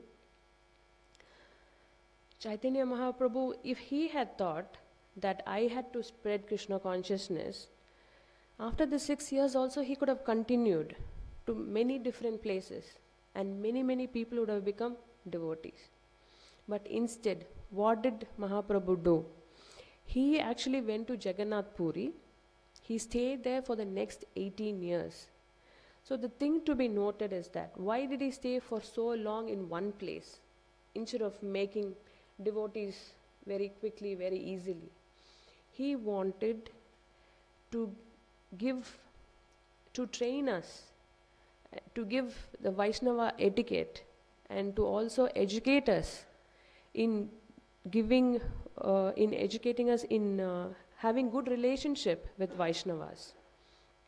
So in that ways, we can see that in Chaitanya Charitamrita, a lot of examples where Mahaprabhu deals with different people in various ways is stated. And it's also touching to the heart, it's all very pleasing. So from that we can learn how we should deal with Vaishnavas and how we should culture a good relationship with Vaishnavas. So he teaches us to have a proper disposition in our mind, because we are people who actually chant Krishna's name day in and day out. It's just like an ice cream, right? If it's in the fridge, it will stay intact, it will have its position, proper shape and everything. But once it's taken out of the fridge, it melts off. So similarly, if a Vaishnava is in proper disposition in his mind, if he has that warmth, that particular temperature, just like how we have that ice cream set in a particular temperature, if we are set in a particular temperature, set in particular disposition of mind, then we will not hurt others, we will not blame others. And if that is there, then it is easy to have a good relationship with people. And we all know that there are various types of apradhs. One is nama aprad, offenses against holy name; vigraha aprad, offenses against deities; guru aprad, offenses against the guru; seva aprad, offenses while we do services; and then dam aprad, offenses which is done in holy places. But out of all this, the main aprad we all need to worry about is offenses against the Vaishnavas, because Gopinath takes it very seriously. He doesn't like one of his devotee to be let down. He doesn't like any of them criticizing his devotees. So it's like, according to him, he often doesn't appreciate, he gets displeased by one offending others. So we have to be very watchful of that. So the Shastras or the Acharyas define that word aparad very nicely. Aparada. So where there is no radha, then it becomes aparada. So in our dealings, when we are not very pleasing, when we are not very sweet, then we remove radha out of the scene, it seems. So then it becomes aparada. Similarly in English, if we actually jump out of the fence of bhakti, then we jump out of the protection of the Lord. If we jump out of the fence of bhakti, then it becomes an offense. So we can relate to it in many different ways. And if we want to be under the protection of the Lord, if we want to be taken care by our lordships, then we have to make sure that our attitude towards people are proper and we don't commit offenses. And so it's like, I've told this before, but I'll just repeat it again. We might be chanting nicely, but we might be doing a lot of nice services. But if you're committing offense, it's like, in a car, we put the accelerator also and the brake also at the same time. The car doesn't move forward or backward. It just is stagnant. It just stays as it is. So in Skanda Purana, it says there are 6 types of Vaishnava Aprad. So one is, when we see a devotee, we should share a smile, it seems. If we don't, then it's a Vaishnava Aprad. Normally when somebody takes photograph, we smile. That's like, natural. But when we see devotees, friends are okay, but any other person, we don't want to smile. Because they are strangers, or we don't like them, so we don't smile. But it's good to always have a smiling face, smile at people, welcome them, because we have Krishna in our heart. We can also invite by sharing a good smile. We don't want to offend people, right? Second thing is, blaming a Vaishnava is also considered an offense. If we beat up a Vaishnava, then also it becomes a aprad. So it need not be that one has to physically go and hit somebody. In Mahabharata it says that when people who are worthy of worship, if they don't need a sword or a stick to actually hit them and they feel hurt. If you don't respect them, they feel very badly hurt. It is equal to slaying them or beating them up, it seems. So when a person who is actually worthy of worship, if we disrespect them, that's worthy of beating them up. So we have to be very careful to give respect to everybody whom we see, day in and day out. So if we are not happy to see a devotee, then also it's an offense. If we show anger to devotees, then also it's an offense. If we don't offer our pranams to devotees, then also it's an offense. If we don't have a positive attitude or behavior towards devotees, then also it's an offense. Seems very scary, right? Oh my God, so much offense. I'm doing day in and day out. But there is hope. But actually, what we can find out from Skanda Purana is even more, demotivating. First I'll say the demotivating one and then we'll go for the motivating one. What Skanda Purana says about people who commit Vaishnava Aprad is, for several years, after we commit that offense, the Lord won't accept our services. So whatever services we offer, maybe for the next 12 years, He wouldn't accept.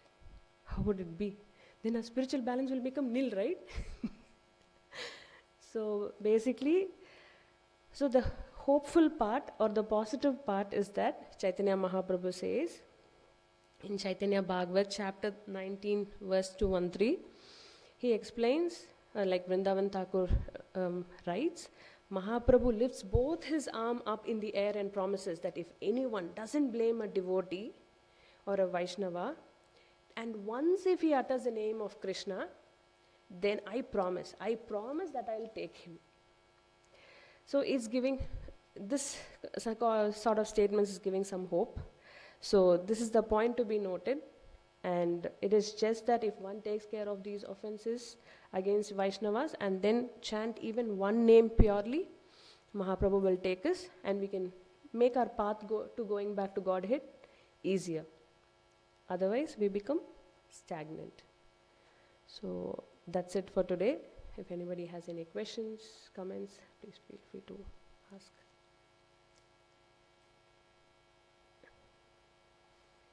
Thank you. Hare Krishna.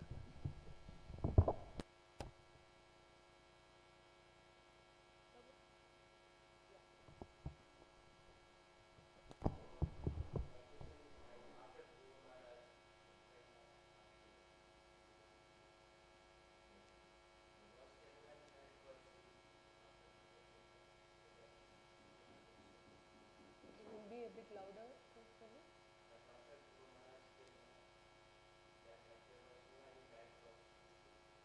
No guide.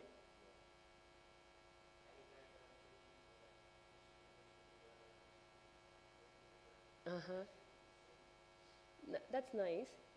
But then there was years that, years that he was in penance, he was in the forest. So you're saying after Dhruva Maharaj came back, was there any guidance? Sorry, I don't know about that. We don't have any explanation about that. Maybe we'll come to know in the future classes. But that's nice to have a compassionate nature though. I appreciate, you thinking like if Suruchi had some guidance, she would have got benefited without being affected by the mistake, right? But she has offended knowingly or unknowingly. So for that she has to get the reaction, correct? So that's why that being that extra cautious and being an extra mile needs to be taken care. Yeah. Thank you. Hare Krishna.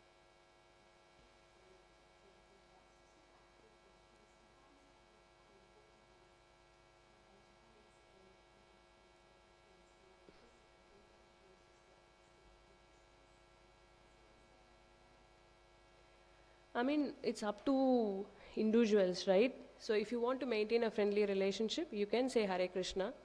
After all, Prabhupada has said, we are all souls. If one looks at you as a Mataji, or if one looks at you as a Prabhuji, then that is how much their consciousness is developed. So as and when they progress in their bhakti, and when one starts to see away from the bodily consciousness, then one can actually see one person as a soul and not as a woman. So that is what we have to understand. I've also, I had the same question, so this is the answer I found over the period of years. Yeah. Hare Krishna.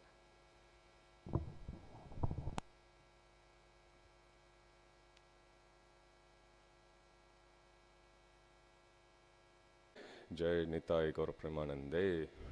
All glories to the assembled devotees. All glories to the assembled devotees. All glories to the assembled devotees. All glories, all glories, all glories to Shri Shri Guru and Gauranga. All glories to Srila Prabhupada. Jagat Guru Srila Prabhupada ki.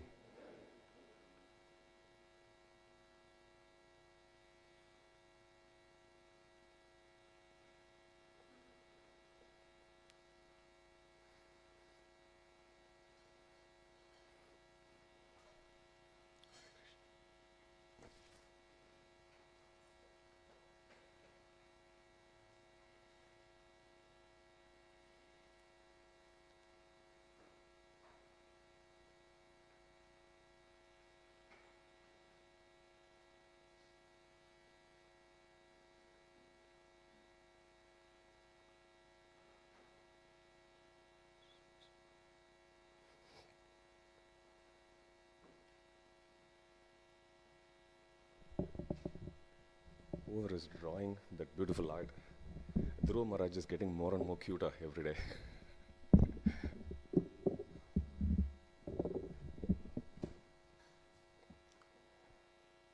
Om Namo Bhagavate Vasudevaya. Om Namo Bhagavate Vasudevaya. Om Namo Bhagavate Vasudevaya.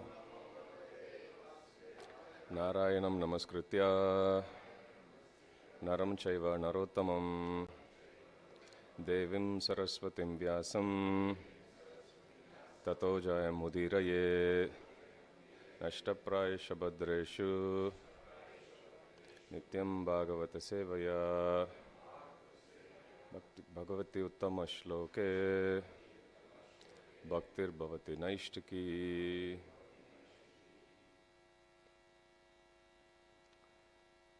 Reading from Srimad Bhagavatam, Canto 4, Chapter 9,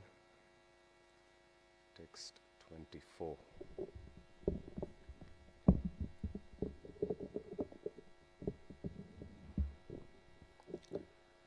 इष्ट्वा मां यज्ञहृदयम्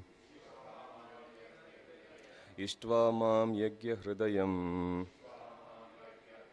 यज्ञै पुष्कलदक्षिणैः यज्ञै पुष्कलदक्षिणैः भुक्त्वा चेह शिशसत्या भुक्त्वा चेह शिशसत्या अन्ते मां संस्मरिष्यसि अन्ते मां संस्मरिष्यसि इष्ट्वा मां यज्ञहृदयम् यज्ञै पुष्कलदक्षिणैः भुक्त्वा चेह शिशसत्या अन्ते मां संस्मरिष्यसि इष्ट्वा मां यज्ञहृदयम् यज्ञै पुष्कलदक्षिणैः भुक्त्वा चेह शिशसत्या अन्ते मां संस्मरिष्यसि.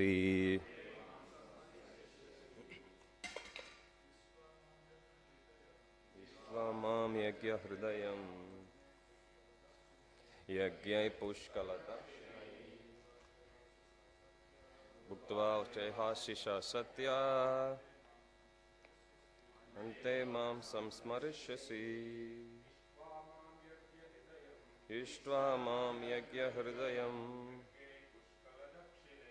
यज्ञै पुष्कलदक्षिणैः भुक्त्वा चेह शिशसत्या अन्ते मां संस्मरिष्यसि. ईक्षा मां यज्ञहृदयम् यज्ञै पुष्कलदक्षिणैः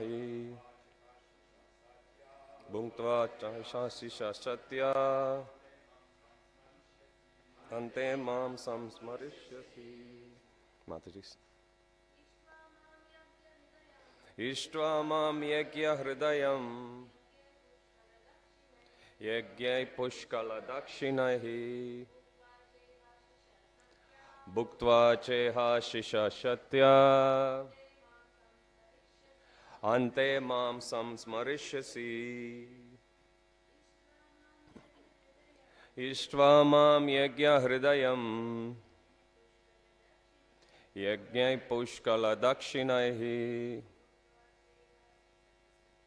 भुक्त्वा चेह शिशसत्या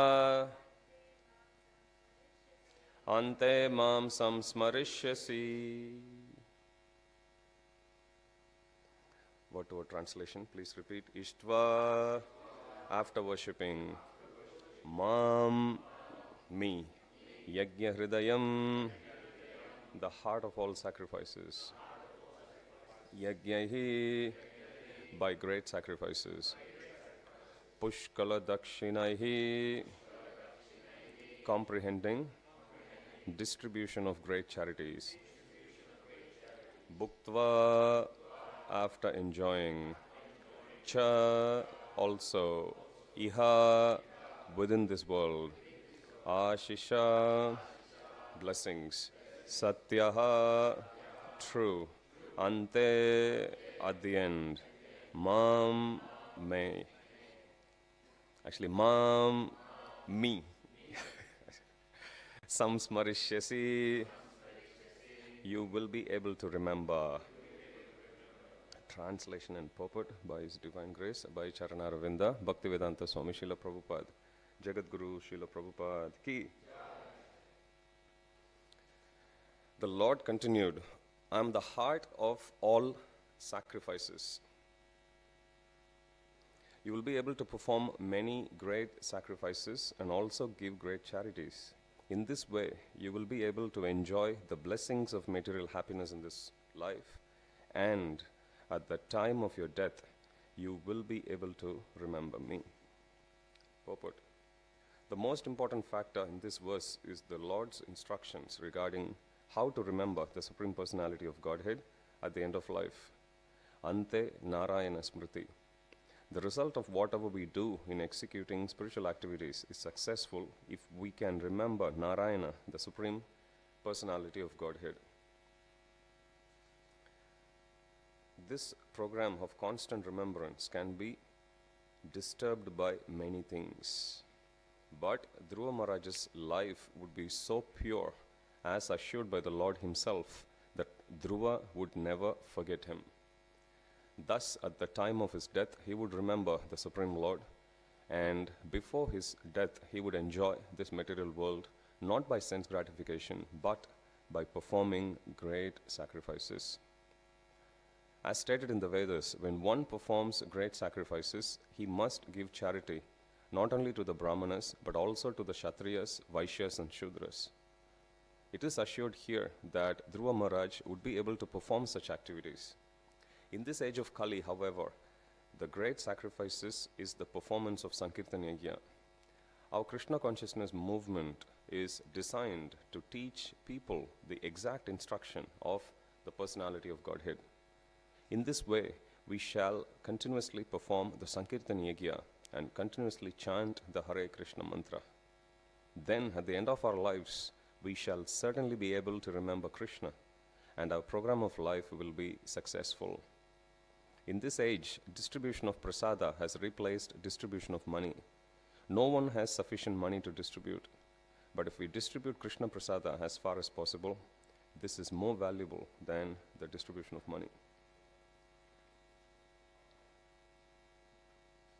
Om Jnanatimirandasya Jnananjana Shalakaya Chakshurunmilitam Yena Tasmai Shri Gurave Namaha Shri Chaitanya Manobishtam Stapitam Yena Bhutale Swayam Rupa Kadamayam Dadati Swapadantikam Vandeham Shri Guru Shri Yuta Patakamalam Shri Gurun Vaishnavamscha Shri Rupam Sagrajatam Sahagana Raghunatanvitam Tam Sajivam Sadvaitam Savadutam Parijana Sahitam Krishna Chaitanya Devam Shri Radha Krishna Padan Sahagana Lalita Shri Vishakanvitamscha He Krishna Karuna Sindhu Dinabandhu Jagatpate Gopesha Gopika Kanta Radha Kanta Namostute Taptakanchana Gaurangi Radhe Vrindavaneshwari Vrishabhanu Sute Devi Pranamami Hari Priye Vancha kalpatarubhyascha kripa sindhubhya evacha patitanam pavanebhyo vaishnavebhyo namo namaha. Jai Shri Krishna Chaitanya Prabhu Nityananda Shri Advaita Gadadhara Shivashadi Gaura Bhakta Vrinda. Hare Krishna Krishna Krishna Hare Hare Hare Rama Rama Rama Hare Hare. Kankaroti vachalam pangum langayate girim yat kripatamaham vande Shri Gurun Dinatarinam Panandamadavam Shri Chaitanya Ishvara. That's it.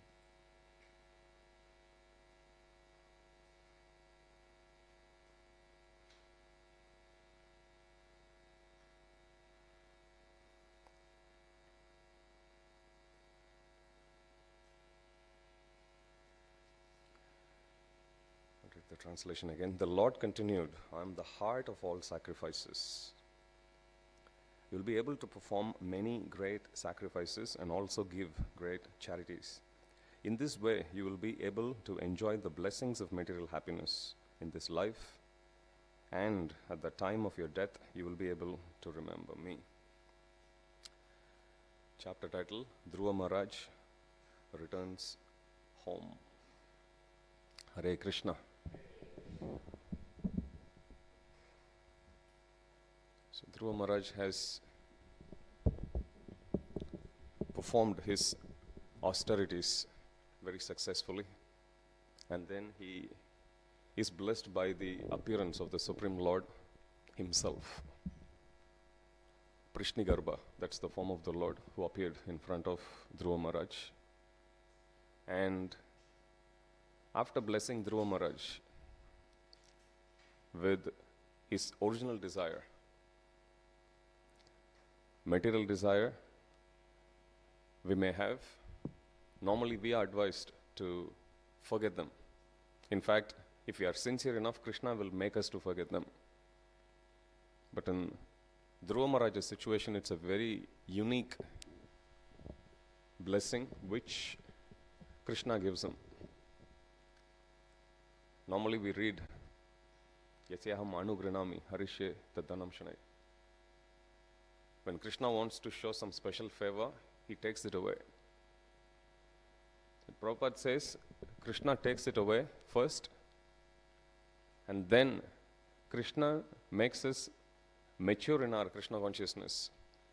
And when Krishna is convinced that the devotee is capable of handling the opulence and wealth, Krishna gives it back. In fact, so much more.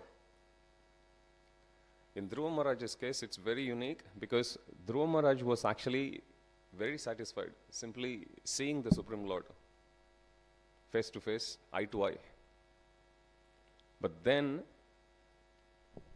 he forgets to ask him because he's very much satisfied, and he speaks to the Supreme Lord, my Lord, I was looking for something like a glass piece when I have the diamond mine right in front of me.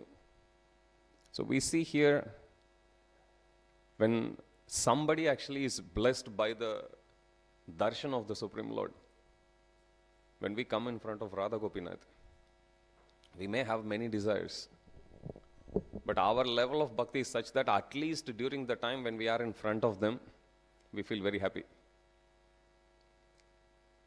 But then as soon as we leave the temple room, we behave differently. That's the problem. In fact, as soon as we finish darshan, even within the temple room, we behave differently. But we need to be conscious. How nice it would be if we can maintain that consciousness. As when we are standing in front of the Lord, the level of consciousness that we have, the purity of thoughts that we have, how nice it would be if we can carry that always. So here, Dhruva Maharaj is very satisfied, but Krishna is insisting, no, you should take. And you will see, in one sense, a similar conversation happens between Narasimhadev and Prahlad Maharaj also. When Prahlad Maharaj says, my Lord, first Narasimhadev says, I am Varada, ask for boon. Prahlad Maharaj says, no, I don't want anything. He insists, no, you should take. My Lord, please don't tempt me with all this materialistic enjoyment. Also, I am serving you. You are my master and I am your servant. I am just serving you. I don't want anything else. Beyond this, it will look like a business transaction. Not it will look like it is a business transaction. So I don't want anything. Still, Narasimhadev insists, no, you should take. Maybe you can liberate my father. That's taken care, 14 generations. Ask me more. Yadi dasyasi me kaman varamstam varadarishaba. Kamanam hridaya samroham bhavantastu vrinevaram. He says, my Lord, if you at all want me to give me some boon, the desire which I may have within my heart to ask for something material, remove that. That's the boon I want. Rule number 1, there is no rule. And then we have to remember, it's the same personality of Godhead who even Lord Brahma was scared to go in front. But Prahlad Maharaj is very coolly having this conversation.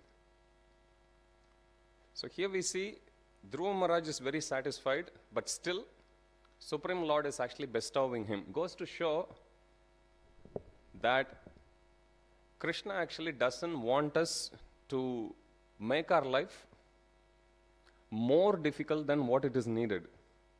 There is a certain level of austerity that's needed, but we should not overdo it. Srila Prabhupada says to one of his disciples when he was walking or about to join the morning walk barefoot, Prabhupada says, material world is already troublesome. Why do you want to make it more difficult? How many of you here would like to make your life more difficult? Already it's difficult. It's too much. So here Krishna is actually giving Again, this is not how we gauge devotee's progress in one sense, but in another sense, we can also gauge. In one sense, you can't actually gauge a devotee's bhakti based on how much wealth Krishna has blessed them with. That's fine. But here, when Krishna is actually deliberately giving him, we can also gauge how much mature this devotee must have been. So much so that Krishna himself is giving, insisting. Even though the devotee is saying, I don't want, Krishna is saying, no, you keep it. So we should not read too much into devotee's wealth, but at the same time, this is a very unique position where Krishna himself, despite the insistence of the devotee to say, I don't want Krishna is still saying, no, you keep it. How often have you come across instance when Krishna said, no, you keep it? Hari means what? One who takes away. Of course, one who takes away all troubles. Very rare to see. Pure devotees, so rare to see. Devotees who have no desire for anything material. Pure devotees are so rare. So here, Dhruva Maharaj is being assured, the Lord continued, I am the heart of all sacrifices. Vasudeva Paraveda, Vasudeva Paramakaha. Bhoktaram Yekya Tapasam, Sarvaloka Maheshwaram. Lord is the supreme enjoyer. Vasudeva Paramakaha. Lord Krishna, he is the ultimate object of all sacrifices. You will be able to perform many great sacrifices and also give charities. Prabhupada mentions in the purport how Dhruva Maharaj will enjoy after he dies, or after rather he gets liberated. When his time is up in material world, Krishna himself will come and, or he'll send his dear Vishnu Dudas, and Dhruva Maharaj would actually go in the self-same body. He doesn't even die. He goes in the same body that he has. Prabhupada writes how pure devotees, they never leave their body. They just go in the self-same body. You come across pastimes, Prabhupada actually mentions even in the first canto about how the Pandavas, they went in the self-same body. Draupadi went in the self-same body. Subhadra Maharani went in the self-same body. If you go to Maharashtra, you will come across Tukaram Maharaj, went in the self-same body. Not only him, he also asked the Veena also to come. So you will come across pure devotees, they go in the self-same body. Dhruva Maharaj also does here. He will be able to perform many great sacrifices. So Prabhupada says, in bhakti, how a devotee enjoys both in this life as well as in the next. First, let's talk about next life. Next life is we go to Goloka Vrindavan. Needless to say, whatever descriptions we have come across, it's going to be a very fun place, correct? Krishna always has games. Krishna always has a lot of activities. So, we don't have any doubt about how the quality of life will be. Of course, when we make it to Goloka Vrindavan, terms and conditions apply. But let's shift our focus to the enjoyment which devotees have in this material world. Prabhupada says here, Dhruva Maharaj will be able to enjoy material life. How? Not by sense gratification, but by performing sacrifices and charities.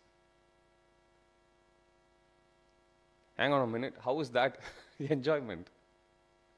We may think our level of enjoyment means taking it, but there is a certain joy which we have by giving also. Etava janma shafalyam dehinam iha dehishu pranararter diya vacha shreya acharanam sada. Krishna says, Etava janma shafalyam, whoever who is born in this world, dehinam iha dehishu. Dehinam means whoever who is born in this world. Iha dehishu means other embodied living entities. Whoever born in this world has to do something for the welfare of other embodied living entities. How? Praner, Arther, Diya, Vacha. Using one's life, time, Arther, one's wealth, Diya, intelligence, Vacha, words. Shreya means fortune. One should share that fortune with other embodied. Dehishu means other embodied living entities. Acharanam, behavior. By one's activities, one should share it. How often? Sada, always. So acts of sacrifice, austerities and penances never stop. Krishna also says that in Bhagavad Gita. So here, Krishna is telling to Dhruva Maharaj that you will be able to enjoy. Enjoy how? By performing great sacrifices and charities. So this is a very higher level of enjoyment. We need to condition ourselves to. In bodily consciousness, our enjoyment is we always take. But in spiritual consciousness, enjoyment means there is an enjoyment in giving. How many of you have this experience? Very rarely, not very often, rarely by sacrificing something and giving it to others, could be anything. Easy example, plate of prasad. Okay, part of the plate of prasad. You may be seated in a class, one other devotee comes, you give the seat. Could be anything. Or sometimes you stand in the queue, you let the other person, that's impossible. How many of you have that experience? The joy of giving. All of us, sometimes at least. But Krishna is saying that's a good start. We have, but Krishna is saying, Shreya, Acharanam, Sada, always. So there is a certain enjoyment comes in giving. There is a certain enjoyment comes in letting go of things. How many of you have that experience? Whether we like it or not, when things go, okay, anyway, it's gone, you know. Even though that wasn't our plan. Now that it's gone, what can you do? Just accept it. So here, Krishna is saying, you will be able to enjoy by performing great sacrifices and charities. When Krishna gives wealth, he wants us to enjoy. How does he want us to enjoy? By engaging it in his service. So whatever Krishna gives us, we should feel grateful. If Krishna gives us less, we feel grateful because that's the service Krishna has given us. If Krishna gives us more, that's the service Krishna has given us. In any situation, ultimate enjoyer is always Krishna. Vasudeva para makaha. Any sacrifice we do, if we sacrifice, there has to be two people, right? There is a performer of sacrifice and there is a person who is supposed to enjoy the sacrifice, correct? If I have a plate of prasad, I give to other, then I'm the performer of the sacrifice. But who is the enjoyer? The person who I'm giving to. Okay, understanding this is very simple. Same way, Krishna is saying any sacrifice you do, ultimate enjoyer is just him, nobody else. In fact, only if the ultimate enjoyer is Krishna, if the nature of our sacrifice, quality of sacrifice is like that, then only what we do, the act that we actually do is considered as a sacrifice in the first place. Otherwise, even sacrifices should not be or cannot be whimsical. Many times we invent a lot of different austerities just to keep ourselves busy. But we have to understand what Krishna wants, what Krishna is going to enjoy. Prabhupada gives an example. If a guru tells the disciple, please give me a glass of water, and if the disciple concludes, compared to a glass of water, a glass of milk is better, and he gives a glass of milk, Prabhupada says, that's not a proper service. Service means we have to do something to please the Supreme Lord, or please whoever is the object of that service. Based on their desire, it has to be. So Krishna has given whatever faculties, whatever resources that we have, Krishna wants us to enjoy. How? Not by keeping. Even materially, we have that experience, the joy of giving. But Krishna wants us to experience that joy forever by giving. Always. Shreya, Acharanam, Sada. All the time. In this way, you'll be able to enjoy the blessings of material happiness in this life. This is how material things can be enjoyed in this life. How? By giving. And at the time of your death, you'll be able to remember me. And Prabhupada says, of all the instructions which Krishna has given, in this particular verse, the most important instruction is samsmarishyasi. We say the last word of the verse. Remembering. Etavan sankhya yogabhyam swadharma parinishtaya janmalabho paropumsam ante narayana smriti. Prabhupada quotes that verse here. Etavan sankhya yogabhyam swadharma parinishtaya janmalabho paropumsam ante narayana smriti. The ultimate achievement which one can achieve by one of these three processes. What is it? By the process of Sankhya, by the empirical analysis of this material world, whatever conclusion one can come to. So that's the first path. Second path, one follows the Ashtanga Yoga process, comes to the stage of Samadhi and attains perfection, which is Samadhi to see the Supreme Lord face to face and to meditate on Him. That's the second path. Third path is Swadharma. Whatever achievement one does by executing their dharma or their job properly. Whatever the outcome of these three different paths, path of Sankhya Yoga, path of Ashtanga Yoga, and the path of performing one's own duty. Etavan Sankhya Yoga Vyam. Swadharma. Parinishtaya. Whatever ultimate achievement one can possibly achieve by these three paths is remembrance of the Supreme Lord at the end of one's life. So you don't gauge a person's success in their job based on what salary they get, based on how high they climb up in the career ladder, based on what promotion they get, what job title they get. Whatever activity that one does during the whole job, you won't get to see that during the person's entire life up until the time of death. If somebody had executed their job properly, they'll be able to remember the Supreme Personality of Godhead at the time of death. That's how you gauge.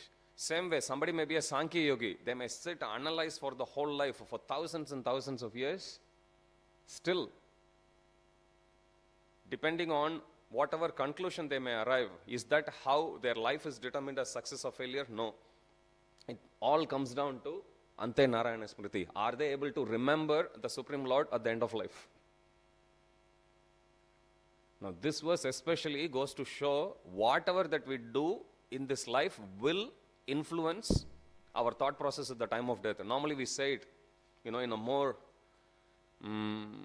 theoretical way.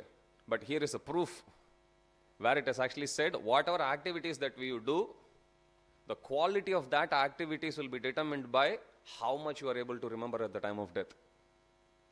So same way, in yoga process, somebody may sit in meditation, sit still in one place for again thousands of years. Is that how you calculate a person's success? No. Wait until they are about to die and see how much they are able to remember. That's what this verse says. So Prabhupada here, he is saying this is the most important verse, or important word rather, in this verse. Samsmarishya. See, how much is a person able to remember the Supreme Lord? But in order to do that at the end of life, one should start to meditate on that. One should start to train their mind to remember that. Every word that we hear creates a mental image. Can we have that exercise? Car, white car, Sudarshana Chakra, flag, Narasimhadev, Radha Gopinath.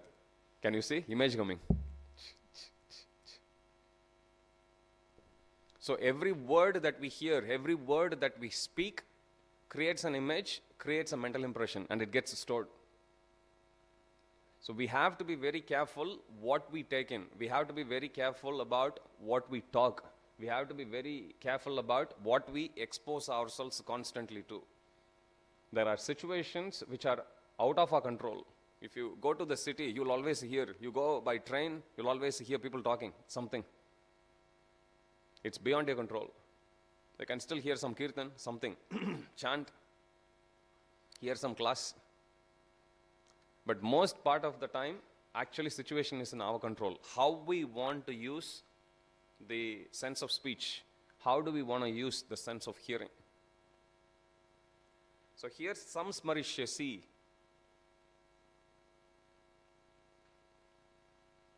Tena kena prakarena, or I have also read ena kena prakarena. Mana Krishna niveshayed sarve vidhi nisedyasyur ettayoreva kinkara.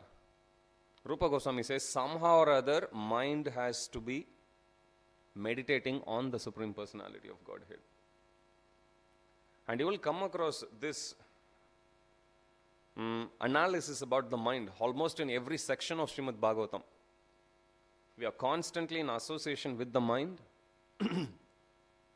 It's with the mind that we see the world. Mind is the conduit between our soul and the external world. It gets the information and then it processes it. If a person is in coma and they may be having their eyes open, if the mind is not in a proper state, it won't register that information. Sometimes have you got that experience? You may be standing right in front of your friend and you know your friend may be saying something very important. And you hear for 10 seconds and you say, can you please repeat? Without wanting to admit that you spaced out. Mind didn't process the information. Okay, it's through the mind we actually receive the information. But the problem with the mind is it acts as a double agent. You know who's a double agent? Have you watched some spy movies? Okay, a country will employ one guy as a spy for its own welfare. The guy goes to another country, the enemy country. Enemy country also employs him to become the spy of his own country. And this guy comes back, his original country or the country in which he belongs thinks that he is working for him. But actually what is he doing? He is actually getting pay from both the governments. He is taking the information from here and passing. But who actually gave him opportunity for the second job? It's the first country. Without that, he wouldn't have even gone to the other country.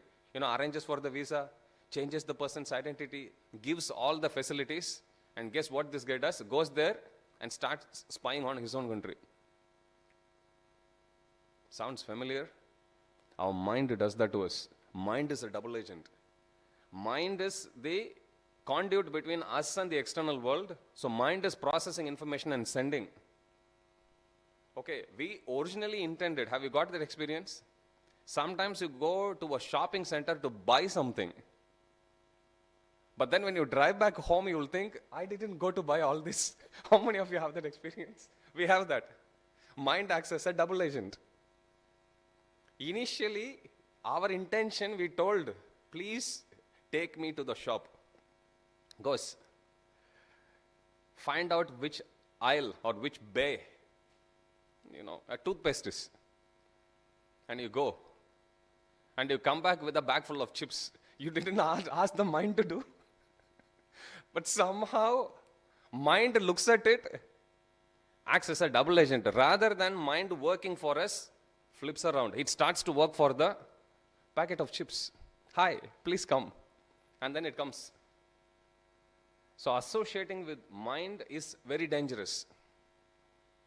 Because mind has this tendency to act as double agent. You can't completely switch off the mind either. Without mind, our other senses won't work. I mean, they'll get the information, but they can't process. It's like giving a laptop to a monkey. What does it do? Even if it knows the password. So information will come, but we can't process. We can't make any good use of it. In order to make that information which is gathered by all of these different senses, Jnanendriyas, mind has to be there to process it. If somebody goes off, even a mental person actually sees everything.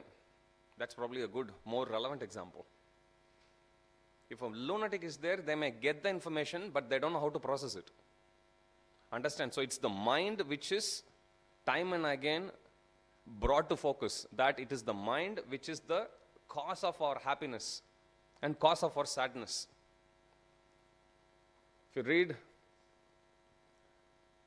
11th canto of Srimad Bhagavatam, you will see in Uddhava Gita, Krishna tells to Uddhava about one Brahmana from Avanti, not to be confused with Avaduta Brahmana. There are two stories which Krishna speaks about in Uddhava Gita. One is Maharaj Yadu, who is the forefather of the dynasty where Krishna was born.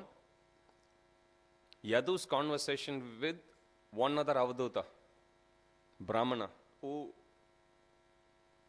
shares his knowledge about the 24 gurus he accepted. So that is Avaduta Brahmana. That conversation Yadu is having.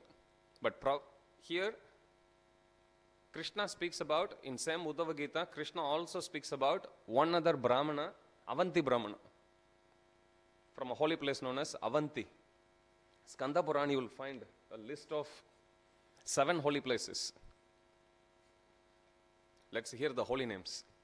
Okay. Can you guess what those 7 places are? Take a guess. Just a holy place. Even if your answer is, actually it cannot be wrong, it's still holy. Come on. If I say holy place, what comes to your mind? Mathura, okay. Vrindavan, okay. I'm sorry? Okay, Vrindavan covers everything.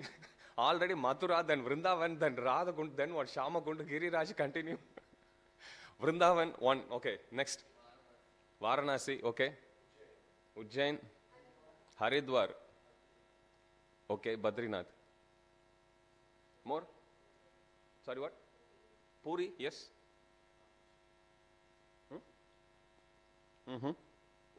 Rameshwaram, Pashupatinath, okay. Everyone is having representation of their own locality now. Sorry, what? Mayapur, yes. Pandarpur, go for it. Srirangam, Kashi. Already he said Varanasi. Okay, we covered almost everything. Ekachakra, correct. Kashi, Kanchi, Avanti, Ayodhya, Mayapuri, Mathura, Dwarka. These are the 7 holy places, principal holy places according to Skanda Purana. Kashi, we know, also known as Varanasi, Banaras, different names. Kashi, Kanchi. Go to South India, Kanchipuram. Kashi, they are all very, very ancient cities. Ancient holy places. Kashi, Kanchi. Now we have to understand, Purana means it's old, correct? Skanda Purana, it's the biggest Purana. The word Purana itself means it's old. When Skanda Purana says it's one of the ancient cities, we have to understand how ancient it must have been. Like Ajamila's story, we read. When Shukadeva Goswami, after telling about or starting to tell about glories of the holy name, he says, I heard one story from Agastya Muni long, long ago. Like that Shukadeva Goswami says. And he says, Agastya Muni shared with me this confidential knowledge. That means we have to understand Ajamila's story must be very, very old. So Puranas are old. When Puranas say something is like, these are very ancient cities, we have to understand. It cannot get any more ancient than that. Kashi, Kanchi is Kanchipuram. Avanti, also known as Ujjain. Kashi, Kanchi, Avanti, Ayodhya. Mathura, Mayapuri. This Mayapuri refers to Haridwar. Somebody mentioned Haridwar. Okay, this Mayapuri is not our Mayapur. Our Mayapur, there are other verses that glorify. This Mayapuri refers to Haridwar and Dwaraka. Of these 7 holy places, Mathura is given as the most holiest of all. Many reasons. Puranas themselves, they say, of all the holy places, Mathura is the holiest. When we say Mathura, that includes Vrindavan, Shamakund, Radhakund, everything. Okay, so Mathura is the holiest. Why? For a start, it gives liberation to anybody who goes. It gives bhakti. It also gives 4 ways of liberation. It's given. Janma, Maunjivrata, Mrityu, Daher. One gets liberation in 4 different ways by being associated with Mathura. Janma, by taking birth in Mathura. Maunjivrata, by taking vows of initiation. Anyone here who took initiation in Mathura, Vrindavan? Yadunandan? Is he there? Yes. By taking initiation in Mathura, one gets liberation. Liberation here refers to going back to spiritual world, not normal liberation of just leaving this material world. Third thing, Mrityu, by dying in Vrindavan. And fourth one, surprise, surprise, you may die anywhere, but if your body is cremated in Vrindavan. Daher means cremation. Specifically, it's given which Daher means dahana, burning.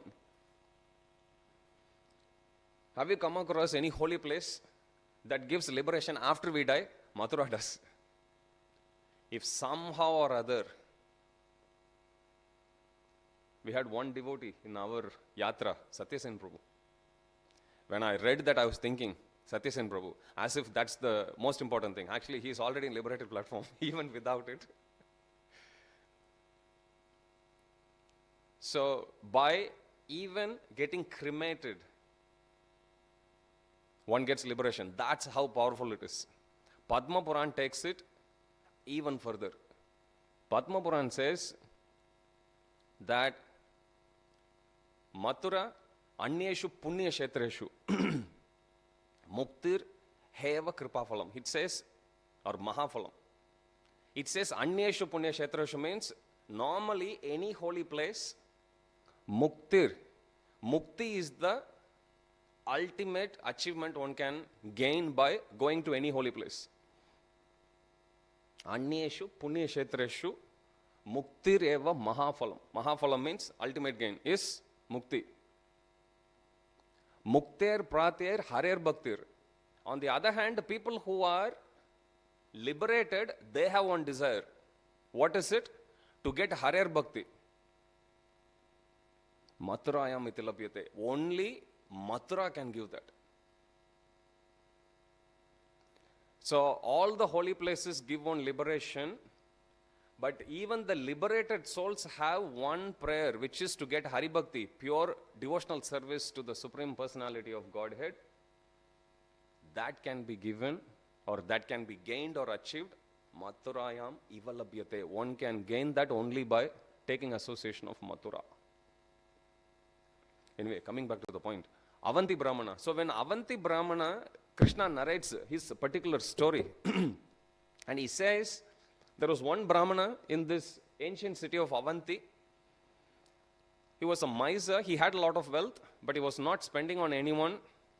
Even his own blood relatives, they were very disappointed with him. So, it so happened once, because he didn't offer any sacrifices, didn't use the money to please the demigods took away some wealth, which means they pulled out. His family members, they were observing all along. He didn't let them to enjoy. Now he is slowly losing his. Thieves came, took away some. Time took away some, Krishna says. Will of providence took away some. Finally, whatever he was left with, his relatives took away that also. So he became a pauper one day, didn't know where to go, but without knowing where to go, he deliberated, why did this happen to me?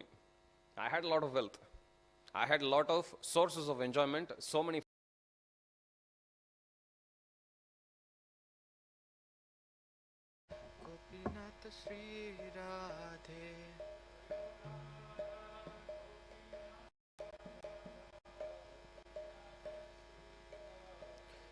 Jaya Radhe, Jaya Radhe, Jaya Radhe, Jaya Shri Radhe.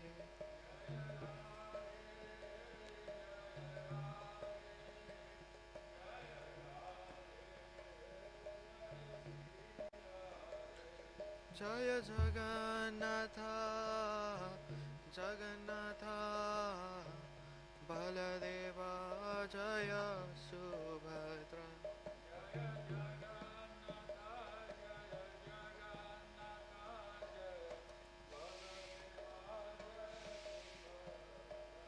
Jaya Gauranitai, Gauranitai, Gauranitai, Jaya Gauranitai.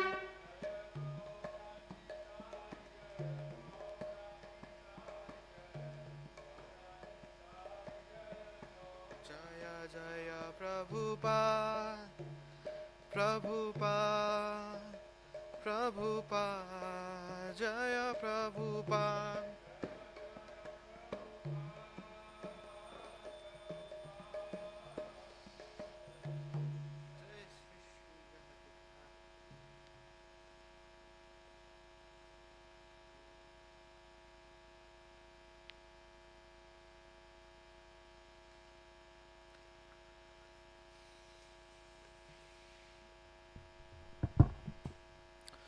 Namo Vishnupadaya Krishna Prestaya Bhutale Srimate Bhakti Vedanta Swami Iti Namine.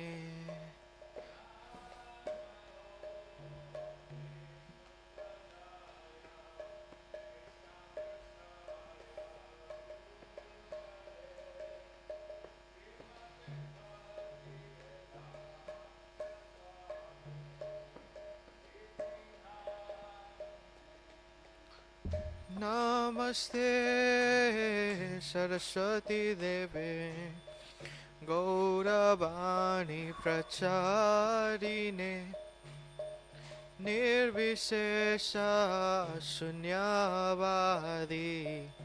Pasatya Desatarine.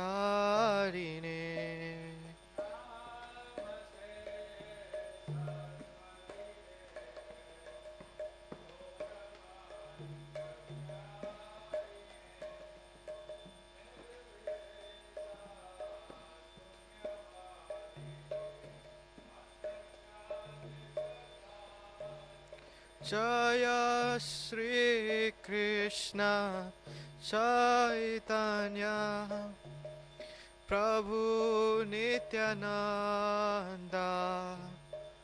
Shri Advaita Gadadha Shri Vasadi Gaur Bhakta Vrinda.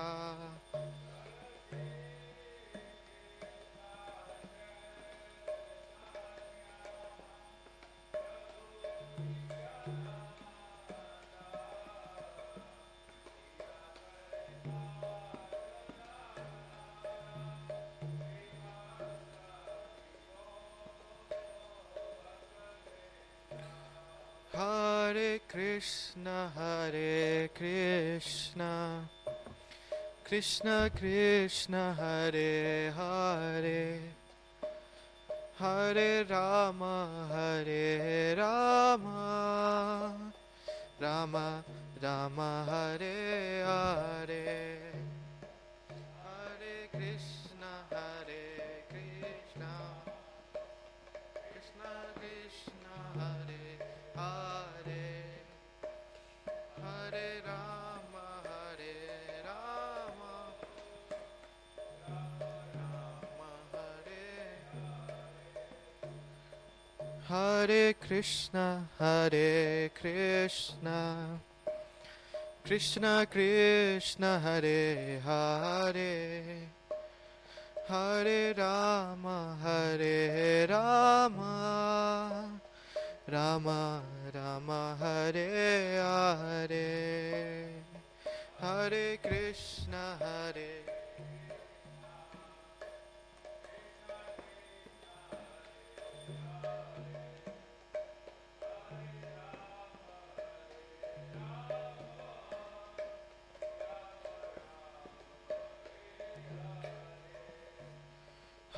Hare Krishna, Hare Krishna, Krishna Krishna, Hare Hare, Hare Rama, Hare Rama, Rama Rama, Hare Hare, Hare Krishna, Hare Krishna, Krishna Krishna, Hare Hare, Hare Rama, Hare Rama, Rama Rama, Hare Hare, Hare Krishna, Hare Krishna, Krishna Krishna, Hare Hare, Hare Rama, Hare Rama, Rama Rama, Hare Hare, Hare Krishna, Hare Krishna, Krishna Krishna, Hare Hare, Hare Rama,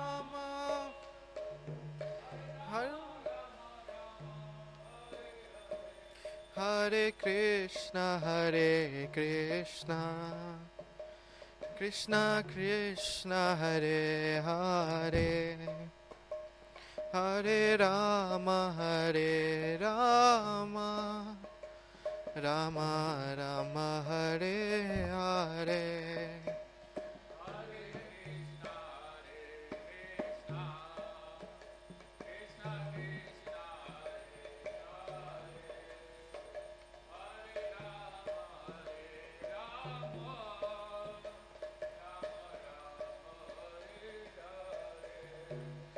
Hare Krishna, Hare Krishna, Krishna Krishna, Hare Hare, Hare Rama, Hare Rama, Rama Rama, Hare Hare, Hare Krishna.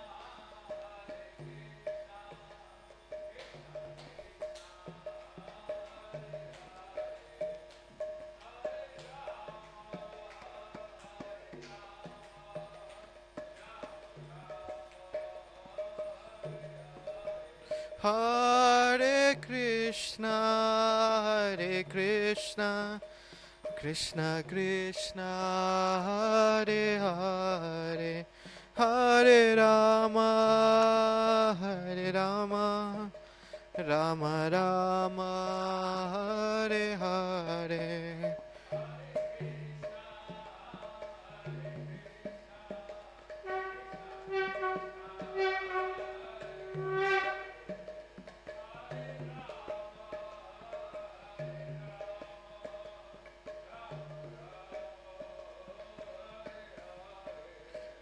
Jaya Radha Gopinath, Radha Gopinath, Shri Radhe.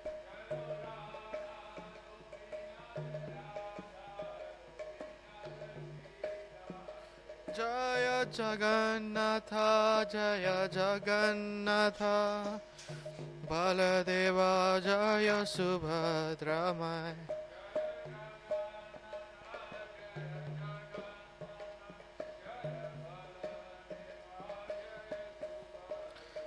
Jaya Gauranitai, Gauranitai, Gauranitai, Jaya Gauranitai.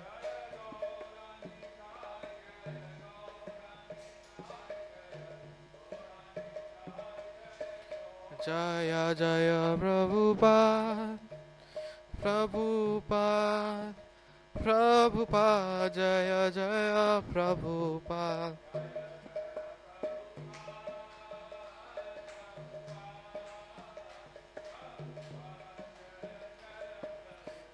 Nitai Gaura Hari Bol, Hari Bol, Hari Bol, Nitai Gaura Hari Bol.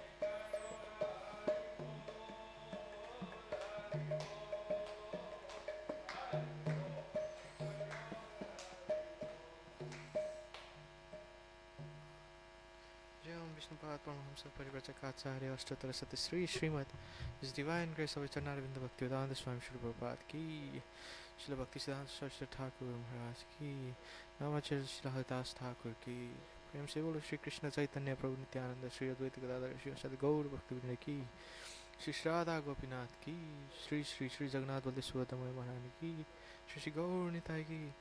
All glories to the assembled devotees. All glories to the assembled devotees. Hare Krishna. All glories to the assembled devotees.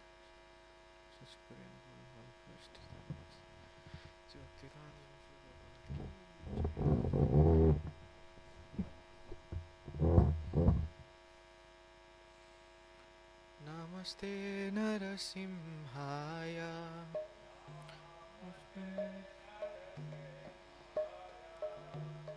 Namaste Narasimhaya.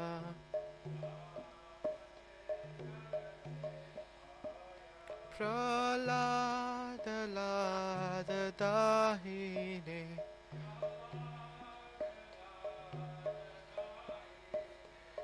Hiranyakasipurpaksha.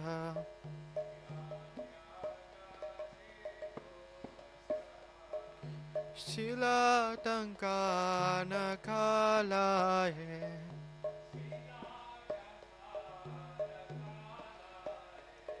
Hito Narsimha Parato Narsimha.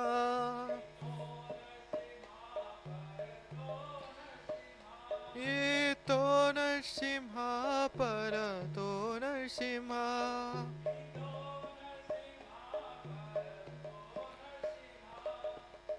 Yato yato yami tato Narsimha.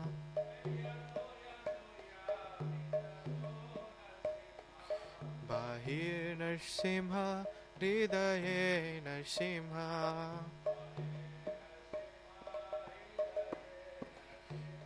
Narasimha Madhim Saranam Prapade.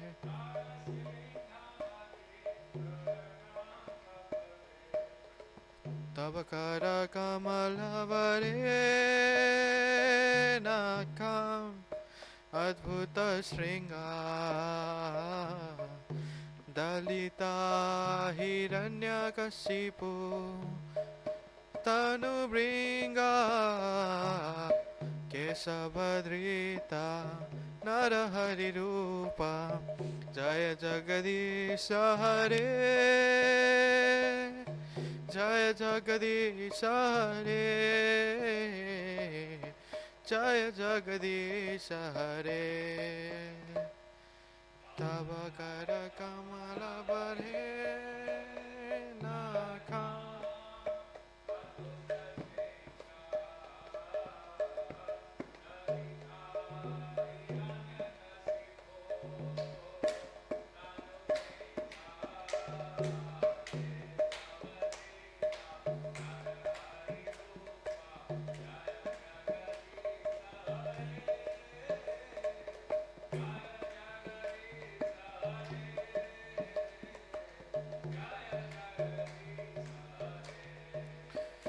Jaya Narsimhadev, Narsimhadev, Narsimhadev, Jaya Narsimhadev.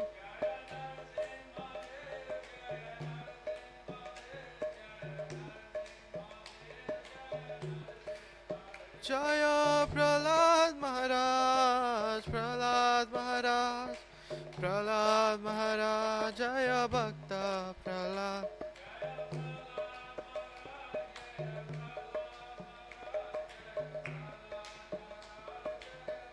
Jaya Jaya Prabhupada, Prabhupada, Prabhupada, Jaya Prabhupada.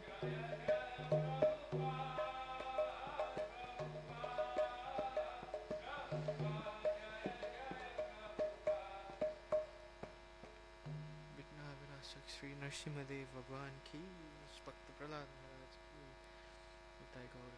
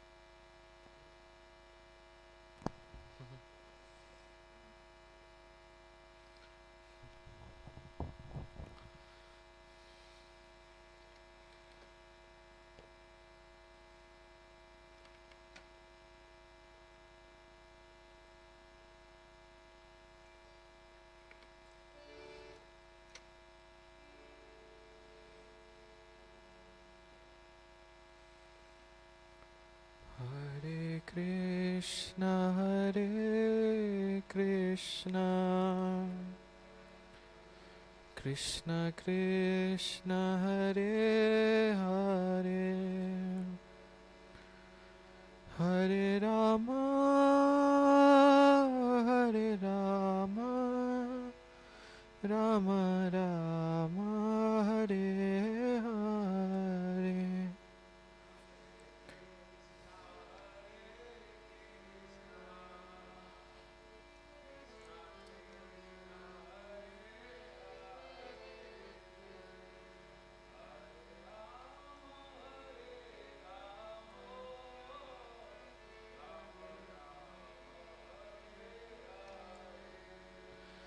Hare Krishna, Hare Krishna, Krishna Krishna, Hare Hare, Hare Rama, Hare Rama, Rama Rama, Hare Hare, Hare Krishna, Hare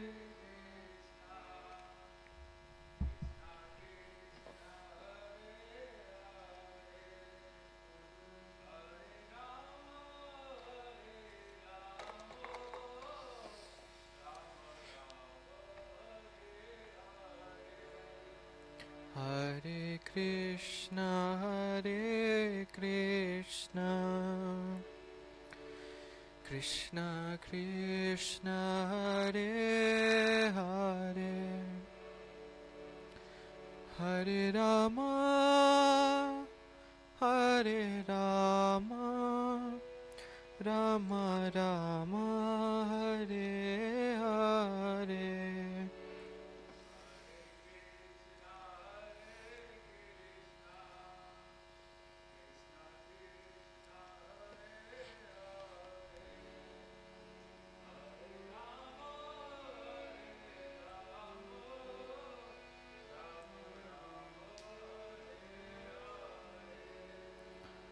Hare Krishna, Hare Krishna, Krishna Krishna, Hare Hare,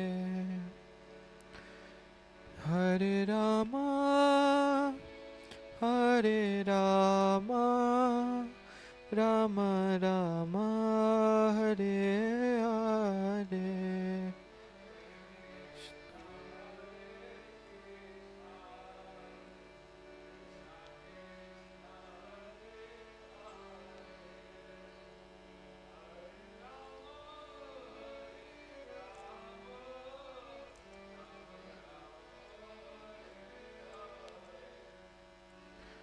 Hare Krishna, Hare Krishna,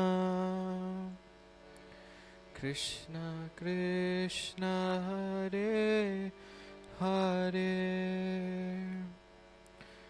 Hare Rama,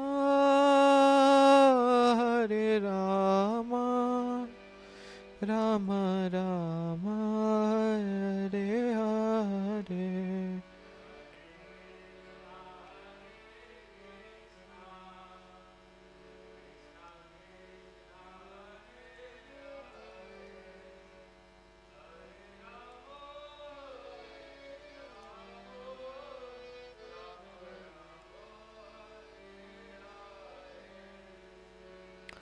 Hare Krishna, Hare Krishna, Krishna Krishna, Hare Hare, Hare Rama,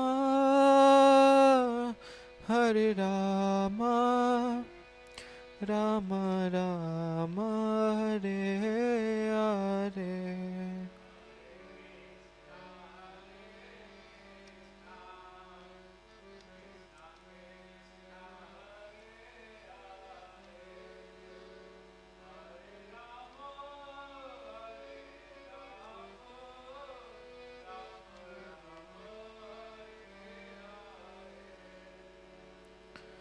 Hare Krishna, Krishna, Hare Krishna,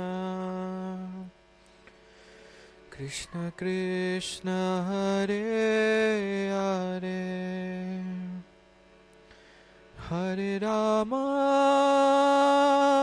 Hare Rama, Rama Rama, Hare Hare.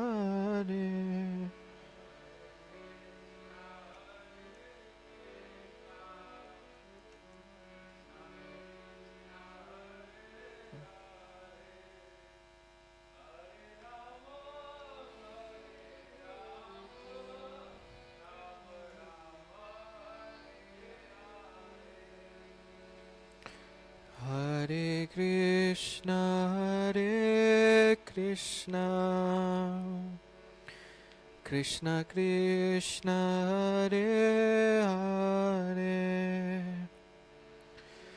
Hare Rama, Hare Rama, Rama Rama, Hare Hare.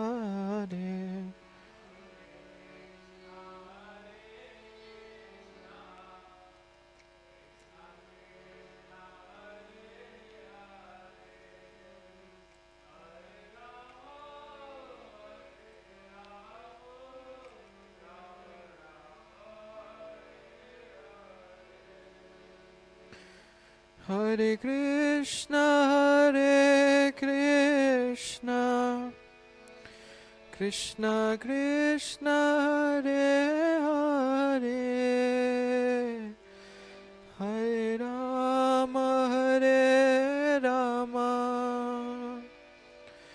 Rama Rama, Hare Hare, Krishna Hare Krishna.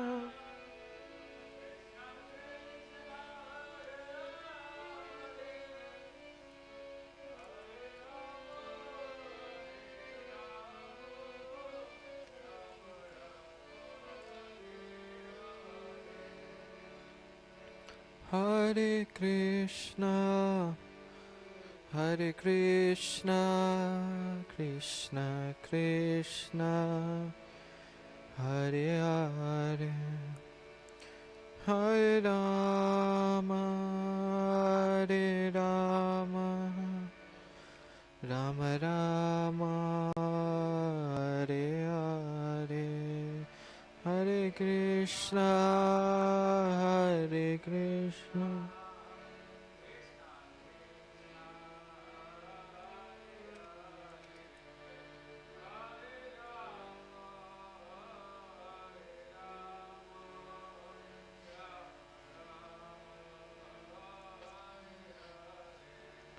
Hare Krishna, Hare Krishna, Krishna Krishna, Hare Hare, Hare Rama, Hare Rama, Rama Rama, Hare Hare, Hare Krishna, Hare Krishna.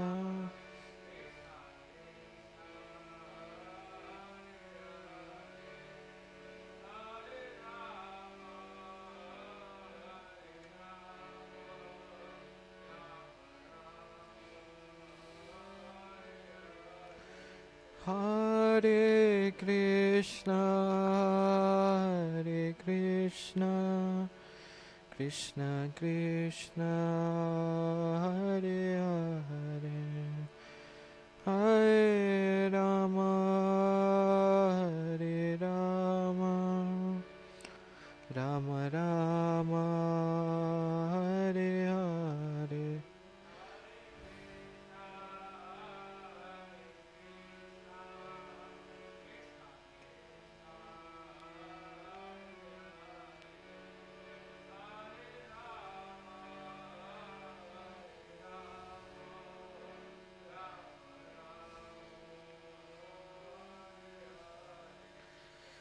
Hare Krishna, Hare Krishna, Krishna Krishna, Hare Hare, Hare Rama,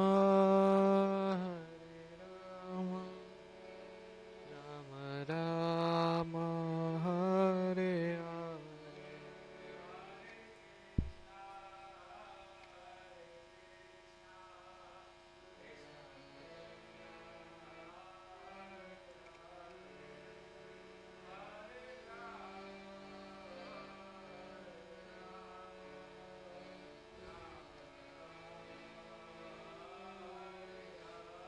Hare Krishna, Hare Krishna, Krishna Krishna, Hare Hare, Hare Rama, Hare Rama, Rama Rama, Hare Hare.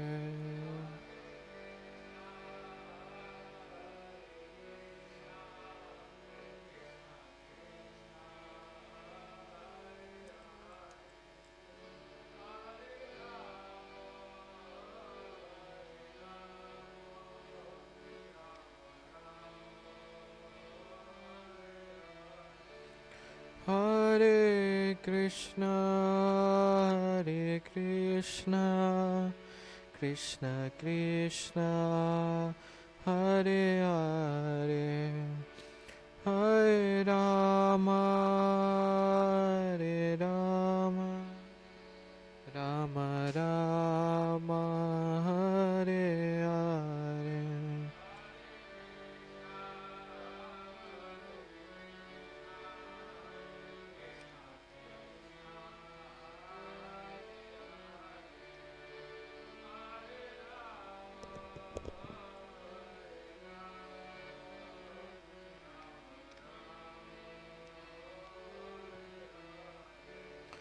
Hare Krishna, Hare Krishna, Krishna Krishna, Hare Hare, Hare Rama, Hare Rama, Rama Rama, Hare Hare, Hare Krishna.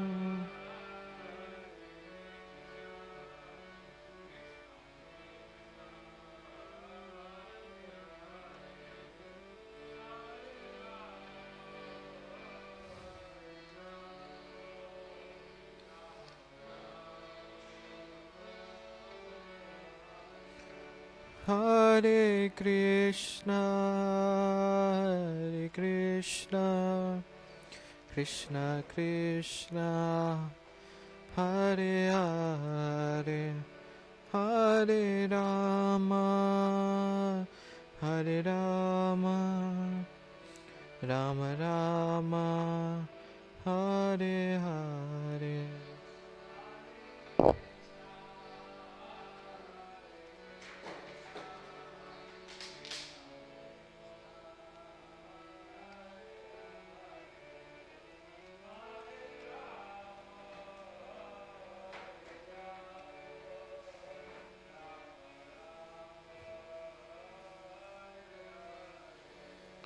Hare Krishna, Hare Krishna, Krishna Krishna, Hare Hare, Hare Rama, Hare Rama, Facilities.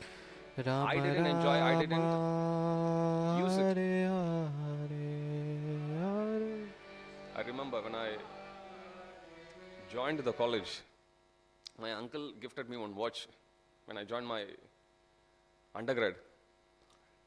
And when I was going for college hostel, my brother told me, you see this watch, this is expensive. You better wear it and you break, no problem. But if you keep it somewhere and somebody steals it, that will hurt you more. I was thinking about it. That's very true. Either he didn't use it, he didn't let his relatives use, he didn't let anyone to use, but everything is gone already. So you can imagine his position. You hear rags to riches, this is riches to rags. So now, he is left with nothing. He deliberates on his situation. The most important thing, he takes full responsibility for his situation. And he says that for my current situation, none of the other factors are the cause.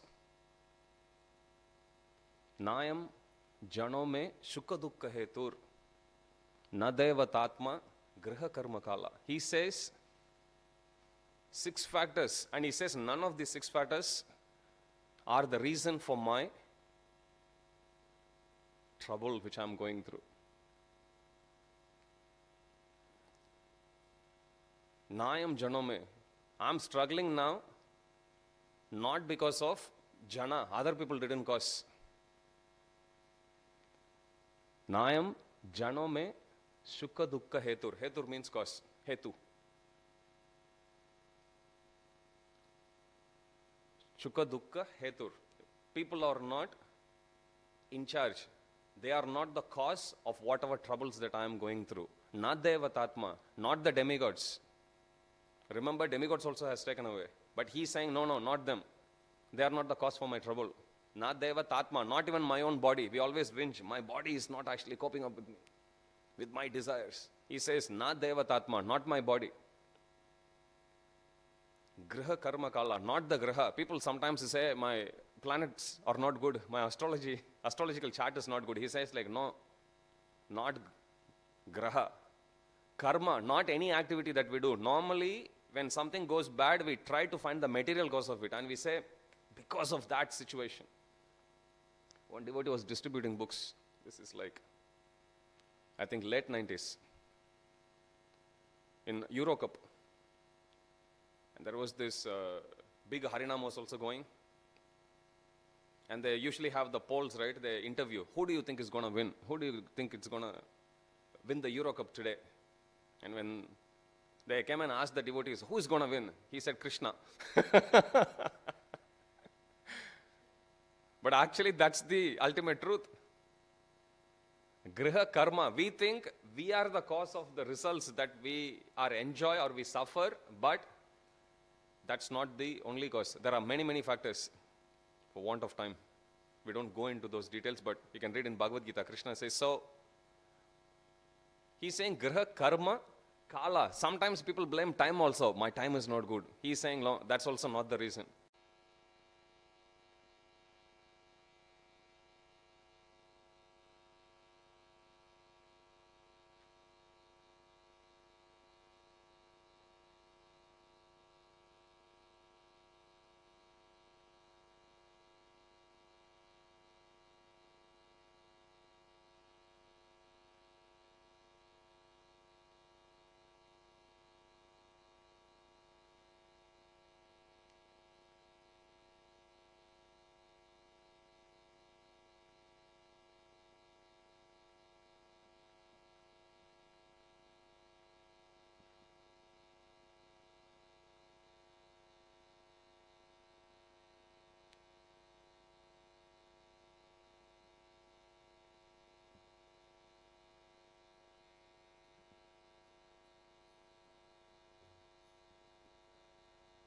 Jana Vallabha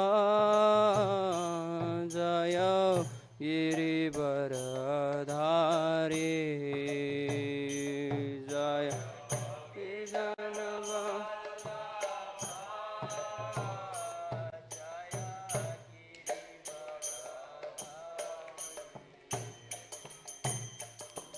Yasodhanandana Brajajana Ranjana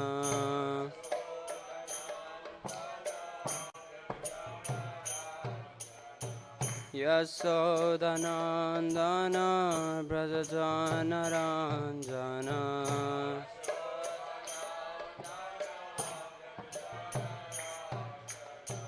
Yasodhanandana Brajajana Ranjana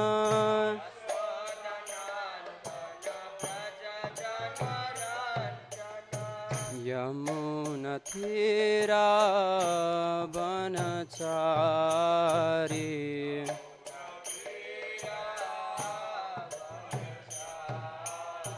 યમુનાથી Ravan ચારી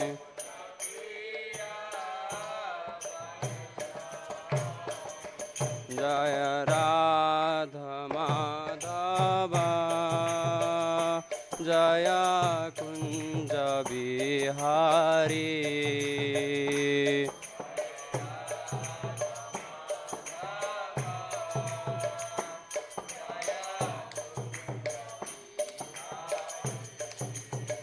ઓ જય રાધા માધવા જય કુંજ બિહારી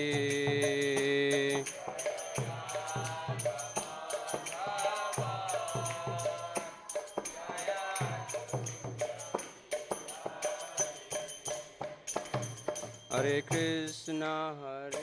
કૃષ્ણ કૃષ્ણ કૃષ્ણ હરે હરે હરે Ram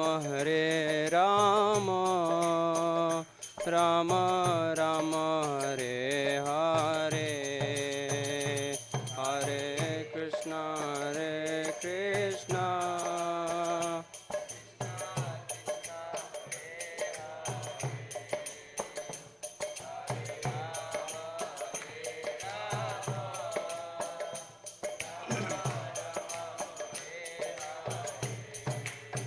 O Hare Krishna,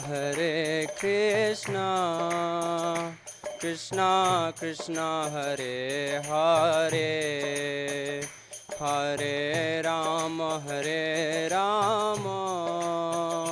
Rama Rama Hare Hare.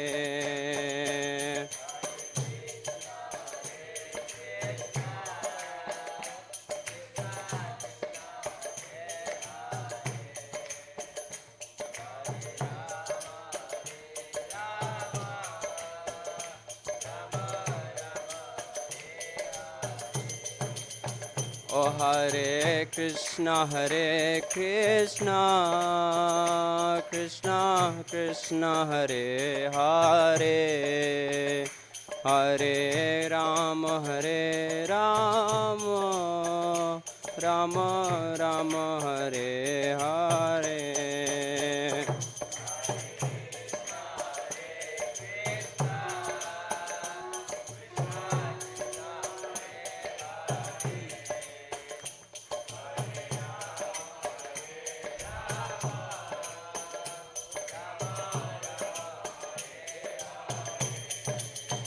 Hare Krishna, Krishna Krishna, Hare Hare, Hare Rama, Rama Rama, Hare Hare.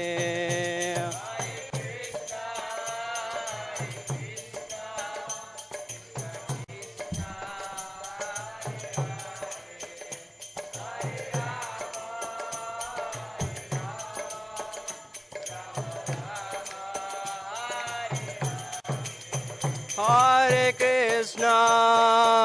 Krishna, Krishna Krishna, Hare Hare, Hare Rama, Rama Rama, Hare Hare, Hare.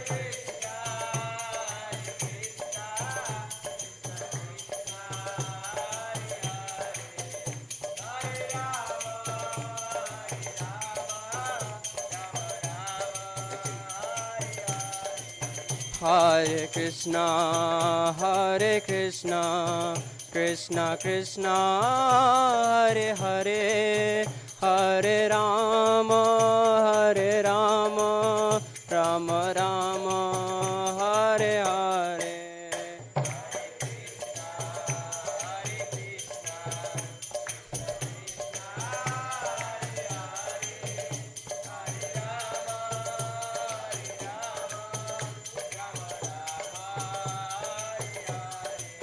Jaya Prabhupada, Jaya Prabhupada, Jaya Prabhupada, Jaya Prabhupada, Jaya Prabhupada, Jaya Prabhupada.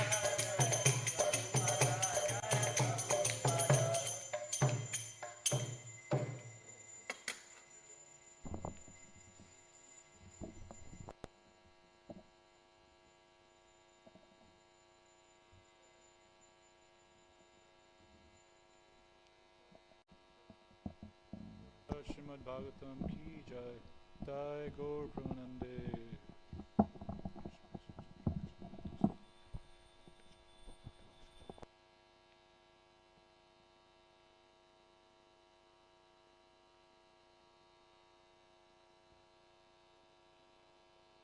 Vasudevaya.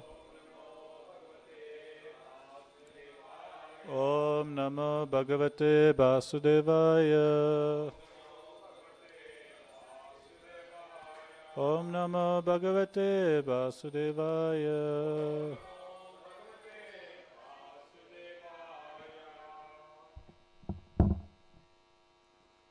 Reading from Srimad Bhagavatam, Canto number 4, Chapter number 9, titled Dhruva Maharaj Returns Home. Text number 25. Tato gantasi matstanam. Tato gantasi matstanam. Sarvaloka namaskritam. Sarvaloka namaskritam. Uparistadrisibhyastvam. Uparistadrisibhyastam. Yato navartate gataha. Yato navartate gataha.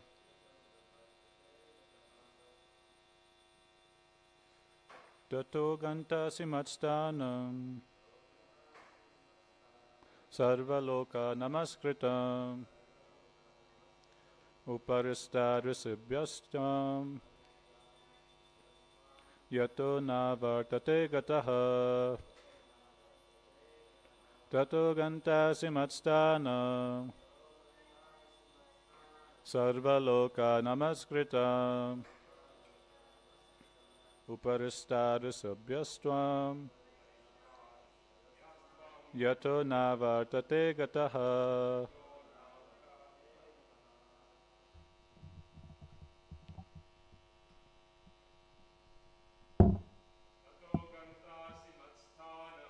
Tato gantasi matstanam.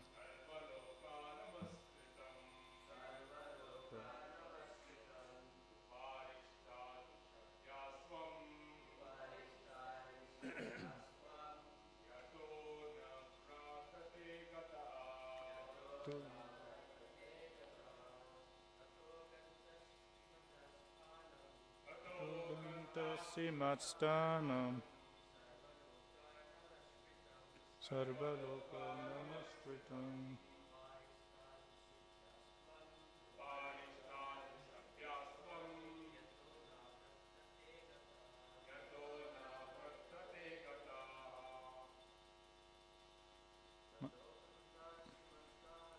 Tato gantasi matstanam. Sarvaloka namaskritam. Uparistadrisibhyastam. Yato navartate gataha. Matajis. Tato gantasi matstanam. Sarvaloka namaskritam. Uparistadrisibhyastam. Yato navartate gataha. Tato gantasi matstanam. Sarvaloka namaskritam. Uparistadrisibhyastam. yato na vartate gataha. Word for word translation. Tataha, thereafter. Ganta, ganta asi, you will go. Matstanam, to my abode. Sarvaloka, by all planetary systems. Namakritam, offered obeisances. Uparistat, situated higher. Risibhya, then the planetary systems of the rishis. Tvam, you. Yataha, wherefrom. Na, never. Avartate, will come back. Gataha, having gone there. Translation and purport by His Divine Grace, Srila A.C. Bhaktivedanta Swami Srila Prabhupada, Srila Prabhupada ki jai. Translation. The Supreme, the Personality of Godhead continued. My dear Dhruva, after your material life in this body, you will go to my planet, which is always offered obeisances by the residents of all other planetary systems.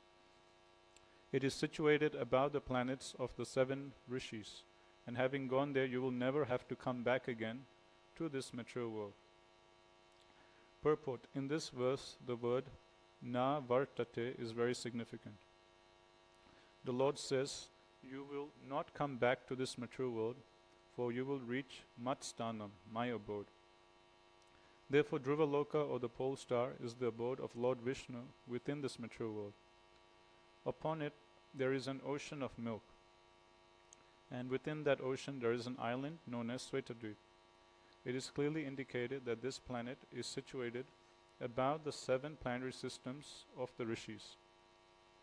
And because this planet is Vishnu Loka, it is worshipped by all the other planetary systems. It may be questioned here, what will happen to the planet known as Dhruvaloka at the time of the dissolution of this universe? The answer is simple. Dhruvaloka remains, like other Vaikuntha Lokas, beyond this universe. Srila Vishnava Chakravarti Thakur has commented in this connection that the very word navartate indicates that this planet is eternal. So we're also supposed to cover text 26. I'll read text 26 also. Maitra uvacha iti archita sa bhagavan ati disyatmana padam balasya pasyato dhamma swam agad garuda dvajaha.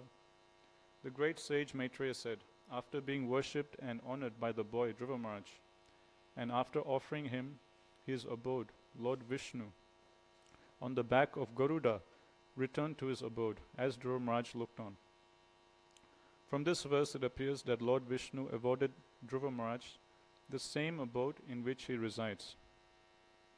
His abode is described in the Bhagavad Gita 15.6. Yat gatva na nivartante tat dhamma paramam mama. Om Jnanatimirandasya Jnananjana Salakaya Chaksulmritam Yena Tasmai Shri Guruve Namaha. Jai Shri Krishna Chaitanya Prabhu Nityananda Shri Advaita Gadadhara Shivasadi Gaura Bhakta Vrinda. Hare Krishna Krishna Krishna Hare Hare Hare Rama Rama Rama Hare Hare.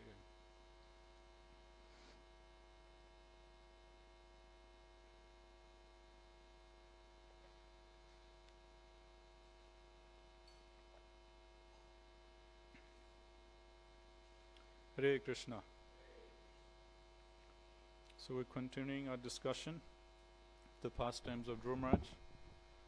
So Dhruva Maharaj, we've seen the last few weeks, following the instructions of Narad Muni, he has done great tapasya for 6 months. And after 6 months of very strict tapasya, following very strictly the instructions of his spiritual master, he gets darshan of Lord Vishnu. So Narad Muni had given him a mantra, just like we all been given mantra for this day and age, Hare Krishna mantra. Same way Narad Muni had given Dhruva Maharaj the mantra Om Namo Bhagavate Vasudevaya. So just like every day in the morning or during the day we chant Hare Krishna Japa, same way Dhruva Maharaj was chanting Japa using this mantra. And as he was chanting Japa, he could see the form of the Lord within his heart. And he was going into full deep meditation. But after 6 months of this Japa, he's seeing the Supreme Lord in his heart, and then suddenly that form which he's seeing in his heart, he's unable to see anymore. And then he gets worried and he opens his eyes, then he sees that same form which he was meditating on within his heart is there outside, present right before him. So Vishnu, he comes, on the back of Garuda. This particular form of Vishnu, he is known as Prishni Garbha. So flying on the back of Garuda, he comes to give darshan to Dhruva Maharaj. And Dhruva Maharaj is just a 5-year-old boy, and suddenly the Supreme Lord is there in front of him. He's completely mesmerized by Krishna's beauty, by Lord Vishnu's beauty, and he offers dandavats. He starts getting ecstatic symptoms, and he's bewildered. He doesn't know what to say. Sometimes when some great personality comes, just out of the blue, and we're not prepared for it, we get a bit bewildered. Like we don't know what to say, what to do, what's right, what's wrong. So Dhruva Maharaj is a bit puzzled. He doesn't know what to say. Nothing is coming to him.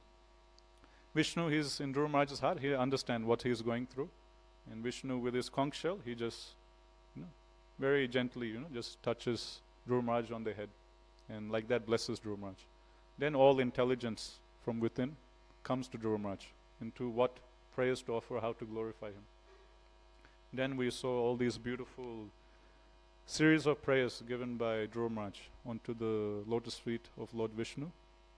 Now in the last week we've been seeing Vishnu's response, to Dhruva Maharaj. So Vishnu, he tells Dhruva Maharaj, in his prayers, he was mentioning to Vishnu that he had a bit of lamentation because he was worshipping the Supreme Lord for a material desire.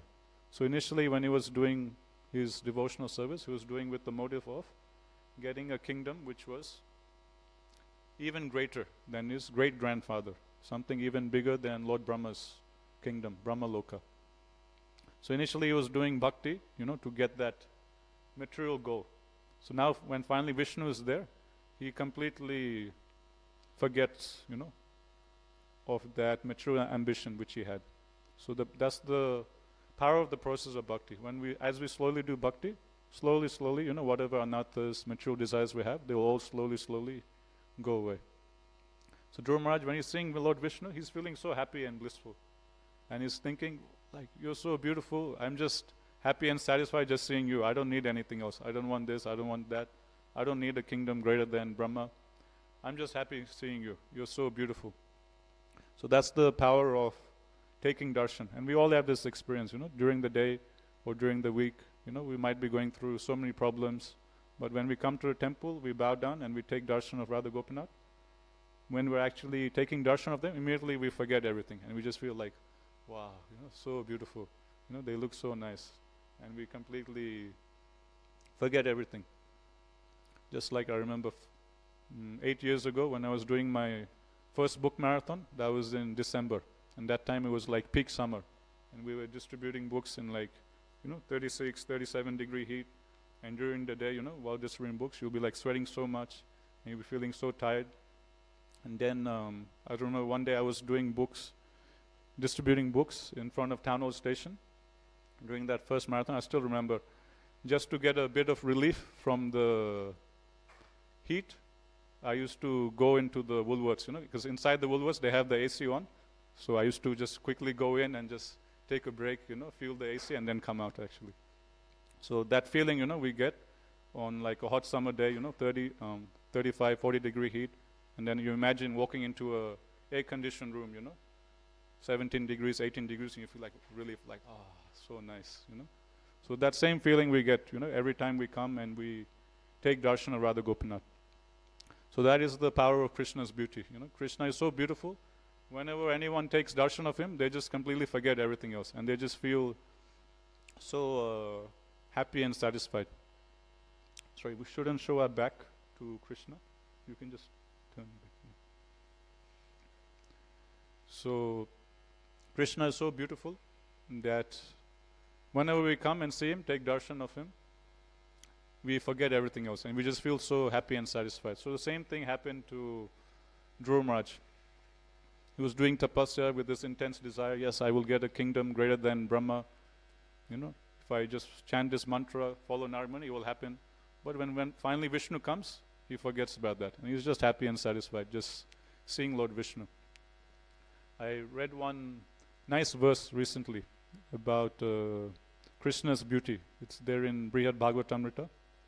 This verse I found so sweet, so nice, that I thought I'll memorize it, just to remember. So this verse, it goes like this. This is in Brihad Bhagavatamrita. This verse says, Swakiya Kaishorya Maha Vibhushanam. So the first line says that Vibhushana means ornament.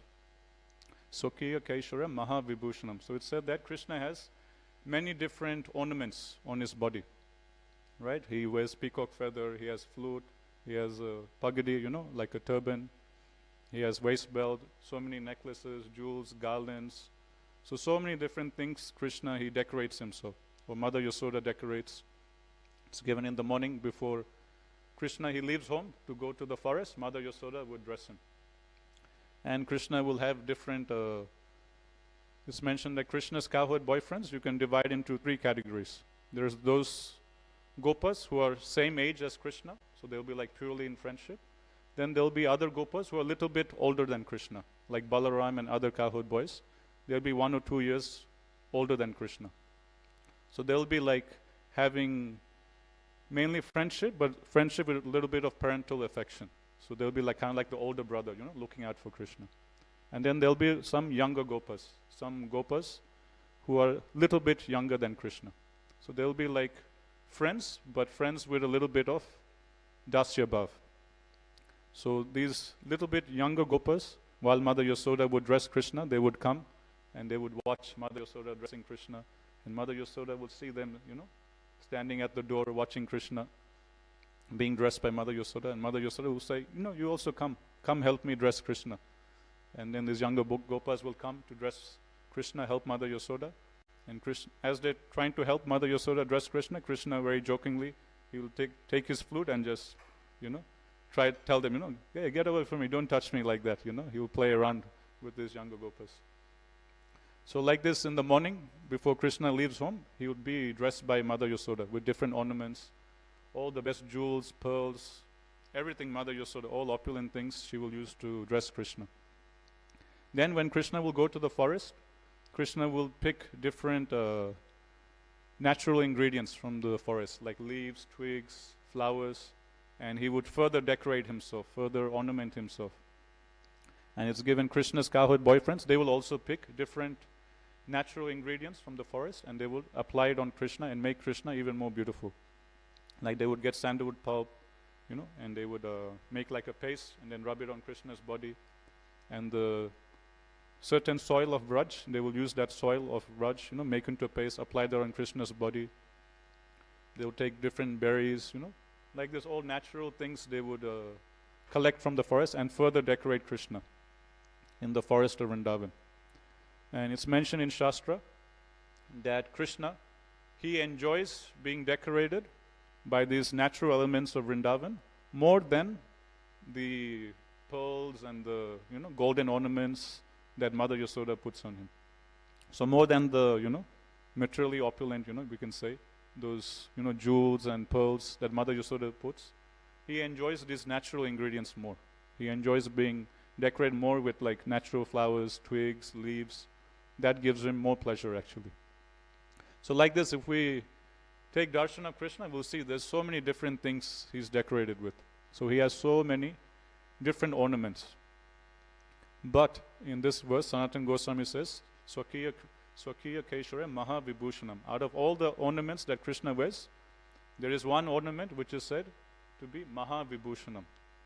Vibhushana means ornament, Maha means the greatest. Like we have Maha Mantra, there's many mantras, but of all the mantras, the Hare Krishna mantra is the topmost. Hare Krishna, Krishna Krishna, Hare Hare, Hare Rama, Hare Rama, Rama Rama, Hare Hare.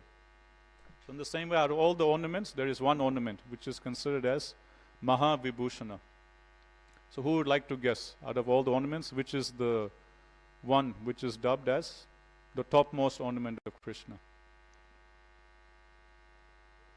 Kaustubh gem? No. Yes. Vaijayanti garland? No. Peacock feather? No. Flute? No. Any other guesses? Ravi Prabhu?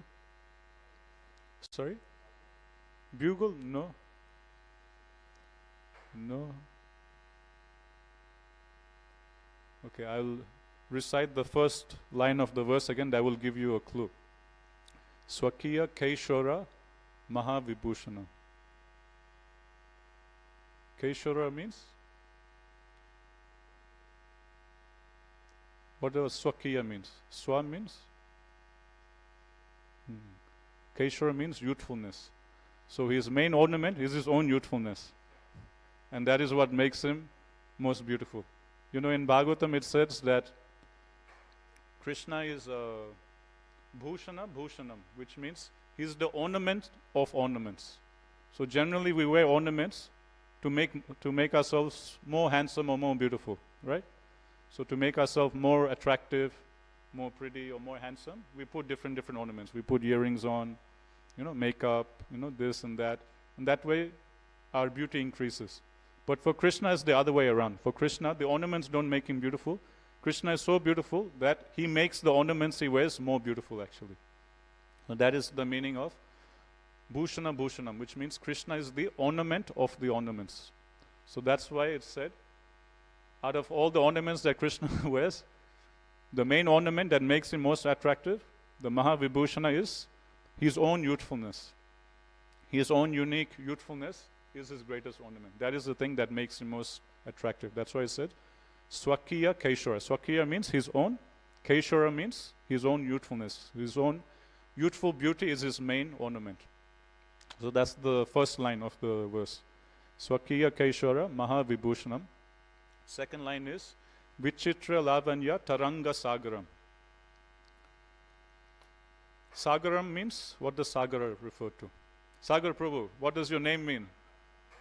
Ocean, okay. So Sagara means ocean. Okay. So Vichitra Lavanya Taranga Sagaram. Who can guess what Taranga means? Yes. 2 out of 2. Well done, Prabhu. So Taranga means waves. So it is said that Krishna's body, his transcendental form, is just like a big ocean. And if you, let's say you go to Manly Beach, Cronulla Beach, any beach, and you look out into the ocean, what do you see? You see the waves coming, right? And how many waves come? 1 wave, 2 wave, 3 waves? Unlimited, right? It just keeps on flowing again and again and again and again, like unlimited waves. They just keep flowing. So you can imagine that scene, you're in front of the ocean and you see the waves coming, one after another. So it's said that Krishna's body is just like an ocean, and from that ocean of Krishna's body, waves and waves of super beauty is being projected into the eyes of his devotee. Vichitra Lavanya. Lavanya means like beauty, exquisite beauty. Vichitra means very extraordinary or very inconceivable beauty. So Krishna's body is like an ocean, which is giving waves and waves of inconceivable beauty, exquisite beauty. It is splashing into the eyes of, or into the minds of his devotees. So sweet, right? Description. So when I read this verse, I was like, wow, such a beautiful verse, describing Krishna's beauty. So that's the second line. Okay, first line says that the Mahavibhushana, or the main ornament of Krishna's body, is his own unique youthfulness. Second line says that Krishna's body is just like an ocean, and from that ocean, waves and waves of exquisite, extraordinary, inconceivable beauty is being projected, one wave after another. So next time we take darshan, we can remember these beautiful descriptions. So it's amazing how pure devotees, they have this realization, when they take darshan, and they can compose such beautiful words of poetry, putting their thoughts, their feelings, their bhav into such beautiful poetry for us to also appreciate. So that's just half the verse. Okay, Sakhiya Kaishore Maha Vibhushanam Vichitra Lavanya Taranga Sagaram Jagan Mano Netra Mudam Vivardhanam. Okay, Mano refers to mind and Netra, eyes. Okay, so Mana means the mind, Netra means the eyes. Mudam means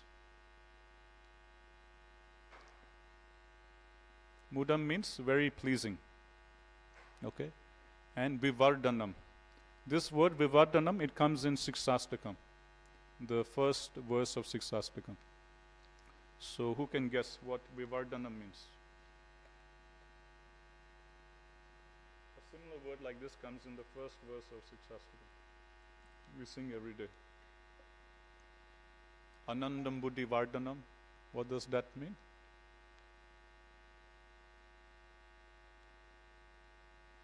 Ravi Pru? Yes, thank you, sadhu, sadhu. You'll get 1 Golab Jamun after class today. So, first verse of Siksastakam, we sing this, right? Anandam Mudi Vardhanam. That by chanting the Hare Krishna mantra, the ever-expanding ocean of bliss increases even more. So, bhakti is like an unlimited ocean. We can go deeper and deeper and deeper and experience deeper and deeper forms of pleasure, actually. So it's unlimited. So Vardhana means ever increasing or expanding. So Jagan Mano Netra Mudam Vivardhana means that when we take darshan of Krishna, Krishna's beauty is so amazing. It's like it gives ever expanding pleasure both to the eyes and to the mind. So eyes will get ever expanding, more and more pleasure. Just by looking, you can never take enough darshan of Radha Gopinath. So it's like ever expanding pleasure for the eyes, and not only for the eyes, ever expanding pleasure for our minds also. And we can just keep on staring at Radha Gopinath. So that's the third line of the verse. Then the last line is Sakhiya Keshwara Maha Vibhushanam Vichitra Lavanya Taranga Sagaram Jagan Mano Netra Mudam Vivardhanam. Then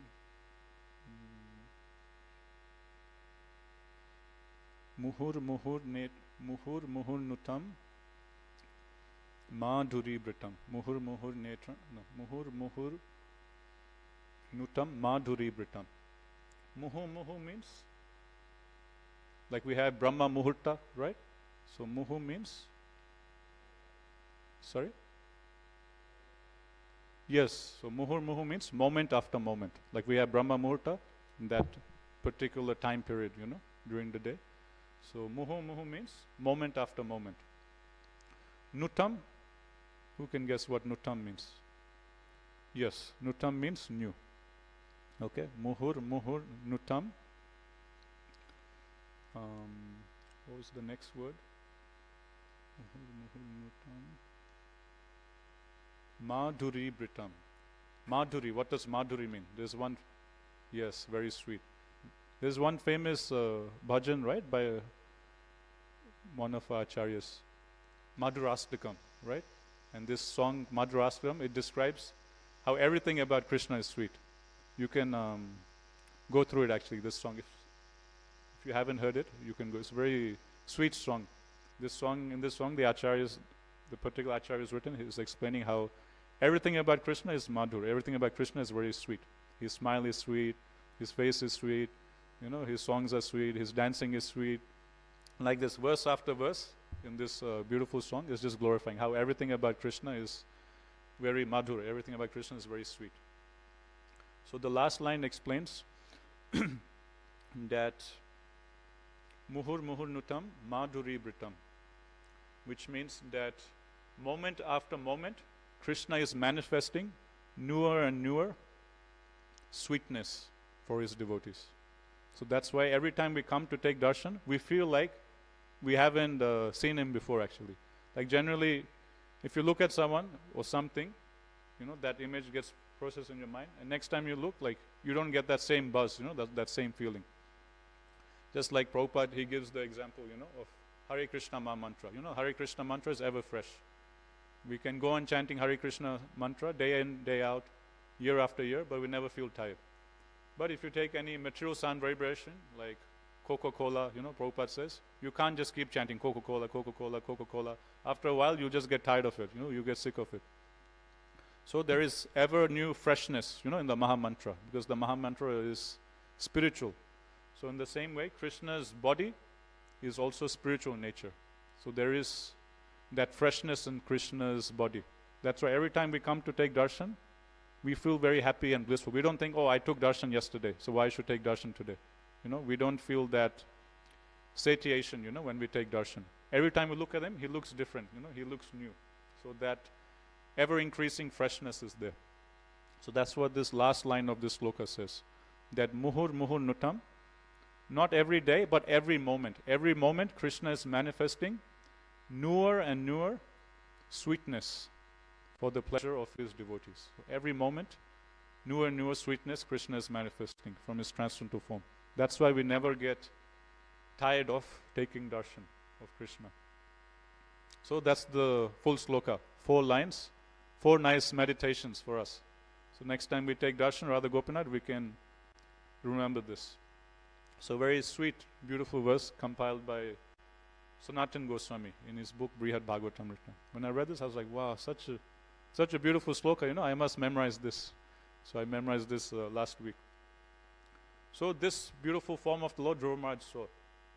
So that's why when he saw this, he was just completely mesmerized and he just felt so happy and satisfied. He said, I don't want anything, I was looking for broken pieces of glass, but now I have a diamond in front of me. When I have a diamond, who cares for broken pieces of glass? I'm just happy and satisfied seeing you and serving you. I don't need anything else. I don't want anything else. But what does Lord Vishnu say?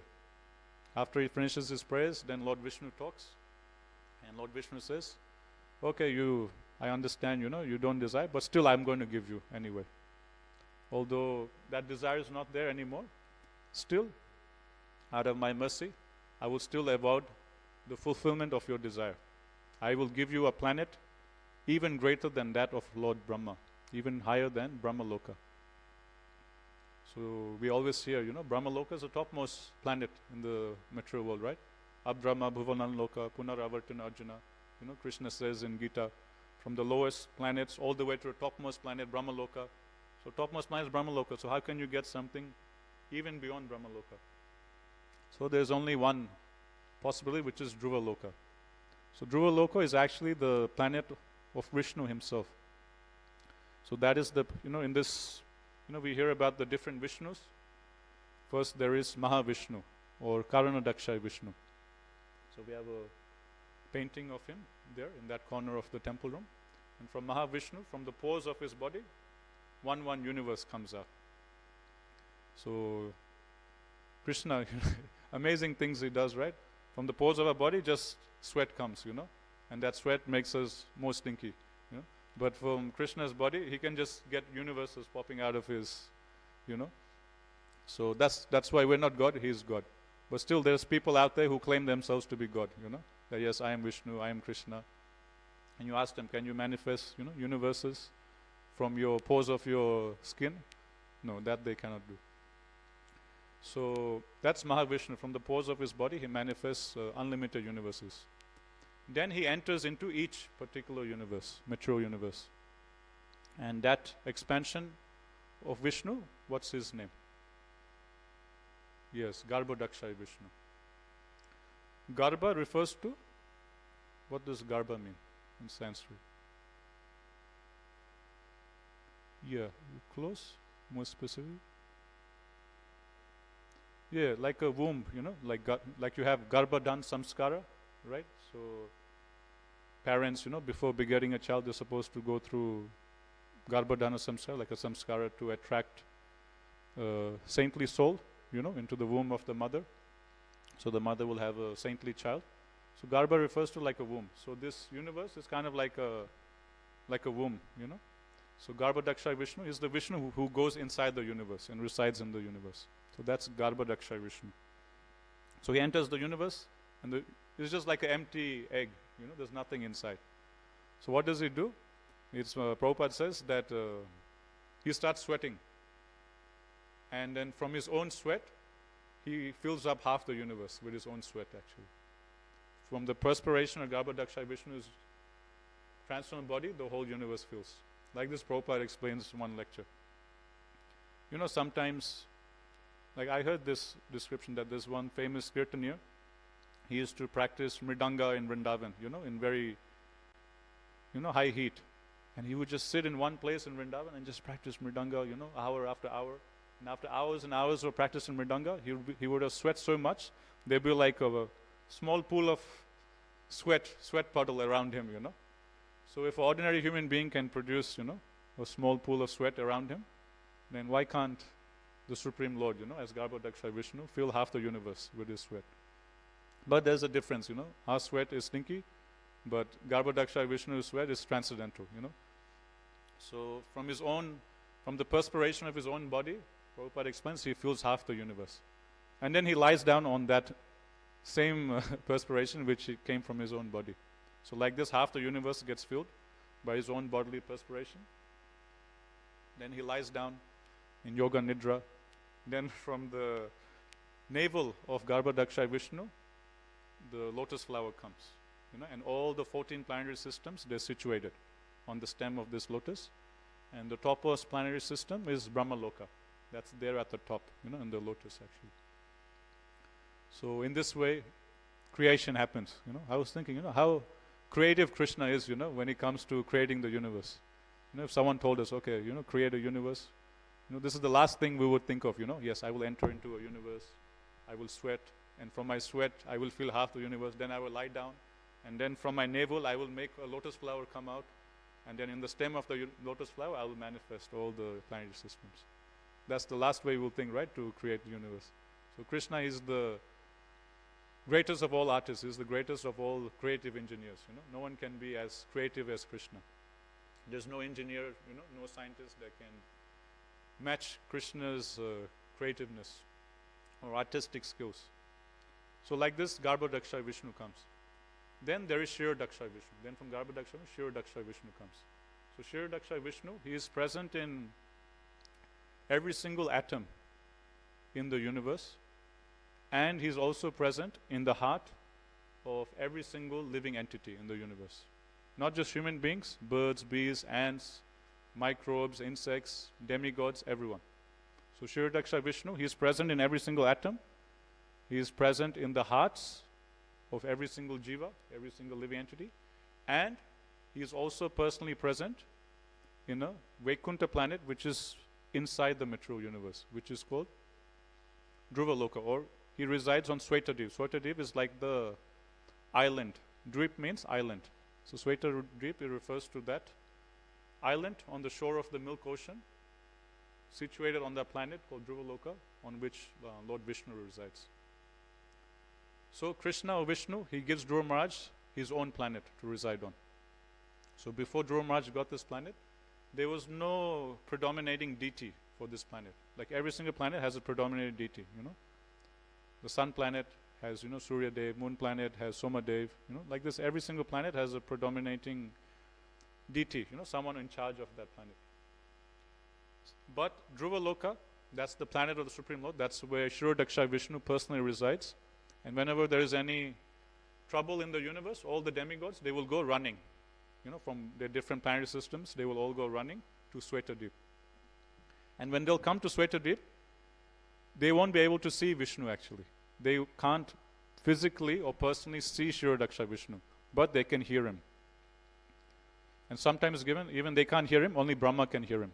Brahma from within the heart, Shiradaksha Vishnu will give directions to Brahma from within the heart. Brahma will hear, and then whatever Vishnu tells Brahma from within the heart, Brahma would then relay onto the demigods. So that's how rare it is to get darshan of the Supreme Lord.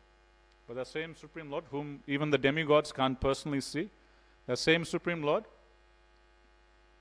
is not only allowing his darshan, but the same Supreme Lord is personally coming to the devotee himself and saying, here I am, take darshan of me. So you can imagine the power of Dhruva Maharaj's bhakti. So if someone has pure bhakti, they don't have to go to see the Supreme Lord will come to them. That's why Srila Bhaktisiddhanta Saraswati Maharaj, he used to say, don't try to see Krishna, but do your service, do your seva in such a nice way that Krishna will come and see you. So that's what happened with Dhruva Maharaj. He did his bhakti with so much determination, so much sincerity, followed the instructions of his Guru Maharaj with so much sincerity that he didn't have to go to see Vishnu, but Vishnu himself came to see him. Vishnu himself came on the back of Garuda flying to see Dhruva Maharaj. So this is what Srila Bhakti Saranta Saraswati Maharaj used to say, that don't try to see Krishna.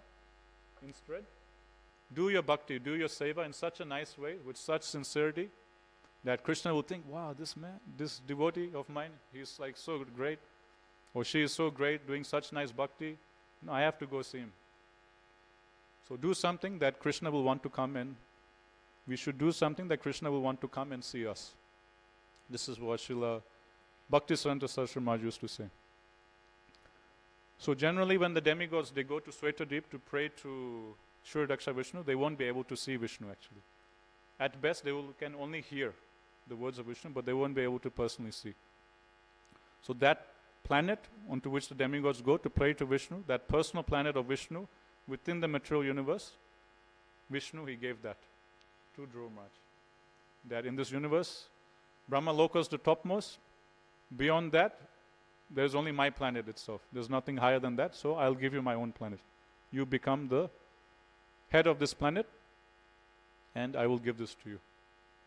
And Krishna blesses him, Vishnu blesses Dhruva Maharaj, and that before you go there, before you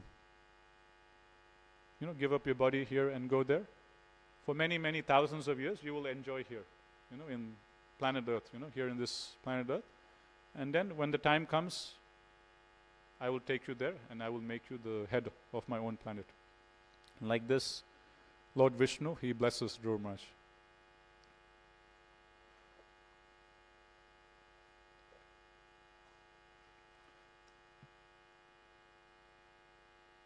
And now after blessing Dhruva Maharaj with this boon, now Lord Vishnu, we're seeing in today's verse, he's leaving Dhruva Maharaj and flying back to his abode on the back of Garuda.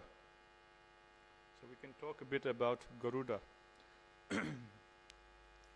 Garuda is the personal carrier of Lord Vishnu or Krishna himself, and time and again you'll see him coming up in pastimes. Whenever Vishnu is coming to see a devotee, he'll always come on the back of Garuda. And in Krishna Leela also, you'll see how Dwarka Krishna, he'll always be going here and there on the back of Garuda. Like last week I was reading pastime of Bhaumasura, when Krishna, he goes to kill Bhaumasura, who had captured 16,100 princes and had stolen the earrings of Aditi, the umbrella of Varuna. That time Krishna, he takes Satyabhama on the back of Garuda to go fight with Bhaumasura. So Garuda, he'll always come up in Shastra. He's one of Krishna's very, very dear devotees. Even in Jagannath Puri, we have the Garuda Stamba, representing that Garuda is there taking darshan, Lord Jagannath. And whenever Mahaprabhu used to come, take darshan of Lord Jagannath, he would stand next to Garuda Stamba and take darshan of Lord Jagannath. So I heard that even in our rebuilding of this temple, we'll also have a similar like Garuda Stamba at the front of the temple also. So Garuda, I was reading in Brihad Bhagavatamrita how Krishna's devotees, they love Krishna so much, they're like so hungry to serve Krishna, they're like so greedy to serve Krishna, that they expand themselves to serve Krishna in multiple different abodes. So just like we understand that Krishna, he's simultaneously present in different abodes. Like he's simultaneously there in Goloka Vrindavan, he's there in, Vaikunta, he's there in Dwarka, he's there also in the material world. So just like Krishna expands himself to be simultaneously present in different worlds, different lokas, and to serve Krishna in these different abodes, Srimati Radharani, she also expands. So when Krishna expands from Vrindavan to come to Dwarka, Srimati Radharani, she also expands and comes as Queen Rukmani. She also comes as Satyabhama and all the other queens. So all these queens of Dwarka, they're all expansions coming from Srimati Radharani. So every time Krishna takes one expansion, Srimati Radharani will also take one expansion to match Krishna and to serve Krishna. So this is the mood of pure devotees, They love Krishna so much, they're so hungry for service, they're so greedy for service, that they want to serve Krishna simultaneously in many places. So every time Krishna expands to go to a different abode, Srimati Radharani, she also expands. Same way from Dwarka, Krishna expands as Narayan and is there in Vaikuntha as Narayan. So same way, the queens, of Dwarka, they also expand. It's mentioned that Rukmani, she is known as Mahalakshmi. She is the source of all the Lakshmis. So all those Lakshmis who are serving Vishnu in Vaikuntha, they're all coming from Srimati Rukmani Devi. Okay? And originally, we can say coming from Srimati Radharani. And again, when Krishna comes to the material world, Srimati Radharani also comes. Whenever Vishnu comes to material world, a particular expansion, of Lakshmi, she also comes. So on and so forth. So just like Srimati Radharani is always expanding to serve Krishna in multiple different places simultaneously. So in the same way it's given that other devotees of Krishna, they have similar mood and they also desire to serve Krishna simultaneously in multiple abodes. And one example of that given is Garuda. In Goloka Vrindavan, Garuda is actually none other than Sridham, Srimati Radharani's brother. So in Vrindavan, we all heard this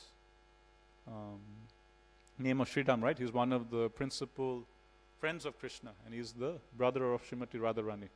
So one of the very close personal friends of Krishna in Goloka Vrindavan, Sridham, he expands as Garuda in Dwarka, and he also expands as Garuda in Vaikuntha. And whenever Krishna or Vishnu, they do their pastimes in the material world, another expansion of Garuda comes to the material world to assist in Vishnu's pastimes here.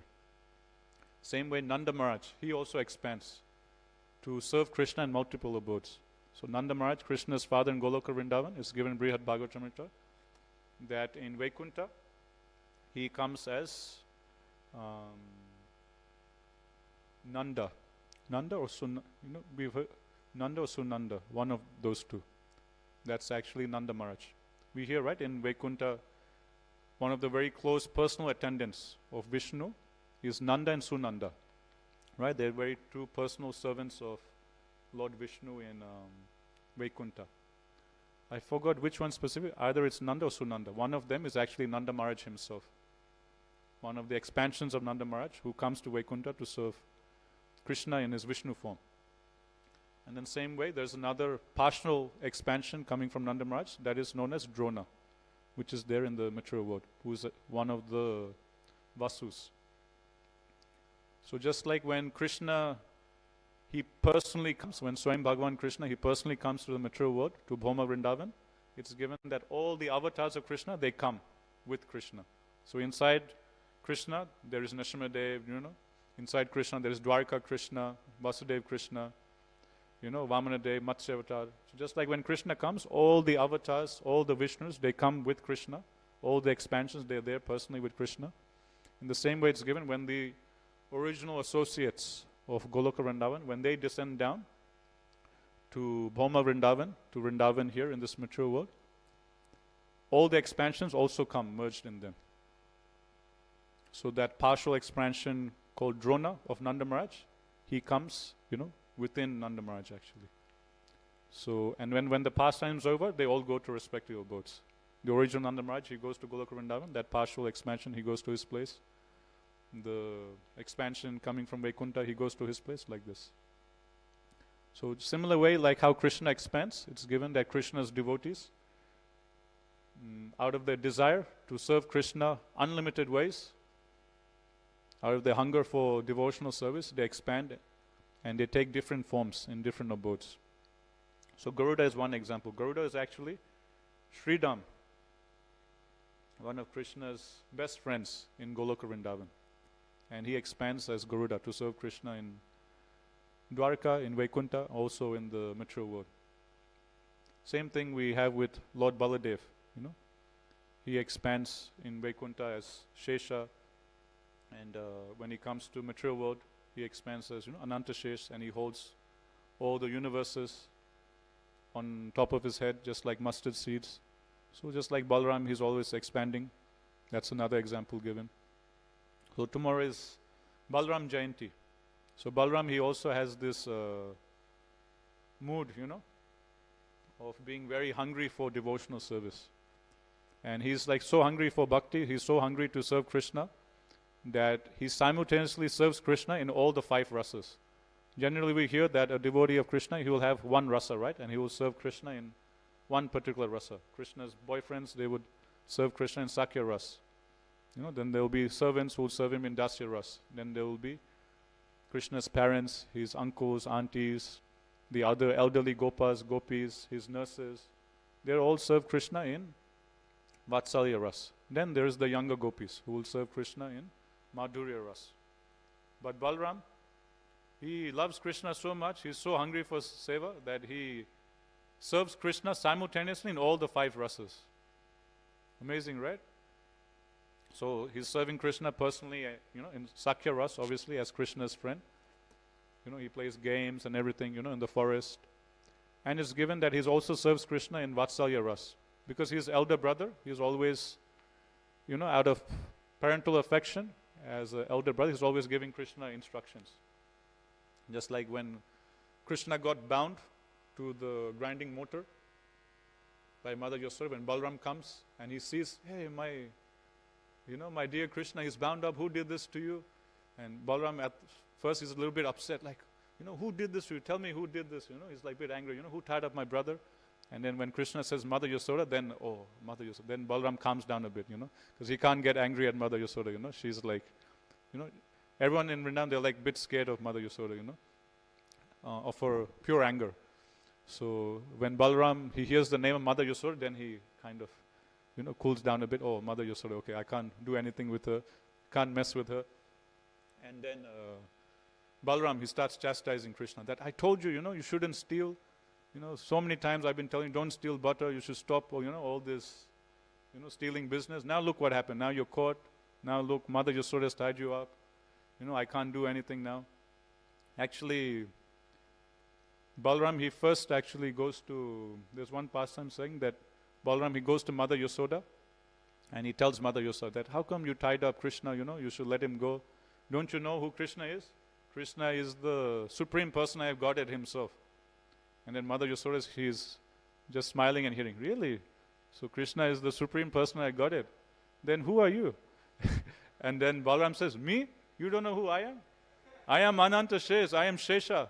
All the universes, I am holding on top of my head, just like mustard seeds. You don't know who I am? And then it's really, you're Ananta Shesh. Oh, you're Sheshanag. Okay, very nice.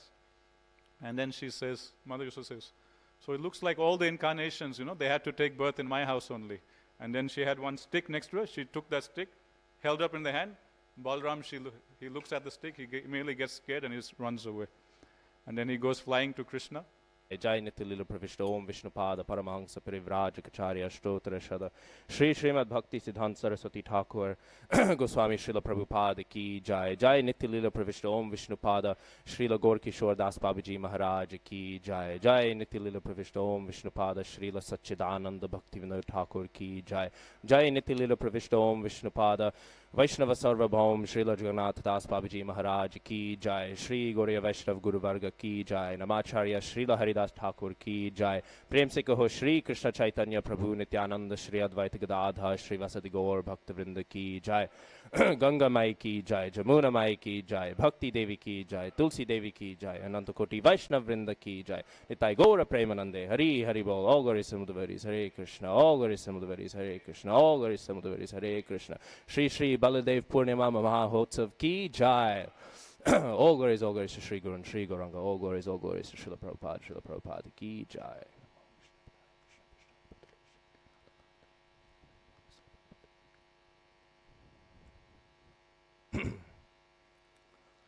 Om Namo Bhagavate Vasudevaya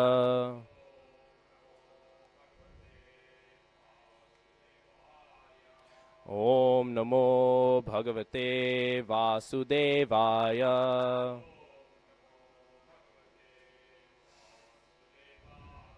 Om Namo Bhagavate Vasudevaya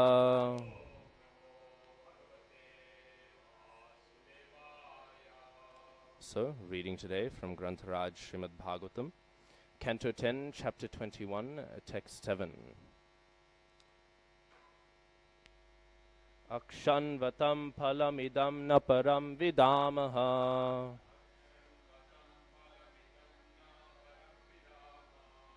सख्यः पशून् अनुविशेषयतोर्वयास्य हि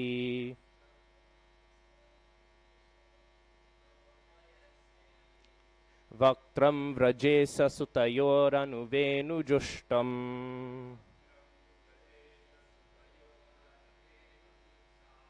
यार्वा निपीतमनुरक्तकटाक्षमोक्षम्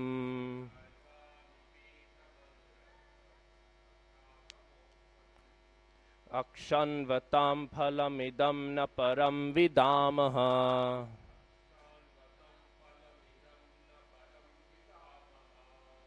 सख्यः पशून् अनुविवेशयतोर्वयस्य हि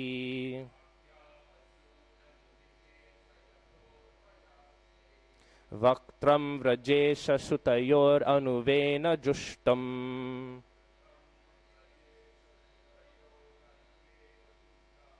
यार्वा निपीतमनुरक्तकटाक्षमोक्षम्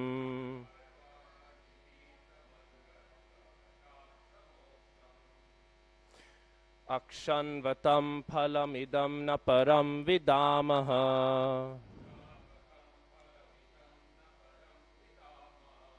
सख्यः पशून् अनुविवेशयतोर्वयस्य हि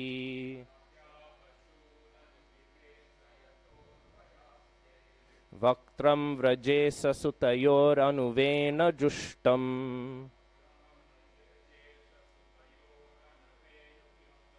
यार्वा निपीतमनुरक्तकटाक्षमोक्षम्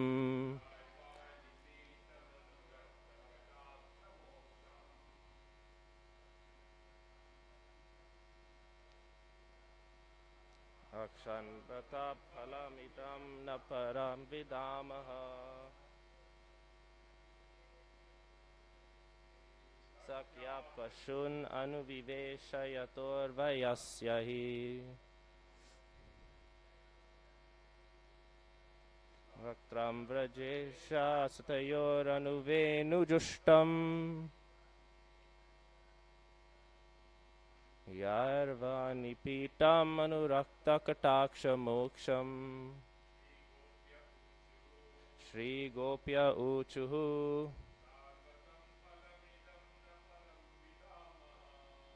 अक्षन्वतं फलमिदं न परं विदामः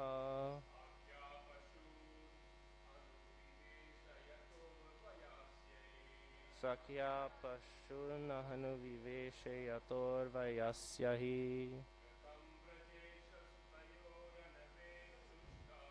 वक्त्रं व्रजे ससुतयोरनुवेनुजुष्टम्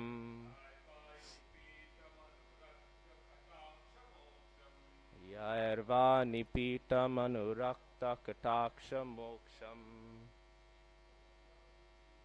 श्रीगोप्य ऊचुः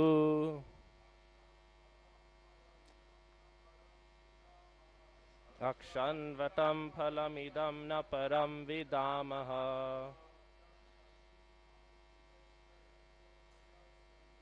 सख्या पशूननुविशेषयतोर्वयस्य हि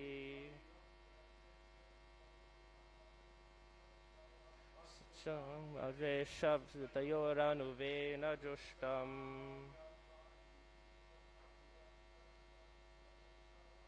यार्वा निपीतमनुरक्तकटाक्षमोक्षम् श्रीगोप्य ऊचुः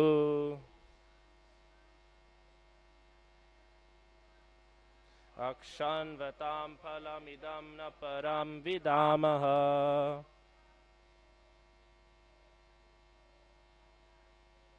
सख्या पशूननुविशेषयतोर्वयस्य हि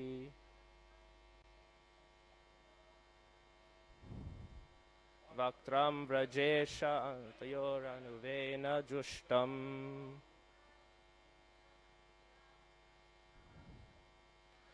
यार्वा निपीतमनुरक्तकटाक्षमोक्षम्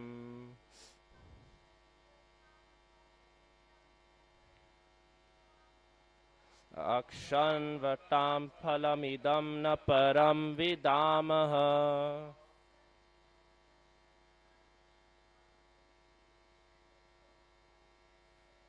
Sakya pashun anuviveshayatorvayasyahi.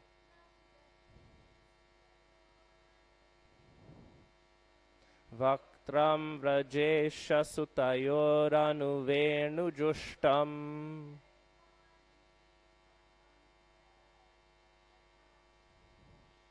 Yairva nipitam anurakta katakshamoksham.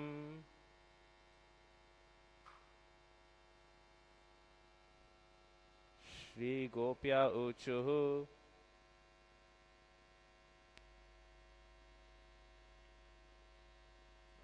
Shanvatam phalamidam na param vidamaha.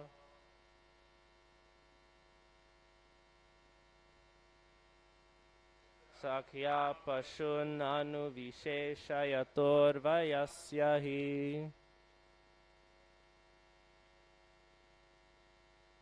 Vaktram vrajesha sutayoranuvena jushtam.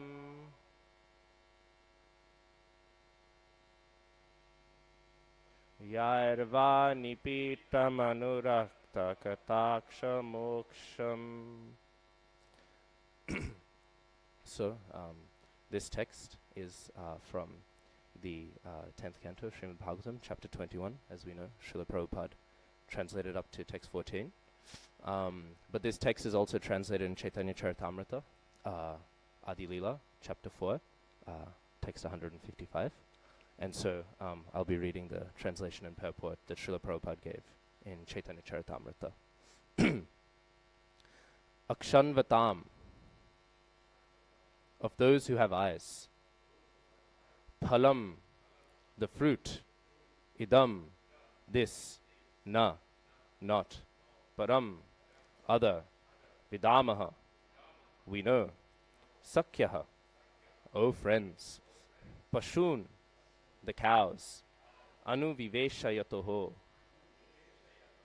causing to enter one forest from another. Vayasyahi, with their friends of the same age. Vaktram, the faces. Vraja Isha, of Maharaj Nanda. Sutayaho, of the two sons. Anuvenu Jushtam, possessed of flutes. Yahi, by which. Va, or. Nipitam, imbibed. Anurakta, loving. Kata, aksha, glances. Moksham, giving off. The gopis said, O friends, those eyes that see the beautiful faces of the sons of Maharaj Nanda are certainly fortunate. As the two sons enter the forest, surrounded by their friends, driving the cows before them, they hold their flutes to their mouths and glance lovingly upon the residents of Vrindavan. For those who have eyes, we think there is no greater object of vision. And purport. Like the gopis, one can see Krishna continuously if one is fortunate enough. In the Brahma Samhita, it is said that sages whose eyes have been smeared with the ointment of pure love can see the form of Shyama Sundar, Krishna, continuously in the centers of their hearts. This text from Srimad Bhagavatam, Canto 10, Chapter 21, Text 7, was sung by the gopis on the advent of the Sharat season. And once again the translation. The gopis said, O friends, those eyes that see the beautiful faces of the sons of Maharaj Nanda are certainly fortunate. As these two sons enter the forest, surrounded by their friends, driving the cows before them, they hold their flutes to their mouths and glance lovingly upon the residents of Vrindavan. For those who have eyes, we think there is no greater object of vision. Translation and purport by His Divine Grace, Srila A.C. Bhaktivedanta Swami Prabhupada Ki Jai.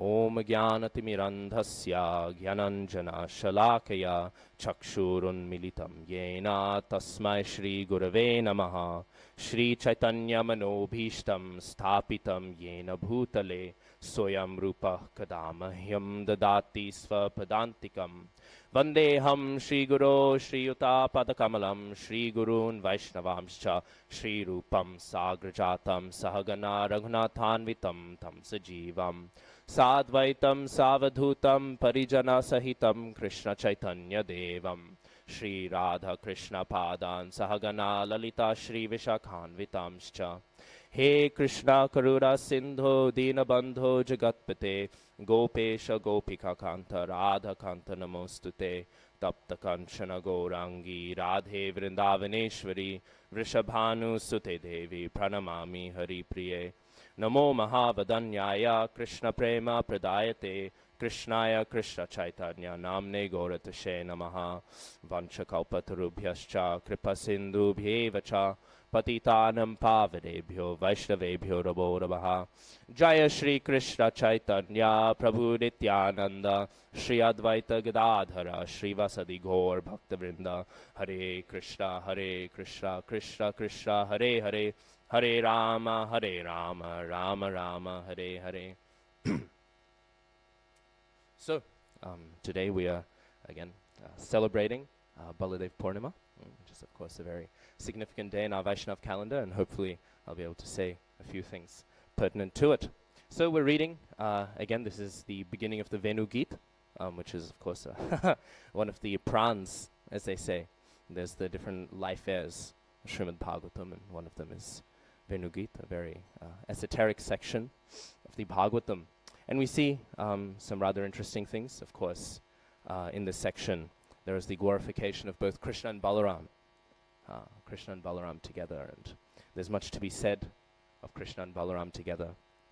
We know, of course, there are two types of Prakash expansions, and in the pastimes of Vraj, there are two primary categories. Well, there's two primary categories in general, but we'll see. There's, of course, the Prabhav expansions that are direct, where it is the Swayam Rup, Krishna himself, expanding exactly the same of himself, same color, same mood. And then, of course, there's the Vaibhav expansions, the Vaibhav Prakash, which are a little bit distinct, right? Which is, of course, the category to which Baladev belongs to. And so Baladev is interesting, because when we see the expansions of the Lord, traditionally, conventionally, we know that as the Lord expands, of course, also with his Shakti potency, right? When the Lord expands into Ramchandra, there we have Sita, right? And so on and so forth, Lakshmi, Narayan, like this. But when Balaram expands, we don't hear much of that, right? There's not much of the Shakti that Balaram carries with him. Lots of people identify the Shakti as Ananga Manjari. This seems to develop a little bit after the six Goswamis. But that seems to be a conventional identification. And yet, again, we don't hear much of that in the Goswami literature. And so it seems to not be such a substantial point of interest. In fact, of all the expansions, we can really say the two that don't really, besides, of course, Balaram, that don't really have much prominence for Shakti Tattva, Narayan. And that's obviously because they're brahmacharis. They're pretty lousy brahmacharis if they're bringing Shakti Tattva with them, right?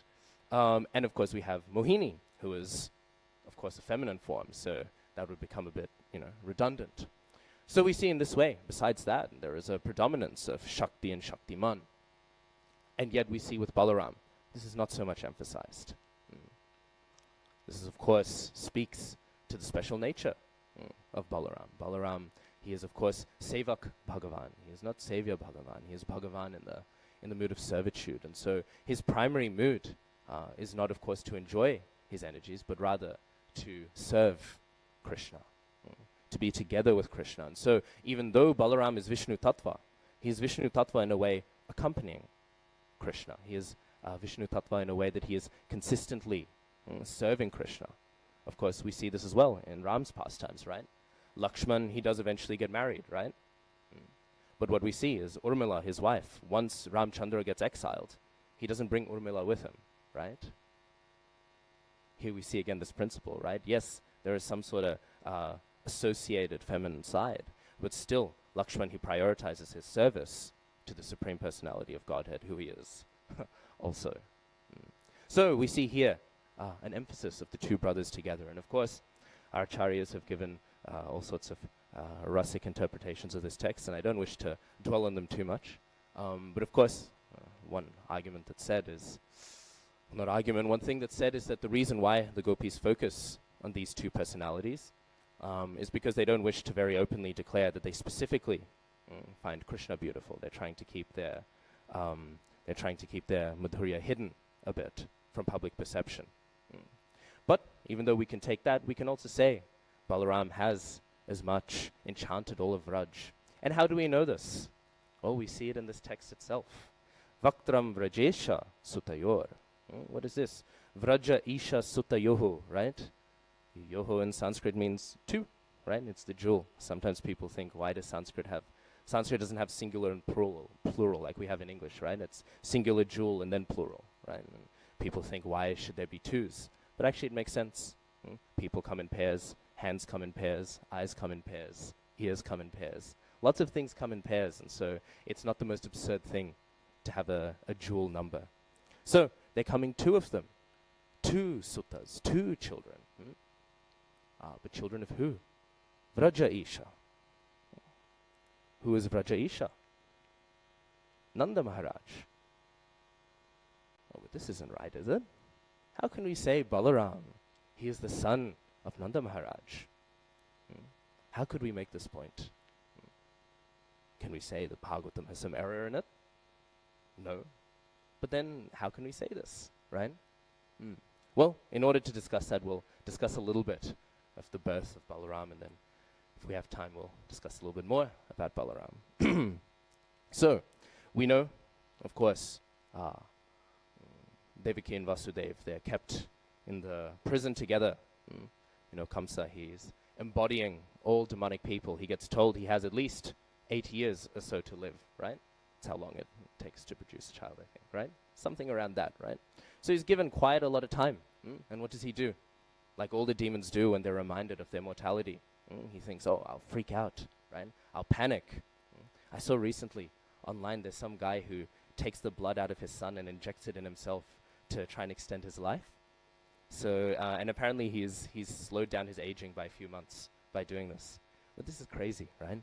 But this is the mindset of the demonic person. And so Kamsa, he's having this demonic mindset, right? By hook or by crook, I'll betray my own family members. I'll kill all these children. Only just for what? 8 years. And again, what do we see in our beautiful Grantharaj Srimad Bhagavatam? Shukdev Goswami, he gets told 7 days. And what does he do? He doesn't freak out. He thinks, let me hear Srimad Bhagavatam. Actually, we all have 7 days to live. We will either die on Monday, Tuesday, Wednesday, Thursday, Friday, Saturday, or a Sunday. So we all also only have 7 days that we can die on. So we too should be like Shukdev Goswami and hear the Srimad Bhagavatam. So in this way, Kamsa, he's embodying this, and as we know, all these children, they're being born and then they're being done away with. Very famously, these are the 6 children of Marichi, right?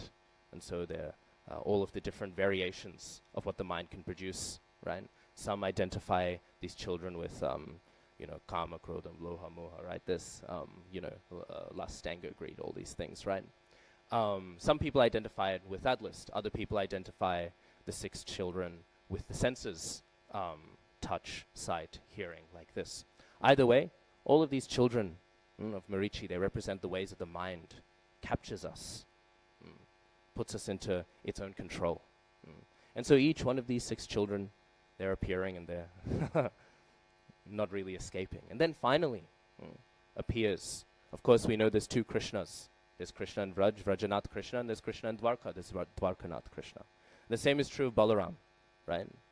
There is Devaki Nandan Balaram and there's Rohini Nandan Balaram. And so, as we can imagine, Devaki Nandan Balaram is an expansion of Rohini Nandan Balaram. And so this one enters into the womb of Devaki. And of course, this Balaram, one of his names, I was looking up here, they have all the names, and one of them is Shesh, right? the translation that's given up here is Lord Shesh. One of the translations, one of the meanings of the name Shesh is he who can escape, he who can flee, he who can run away. And so we see Balaram, he is Adi Shesh. He is the first to escape the prison cell that they're all being held in. So Adi Sheshi is there, first to appear, first to do a runner, right? And he appears in this womb. Now some people, often they wonder, how can we say all of these faults or these anarthas, they're appearing in the womb of Devaki? She has such a transcendental, beautiful womb, right? How can we say? We don't have any issue thinking that Balaram could appear, Adi Shesh could appear. We don't have any issue thinking that Vasudev Krishna could appear. But how can all these faults appear? Well, actually, our acharyas, they're very clear. They appear in the same way, that the soul is untouched by matter, and yet it appears to have some sort of contact with matter. It appears in the same way that Krishna and his dham appear in this world, and they appear to touch this world, but they don't. In the same way, these initial children appear. Right? So, they appear like this, and then Balaram appears, Adi Shesh, the first to escape the prison. He is there. And of course, we know Balaram, he is what? He is a Khanda Guru Tattva. He is the original Guru Tattva.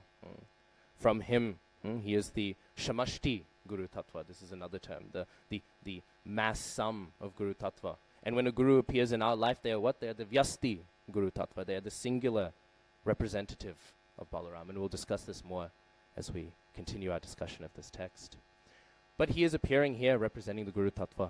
And so, of course, very clearly we see the point. Before Krishna can appear in us, before we can be graced by Krishna, first we must be graced by the Guru. First the Guru must become present. We know in the Kaliya Daman pastime, right? Krishna, he goes and he climbs up what before he jumps into dance with Kaliya? What does he climb up? The Kadamba tree, right? And why does this Kadamba tree survive? The poison of Kaliya has killed all the other trees, right? Why does this one tree survive? The nectar, right? Garuda, he was doing a runner, right? And some amrit drops. Of course, this is the external reason.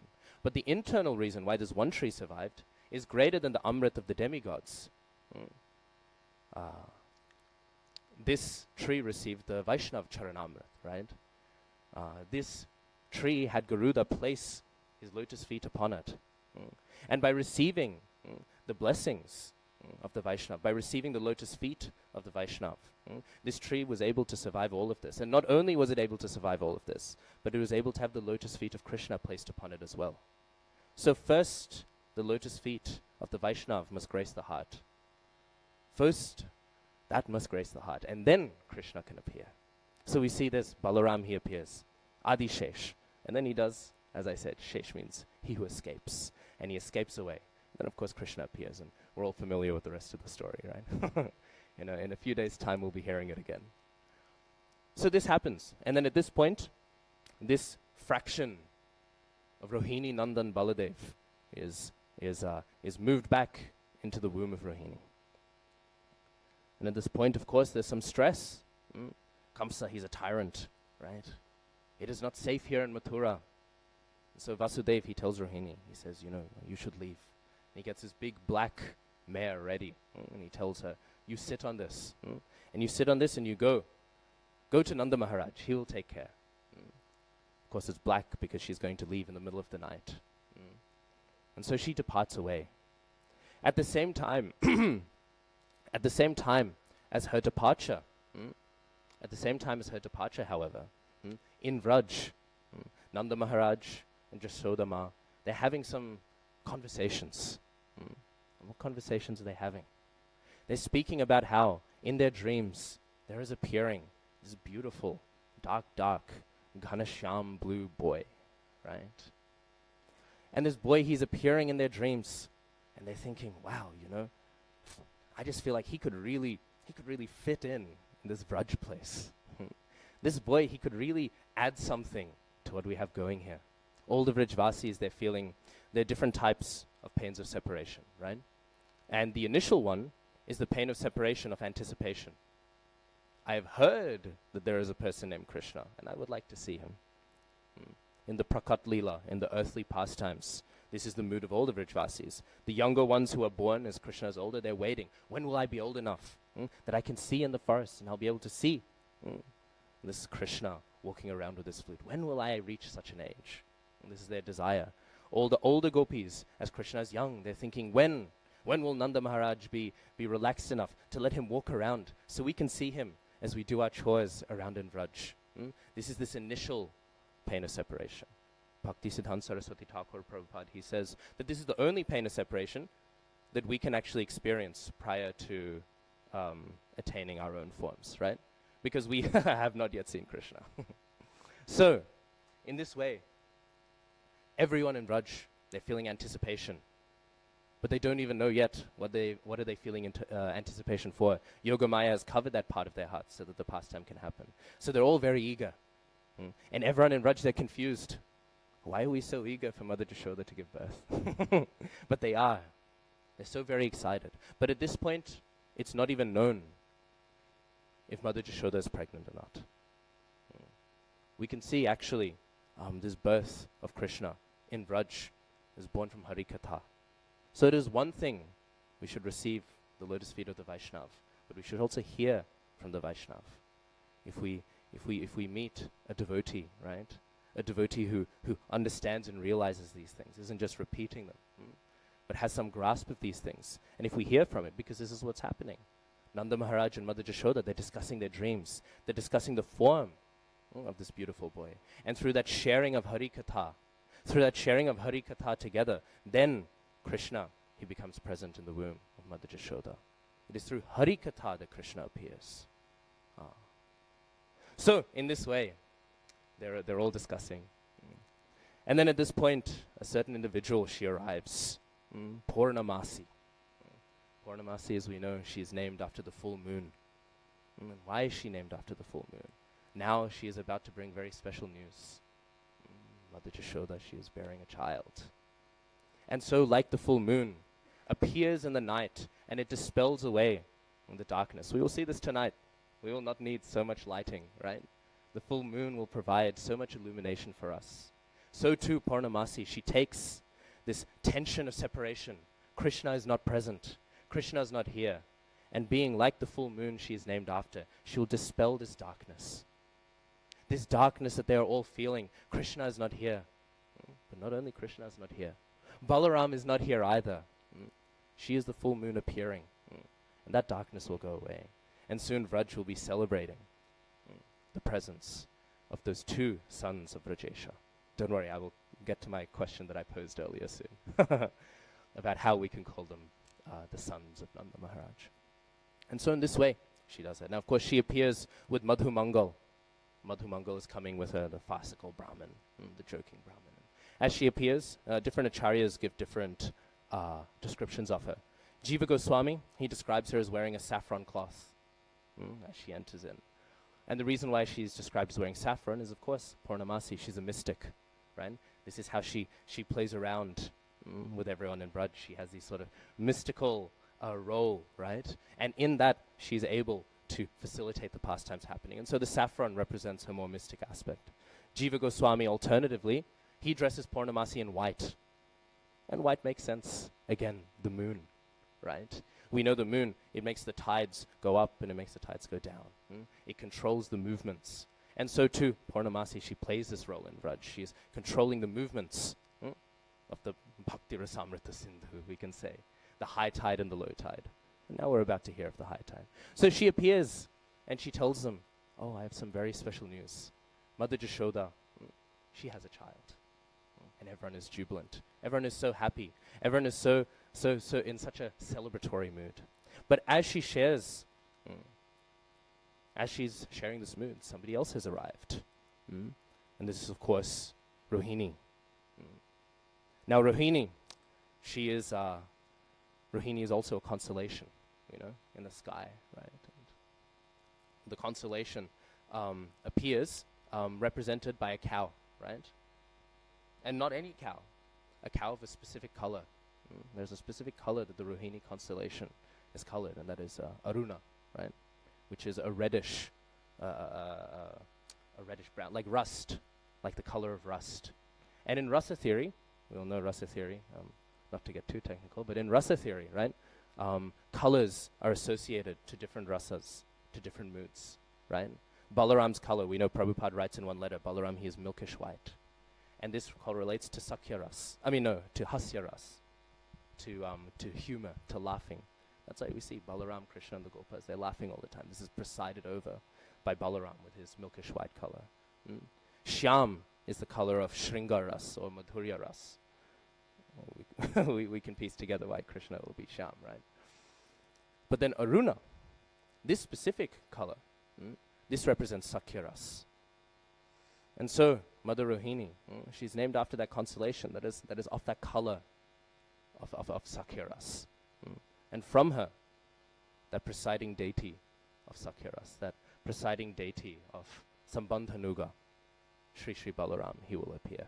And so she appears, and she's there, and she's riding and bearing a child. And of course she gives birth on Shravan Purnima, which is today. She gives birth. Now, in the Garga Samhita, it seems to say that Balaram was actually born 6 days after Krishna. And that's why you'll see, if we go to Vrindavan, I don't want to get into too much of a technicality, but if we go to Vrindavan, you'll see sometimes they celebrate Balaram Jayanti on a different day than we do. That's because they tend to put more emphasis on this text. But we, as Gauriya Vaishnavas, cannot really accept this conclusion. They are free to do whatever they want. But we are, of course, following Amalam Puranam, Srimad Bhagavatam. And Srimad Bhagavatam is rather clear, right? Garga Muni, when he appears, what does he do? Garga Muni, he enters into these pastimes and he performs the sanskars at the same time, right? Are we to think that Balaram, he's waiting around a whole extra year? Because if he's born a few days after Janmashtami, then he would have to be just under a whole year older, right? So then there's like a whole year lag. And we hear Krishna and Balaram, they're playing together. How could they play together if they're not the same age, right? There would be this lag. And so for this reason, we don't accept this. We say that Balaram, he's born only a few days before Krishna, right? That's why we see still the murtis of Krishna and Balaram, whenever they're assembled, whenever they're constructed, right? What do we see? Balaram, he's just a tiny bit taller than Krishna. If you see people who carve murtis, they'll make this point. They always make Balaram a tiny bit taller, but not too much taller. He's only a few days older. So in this way, we see Balaram. He is born, and Rohini, she gives birth to him, and there's a beautiful, beautiful descriptions, right?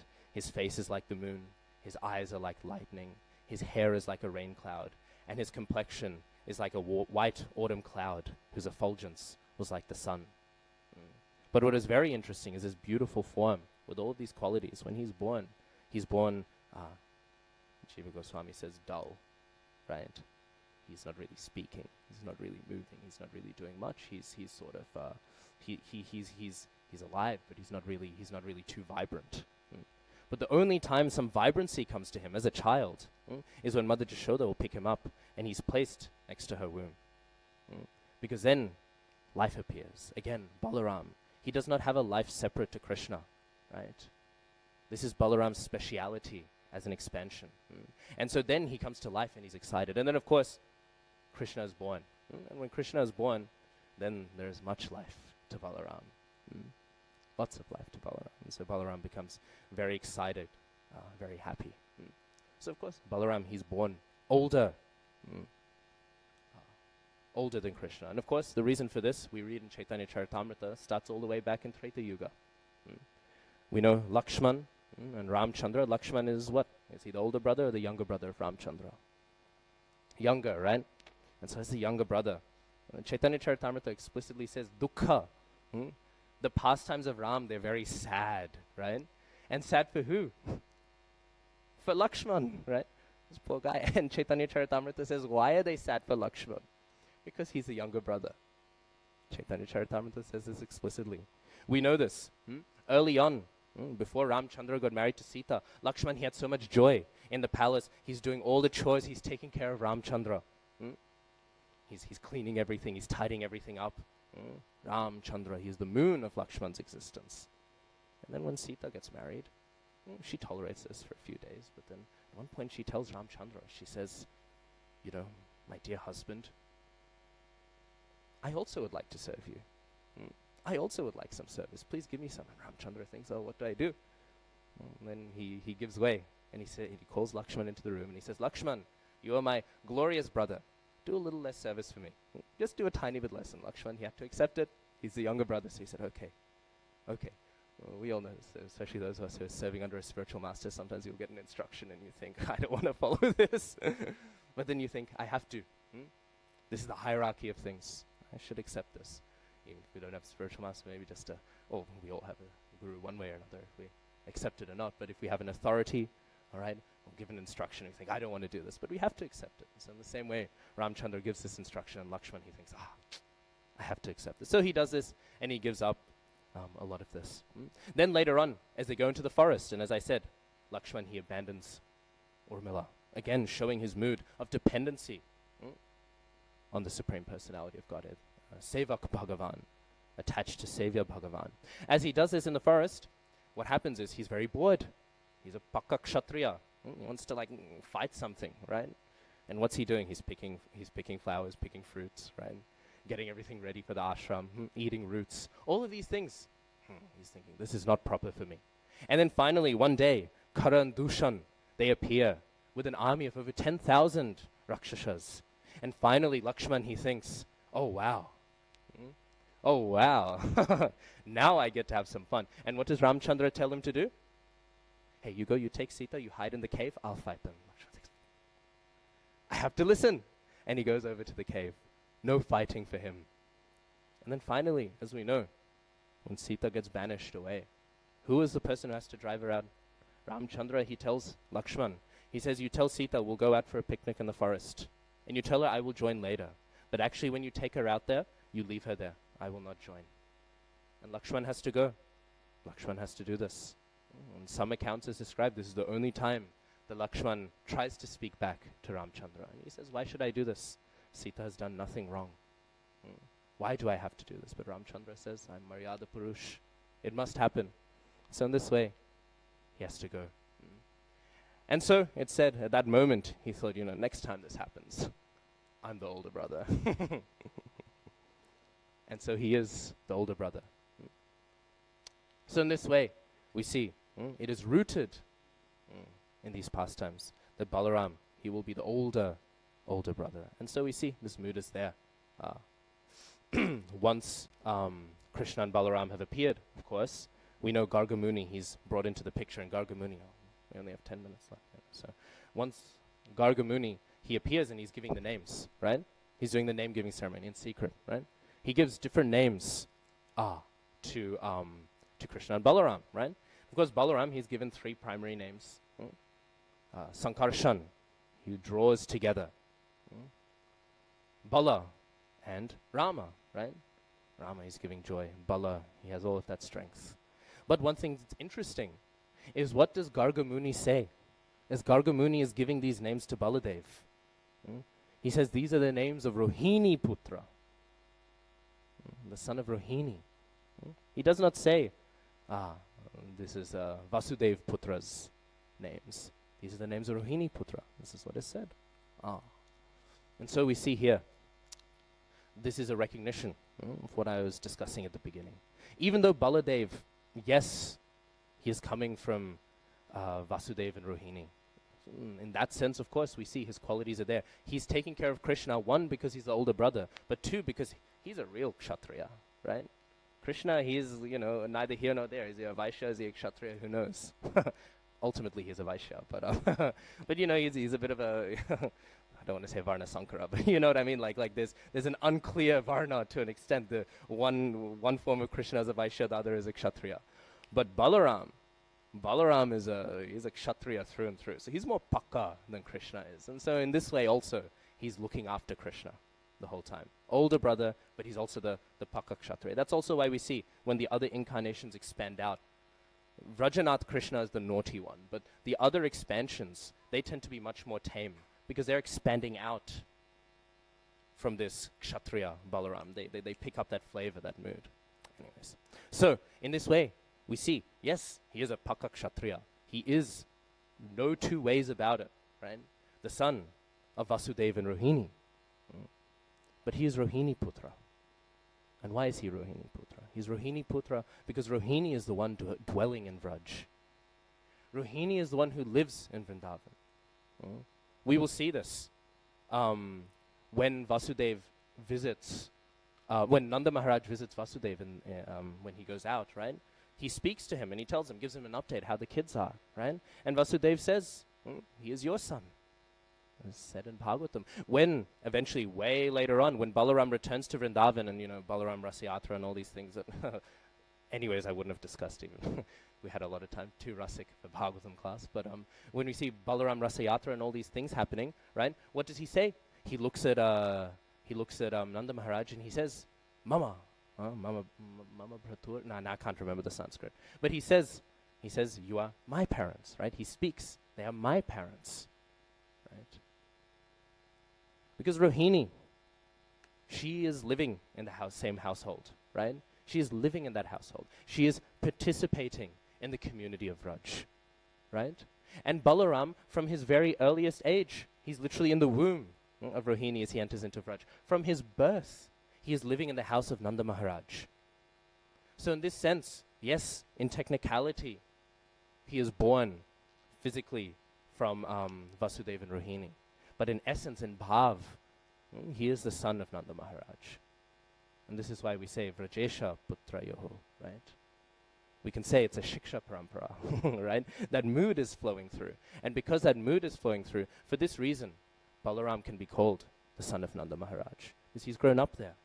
And together, Krishna and Balaram, they've grown old. They've grown up together, rather. And we see this, of course, as the ages move on, as the various pastimes happen. Again, we don't have time to dive into them too much.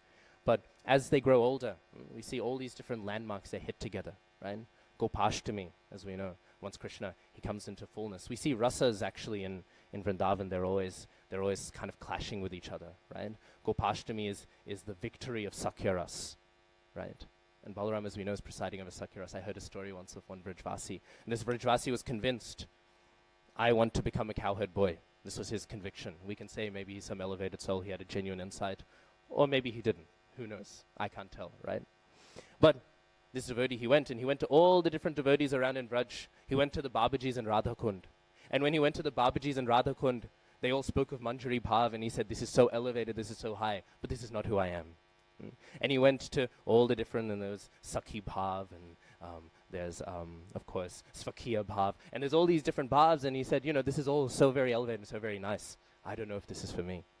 But then it said he went and he saw our ISKCON Vrindavan Sri Sri Krishna Balaram Mandir with the biggest dome above Krishna Balaram, right? With Balaram, we know Prabhupada revealed his very beautiful murti form, very rare. What is Balaram doing in that temple? He's resting on Krishna's shoulder. Who is stronger, Krishna or Balaram? Prabhupada would say this. Prabhupada would say, Krishna is, because Balaram is resting on him.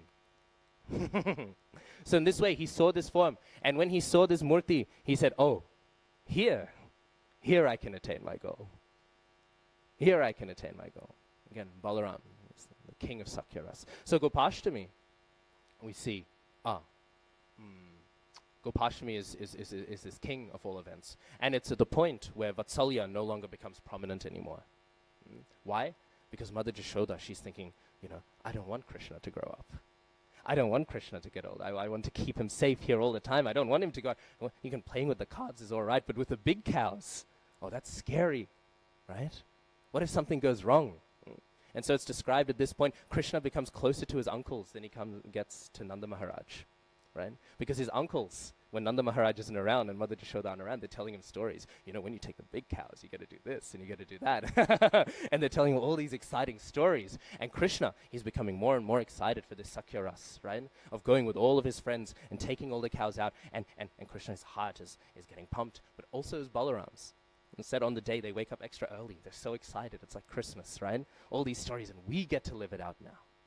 So Balaram together. And of course, Mother Jashoda, she's a little upset. If we had more time, we could discuss. There's a whole pastime with that. But anyways, so in this way, she's a little bit upset.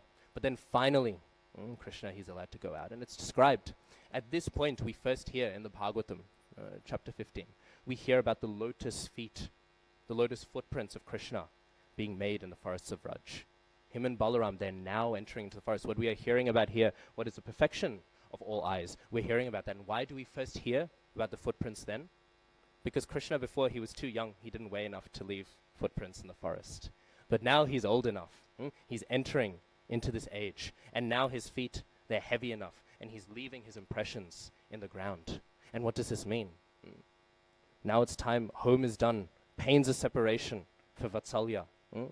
But the forest, who is itself a devotee, we should not think that the forest is not alive, is not filled with bhav as well. The forest is now able to have union, right? Meeting with Krishna. Now the forest has met Krishna. The whole time, the forest was waiting, just as all the Vrajvasis were waiting, right? They were all waiting for Krishna to be born. When will he come? When will he come? Now the forest says, now he has arrived. He has left his lotus feet here. He is now heavy enough to leave his footprints in the forest of Vraj. And so Krishna and Balaram together, they're leaving their beautiful footprints as they're walking around. And then this becomes the heart of Sakya Rasa. And then, of course, again, this whole section of the Bhagavatam is filled with all of the joyous pastimes of Krishna and Balaram. I want to make one final point, though. We'll stop discussing Vraj pastime. I want to make one final point with the last few minutes I have. Because, of course, as I'm saying, Balaram, one description Rupa Goswami gives is that his skin is not milkish white. Even though this is the conventional description we have. One description is that he is like crystal. I can't remember the Sanskrit. But he looks like crystal, right? And what does this mean? For somebody to look like crystal. Crystal does what? Crystal reflects. It's transparent. It's a via medium. This is Balaram. Balaram exists in the service mood. He is empty. Crystal is the service mood. I am nothing. I'm empty. I'm simply representing something else. This is Balaram. We know Dauji in Vrindavan is depicted as Shyam, right? Why is he depicted as Shyam? Not because he's actually black. He's milkish white, Prabhupada has said. But it is because he is crystal. His whole existence is to magnify and represent Krishna. And this is why Balaram is Adi Guru. This is why he is the origin of the Guru Tattva. Because this is what the Guru is. Crystal. Reflecting Krishna into this world. And so we see at Naimisharanya, what are the sages doing at Naimisharanya? They're all there. They're preparing to hear the Puranas. They're preparing to hear Hari Katha. But what do we hear? Canto 1, Chapter 1, Text 4 of Srimad Bhagavatam says, Svargasya Lokaya. Svargaya Lokaya. Svargaya Lokaya, I think. Anyways, it says that they are there to attain Svarga. How can we understand this? Well, it is because originally they were hearing from somebody who was not so qualified. Somebody who was not so qualified to speak the Shastras. Romaharshana Sutta. And Romaharshana Sutta, when he's speaking, Vishwanath Chakravarti Thakur, he says, they all developed a desire for Svarga. They desired to attain some karmic, nice destination. But this is not the destination that Bhagavatam gives. And so, of course, Balaram, he arrives. Because there's some fighting and he doesn't want to, we all know the Duryodhan. Again, I'm running low on time, so we won't get into that. But Balaram, he arrives. He's going on parikrama, right?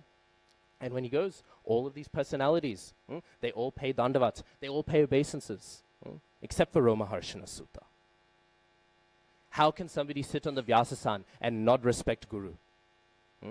So here he's showing that he is not qualified to sit on the Vyasasan. So from this very moment, from his inability to respect the Guru Tattva, Balaram, he takes Kushagras and he kills him. And of course, again, there's a whole conversation, but I think I'm on 2 minutes left. So he kills them. And then they think, how do we resolve this? We want to observe the personality of Godhead's desire. On the other hand, we wanted to hear Hari Katha. What are we going to do? So of course they come up with the solution. They will take the son. And this son, he will be blessed to live long enough to speak this Hari Katha. And this son, he was qualified to speak. So in this way we see, what do we see? Balaram, he is Guru. And Balaram, he is always serving Krishna, always protecting Krishna. And how is he doing this?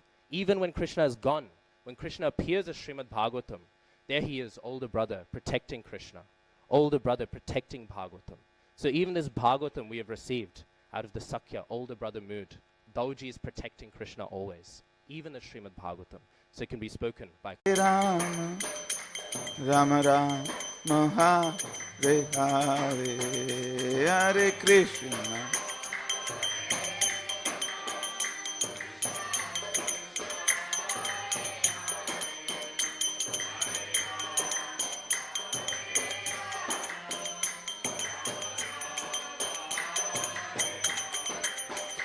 Hare Krishna, Hare Krishna, Krishna Krishna, Hare Hare, Hare Rama, Hare Rama, Rama Rama, Hare Hare, Hare Krishna, Hare Krishna, Krishna Krishna, Hare Hare, Hare Rama, Hare Rama, Rama Rama, Hare Hare, Hare Krishna, Hare Krishna, Krishna Krishna, Hare Hare, Hare Rama, Hare Rama, Rama Rama, Hare Hare.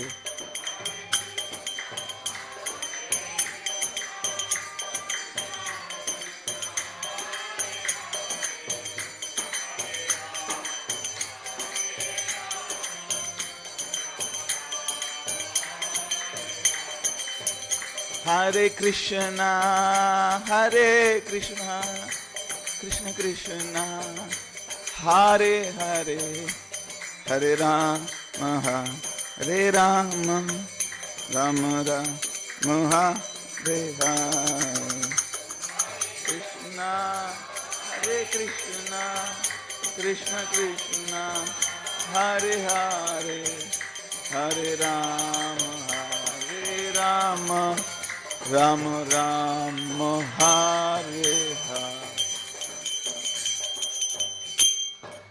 Jai Om Vishnupad Paramhamsa Parivjakacharya Ashtotarata Shishima Divange Savajna Arvinda Jagat Guru Srila Bhaktivedanta Swami Prabhupada Ki Jai Om Vishnupad Paramhamsa Parivjakacharya Ashtotarata Shishima Bhakti Siddhanta Saraswati Thakur Goswami Prabhupada Ki Ananta Koti Vaishnava Ki. All glories to the assembly devotees. All glories to the assembly devotees.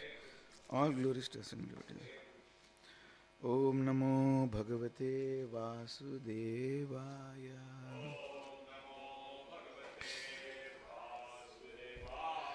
Om Namo Bhagavate Vasudevaya. Om Namo Bhagavate Vasudevaya.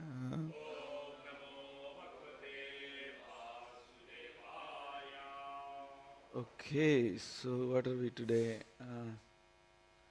This is 21st of August.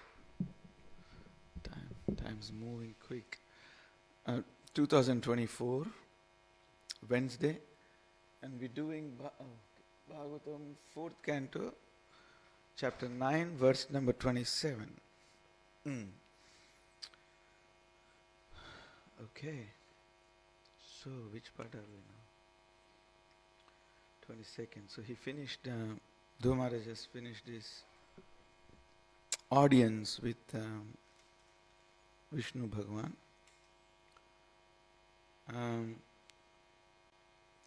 So this can be quite, for us,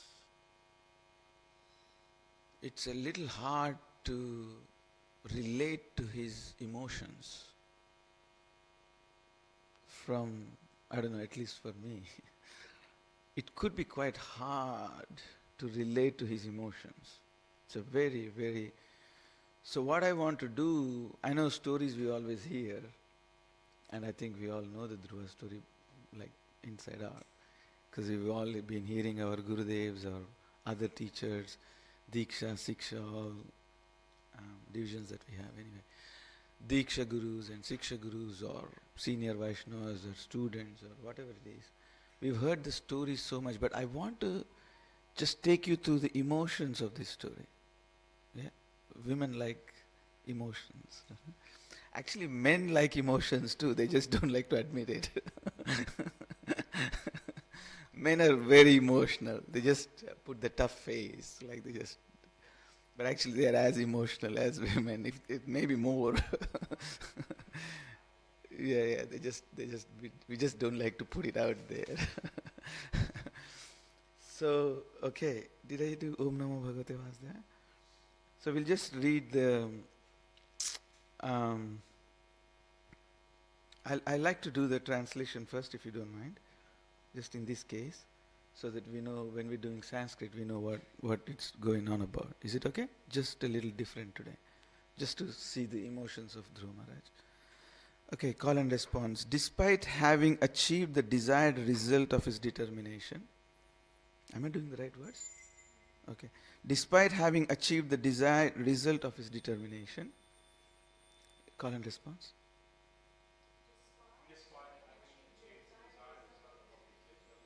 By worshipping the lotus feet of the Lord, Dhruva Maharaj was not very pleased. Thus he returned to his home. Despite having achieved the desired result of his determination, by worshipping the lotus feet of the Lord, Dhruva Maharaja was not at all very pleased. Thus he returned to his home.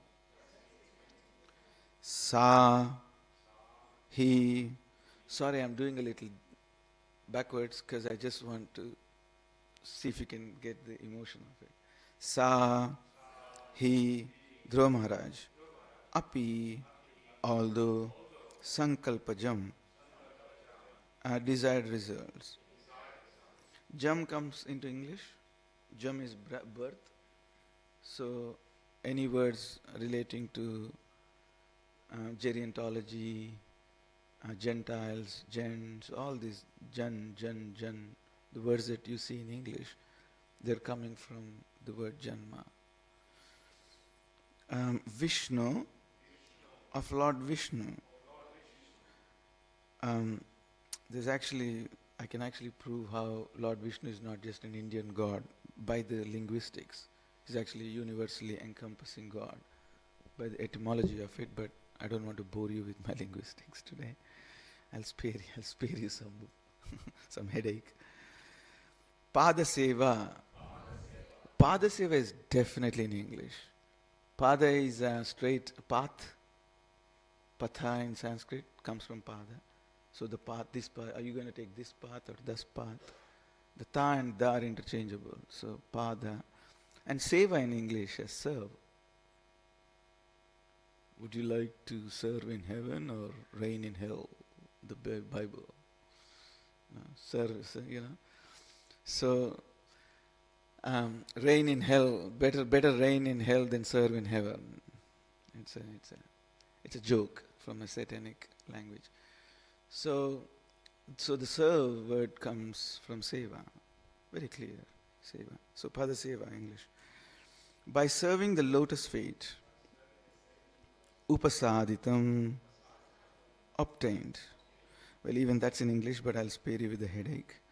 Prapya, having achieved, sankalpa, of his determination, nirvanam, the satisfaction, not, atiprita, very much pleased, abhyagad, he returned, puram, to his home. Sopi sankalpajam Vishnu pada sevopasaditam prapya sankalpa nirvanam nati prito bhyagat param. Sopi sankalpajam Vishnu पादसेवोपसादितं प्राप्य संकल्प निर्वाणं नाति प्रीतो भ्यगात परम.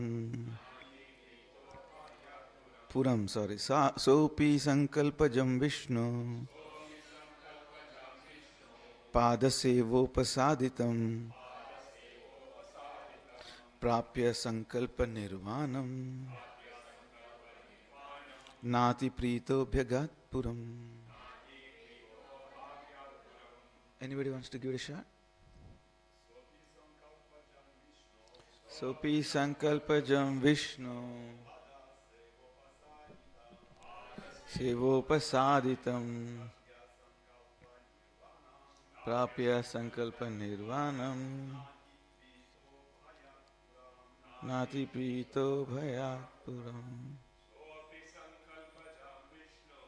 Sopi sankalpajam Vishnu padasevopasadhitam prapya sankalpa nirvanam nati prito bhyagat puram. Ladies, Vaishnavis. Sopi sankalpajam Vishnu padasevopasadhitam prapya sankalpa nirvanam nati prito bhyagat puram. Sopi sankalpajam Vishnu padasevopasadhitam prapya sankalpa nirvanam nati prito bhyagat puram. Very nice. So, did anybody want it? Or it's okay? You want to give it a shot? Okay. Okay. So, just anybody who's just joined online, we've already gone through the word to word and the translation, but I'll just read the translation again. Despite having achieved the desired results of his determination by worshipping the lotus feet of the Lord, Dhruva Maharaja was not very pleased. Thus he returned to his home. Om Ajnanatimirandasya Gnananjana Shalakaya Chakshurunmitam Yena Tasmai Shri Guruve Namaha Vande Nanda Vrajastrinam Padrenum Abhikshna Shayasam Harikatodgitam Punati Bhunatrayam. So, we finished the kind of major big episode of Dhruva Maharaja's pastimes. So let's go just recap the emotions between this story. The emotional part of the story was Dhruva Maharaj was characteristical Kshatriya. Last night Kirtan has kind of did my voice. It just kept going on. I was so ecstatic. Just amazing, just so ecstatic. Balram Jayanti is very, very, obviously any Jayantis are very fortunate. Balram Jayanti is particularly auspicious and fortunate.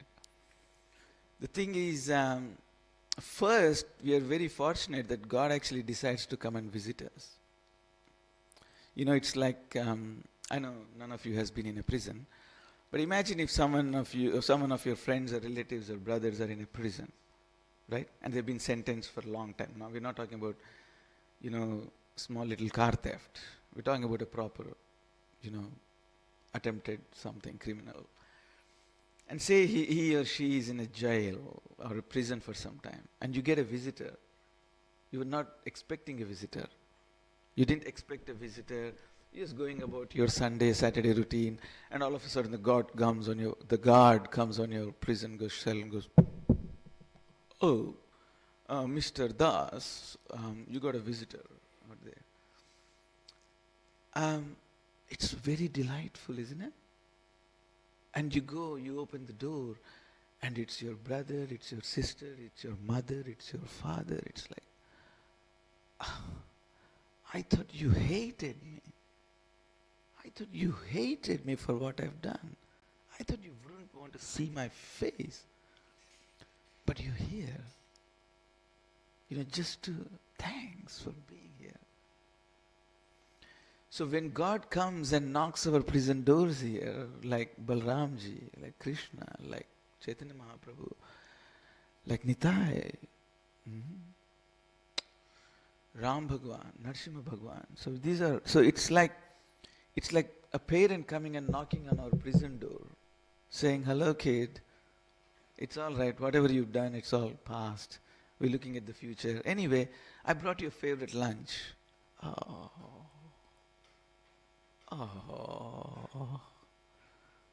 Oh, can you imagine? And they get this lunch out that was your favorite. They know, mother and my father, they know your favorite. My mother, I've departed from India for 25, 26 years now. Now I return, my mother, I just go home and the breakfast is my favorite. I've forgotten what my favorite is.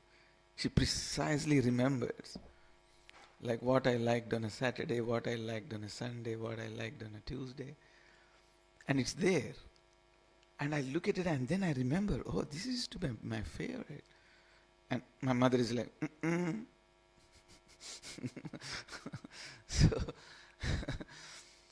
So God coming to the planet and not tapping on our prison doors, just so amazing. It's just such a beautiful, parental, loving, compassionate thing to do. And out of all, Balarama is much more auspicious, maybe even so more than Krishna in some sense. I might say, oh, whoa, Radhika Prasad, what are you doing here? Because he actually sets the scene, and I'll explain to you why I say more than even Krishna. Say if you have troubles in your house with parents, usually, I'm sure it's all with your families, it's not so foreign. Usually the uncle is the one you'll immediately relate to, isn't it? Chitta Hari Prabhu. What happens is, say if we have a problem with dad and we had a little, tussle, and we give each other that silent treatment sometimes. That silent treatment, I didn't like what you said, and dad's going, I didn't like what you did, you idiot. And then there's this silence treatment. And what happens is the uncle comes to rescue. The uncle comes and goes, hey, and he goes to dad, hey, come on, what are you troubling the kid for? Come on, kid. Takes you out, does a little shopping and say, look, don't mind your dad. He's doing a lot of things. He's a little upset with what you did. Come on, you should mind your behavior. And then the uncle kind of sets things up. He brings you home and says, hey, come on, hug your dad. And dad hugs and says, okay, guys, clear. Balarama is like that uncle God. Balarama is like that uncle God. This even you will even see in movies like there is good cop and bad cop. The bad cop comes like heavy on you. You idiot, you damn fool. How could you do this? Come on, speak up or I'm going to trash your jaw. And the bad cop is playing like thumping on the door. And this is, I'll show you how you will die every day in pain. And the good cop comes in the room and he says, hey, settle down. Then he goes, hey, relax, look, I'm on your side. If anything, I want to reduce your sentence. I want to fix things for you. All you need to do is just give us some names. My lips are sealed. It's in the room, it won't go anywhere. We'll set things up. I'll get you out from here quicker. How about this? The good cop is nice. All of a sudden, shake up. Even the deadliest criminal shakes up, just relaxes, and then he relates to the good cop. So God has to play. We are not polytheistics. I'll come back to the verse. Don't panic. You're thinking, okay, Radhika Prasad, where are we going here? I'm still in that Balaram Jayanti mood. I really love Balaram Jayanti. So all of a sudden, even the deadliest criminal comes to his senses and he thinks, okay. And he starts communicating with the police. And he becomes maybe he becomes an agent. Maybe by good behavior, he reduces his sentence. And then he eventually comes out, and usually you'll see, there's a movie called Felon. You'll see the good cop actually comes at the prison door and then shakes hand and says, thanks very much for behaving. See you later, and I hope you'll never have to see our faces again. So God is playing this good cop and bad cop. So Balarama plays that good cop. We get upset with Krishna. We get upset because he has to rectify us. He has to fix our psychologies. He has to fix our behaviors. And Balarama comes like that uncle in the house. Balaram comes like that, the good cop. Not the bad, the good cop, bad cop. He plays that bad cop. And if you think Radhika Prasad is just in his own reverie all the time, and God knows what he speaks about, I'll actually give you an example. You want me to give you an example to substantiate all things I've said? Yeah? Yeah, Chittahari Prabhu wants to. So, take who are the best guy on the Pandavas side. Like the sweetest, the gentlest, the heart of everybody. Who is that one guy? I thought you were going to say Arjuna. Because Krishna hundreds of times says to him throughout Maharaj that you are most dear to me. Yes, Yudhishthira is also dear. But if anything, many times Krishna says, Priyosime, Priyosime, Priyosime, Priyosime. You're the dearest and pleasureful for me. So the best of all the Pandavas in the war, the side was Arjuna. For me, like, I just love Arjuna with my heart and soul. Not as a fanatic, I just love the way he questions. I just love the way he behaves throughout Mahabharata. Not just with Krishna, with Bhima, with Yudhishthira, with Draupadi, with Dhaumya. It's just an absolute archetype of gentlemen. Him and Uddhava. If there is a gentleman that you want to aspire, that's Arjuna. And no wonder the god of the gods loves him. Who's the bad guy on the other side? No, the Kaurava side, other side. No, Bhima is not bad guy, he's Arya. He's just a Bhikara. He's Bhikara. But I'm talking about like the mean bad guys on the other side. Thank you very much. Listen to this carefully. Arjuna gets Krishna, Duryodhana gets Balram. You ever thought about that? That's very, very interesting. So, Arjuna gets Krishna, but Duryodhana has not been completely deprived of God's association. Duryodhana gets Balram, associating with in his company every day, seeking combat skill, teaching, training under him every day. And it is actually said, when the day comes when Bhima and Duryodhana had to actually fight, Krishna himself says that technically speaking, Duryodhana has much more technique than Bhima. Why? Because while Bhima was wandering around the forest after the burning of the Laksha Griha and after the gambling match, guess who was practicing every day? Duryodhana was getting to practice every day. But Bhima was not getting to practice. He was just surviving. He was just trying to survive. But Duryodhana was practicing systematically. So the odds, when the rugby, state of origin, the rugby league, the odds are calculated. It's actually admitted the odds were in many sense on Duryodhana's side because he was technically sound. Bhima was powerful, but Duryodhana was technical. Just because Krishna was in his side, and tactfully Balram had left. So Krishna played a little trick and said, you got to catch him off guard. So Bhima catches him off guard, gives him what we call below the belt. Keep the language sane. Gives him a below the belt blow, and then Duryodhana is gone. And Balram comes and he's just completely devastated. He says, I cannot believe you let this happen. He says that, I cannot believe you let this happen. How could you let that happen? I'm so upset with you. So upset, I'm going to walk out. And Krishna says, yeah, sure, okay. That's all right. That's fine. So this is the amazing contribution of Balram. I was traveling through the dhams recently, and I had Vaishnava's mercy,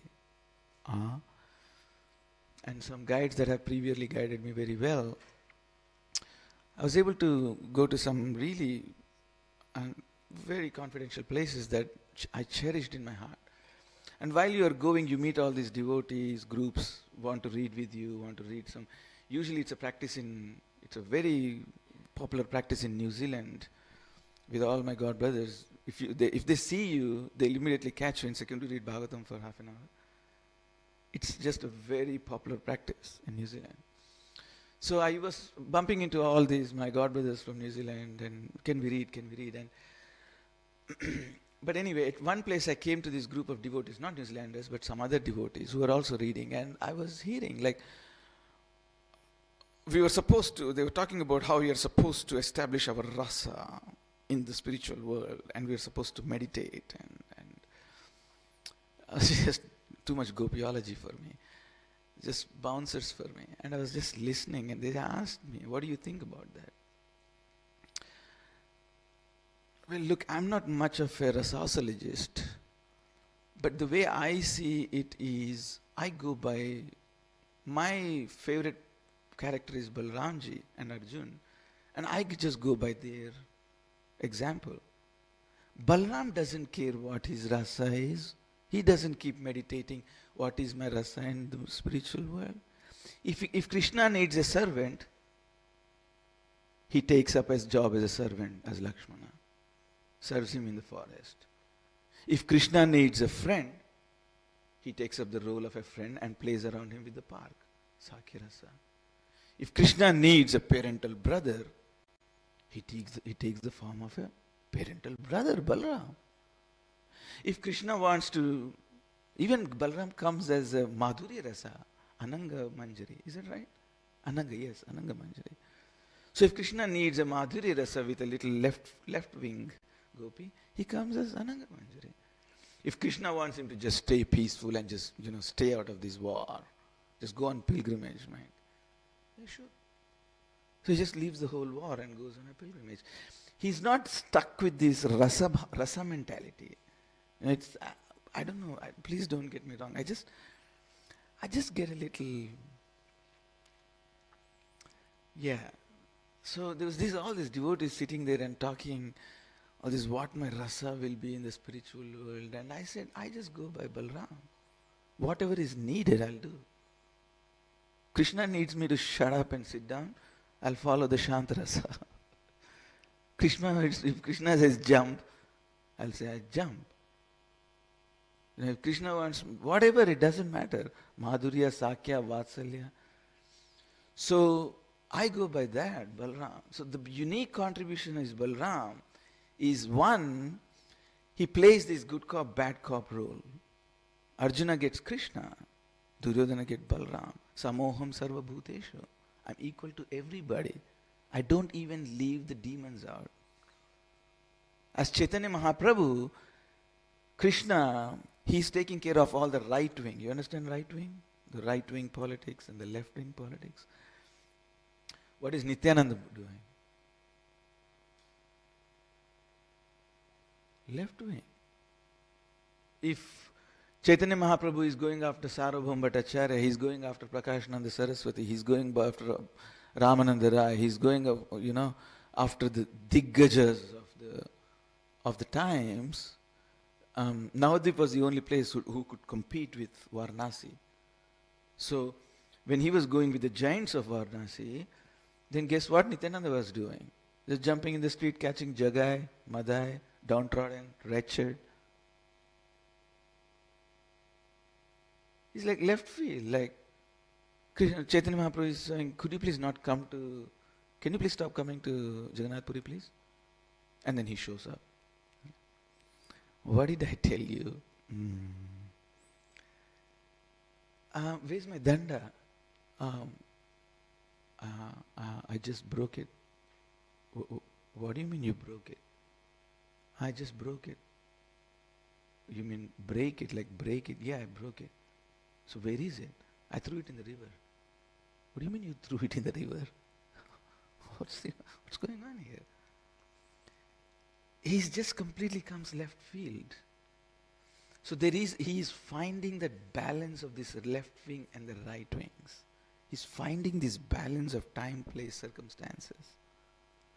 So Balram's contribution is Balram's blessings is enormously required in our spiritual progress. You cannot underestimate, you will never be able to over-exaggerate Balram's contribution in our lives. As we speak right now, he's holding this whole thing together. So, Balramji is, yes, I'm just still in the Balramji mood, so I just had to say a few words. I hope I didn't bore you guys. Was that okay? Or did I completely bore you guys to death? Anything that felt like, Radhika Prasad, why do you have to always speak so deviantly? So, that's the Balram contribution. So it's so important to just lay yourself down in front of Balram. Just lay yourself down. He's the one who's fixing things. He's the one who will fix us up, plays that uncle role in our family, plays that good cop role, and then gets us out of the jail. And then at the gates, he'll meet us and say, I hope you will never see you again in this material world. Just thanks very much. So that's Balramji. Anyway, I can go on and on and on. So I'll stop there. We better get back to the verse. So I wanted to speak about the emotions of Dhruva Maharaja going through. Why was he displeased? See, Dhruva Maharaj is going through this moment. It's very hard for us to relate to Dhruva Maharaja's emotions at the moment. He's actually just witnessed God. God with a capital G. The God. In his 8 forms, Vishnu. So he's just witnessed that. It's very hard for us to understand what can happen to us in terms of cognizance, in terms of bliss, in terms of awareness. What can happen, how we would transform in the presence of God is a completely unspeakable, inconceivable imagination for us. It's over beyond our imaginations. It's just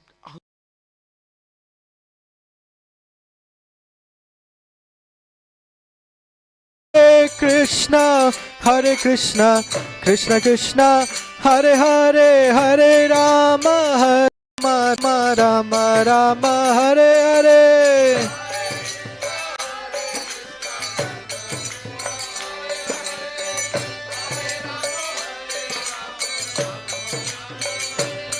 Jaya Radha Gopinatha, Radha Gopinatha Shri Radhe.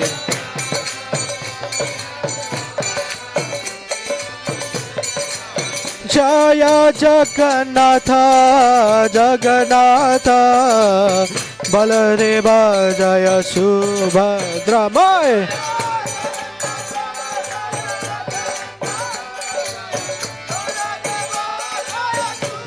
Jaya Jagannatha, Jagannatha, Baladeva Jaya Subhadra.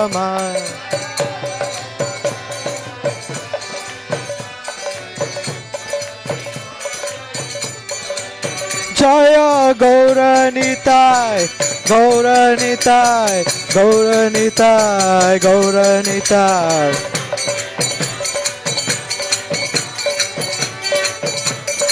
Jaya Jaya Prabhupada, Prabhupada, Prabhupada, Jaya Jaya Prabhupada.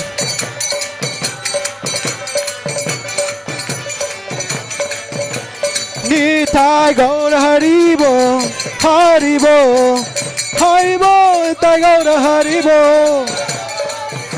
Jai Shri Shri Radha Gopinath Bhagwan ki, Shri Shri Gaur Nitai ki, Srila Prabhupada ki.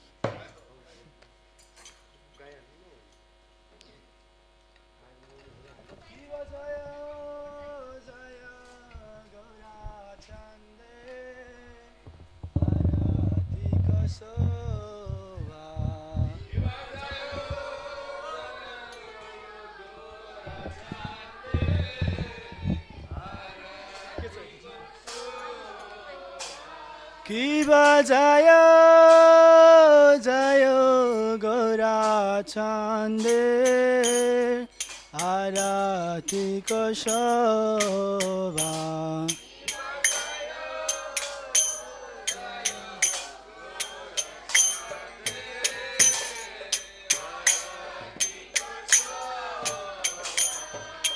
जाना विताता वने जगा मन लोभा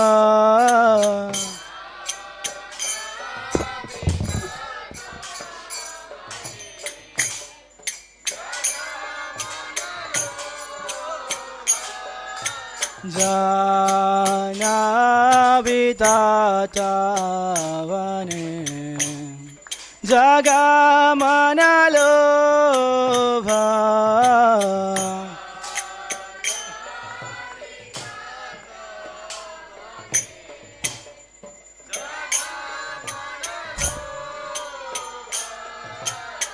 गौरांगे आरती को शोभा जगा जन मन लोभा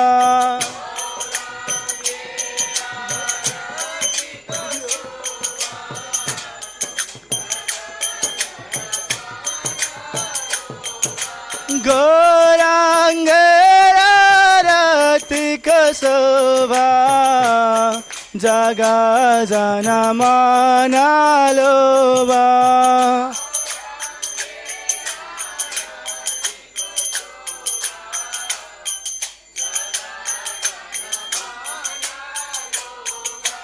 गौरांग आरती को शोभा जगा जन मन लोभा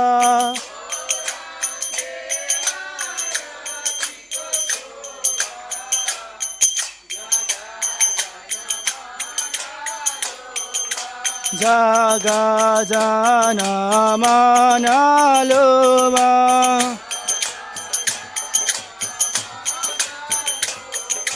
जगा जन मन लोभा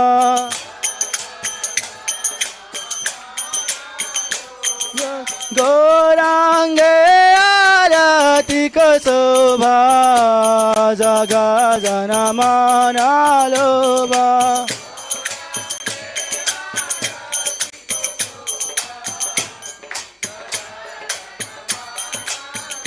जय गौरानिताय गौरानिताय गौरानिताय जय गौरानिताय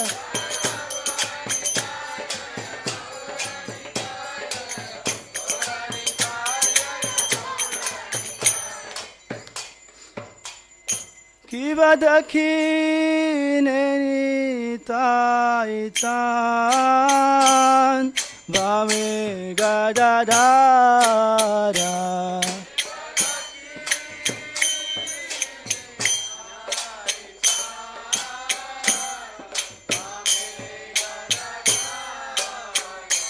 किबा दखिने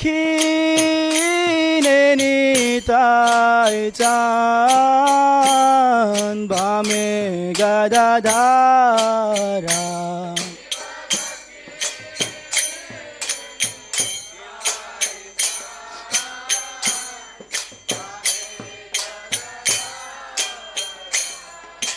निकाते अद्वैता श्रीनि वसा छत्रधारा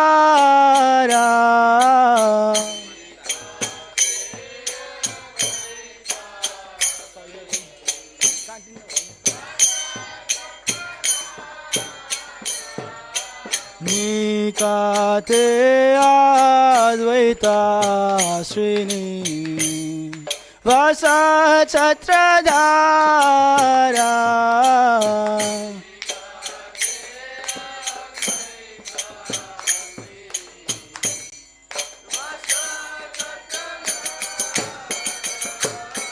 কিবা বসি আছে গৌরা চান রত্না সিংহাসনে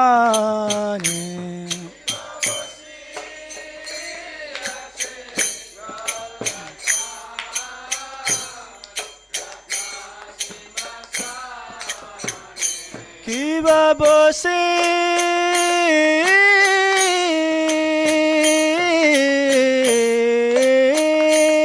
আছে গৌরাচান রত্না সিংহাসনে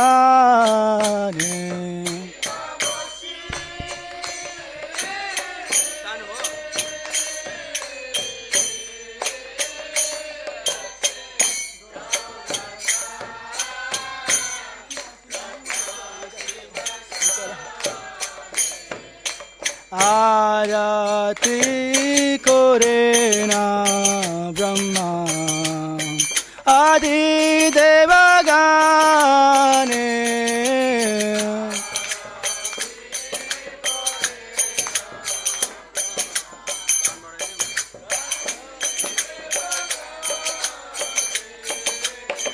আরতি করে না ব্রহ্মা আদি দেবগানে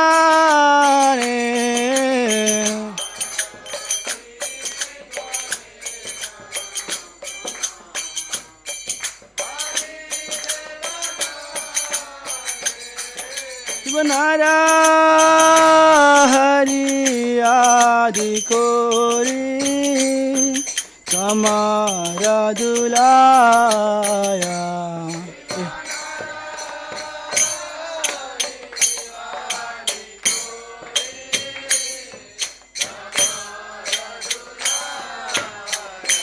কিবা নারা হরি আদি করি চামারা দুলায়া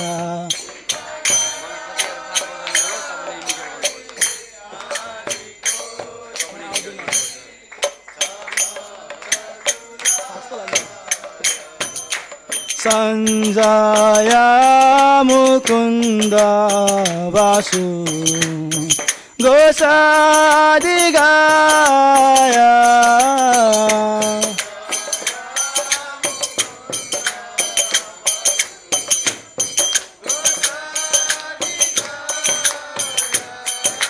সঞ্জয়া মুকুন্দ বাসু গোসাদি গায়া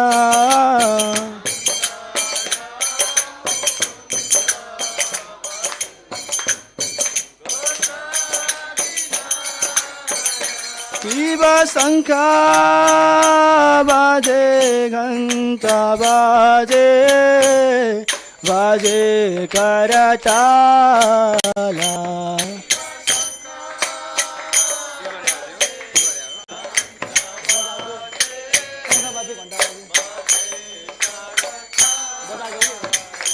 কিবা শঙ্খা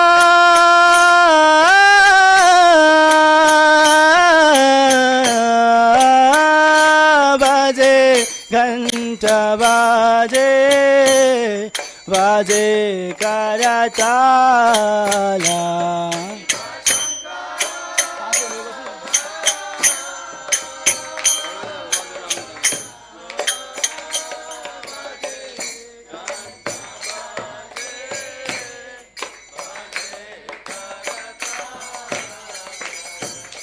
মাধুরা মৃদঙ্গা বাজে পরমরসালা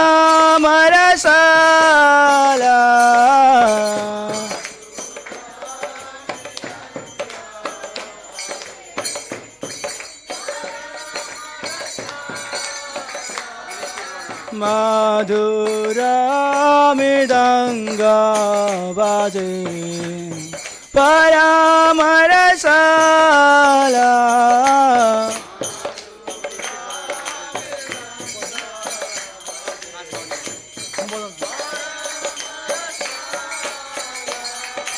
শঙ্খা বাজে ঘণ্টা বাজে মধুর মধুর মধুর বাজে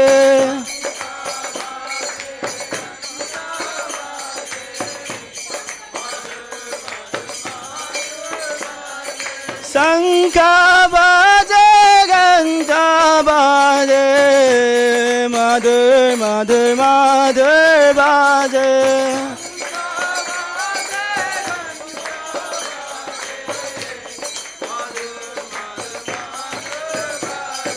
शंखा बाजे घंटा बाजे मधुर मधुर मधुर बाजे शंखा बाजे घंटा बाजे मधुर मधुर मधुर बाजे जय गौरानिताय जय गौरानिताय जय गौरानिताय जय गौरानिताय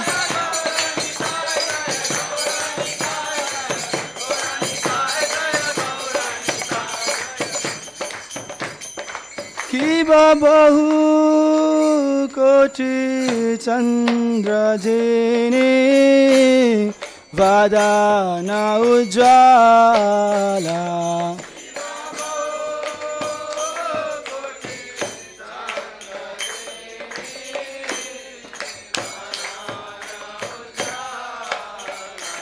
कि बहु कोटि चंद्र जिनी वदन उज्ज्वला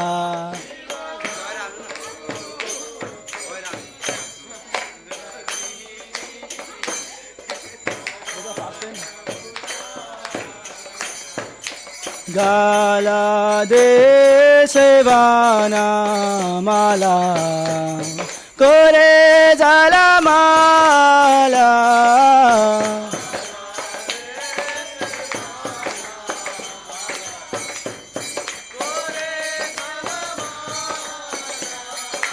गाला दे सेवाना माला कोरे जला माला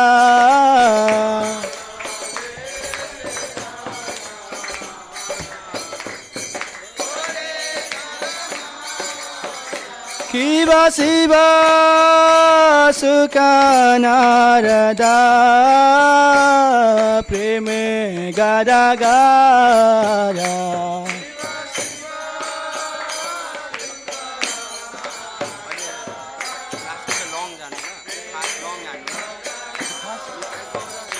शिवा शिवा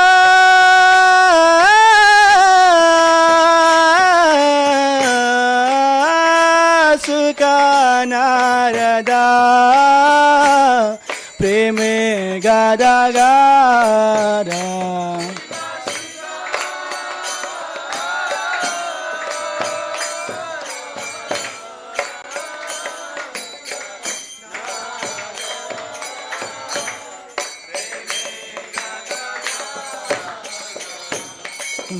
वाकाती विनोदा देखे गोरारा संपदा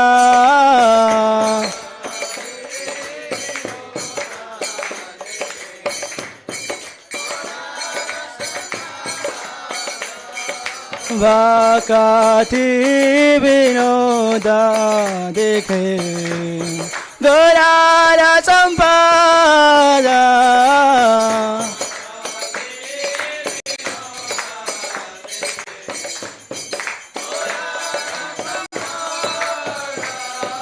गौरांग आरती कसोबा जगा जना माना लोबा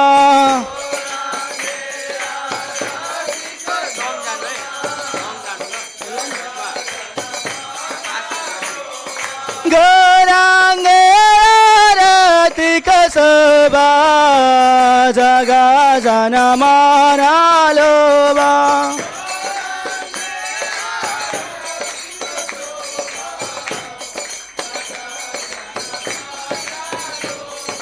शंखा बाजे घंटा बाजे मधुर मधुर मधुर बाजे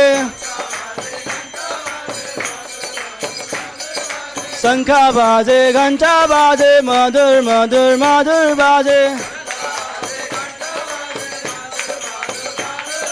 शंखा बाजे घंटा बाजे मधुर मधुर मधुर बाजे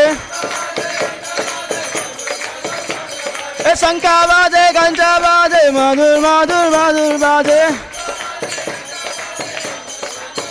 जय गौरानिताय जय गौरानिताय जय गौरानिताय जय Gaura Nitai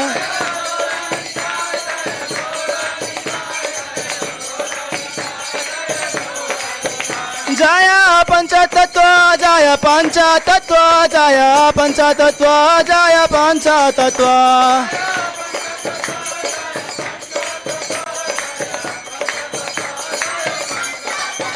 Jaya Prabhupada, Jaya Prabhupada, Jaya Prabhupada, Jaya Prabhupada.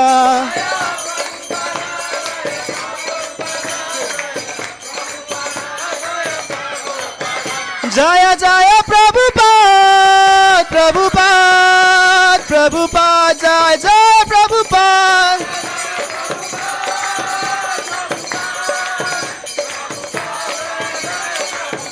Jaya Jaya Prabhupada, Prabhupada, Prabhupada, Jaya Jaya Prabhupada.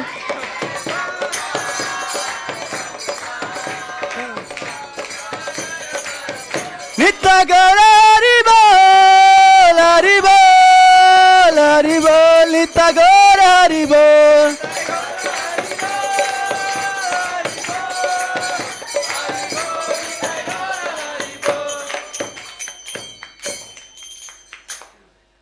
Nama Om Vishnu Padaya Krishna Pristaya Bhutale Srimate Bhakti Vedanta Swamine Te Namine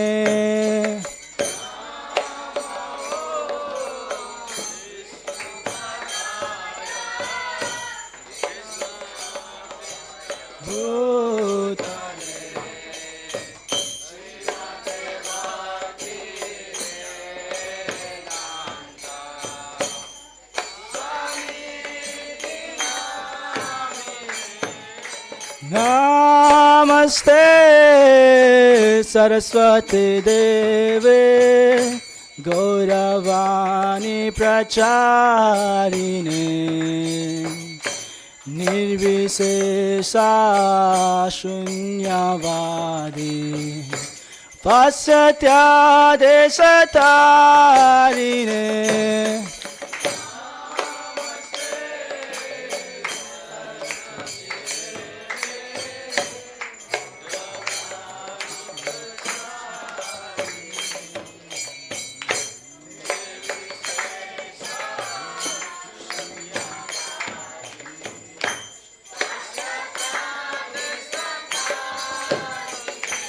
Jaya Shri Krishna Chaitanya Prabhu Nityananda Sri Advaita Gadadaya Srivasadi Gaura Bhakta Vrinda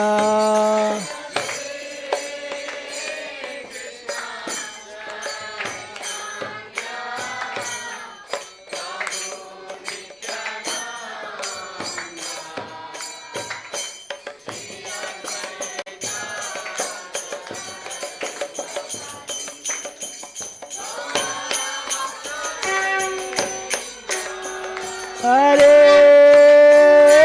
Krishna, Hare Krishna, Krishna Krishna, Hare Hare, Hare Rama, Hare Rama, Rama Rama, Hare Hare.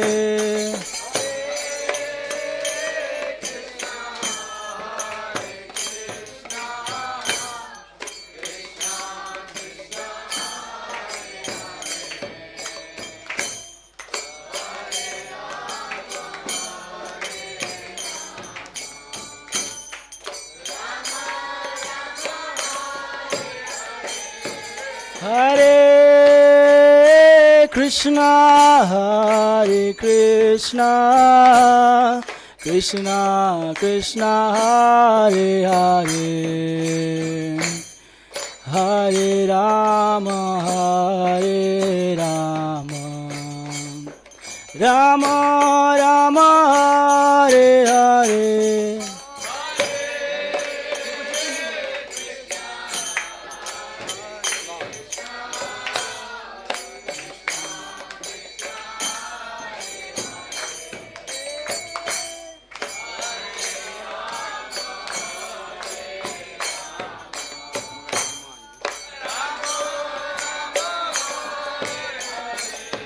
Hare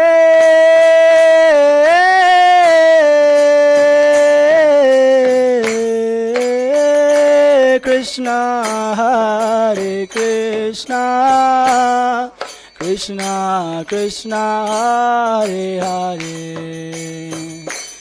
Hare Rama, Hare Rama, Rama Rama, Hare Hare.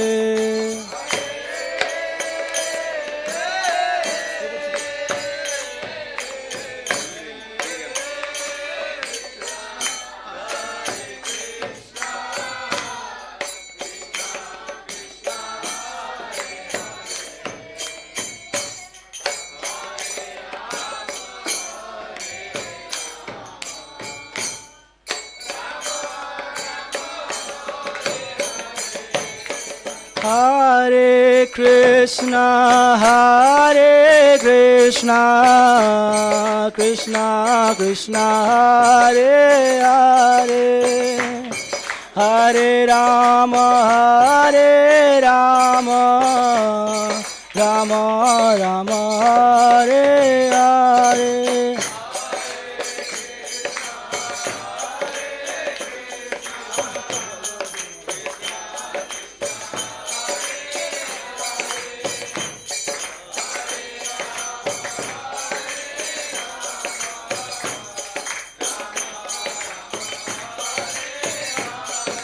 Hare Krishna, Hare Krishna, Krishna Krishna, Hare Hare, Hare Rama, Hare Rama, Rama Rama, Hare Hare.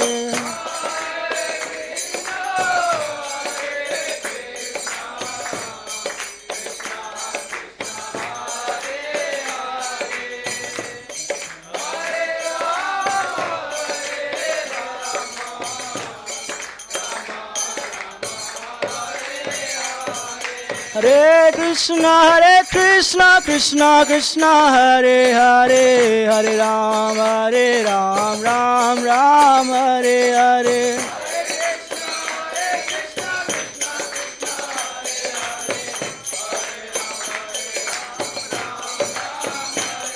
Hare Krishna, Krishna Krishna, Hare Hare, Hare Ram, Ram Ram, Hare Hare.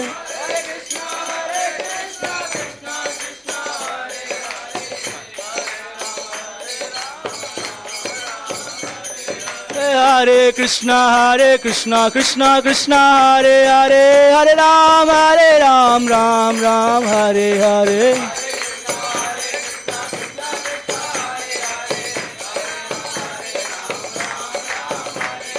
Hare Krishna, Krishna Krishna, Hare Hare, Hare Ram, Ram Ram, Hare Hare.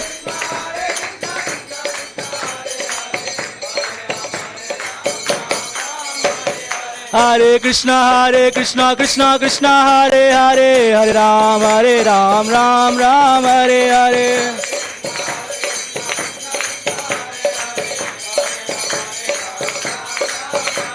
Hare Krishna, Krishna Krishna, Hare Hare, Hare Ram, Ram Ram, Hare Hare.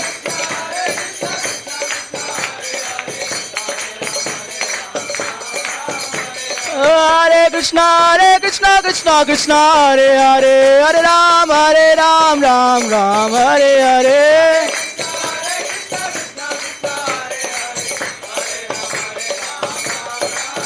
Hare Krishna,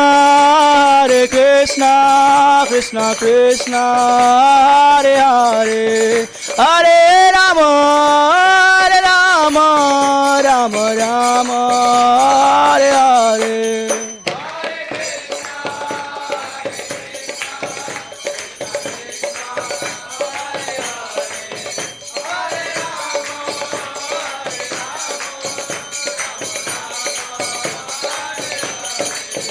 Hare Krishna, Krishna Hare Hare, Hare Ram, Ram Ram, Hare Hare.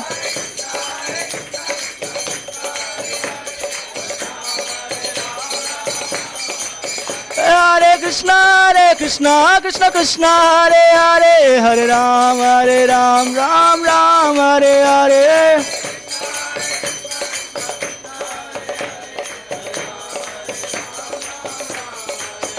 Hare Krishna Krishna Krishna Hare Hare Hare Ram Ram Ram Hare Hare.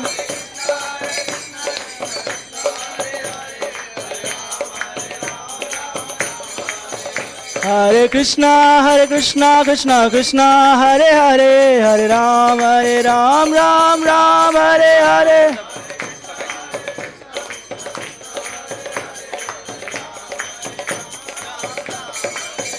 Jaya Radha Gopinath Radha Gopinath Radha Gopinath Radha Gopinath.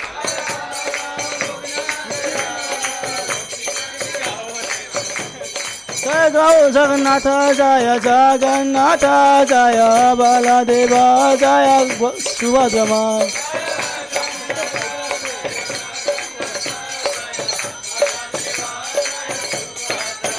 Jaya Gauranitai Jaya Gauranitai Jaya Gauranitai Jaya Gauranitai.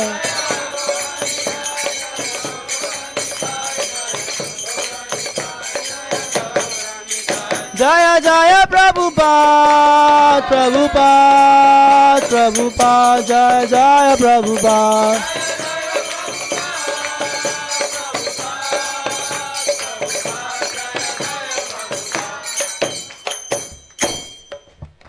Vishnupada Paramahamsa Parivajacharya Astotista Sri Srimad His Divine Grace A.C. Bhaktivedanta Swami Srila Prabhupada Ki Jai Om Vishnupada Paramahamsa Parivajacharya Astotista Sri Srimad His Divine Grace Saraswati Thakur Maharaj Ki Ananta Koti Vaishnav Ki Namacharya Haridas Thakur Ki प्रेम से कहो श्री कृष्ण चैतन्य प्रभु नित्यानंद श्री अद्वैत गदाधर श्रीवासादि गौर भक्तवृंद की वृंदावन मायापुर धाम की गंगा माई यमुना माई की all glories to assembled devotees, all glories to assembled devotees, all glories to Sri Guru and Gauranga, all glories to Jagat Guru Srila Prabhupada, Jagat Guru Srila Prabhupada ki.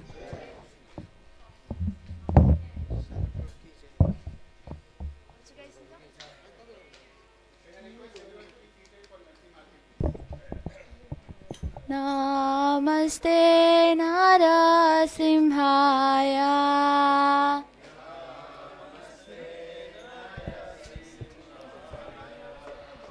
Namaste Narasimhaya.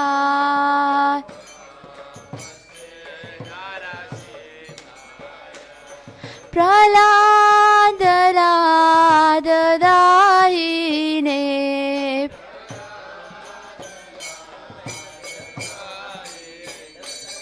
Praladadadahine.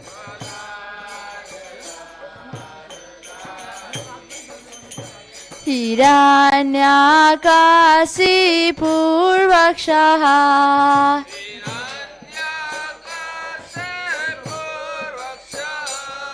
Hiranyakasipurvakshaha.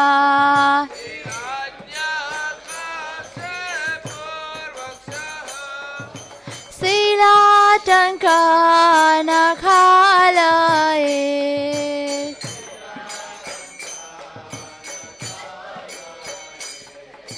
Silatangkanakhalaye.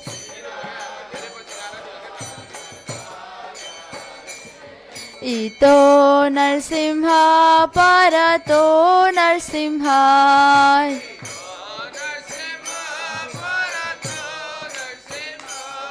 Ito Narsimha Parato Narsimha.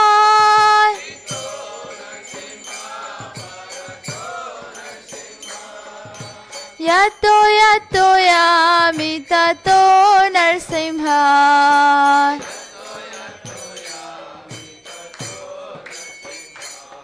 Bahir Narsimha Hridaye Narsimha.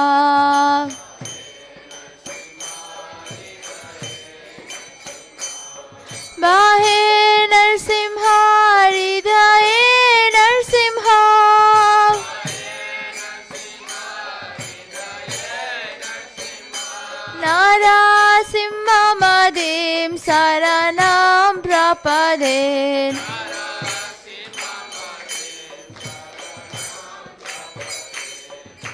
Tabhakara kamala bhare nakham adbhuta sringa dalita hiranyakasipu tanu vringam kesabadrita narahari rupa jai jagadisa hare jaya jagadisa hare jaya jagadisa hare.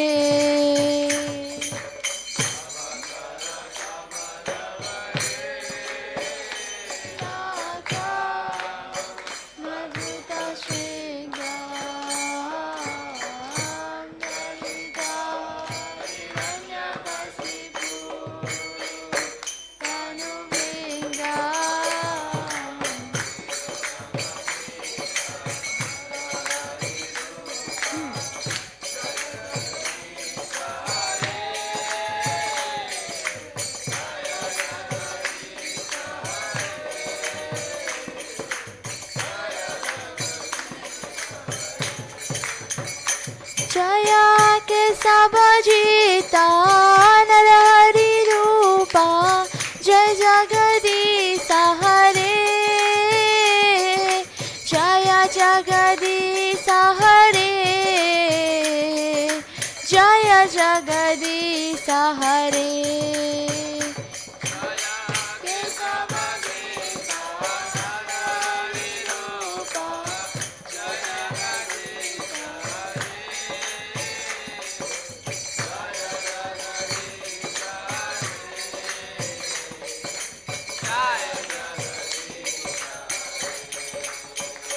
Jaya Narsimhadev, Jaya Narsimhadev, Narsimhadev, Jaya Narsimhadev.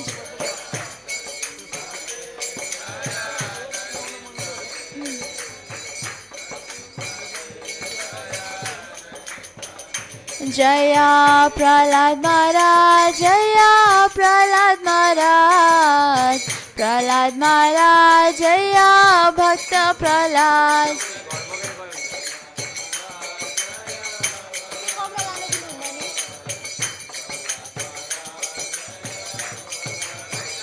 Jaya Prabhupada, Jaya Prabhupada, Prabhupada, Srila Prabhupada.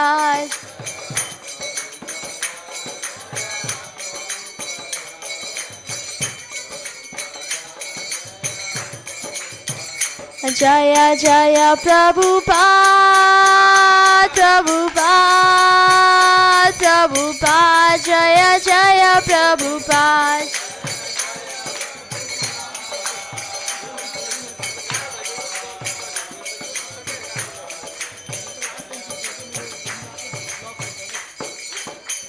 जय जय नरसिंहदेव भगवान की, जय प्रहलाद महाराज की, जय जगत गुरु श्रीला प्रभुपाद की, जय श्री श्री राधा गोपनाथ भगवान की।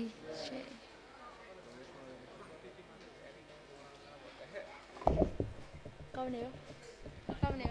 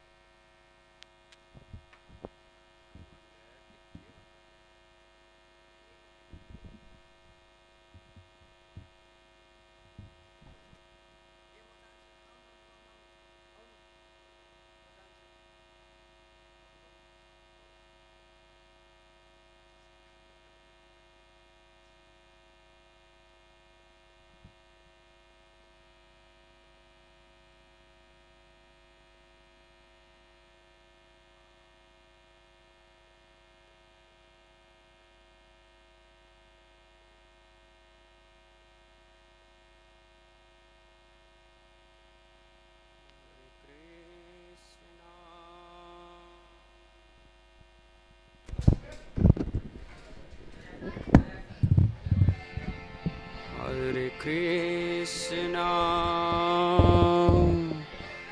Hare Krishna, Krishna Krishna, Hare Hare, Hare Rama, Hare Rama, Rama Rama, Hare Hare, Hare Krishna,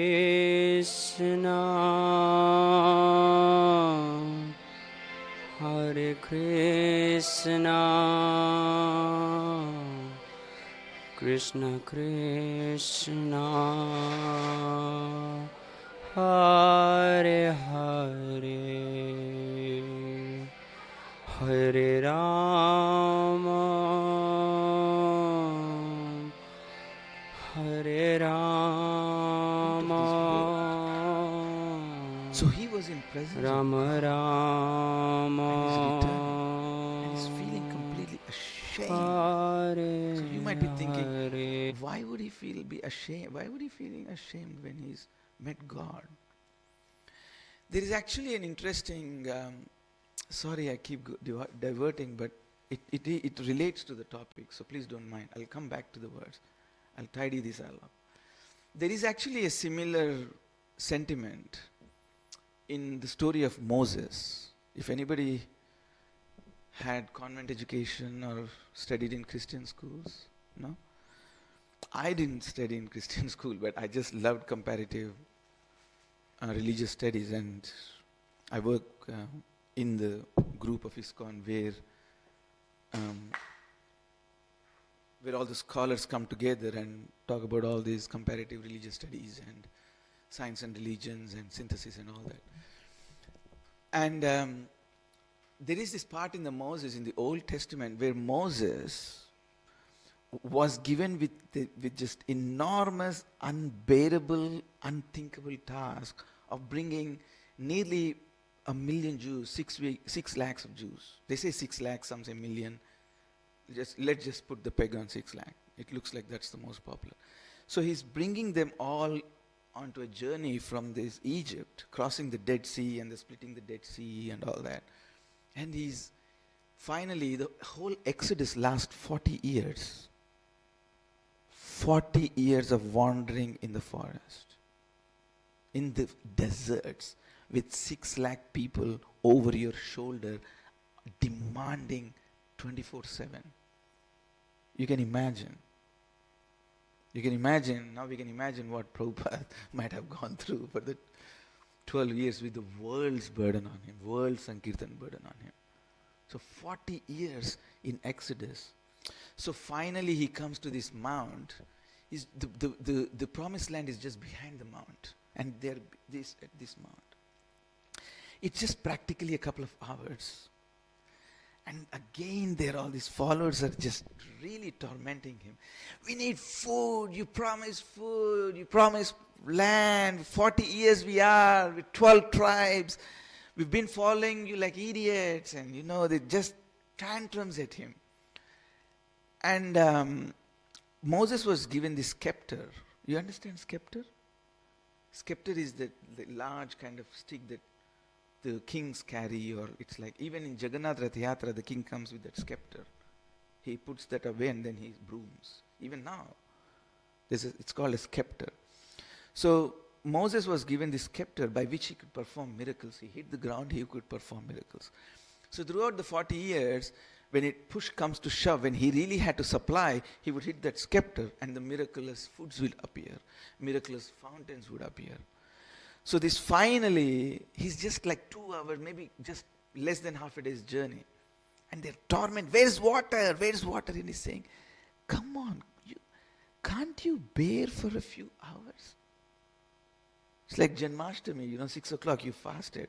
You only got 6 hours more for midnight. Just bear with me. Just bear with me, guys. It's like that. Let's do Bhagavatam. Why focus so much on the tummy? please don't take it as if you have gas problems or gastritis, please don't take it as an offense or anything. I'm just saying, please. Yeah, I'm just saying, like if you are healthy and if you can take it, that's what I mean. So 6 hours, few hours away, water, food. So Moses takes this scepter and hits it on the ground. Every time the fountain would spring from the earth, but this time it doesn't. This time God doesn't allow the miracle. And he gets so frustrated, he hits the second time. Water, and hits the scepter second time. The water bounces. And everybody drinks water, they're all chilled. And then his main chief commander was Joshua, who was his nephew, the uncle. Moses was the uncle of Joshua. So he didn't have much connection with his actual father, Aaron. He had more connection with Moses, the uncle. And the water comes, and Joshua comes and says, "Hey uncle, we're just across the mountain." This is the climax of the Exodus. Moses is so ashamed that he demanded God for a miracle twice. He pushed God. He's so ashamed, he imposes what's called a self-imposed punishment.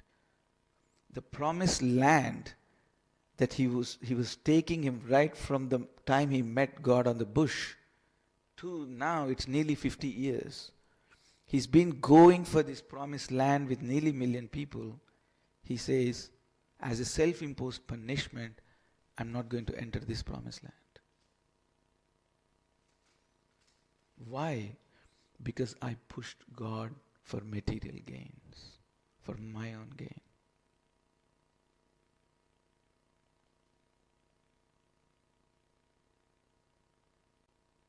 "50 years. The land is right behind the mount. And he says, I pushed God for a material gain. This is my self-imposed punishment. I'm not going to go into that land anymore. I won't step into that land." And he just walks off into the ether. Disappears. So when a devotee transforms under Vishnu's presence, and he knows he came with the ambition, that aim he had come was material, a material planet. It's just disgusting. He's ashamed. He's like, what did I do? What was I thinking? It was just a brother trying to get onto my father's lap. That's all right. That's okay. What was the big deal? And my mother was so good. She didn't feel envious of her stepwife. Sorry, what do you call that? Co-wife. She didn't feel envious. She said, "Good, son, good. Take this as an opportunity. Don't play the victim card." She didn't play the victim card herself. We just need one reason to play the victim card. Oh, they did this to me. Oh, that devotee said this to me. Oh, the leader this said to me. Oh, I want to do the garland. Oh, I wanted to sing the aarti. Oh, my project, they screwed up my project. We need just one. We're hunting for how to become victims. And then harbor it like in our hearts for like poison, and then jump. Finally, Facebook. Finally, just say bad things about the managements and the leaders and the ISKCON, and bring like the 50 years of histories and just make a whole dirt of that. But that's not what Dhruva Maharaj is doing. That's not what Suniti is doing. She's not playing the victim card. Son, take this as an opportunity. Guru tapasya. Yes. Tapo divyam putra gayana sattvam. So Dhruva Maharaj is having this moment of puna puna charvita charananam. Puna puna charvita charananam. Chewing the chewed. I've asked the same thing that everyone asked. Matirna Krishne paratasvato va mitopi padyeta grahavratanam. So, Adanta Gobirushatatamishram. Anyway, Puna Puna Charita Charanana. Chewing the chewed. I asked the same thing. God damn it. Can't believe it. So he's having this embarrassment, this deep shame. And another thing there's few things that Acharyas talk about. Another thing he's astonished. One thing he's embarrassed. Another thing he's astonished. Because in his mind, this is like origin of the planets. Like this is like beginning of the yugas. So this is like better part of the Satya Yuga. So obviously it's the yoga, the meditation, the tapasya was the austerities. And people would go hundreds and thousands of years. And this young boy, some guru intervenes, and some guru with some musical instrument, like 3B Prabhu was playing. Finally he just took that, like the veena or something in his hands. So he just takes the veena and then interjects and just forget about all this Satya Yuga politics, tapasya politics. I'll give you a mantra. So on one hand, Dhruva Maharaj is completely embarrassed. On the other hand, he's completely astonished. People take thousands of years to get an audience of Vishnu. Pantastu kota shata sambrama. Vayorathapi manaso munipungavana. Sopyasti yat prapadasim avichintya tattva govindamadi purusham tamaham bhajana. Pantastu koti shata sambrama. Pantastu koti, light of the speed, light of the wind. Yogis can travel and all they can see is the silver line at the shade of your lotus feet. But I got an audience by chanting the name Harinam. But just chanting your name for 6 months, I got this audience. It's very, very, very hard for us to relate his astonishment. The age that he was living in, and he's seen this, Pantastu Koti Sarasa. He's seen this, Sampragamyam. Vayor athapi manaso munipungavanam. Like the wind, like the mind. He's seen all this, he knows all these things. But this guru comes, give him Harinam, chant Hare Krishna. In that age was Bijakshara for that age. Chant Hare Krishna, 6 months, boom. He's just astonished. He's embarrassed and he's astonished by the power of Narada Muni's mantra. We are astonished, aren't we? I've been chanting the first time came here. I don't know, don't worry about it. It's been quite some time, the first time I set foot in this temple before the Olympics. So anyway, in the initial days, it was just a jolly thing for me. I just loved. There was Guru Shakti Das, the Vijay Gauranga, and there was Mark. He was amazing feasts. My God. 4 o'clock, those days was 4 o'clock, bit early feast. And we'd wait for Bhagavad Gita class by Atmaram Prabhu, and the feast came out, and Mark, he was a stout built guy. God, he made a feast. But I just took it as a jolly thing. But the more you start knowing the mantra, enjoying the mantra is different from tasting and knowing the mantra. The Hare Hare comes more than Krishna and Rama name. You have to realize that. Why? Hare is the goddess, the divine goddess of Bhakti, Radharani. She's encompassing the gods along with the chanter. She's encompassing these both gods, engulfing them along with the chanter into that blissful spiritual world. Hare Krishna chanting is not just Krishna himself, it's the whole Krishna spiritual world itself. All his leelas in there. Atha Sri Krishna Namadi. Na bhavet grahyam indriya. With this body, it's out of this body's scope of perceiving it. He reveals. And he's astonished. So, but I was just at Karma Yoga level. I was just asking for boons. And the next thing he was astonished is, he was wondering how great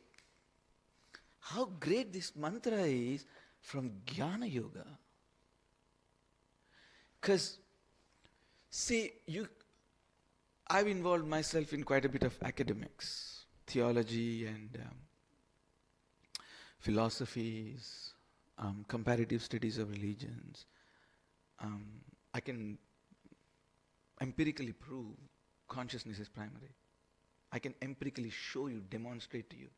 Prove is maybe a little hyperbole, little too much to use, but maybe I can say I can demonstrate to you empirically, from the metaphysical point of view, from the quantum physics point of view, from the neurologistic point of view, quantum physics, from the multiverse point of view, from the inflation and the Big Bang point of view, from the biological paleontologist, the equilibrium